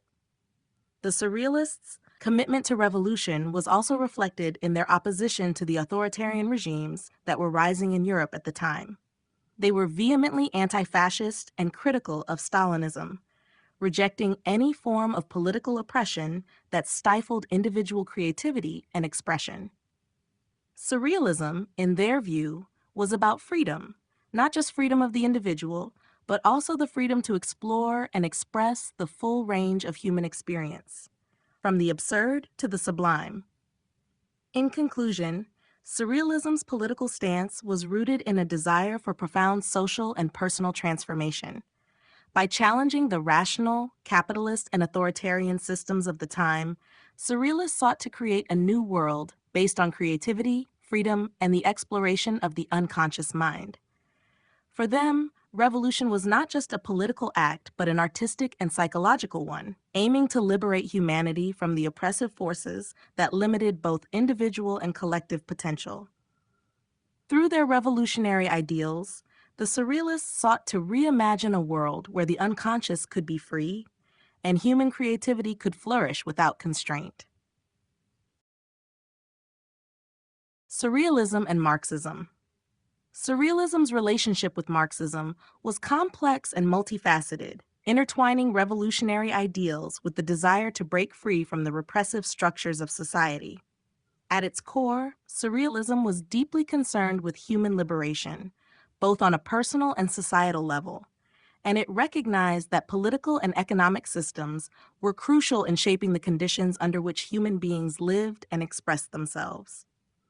While not all Surrealists fully embraced Marxism, the movement was profoundly influenced by Marxist principles, particularly in its critique of capitalism and its aspirations for a society based on equality and freedom. The connection between Surrealism and Marxism began with the shared belief that art and culture were not neutral, but were deeply intertwined with the economic and political systems of their time. Just as Marxism analyzed society through its class structures and material conditions, Surrealism sought to explore the psychological and emotional forces that shaped human behavior, often rooted in the repression caused by these very systems. André Breton, the movement's founder, saw a revolutionary potential in Surrealism, believing that it could serve as an intellectual and artistic vanguard in the struggle for a more just and liberated society. In his view, the emancipation of the individual mind and spirit was inseparable from the political liberation of the working class. Breton's involvement with Marxism, however, was not without tension. In the early years of Surrealism, he embraced Marxist ideas, viewing them as complementary to the Surrealists' goals. The critique of capitalism, with its dehumanizing effects, resonated deeply with the Surrealists' rejection of bourgeois society and its emphasis on rationality, conformity, and materialism. Surrealists, like Marxists, were critical of the way in which capitalism commodified human desires and creativity, seeing this system as stifling the full expression of the human potential. However, as the movement progressed, tensions began to surface between the Surrealists and orthodox Marxism, particularly with regard to the relationship between art and politics. Surrealists rejected the rigid, doctrinaire approach to art favored by some Marxists, believing that true artistic expression required freedom from ideological constraints. They argued that the creative process could not be reduced to a mere tool of political propaganda, and that the autonomy of the artist was crucial to the revolutionary potential of art. This divergence led to a degree of estrangement between Surrealism and the Communist Party, particularly when Breton and others became disillusioned with the authoritarianism they saw in Stalinism. Despite these differences, Surrealism's engagement with Marxism continued to influence its political stance. The Surrealists' critique of capitalism and their desire to dismantle social hierarchies remained central to their revolutionary vision. They sought a society where human creativity and individuality could flourish, free from the constraints imposed by economic and political systems. In this sense, Surrealism and Marxism shared a common aspiration to create a world in which both material and psychological liberation could be achieved, though their paths to that goal diverged. Ultimately, Surrealism's relationship with Marxism highlights the movement's broader revolutionary ambitions. Its desire to not only transform society through political action, but to challenge the very structures that constrained human imagination and creativity. While Surrealism's engagement with Marxism may have been marked by contradictions and tensions, it was undoubtedly shaped by the shared goal of emancipation, both from the material conditions of capitalism and from the psychological repression that stifled the human spirit. Surrealism's critique of bourgeois society. Surrealism emerged as a radical artistic and intellectual movement that sought to critique and challenge the values, norms, and institutions of bourgeois society.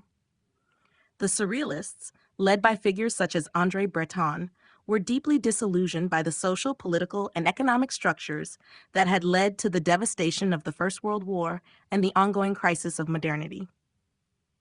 They viewed the bourgeois order as repressive, stifling creativity, individuality, and genuine human expression in favor of materialism, rationality, and conformity.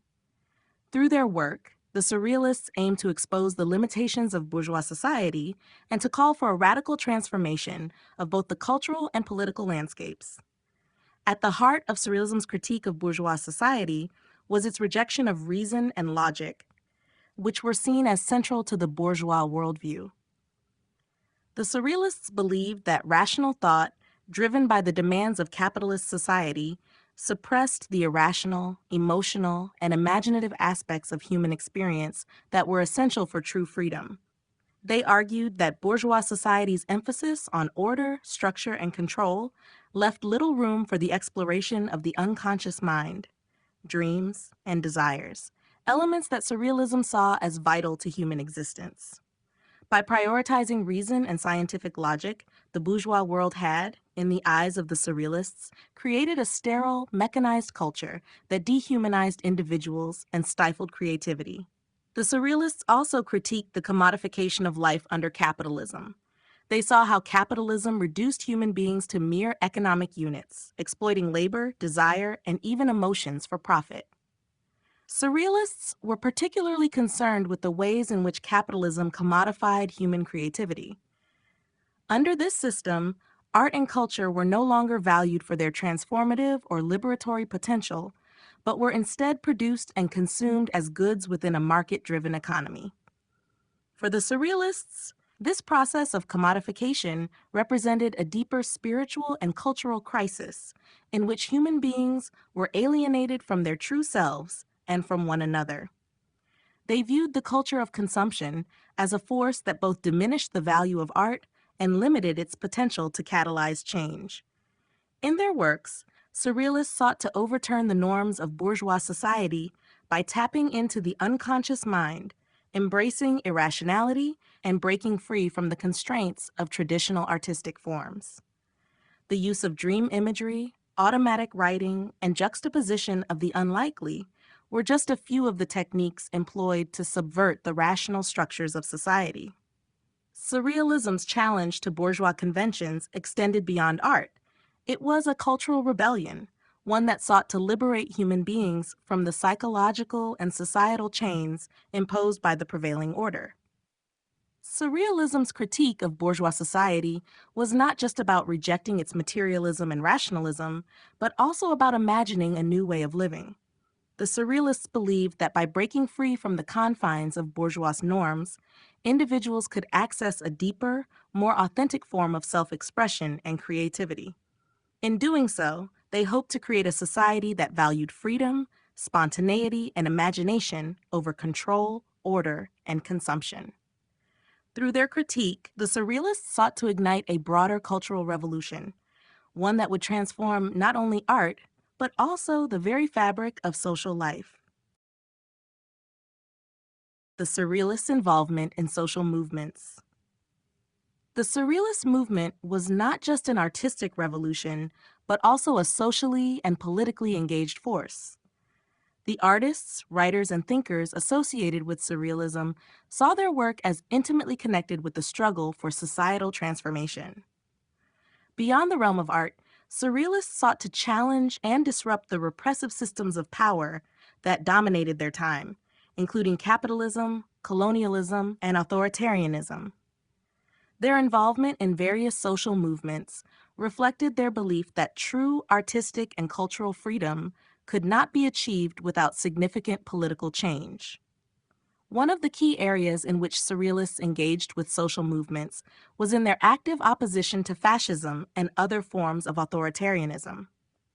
During the rise of fascist regimes in Europe in the 1930s, Surrealists were vocal in their condemnation of leaders such as Adolf Hitler and Benito Mussolini, whose totalitarian policies directly contradicted the movement's commitment to individual freedom and creative expression. In response to this political climate, many Surrealists allied themselves with anti-fascist movements and supported efforts to resist the growing threat of fascism. Figures like Breton and other Surrealists viewed their art as a direct form of resistance to the oppressive ideologies of the time. The Surrealists were also deeply involved in anti-colonial movements, recognizing the ways in which imperialism and colonialism dehumanized both the colonizers and the colonized. Many Surrealists expressed solidarity with movements for independence in Africa, Asia, and Latin America. They saw the struggle for decolonization as an extension of their broader revolutionary ideals, which included the liberation of the individual from both cultural and political oppression. Surrealism's focus on liberation, creativity, and the subconscious also resonated with the anti-colonial critique of European dominance and exploitation. Surrealism's engagement with Marxist ideas furthered its involvement in social movements, particularly in relation to class struggle and the fight against capitalism. Although the movement was never fully aligned with any political party or ideology, Surrealists like André Breton were sympathetic to Marxist principles, especially the critique of capitalist exploitation and the commodification of human life. They believed that the true potential of human beings could only be realized in a society free from capitalist oppression. As such, they saw their art as part of a larger social and political project aimed at dismantling the capitalist system and creating a world that prioritized human liberation over profit. The Surrealists also engaged with feminist movements, challenging traditional gender roles and the patriarchy. Many Surrealist works explored themes of sexuality and the subversion of societal norms around gender, reflecting a growing interest in feminist ideas, especially in the context of the early 20th century. The movement's embrace of the unconscious, dreams, and desire resonated with feminist critiques of the ways in which women's bodies and sexuality were controlled and marginalized in society. In sum, the Surrealists' involvement in social movements was rooted in their belief that art had the power to inspire social and political change. Whether through their anti-fascist activism, support for anti-colonial struggles, sympathy for Marxist ideas, or engagement with feminist thought, Surrealism was not just about revolutionizing art. It was about revolutionizing society itself. By challenging the structures of power that shape the modern world, the Surrealists sought to create a more liberated, just, and imaginative society where the individual could be free from both social and political constraints. The legacy of Surrealism in political thought. Surrealism's impact on political thought extends far beyond its role as an avant-garde art movement. While it is often remembered for its aesthetic contributions, its dreamlike imagery and radical techniques, it also played a pivotal role in shaping political discourse in the 20th century. Surrealists envisioned a world liberated from the constraints of rationality, social conventions, and oppressive political systems, and they saw their work as a catalyst for revolutionary change. The political legacy of Surrealism, while complex and not always fully realized, has influenced a range of political movements and intellectual traditions, leaving an enduring imprint on how we think about freedom, creativity, and societal transformation. At the heart of Surrealism's political legacy was its critique of the status quo, particularly the capitalist and bourgeois systems that Surrealists believed stifled individual freedom and creativity. For Surrealists, the liberation of the human spirit was inextricably linked to the dismantling of oppressive political and economic structures. The Surrealists saw the capitalist system as one that commodified and dehumanized people, reducing them to mere economic units, while promoting conformity and materialism. In their view, true social and political change could not occur without a shift in consciousness, one that challenged both the material conditions of society and the psychological forces that shaped human behavior. In this context, Surrealism's legacy in political thought lies in its vision for a radical transformation of society. Surrealists, particularly André Breton, believed that the subversion of established norms, both in art and in life, was essential to achieving a more liberated world. Their calls for the dissolution of boundaries between reality and the unconscious, the individual and the collective, were intended to foster a society in which human potential could be fully realized.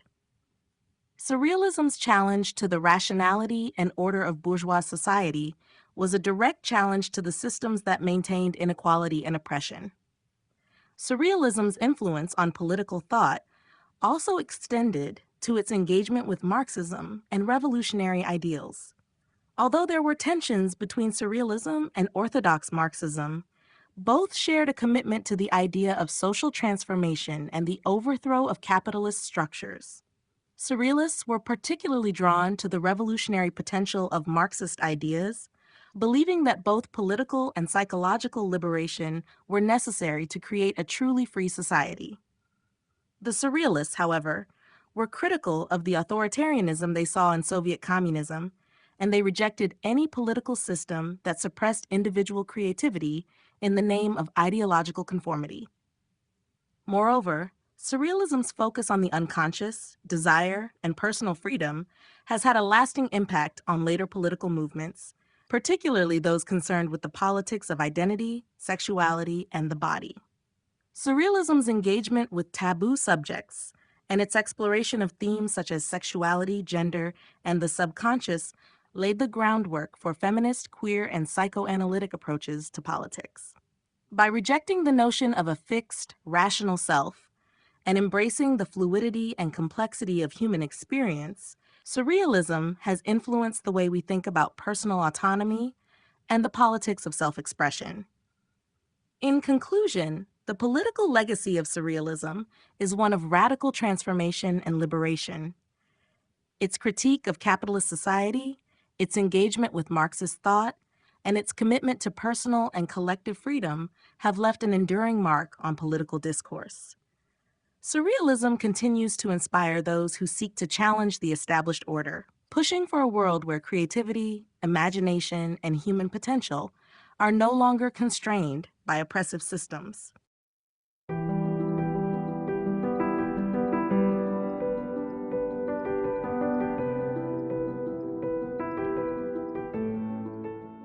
Chapter 7: Surrealism and Film. Surrealism's relationship with film was one of the most innovative and compelling intersections of art and cinema in the 20th century. As an art movement that sought to disrupt conventional norms of logic and reality, Surrealism was a natural fit for the world of film, a medium inherently concerned with the manipulation of time, space, and perception. Surrealist filmmakers explored the potential of cinema as a tool to break down the boundaries between the conscious and unconscious mind, creating works that were as much a psychological exploration as they were visual experiments. One of the primary ways Surrealism influenced film was through its emphasis on dreamlike, fragmented narratives and imagery.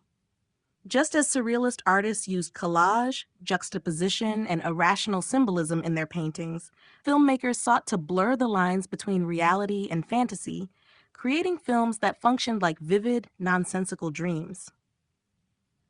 Surrealist films often ignored traditional storytelling structures in favor of disjointed sequences that evoked emotions and experiences rather than linear plots. This approach reflected the Surrealists' interest in the unconscious mind, which they believed could reveal deeper truths about the human condition. A key figure in the relationship between Surrealism and film was the Spanish filmmaker Luis Buñuel. Buñuel's early works, particularly Un Chien Andalou, 1929, created in collaboration with artist Salvador Dalí, are among the most iconic examples of Surrealist cinema. Un Chien Andalou is notorious for its shocking imagery and deliberate subversion of narrative logic, such as the infamous scene of an eyeball being slashed that evokes the disorienting, non-linear nature of dreams. This short film encapsulates the surrealist ideal of breaking free from the constraints of rational thought and exploring the depths of the unconscious. Another significant surrealist filmmaker was Jean Cocteau, whose works, such as La Belle et la Bête, 1946, and Le Sang d'un Poète, 1930, explored the surreal and fantastical through visually striking and emotionally intense narratives. Cocteau's films often merged elements of myth, fantasy, and dream, reflecting the surrealist interest in transcending the limitations of the everyday world to access deeper, more irrational truths. His films were highly symbolic and embraced a fluid approach to time and space, making them integral to the surrealist cinematic tradition. Surrealism also inspired other filmmakers, including those working outside the immediate orbit of the movement, who were influenced by its exploration of the irrational and the unconscious. Filmmakers such as David Lynch, Terry Gilliam, and Alejandro Jodorowsky have cited surrealist cinema as an influence on their own work, which often plays with unconventional narrative structures, distorted realities, and a deep connection to psychological themes.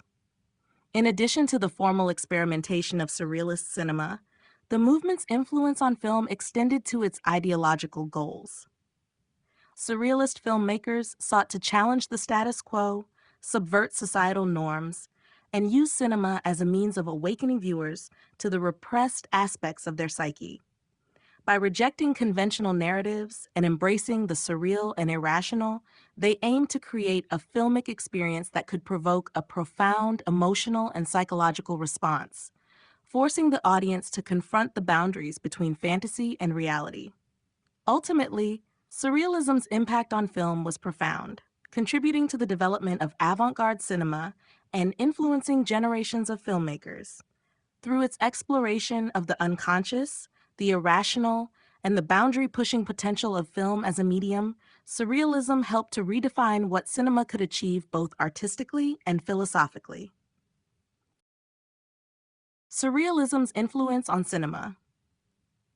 Surrealism's impact on cinema is one of the most defining and transformative aspects of the movement's legacy, pushing the boundaries of how film could be used as a medium for artistic and psychological expression.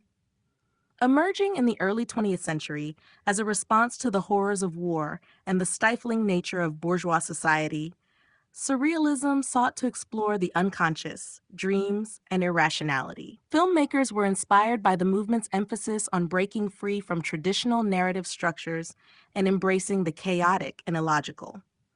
Surrealist cinema often aimed to evoke emotional, psychological, and philosophical responses by delving into the surreal and the unknown, using film to explore the realms of dreams, fantasies, and the subconscious. Luis Buñuel, one of the central figures in Surrealist cinema, revolutionized the medium with his 1929 collaboration with Salvador Dali, Un Chien Andalou.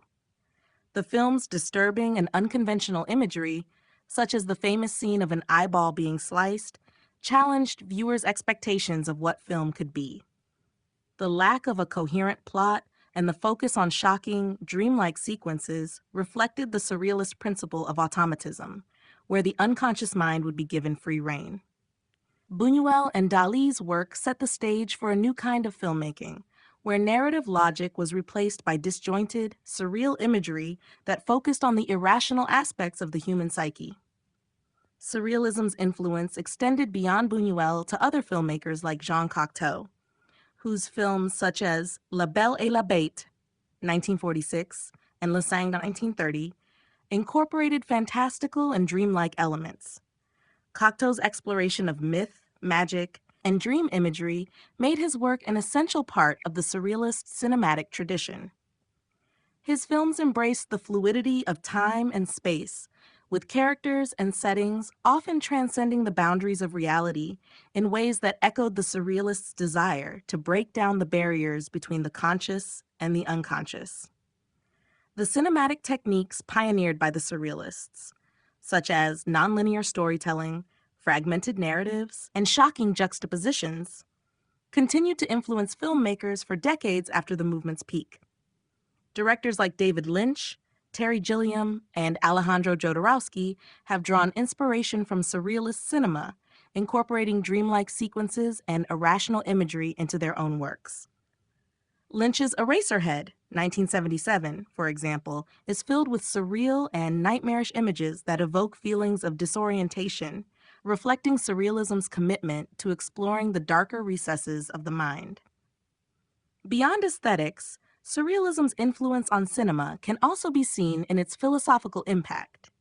Surrealist filmmakers viewed film not just as entertainment, but as a means of confronting the unconscious, challenging societal norms, and awakening deeper truths about the human experience.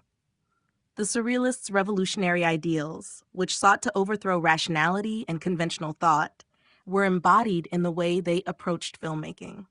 By embracing the irrational and exploring themes of desire, sexuality, and repression, Surrealist cinema created a space where the boundaries of reality could be dissolved, offering audiences a unique experience that was both intellectually and emotionally challenging. In sum, Surrealism's influence on cinema opened up new creative possibilities for filmmakers, shaping the development of avant-garde cinema and leaving an enduring legacy in film history. Its legacy can be seen in the ways contemporary filmmakers continue to experiment with narrative form, psychological depth, and the exploration of dreams and the unconscious, ensuring that the Surrealist vision continues to resonate in the world of cinema today. Key Surrealist films, Un Chien Andalou, L'Âge d'Or.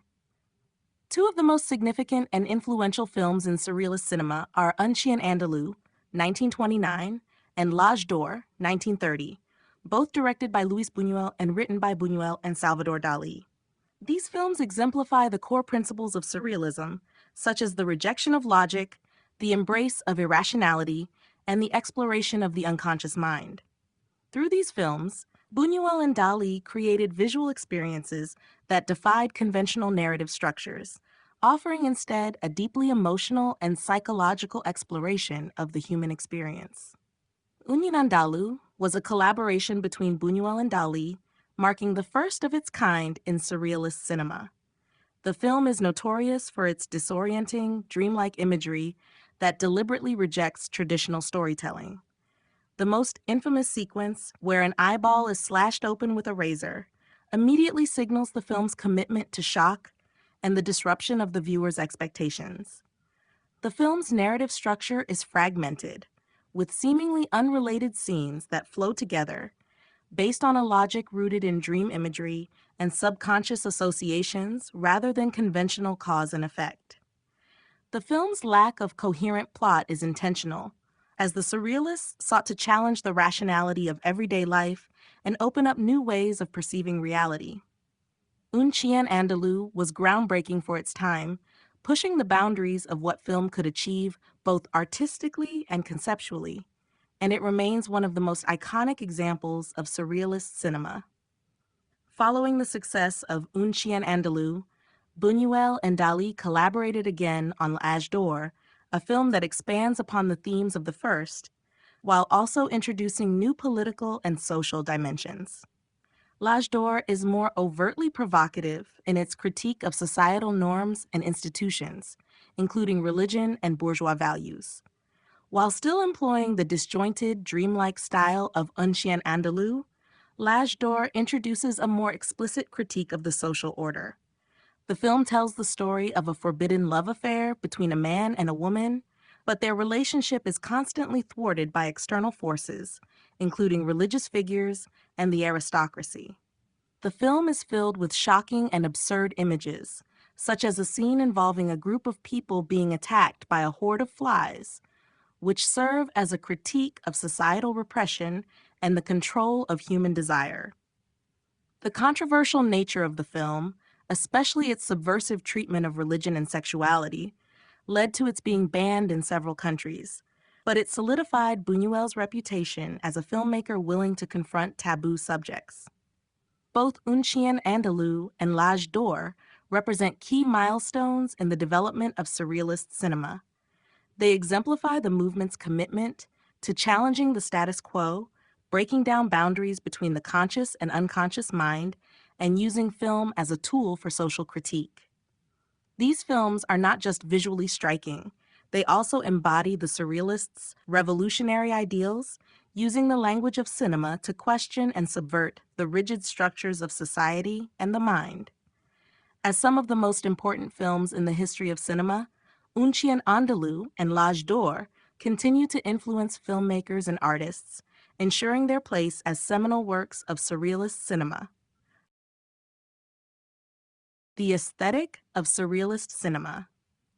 The aesthetic of surrealist cinema is one of radical experimentation, offering a bold departure from conventional filmmaking by prioritizing the irrational, the dreamlike, and the unconscious. Surrealist filmmakers embraced visual and narrative techniques that sought to disrupt traditional forms of storytelling, creating films that often felt more like waking dreams than logical sequences of events.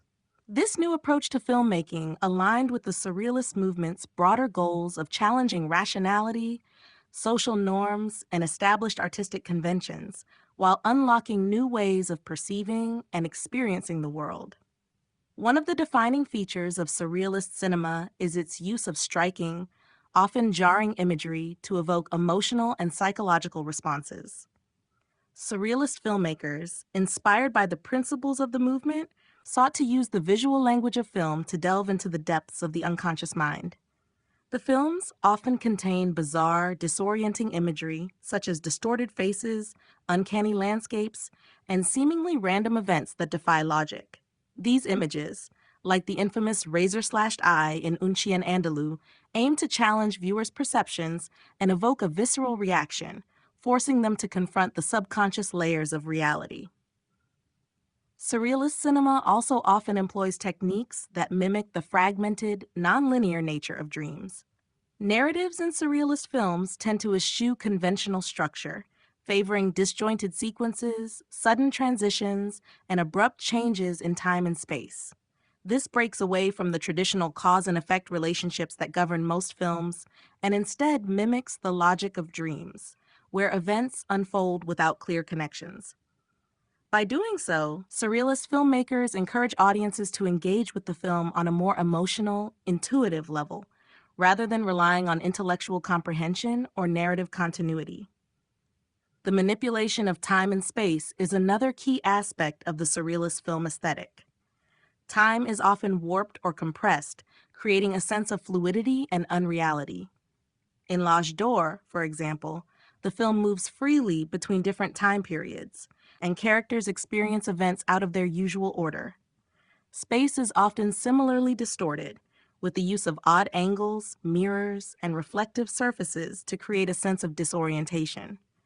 These techniques blur the boundaries between the real and the unreal, encouraging the viewer to question the nature of reality itself. Sound in surrealist cinema is also crucial to the aesthetic, often dissonant or deliberately mismatched to the imagery.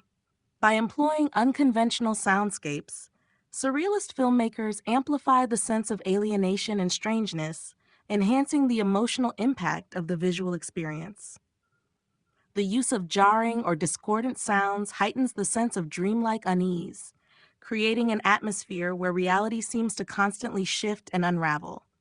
In essence, the aesthetic of surrealist cinema is about embracing the irrational and the subconscious, using the film medium to convey experiences that transcend logic and everyday life.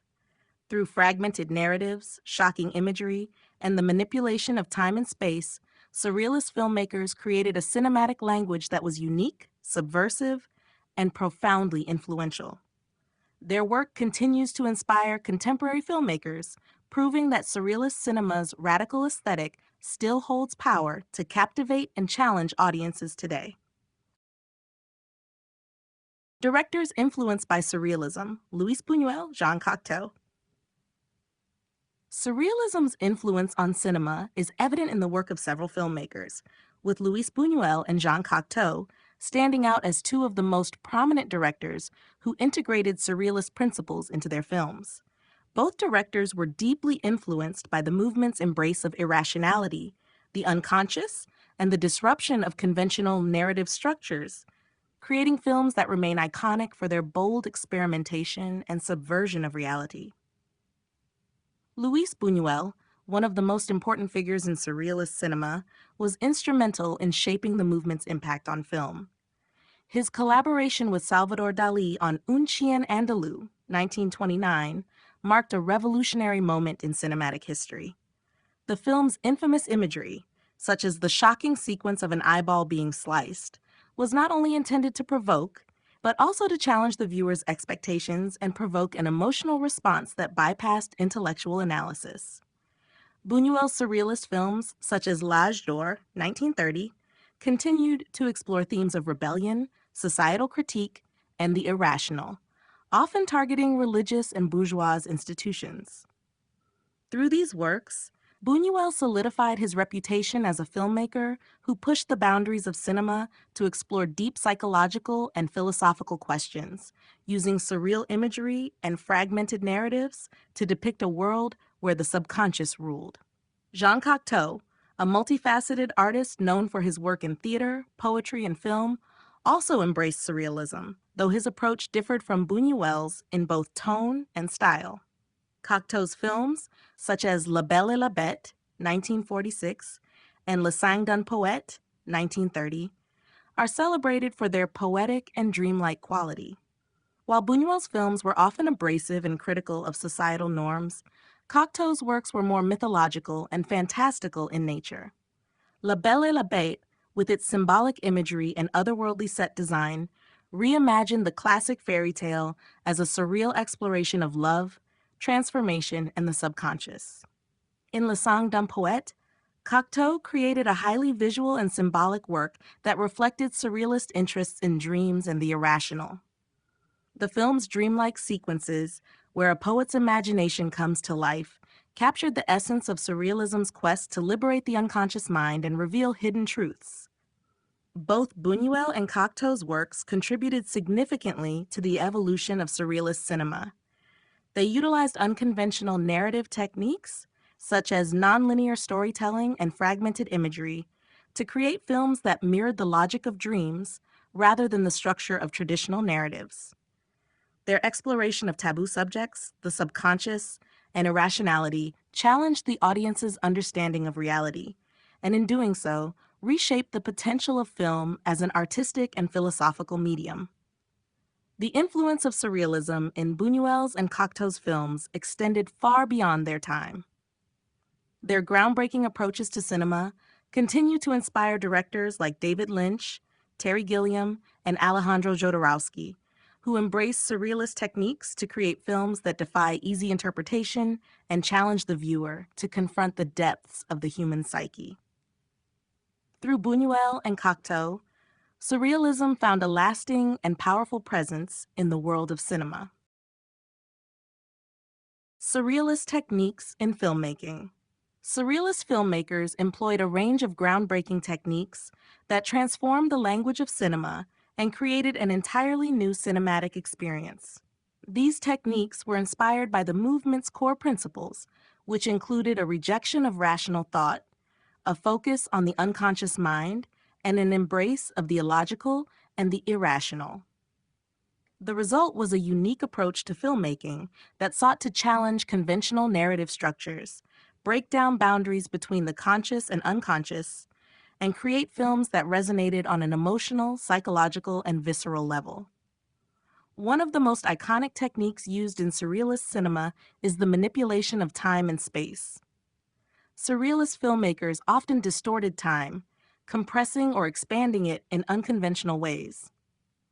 Time in surrealist films is fluid, as seen in works like Luis Buñuel's Un Chien Andalou, 1929, where scenes transition abruptly without the typical cause and effect logic. This manipulation of time serves to reflect the fragmented, nonlinear nature of dreams, where past, present, and future coexist and often blur together. Similarly, space is frequently distorted or disjointed, with characters interacting in impossible or unexpected environments that further challenge the viewer's sense of reality. Another key technique is the use of shocking, disorienting imagery. Surrealist films often incorporate bizarre, unexpected, or grotesque visuals that serve to jolt the viewer out of their expectations. These images are meant to evoke strong emotional reactions and connect with the subconscious. In Un Chien Andalou, the famous scene of an eyeball being slashed exemplifies this technique, serving as both a visual shock and a metaphor for the breakdown of conventional perception. The emphasis on shocking imagery is a hallmark of surrealist cinema's desire to confront the audience with the irrational and unearth repressed or hidden aspects of the psyche. The concept of automatism, allowing the unconscious mind to guide creative expression, also plays a pivotal role in surrealist filmmaking.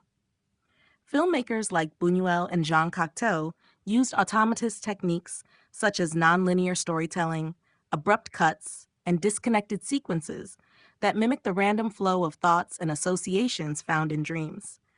This style of filmmaking invites the viewer to interpret the film through an emotional or intuitive lens, rather than relying on traditional narrative structures or logical progression. Another defining element of surrealist filmmaking is the use of symbolism. Surrealists often employed rich visual metaphors to convey deeper psychological or philosophical meanings. Objects, figures, or actions that appear within the narrative may carry symbolic weight, representing unconscious desires, societal repression, or existential themes. This use of symbolism invites viewers to engage with the film on a more interpretive level, allowing the subconscious to guide their understanding of the film's hidden meanings. Lastly, the practice of juxtaposition is central to surrealist cinema. Surrealist filmmakers often placed unrelated or incongruous images and events side by side, creating a tension that prompts new associations in the viewer's mind. By breaking traditional narrative and visual norms, They sought to reveal hidden connections and the often irrational relationship between seemingly disparate elements. In conclusion, Surrealist filmmakers redefined cinema by employing techniques that disrupted the conventional storytelling, imagery, and structure of film. Their innovations, including time and space manipulation, shocking imagery, automatism, symbolism, and juxtaposition, have left a lasting legacy on the medium, influencing countless filmmakers and continuing to captivate audiences with their bold, dreamlike, and often unsettling explorations of the unconscious.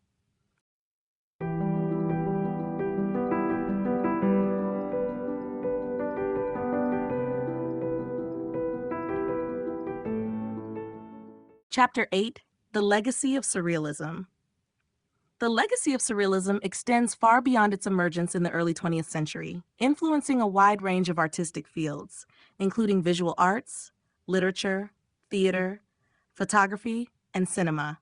What began as a revolutionary movement in art and literature transformed into a lasting cultural force, one that continues to shape contemporary creative expression. Surrealism's dedication to the exploration of the unconscious mind, irrationality, and dream logic has left a profound imprint on modern and contemporary art, guiding artists to continually challenge the boundaries of perception and reality. In visual arts, Surrealism's impact remains monumental. Artists such as Salvador Dali, René Magritte, and Max Ernst revolutionized painting with their dreamlike landscapes and the juxtaposition of the absurd with the everyday. These artists not only questioned the conventional representation of reality, but also opened up new possibilities for visual expression by incorporating the irrational, the bizarre, and the unconscious into their work. Surrealism paved the way for later art movements, such as abstract expressionism and pop art, which embraced elements of spontaneity and visual experimentation. Even contemporary artists like Jeff Koons, David Lynch, and Yayoi Kusama can trace their stylistic innovations and themes back to the groundwork laid by Surrealists. In literature, Surrealism's influence remains a driving force in modern writing. Writers like André Breton, Paul Éluard, and Louis Aragon introduced techniques like automatic writing, free association, and the exploration of dreams and the subconscious, inspiring a new generation of authors. Surrealism's legacy in literature can be seen in the works of later writers such as William S. Burroughs, Jorge Luis Borges, and Haruki Murakami, who incorporate fragmented narratives, surreal imagery, and psychological depth in their explorations of reality and identity. Surrealism's focus on freeing language from traditional constraints paved the way for the avant-garde movements of the mid-20th century, and continues to inspire writers to experiment with form and content. The world of cinema, too, bears a deep surrealist imprint.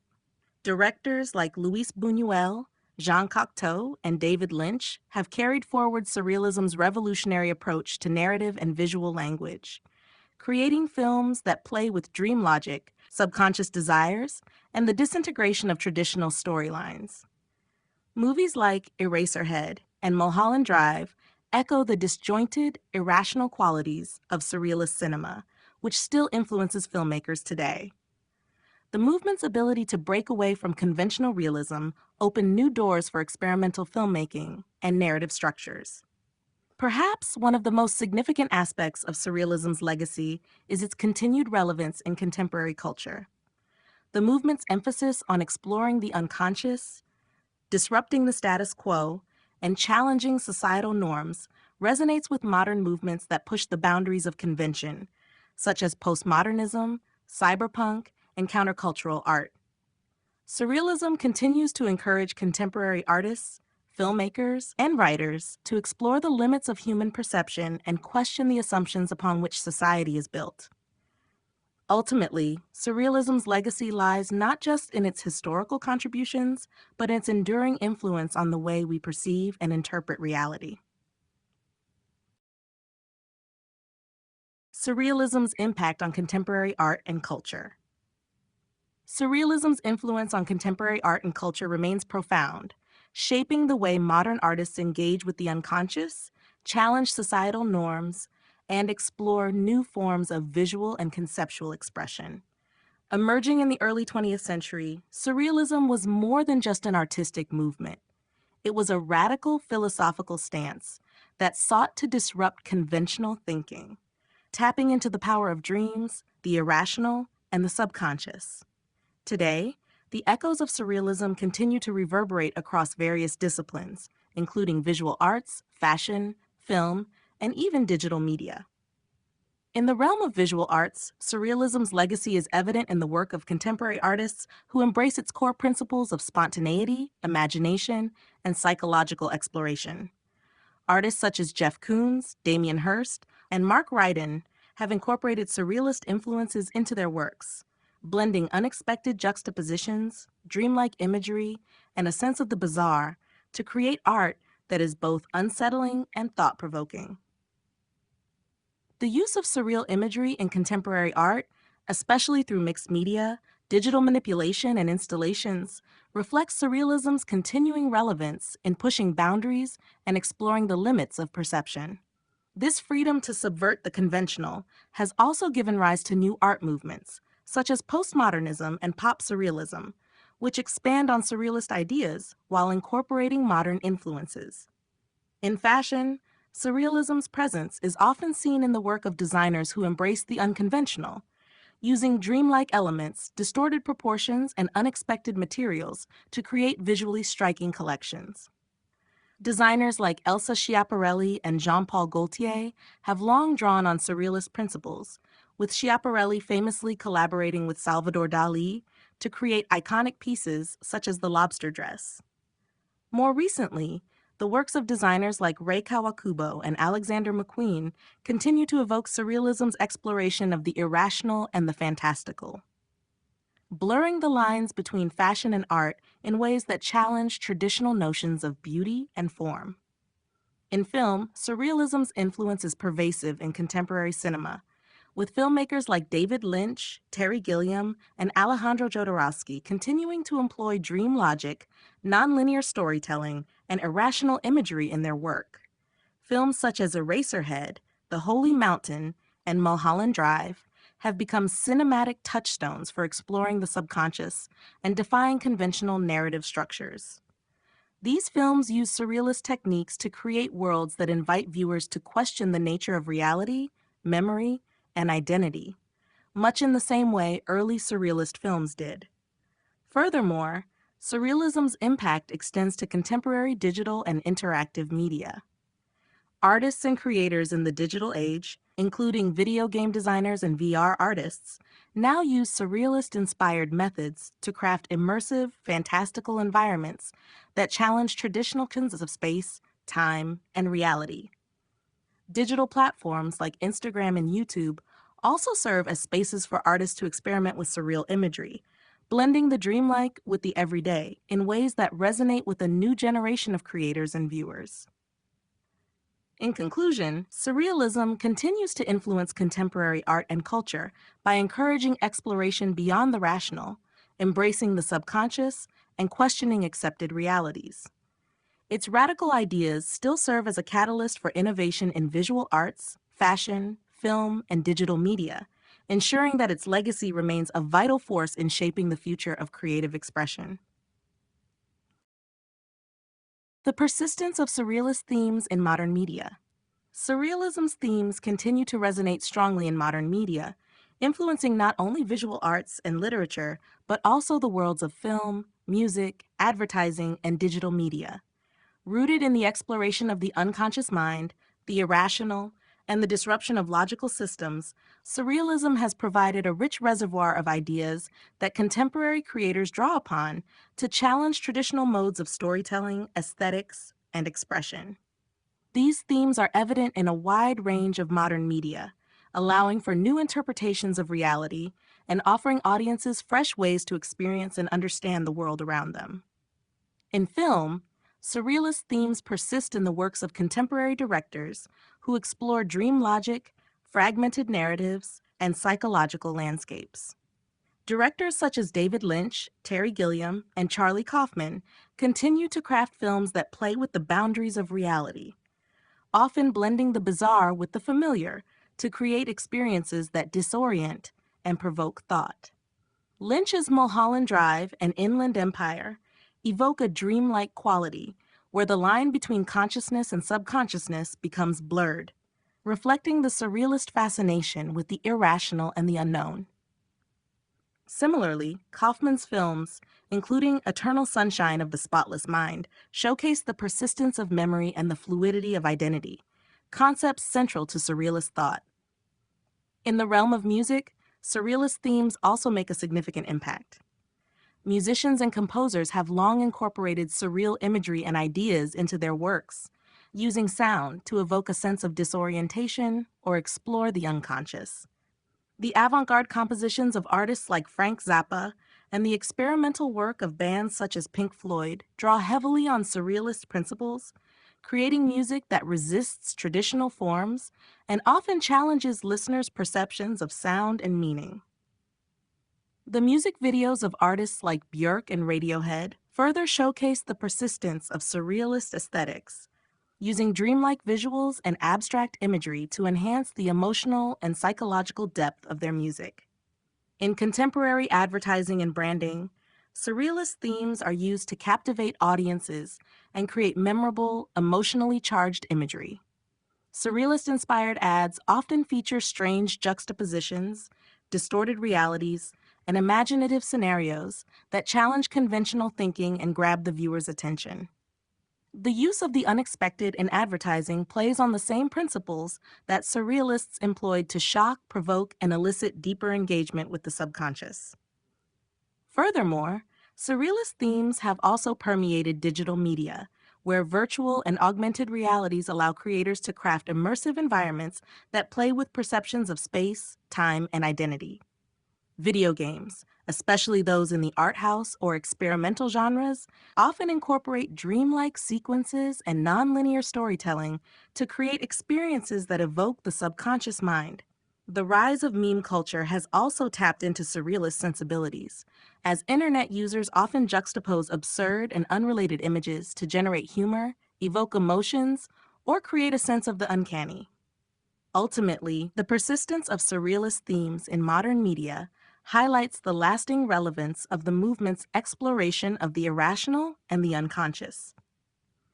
These themes continue to inform and shape the creative practices of artists across diverse fields, offering new ways to engage with reality and the complexities of the human experience. Through surreal visuals, narratives, and concepts, contemporary media invites audiences to delve into the deeper layers of perception, imagination, and emotion that surrealism first sought to uncover. Surrealism's influence on popular culture, music, fashion, and design. Surrealism, with its emphasis on the unconscious mind, dreamlike imagery, and the irrational, has had a profound impact on popular culture, influencing a wide array of creative fields including music, fashion, and design. The movement's ability to transcend traditional boundaries and its focus on subverting the ordinary in favor of the extraordinary have left a lasting mark on how we experience and understand modern-day artistic expression. In music, surrealist themes can be seen in the works of numerous musicians and composers who embrace the bizarre, the unexpected, and the psychological. Bands such as Pink Floyd and the Beatles, especially during their psychedelic era, drew on surrealist principles to craft songs that play with surreal soundscapes, distorted realities, and abstract lyrics. Pink Floyd's The Piper at the Gates of Dawn and The Dark Side of the Moon albums are replete with fragmented, dreamlike sequences that mirror the movement's fascination with the unconscious mind and its exploration of reality and perception. Similarly, in the music videos of artists like Björk, David Bowie, and Radiohead, surrealist-inspired visuals often create a sense of altered reality, where the boundaries between the familiar and the strange blur, inviting audiences to explore deeper emotional and psychological themes. Surrealism's influence is also strongly evident in fashion, where designers have long used the movement's dreamlike and fantastical elements to create collections that challenge conventional ideas of beauty and form. Elsa Schiaparelli, a key figure in the early 20th century fashion world, famously collaborated with Salvador Dali to produce iconic surrealist-inspired pieces, such as the lobster dress and the shoe hat, both of which embody the whimsical and irrational aspects of surrealism. In more recent decades, designers like Jean-Paul Gaultier, Alexander McQueen, and Rei Kawakubo have continued to push the boundaries of fashion, incorporating surreal motifs into their work. McQueen's collections often drew on the macabre and the bizarre, challenging societal expectations and inviting viewers to reflect on the juxtaposition of the beautiful and the grotesque, while Gaultier's playful, sometimes absurd designs echo surrealist humor and irreverence. In the world of design, surrealist elements have also found their place in advertising, product design, and architecture. Surrealist-inspired advertising campaigns often use unexpected juxtapositions, illogical compositions, and bizarre imagery to capture attention and provoke thought.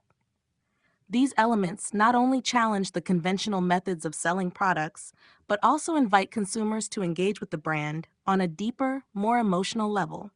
Additionally, architects and interior designers frequently draw on surrealism to create spaces that defy the norms of structure and function, focusing on creating experiences that evoke the uncanny and challenge perceptions of space, light, and form. In essence, surrealism's influence on popular culture highlights its enduring power to inspire creativity and break down established norms. Its emphasis on dreamlike imagery, irrationality, and the exploration of the unconscious continues to inform and shape the worlds of music, fashion, and design, offering a fresh lens through which to understand the complexities of the human experience and engage with the world in new and unconventional ways. The continued relevance of surrealism today. Surrealism, which emerged in the early 20th century as a radical artistic and cultural movement, continues to hold significant relevance in contemporary society. Its core ideas of challenging conventional reality, exploring the unconscious mind, and subverting established norms still resonate in various aspects of modern life, from art and literature to cinema and popular culture. As a movement that questioned traditional boundaries and embraced the irrational, surrealism remains a powerful tool for creative expression and a catalyst for new ways of perceiving and engaging with the world. In the realm of art, surrealism's influence remains undeniable. Contemporary artists continue to draw from the movement's exploration of dreams, the unconscious, and the strange, producing works that defy conventional logic and structure. Surrealist-inspired techniques such as automatism and free association are still employed by artists seeking to unlock deeper layers of the psyche or challenge societal norms. Artists like David Lynch, Jeff Koons, and Yayoi Kusama incorporate dreamlike, absurd, and sometimes unsettling imagery into their work, pushing boundaries in much the same way that the Surrealists did. The continued prevalence of surreal aesthetics in modern art highlights how surrealism's challenge to traditional realism and its embrace of the fantastical continues to inspire innovation and creativity. In literature, surrealism's impact can be seen in the works of contemporary writers who explore fragmented narratives, dreamlike sequences, and psychological depth. Writers like Haruki Murakami and Jorge Luis Borges often blur the line between the real and the unreal, invoking surrealist themes in their examination of memory, identity, and perception.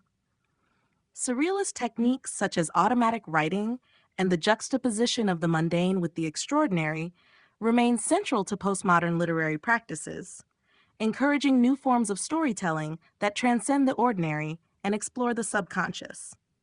Cinema also continues to be deeply influenced by surrealism, with directors like David Lynch, Terry Gilliam, and Alejandro Jodorowsky incorporating surreal visuals and narratives into their films. The movement's emphasis on dream logic and irrational storytelling techniques is evident in films like Eraserhead, The Holy Mountain, and Mulholland Drive.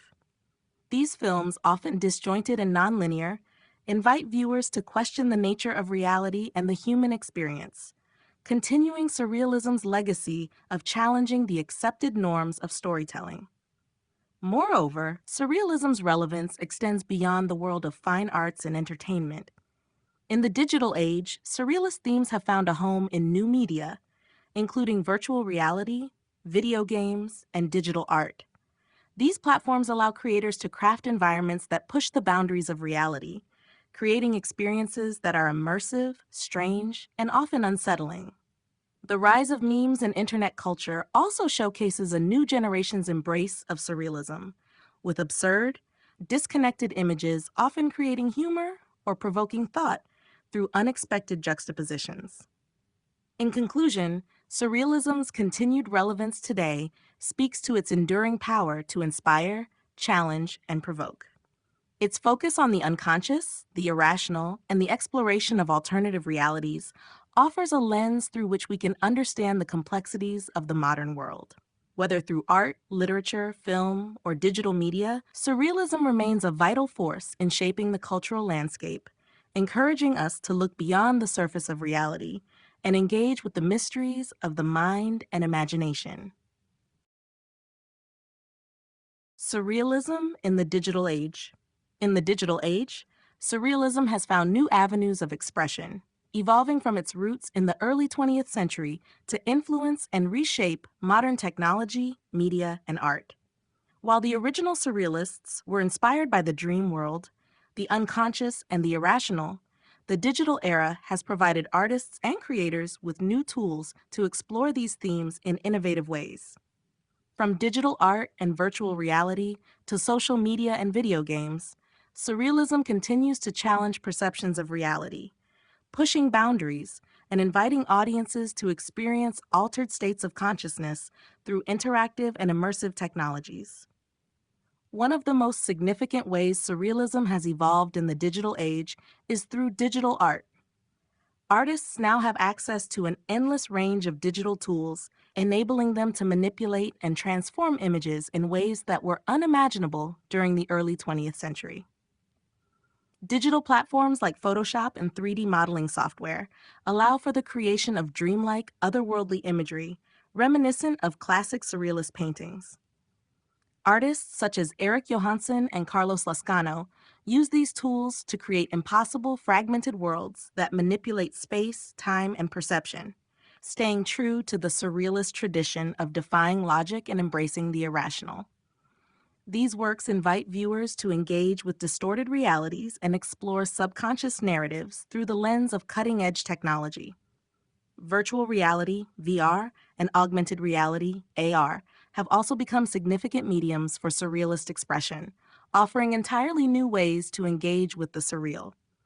VR allows for the creation of fully immersive, surreal environments where users can experience alternate realities firsthand. Artists and game developers now design VR worlds that challenge the laws of physics and space, offering experiences that are simultaneously disorienting and exhilarating. These digital landscapes often evoke a sense of the uncanny, as users navigate through distorted, dreamlike worlds that seem both familiar and alien. By using VR to place individuals inside surreal scenarios, creators are able to take the surrealist exploration of the mind and consciousness into uncharted territory, making the subconscious experience physically tangible. In social media and digital culture, surrealism has found a unique outlet for self-expression through memes, videos, and visual storytelling. The internet has become a breeding ground for surreal humor, where absurd and disjointed images are juxtaposed to create surreal moments of wit and irony. This practice has allowed surreal aesthetics to infiltrate popular culture, making it more accessible and participatory. Platforms like Instagram, TikTok, and YouTube serve as spaces for digital artists to create and share surreal works, blurring the lines between fine art and mainstream entertainment. Surrealism's continued relevance in the digital age is a testament to its adaptability and enduring power.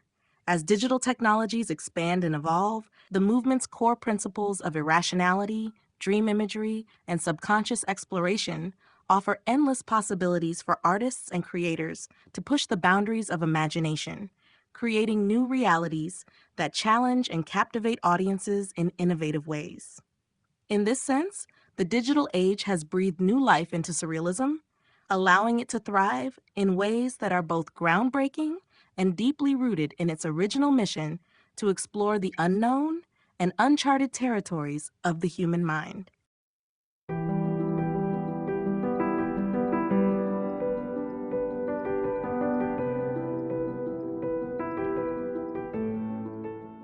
Chapter 9, Conclusion. Surrealism, a movement born out of the desire to transcend the limitations of reason and reality, has left an indelible mark on art, literature, film, and culture.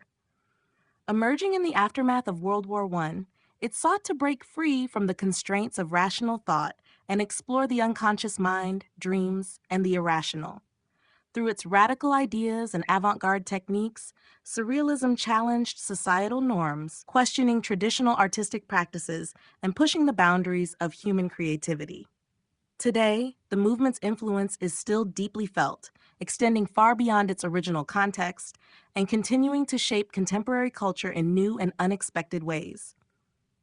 The core of Surrealism lies in its exploration of the unconscious and the pursuit of the extraordinary within the ordinary. Whether through dreamlike imagery, unexpected juxtapositions, or the use of techniques like automatic writing and free association, Surrealist artists and writers sought to tap into a deeper, more instinctive level of creativity. By embracing irrationality, they opened up new possibilities for creative expression that transcended the constraints of everyday life, offering a glimpse into the strange and unfamiliar realms of the human psyche. These principles continue to resonate in today's world, as artists and creators in various fields find inspiration in the surreal to challenge the status quo and express ideas that provoke thought and emotion. In the visual arts, Surrealism's legacy can be seen in the work of contemporary artists who incorporate its dreamlike qualities and experimental techniques. In literature, Surrealist themes continue to inform the works of modern writers who explore fragmented realities and delve into the complexities of memory, identity, and perception. In film, directors draw upon surrealist aesthetics to craft narratives that blur the boundaries between the real and the unreal, pushing the limits of conventional storytelling. Even in digital media, surrealism thrives, with artists using new technologies to create virtual landscapes and interactive experiences that captivate and challenge the viewer's sense of reality. Beyond the arts, surrealism's influence can be seen in popular culture, from fashion and music to advertising and internet memes. The movement's embrace of the irrational, the absurd, and the subconscious has permeated all aspects of modern life, allowing surrealism to maintain its relevance in an ever-changing world. As society continues to grapple with questions of identity, reality, and the nature of human consciousness, surrealism offers a lens through which we can explore the unknown, challenge established norms, and engage with the mysteries of existence. In conclusion, surrealism remains a vital and dynamic force in the creative world.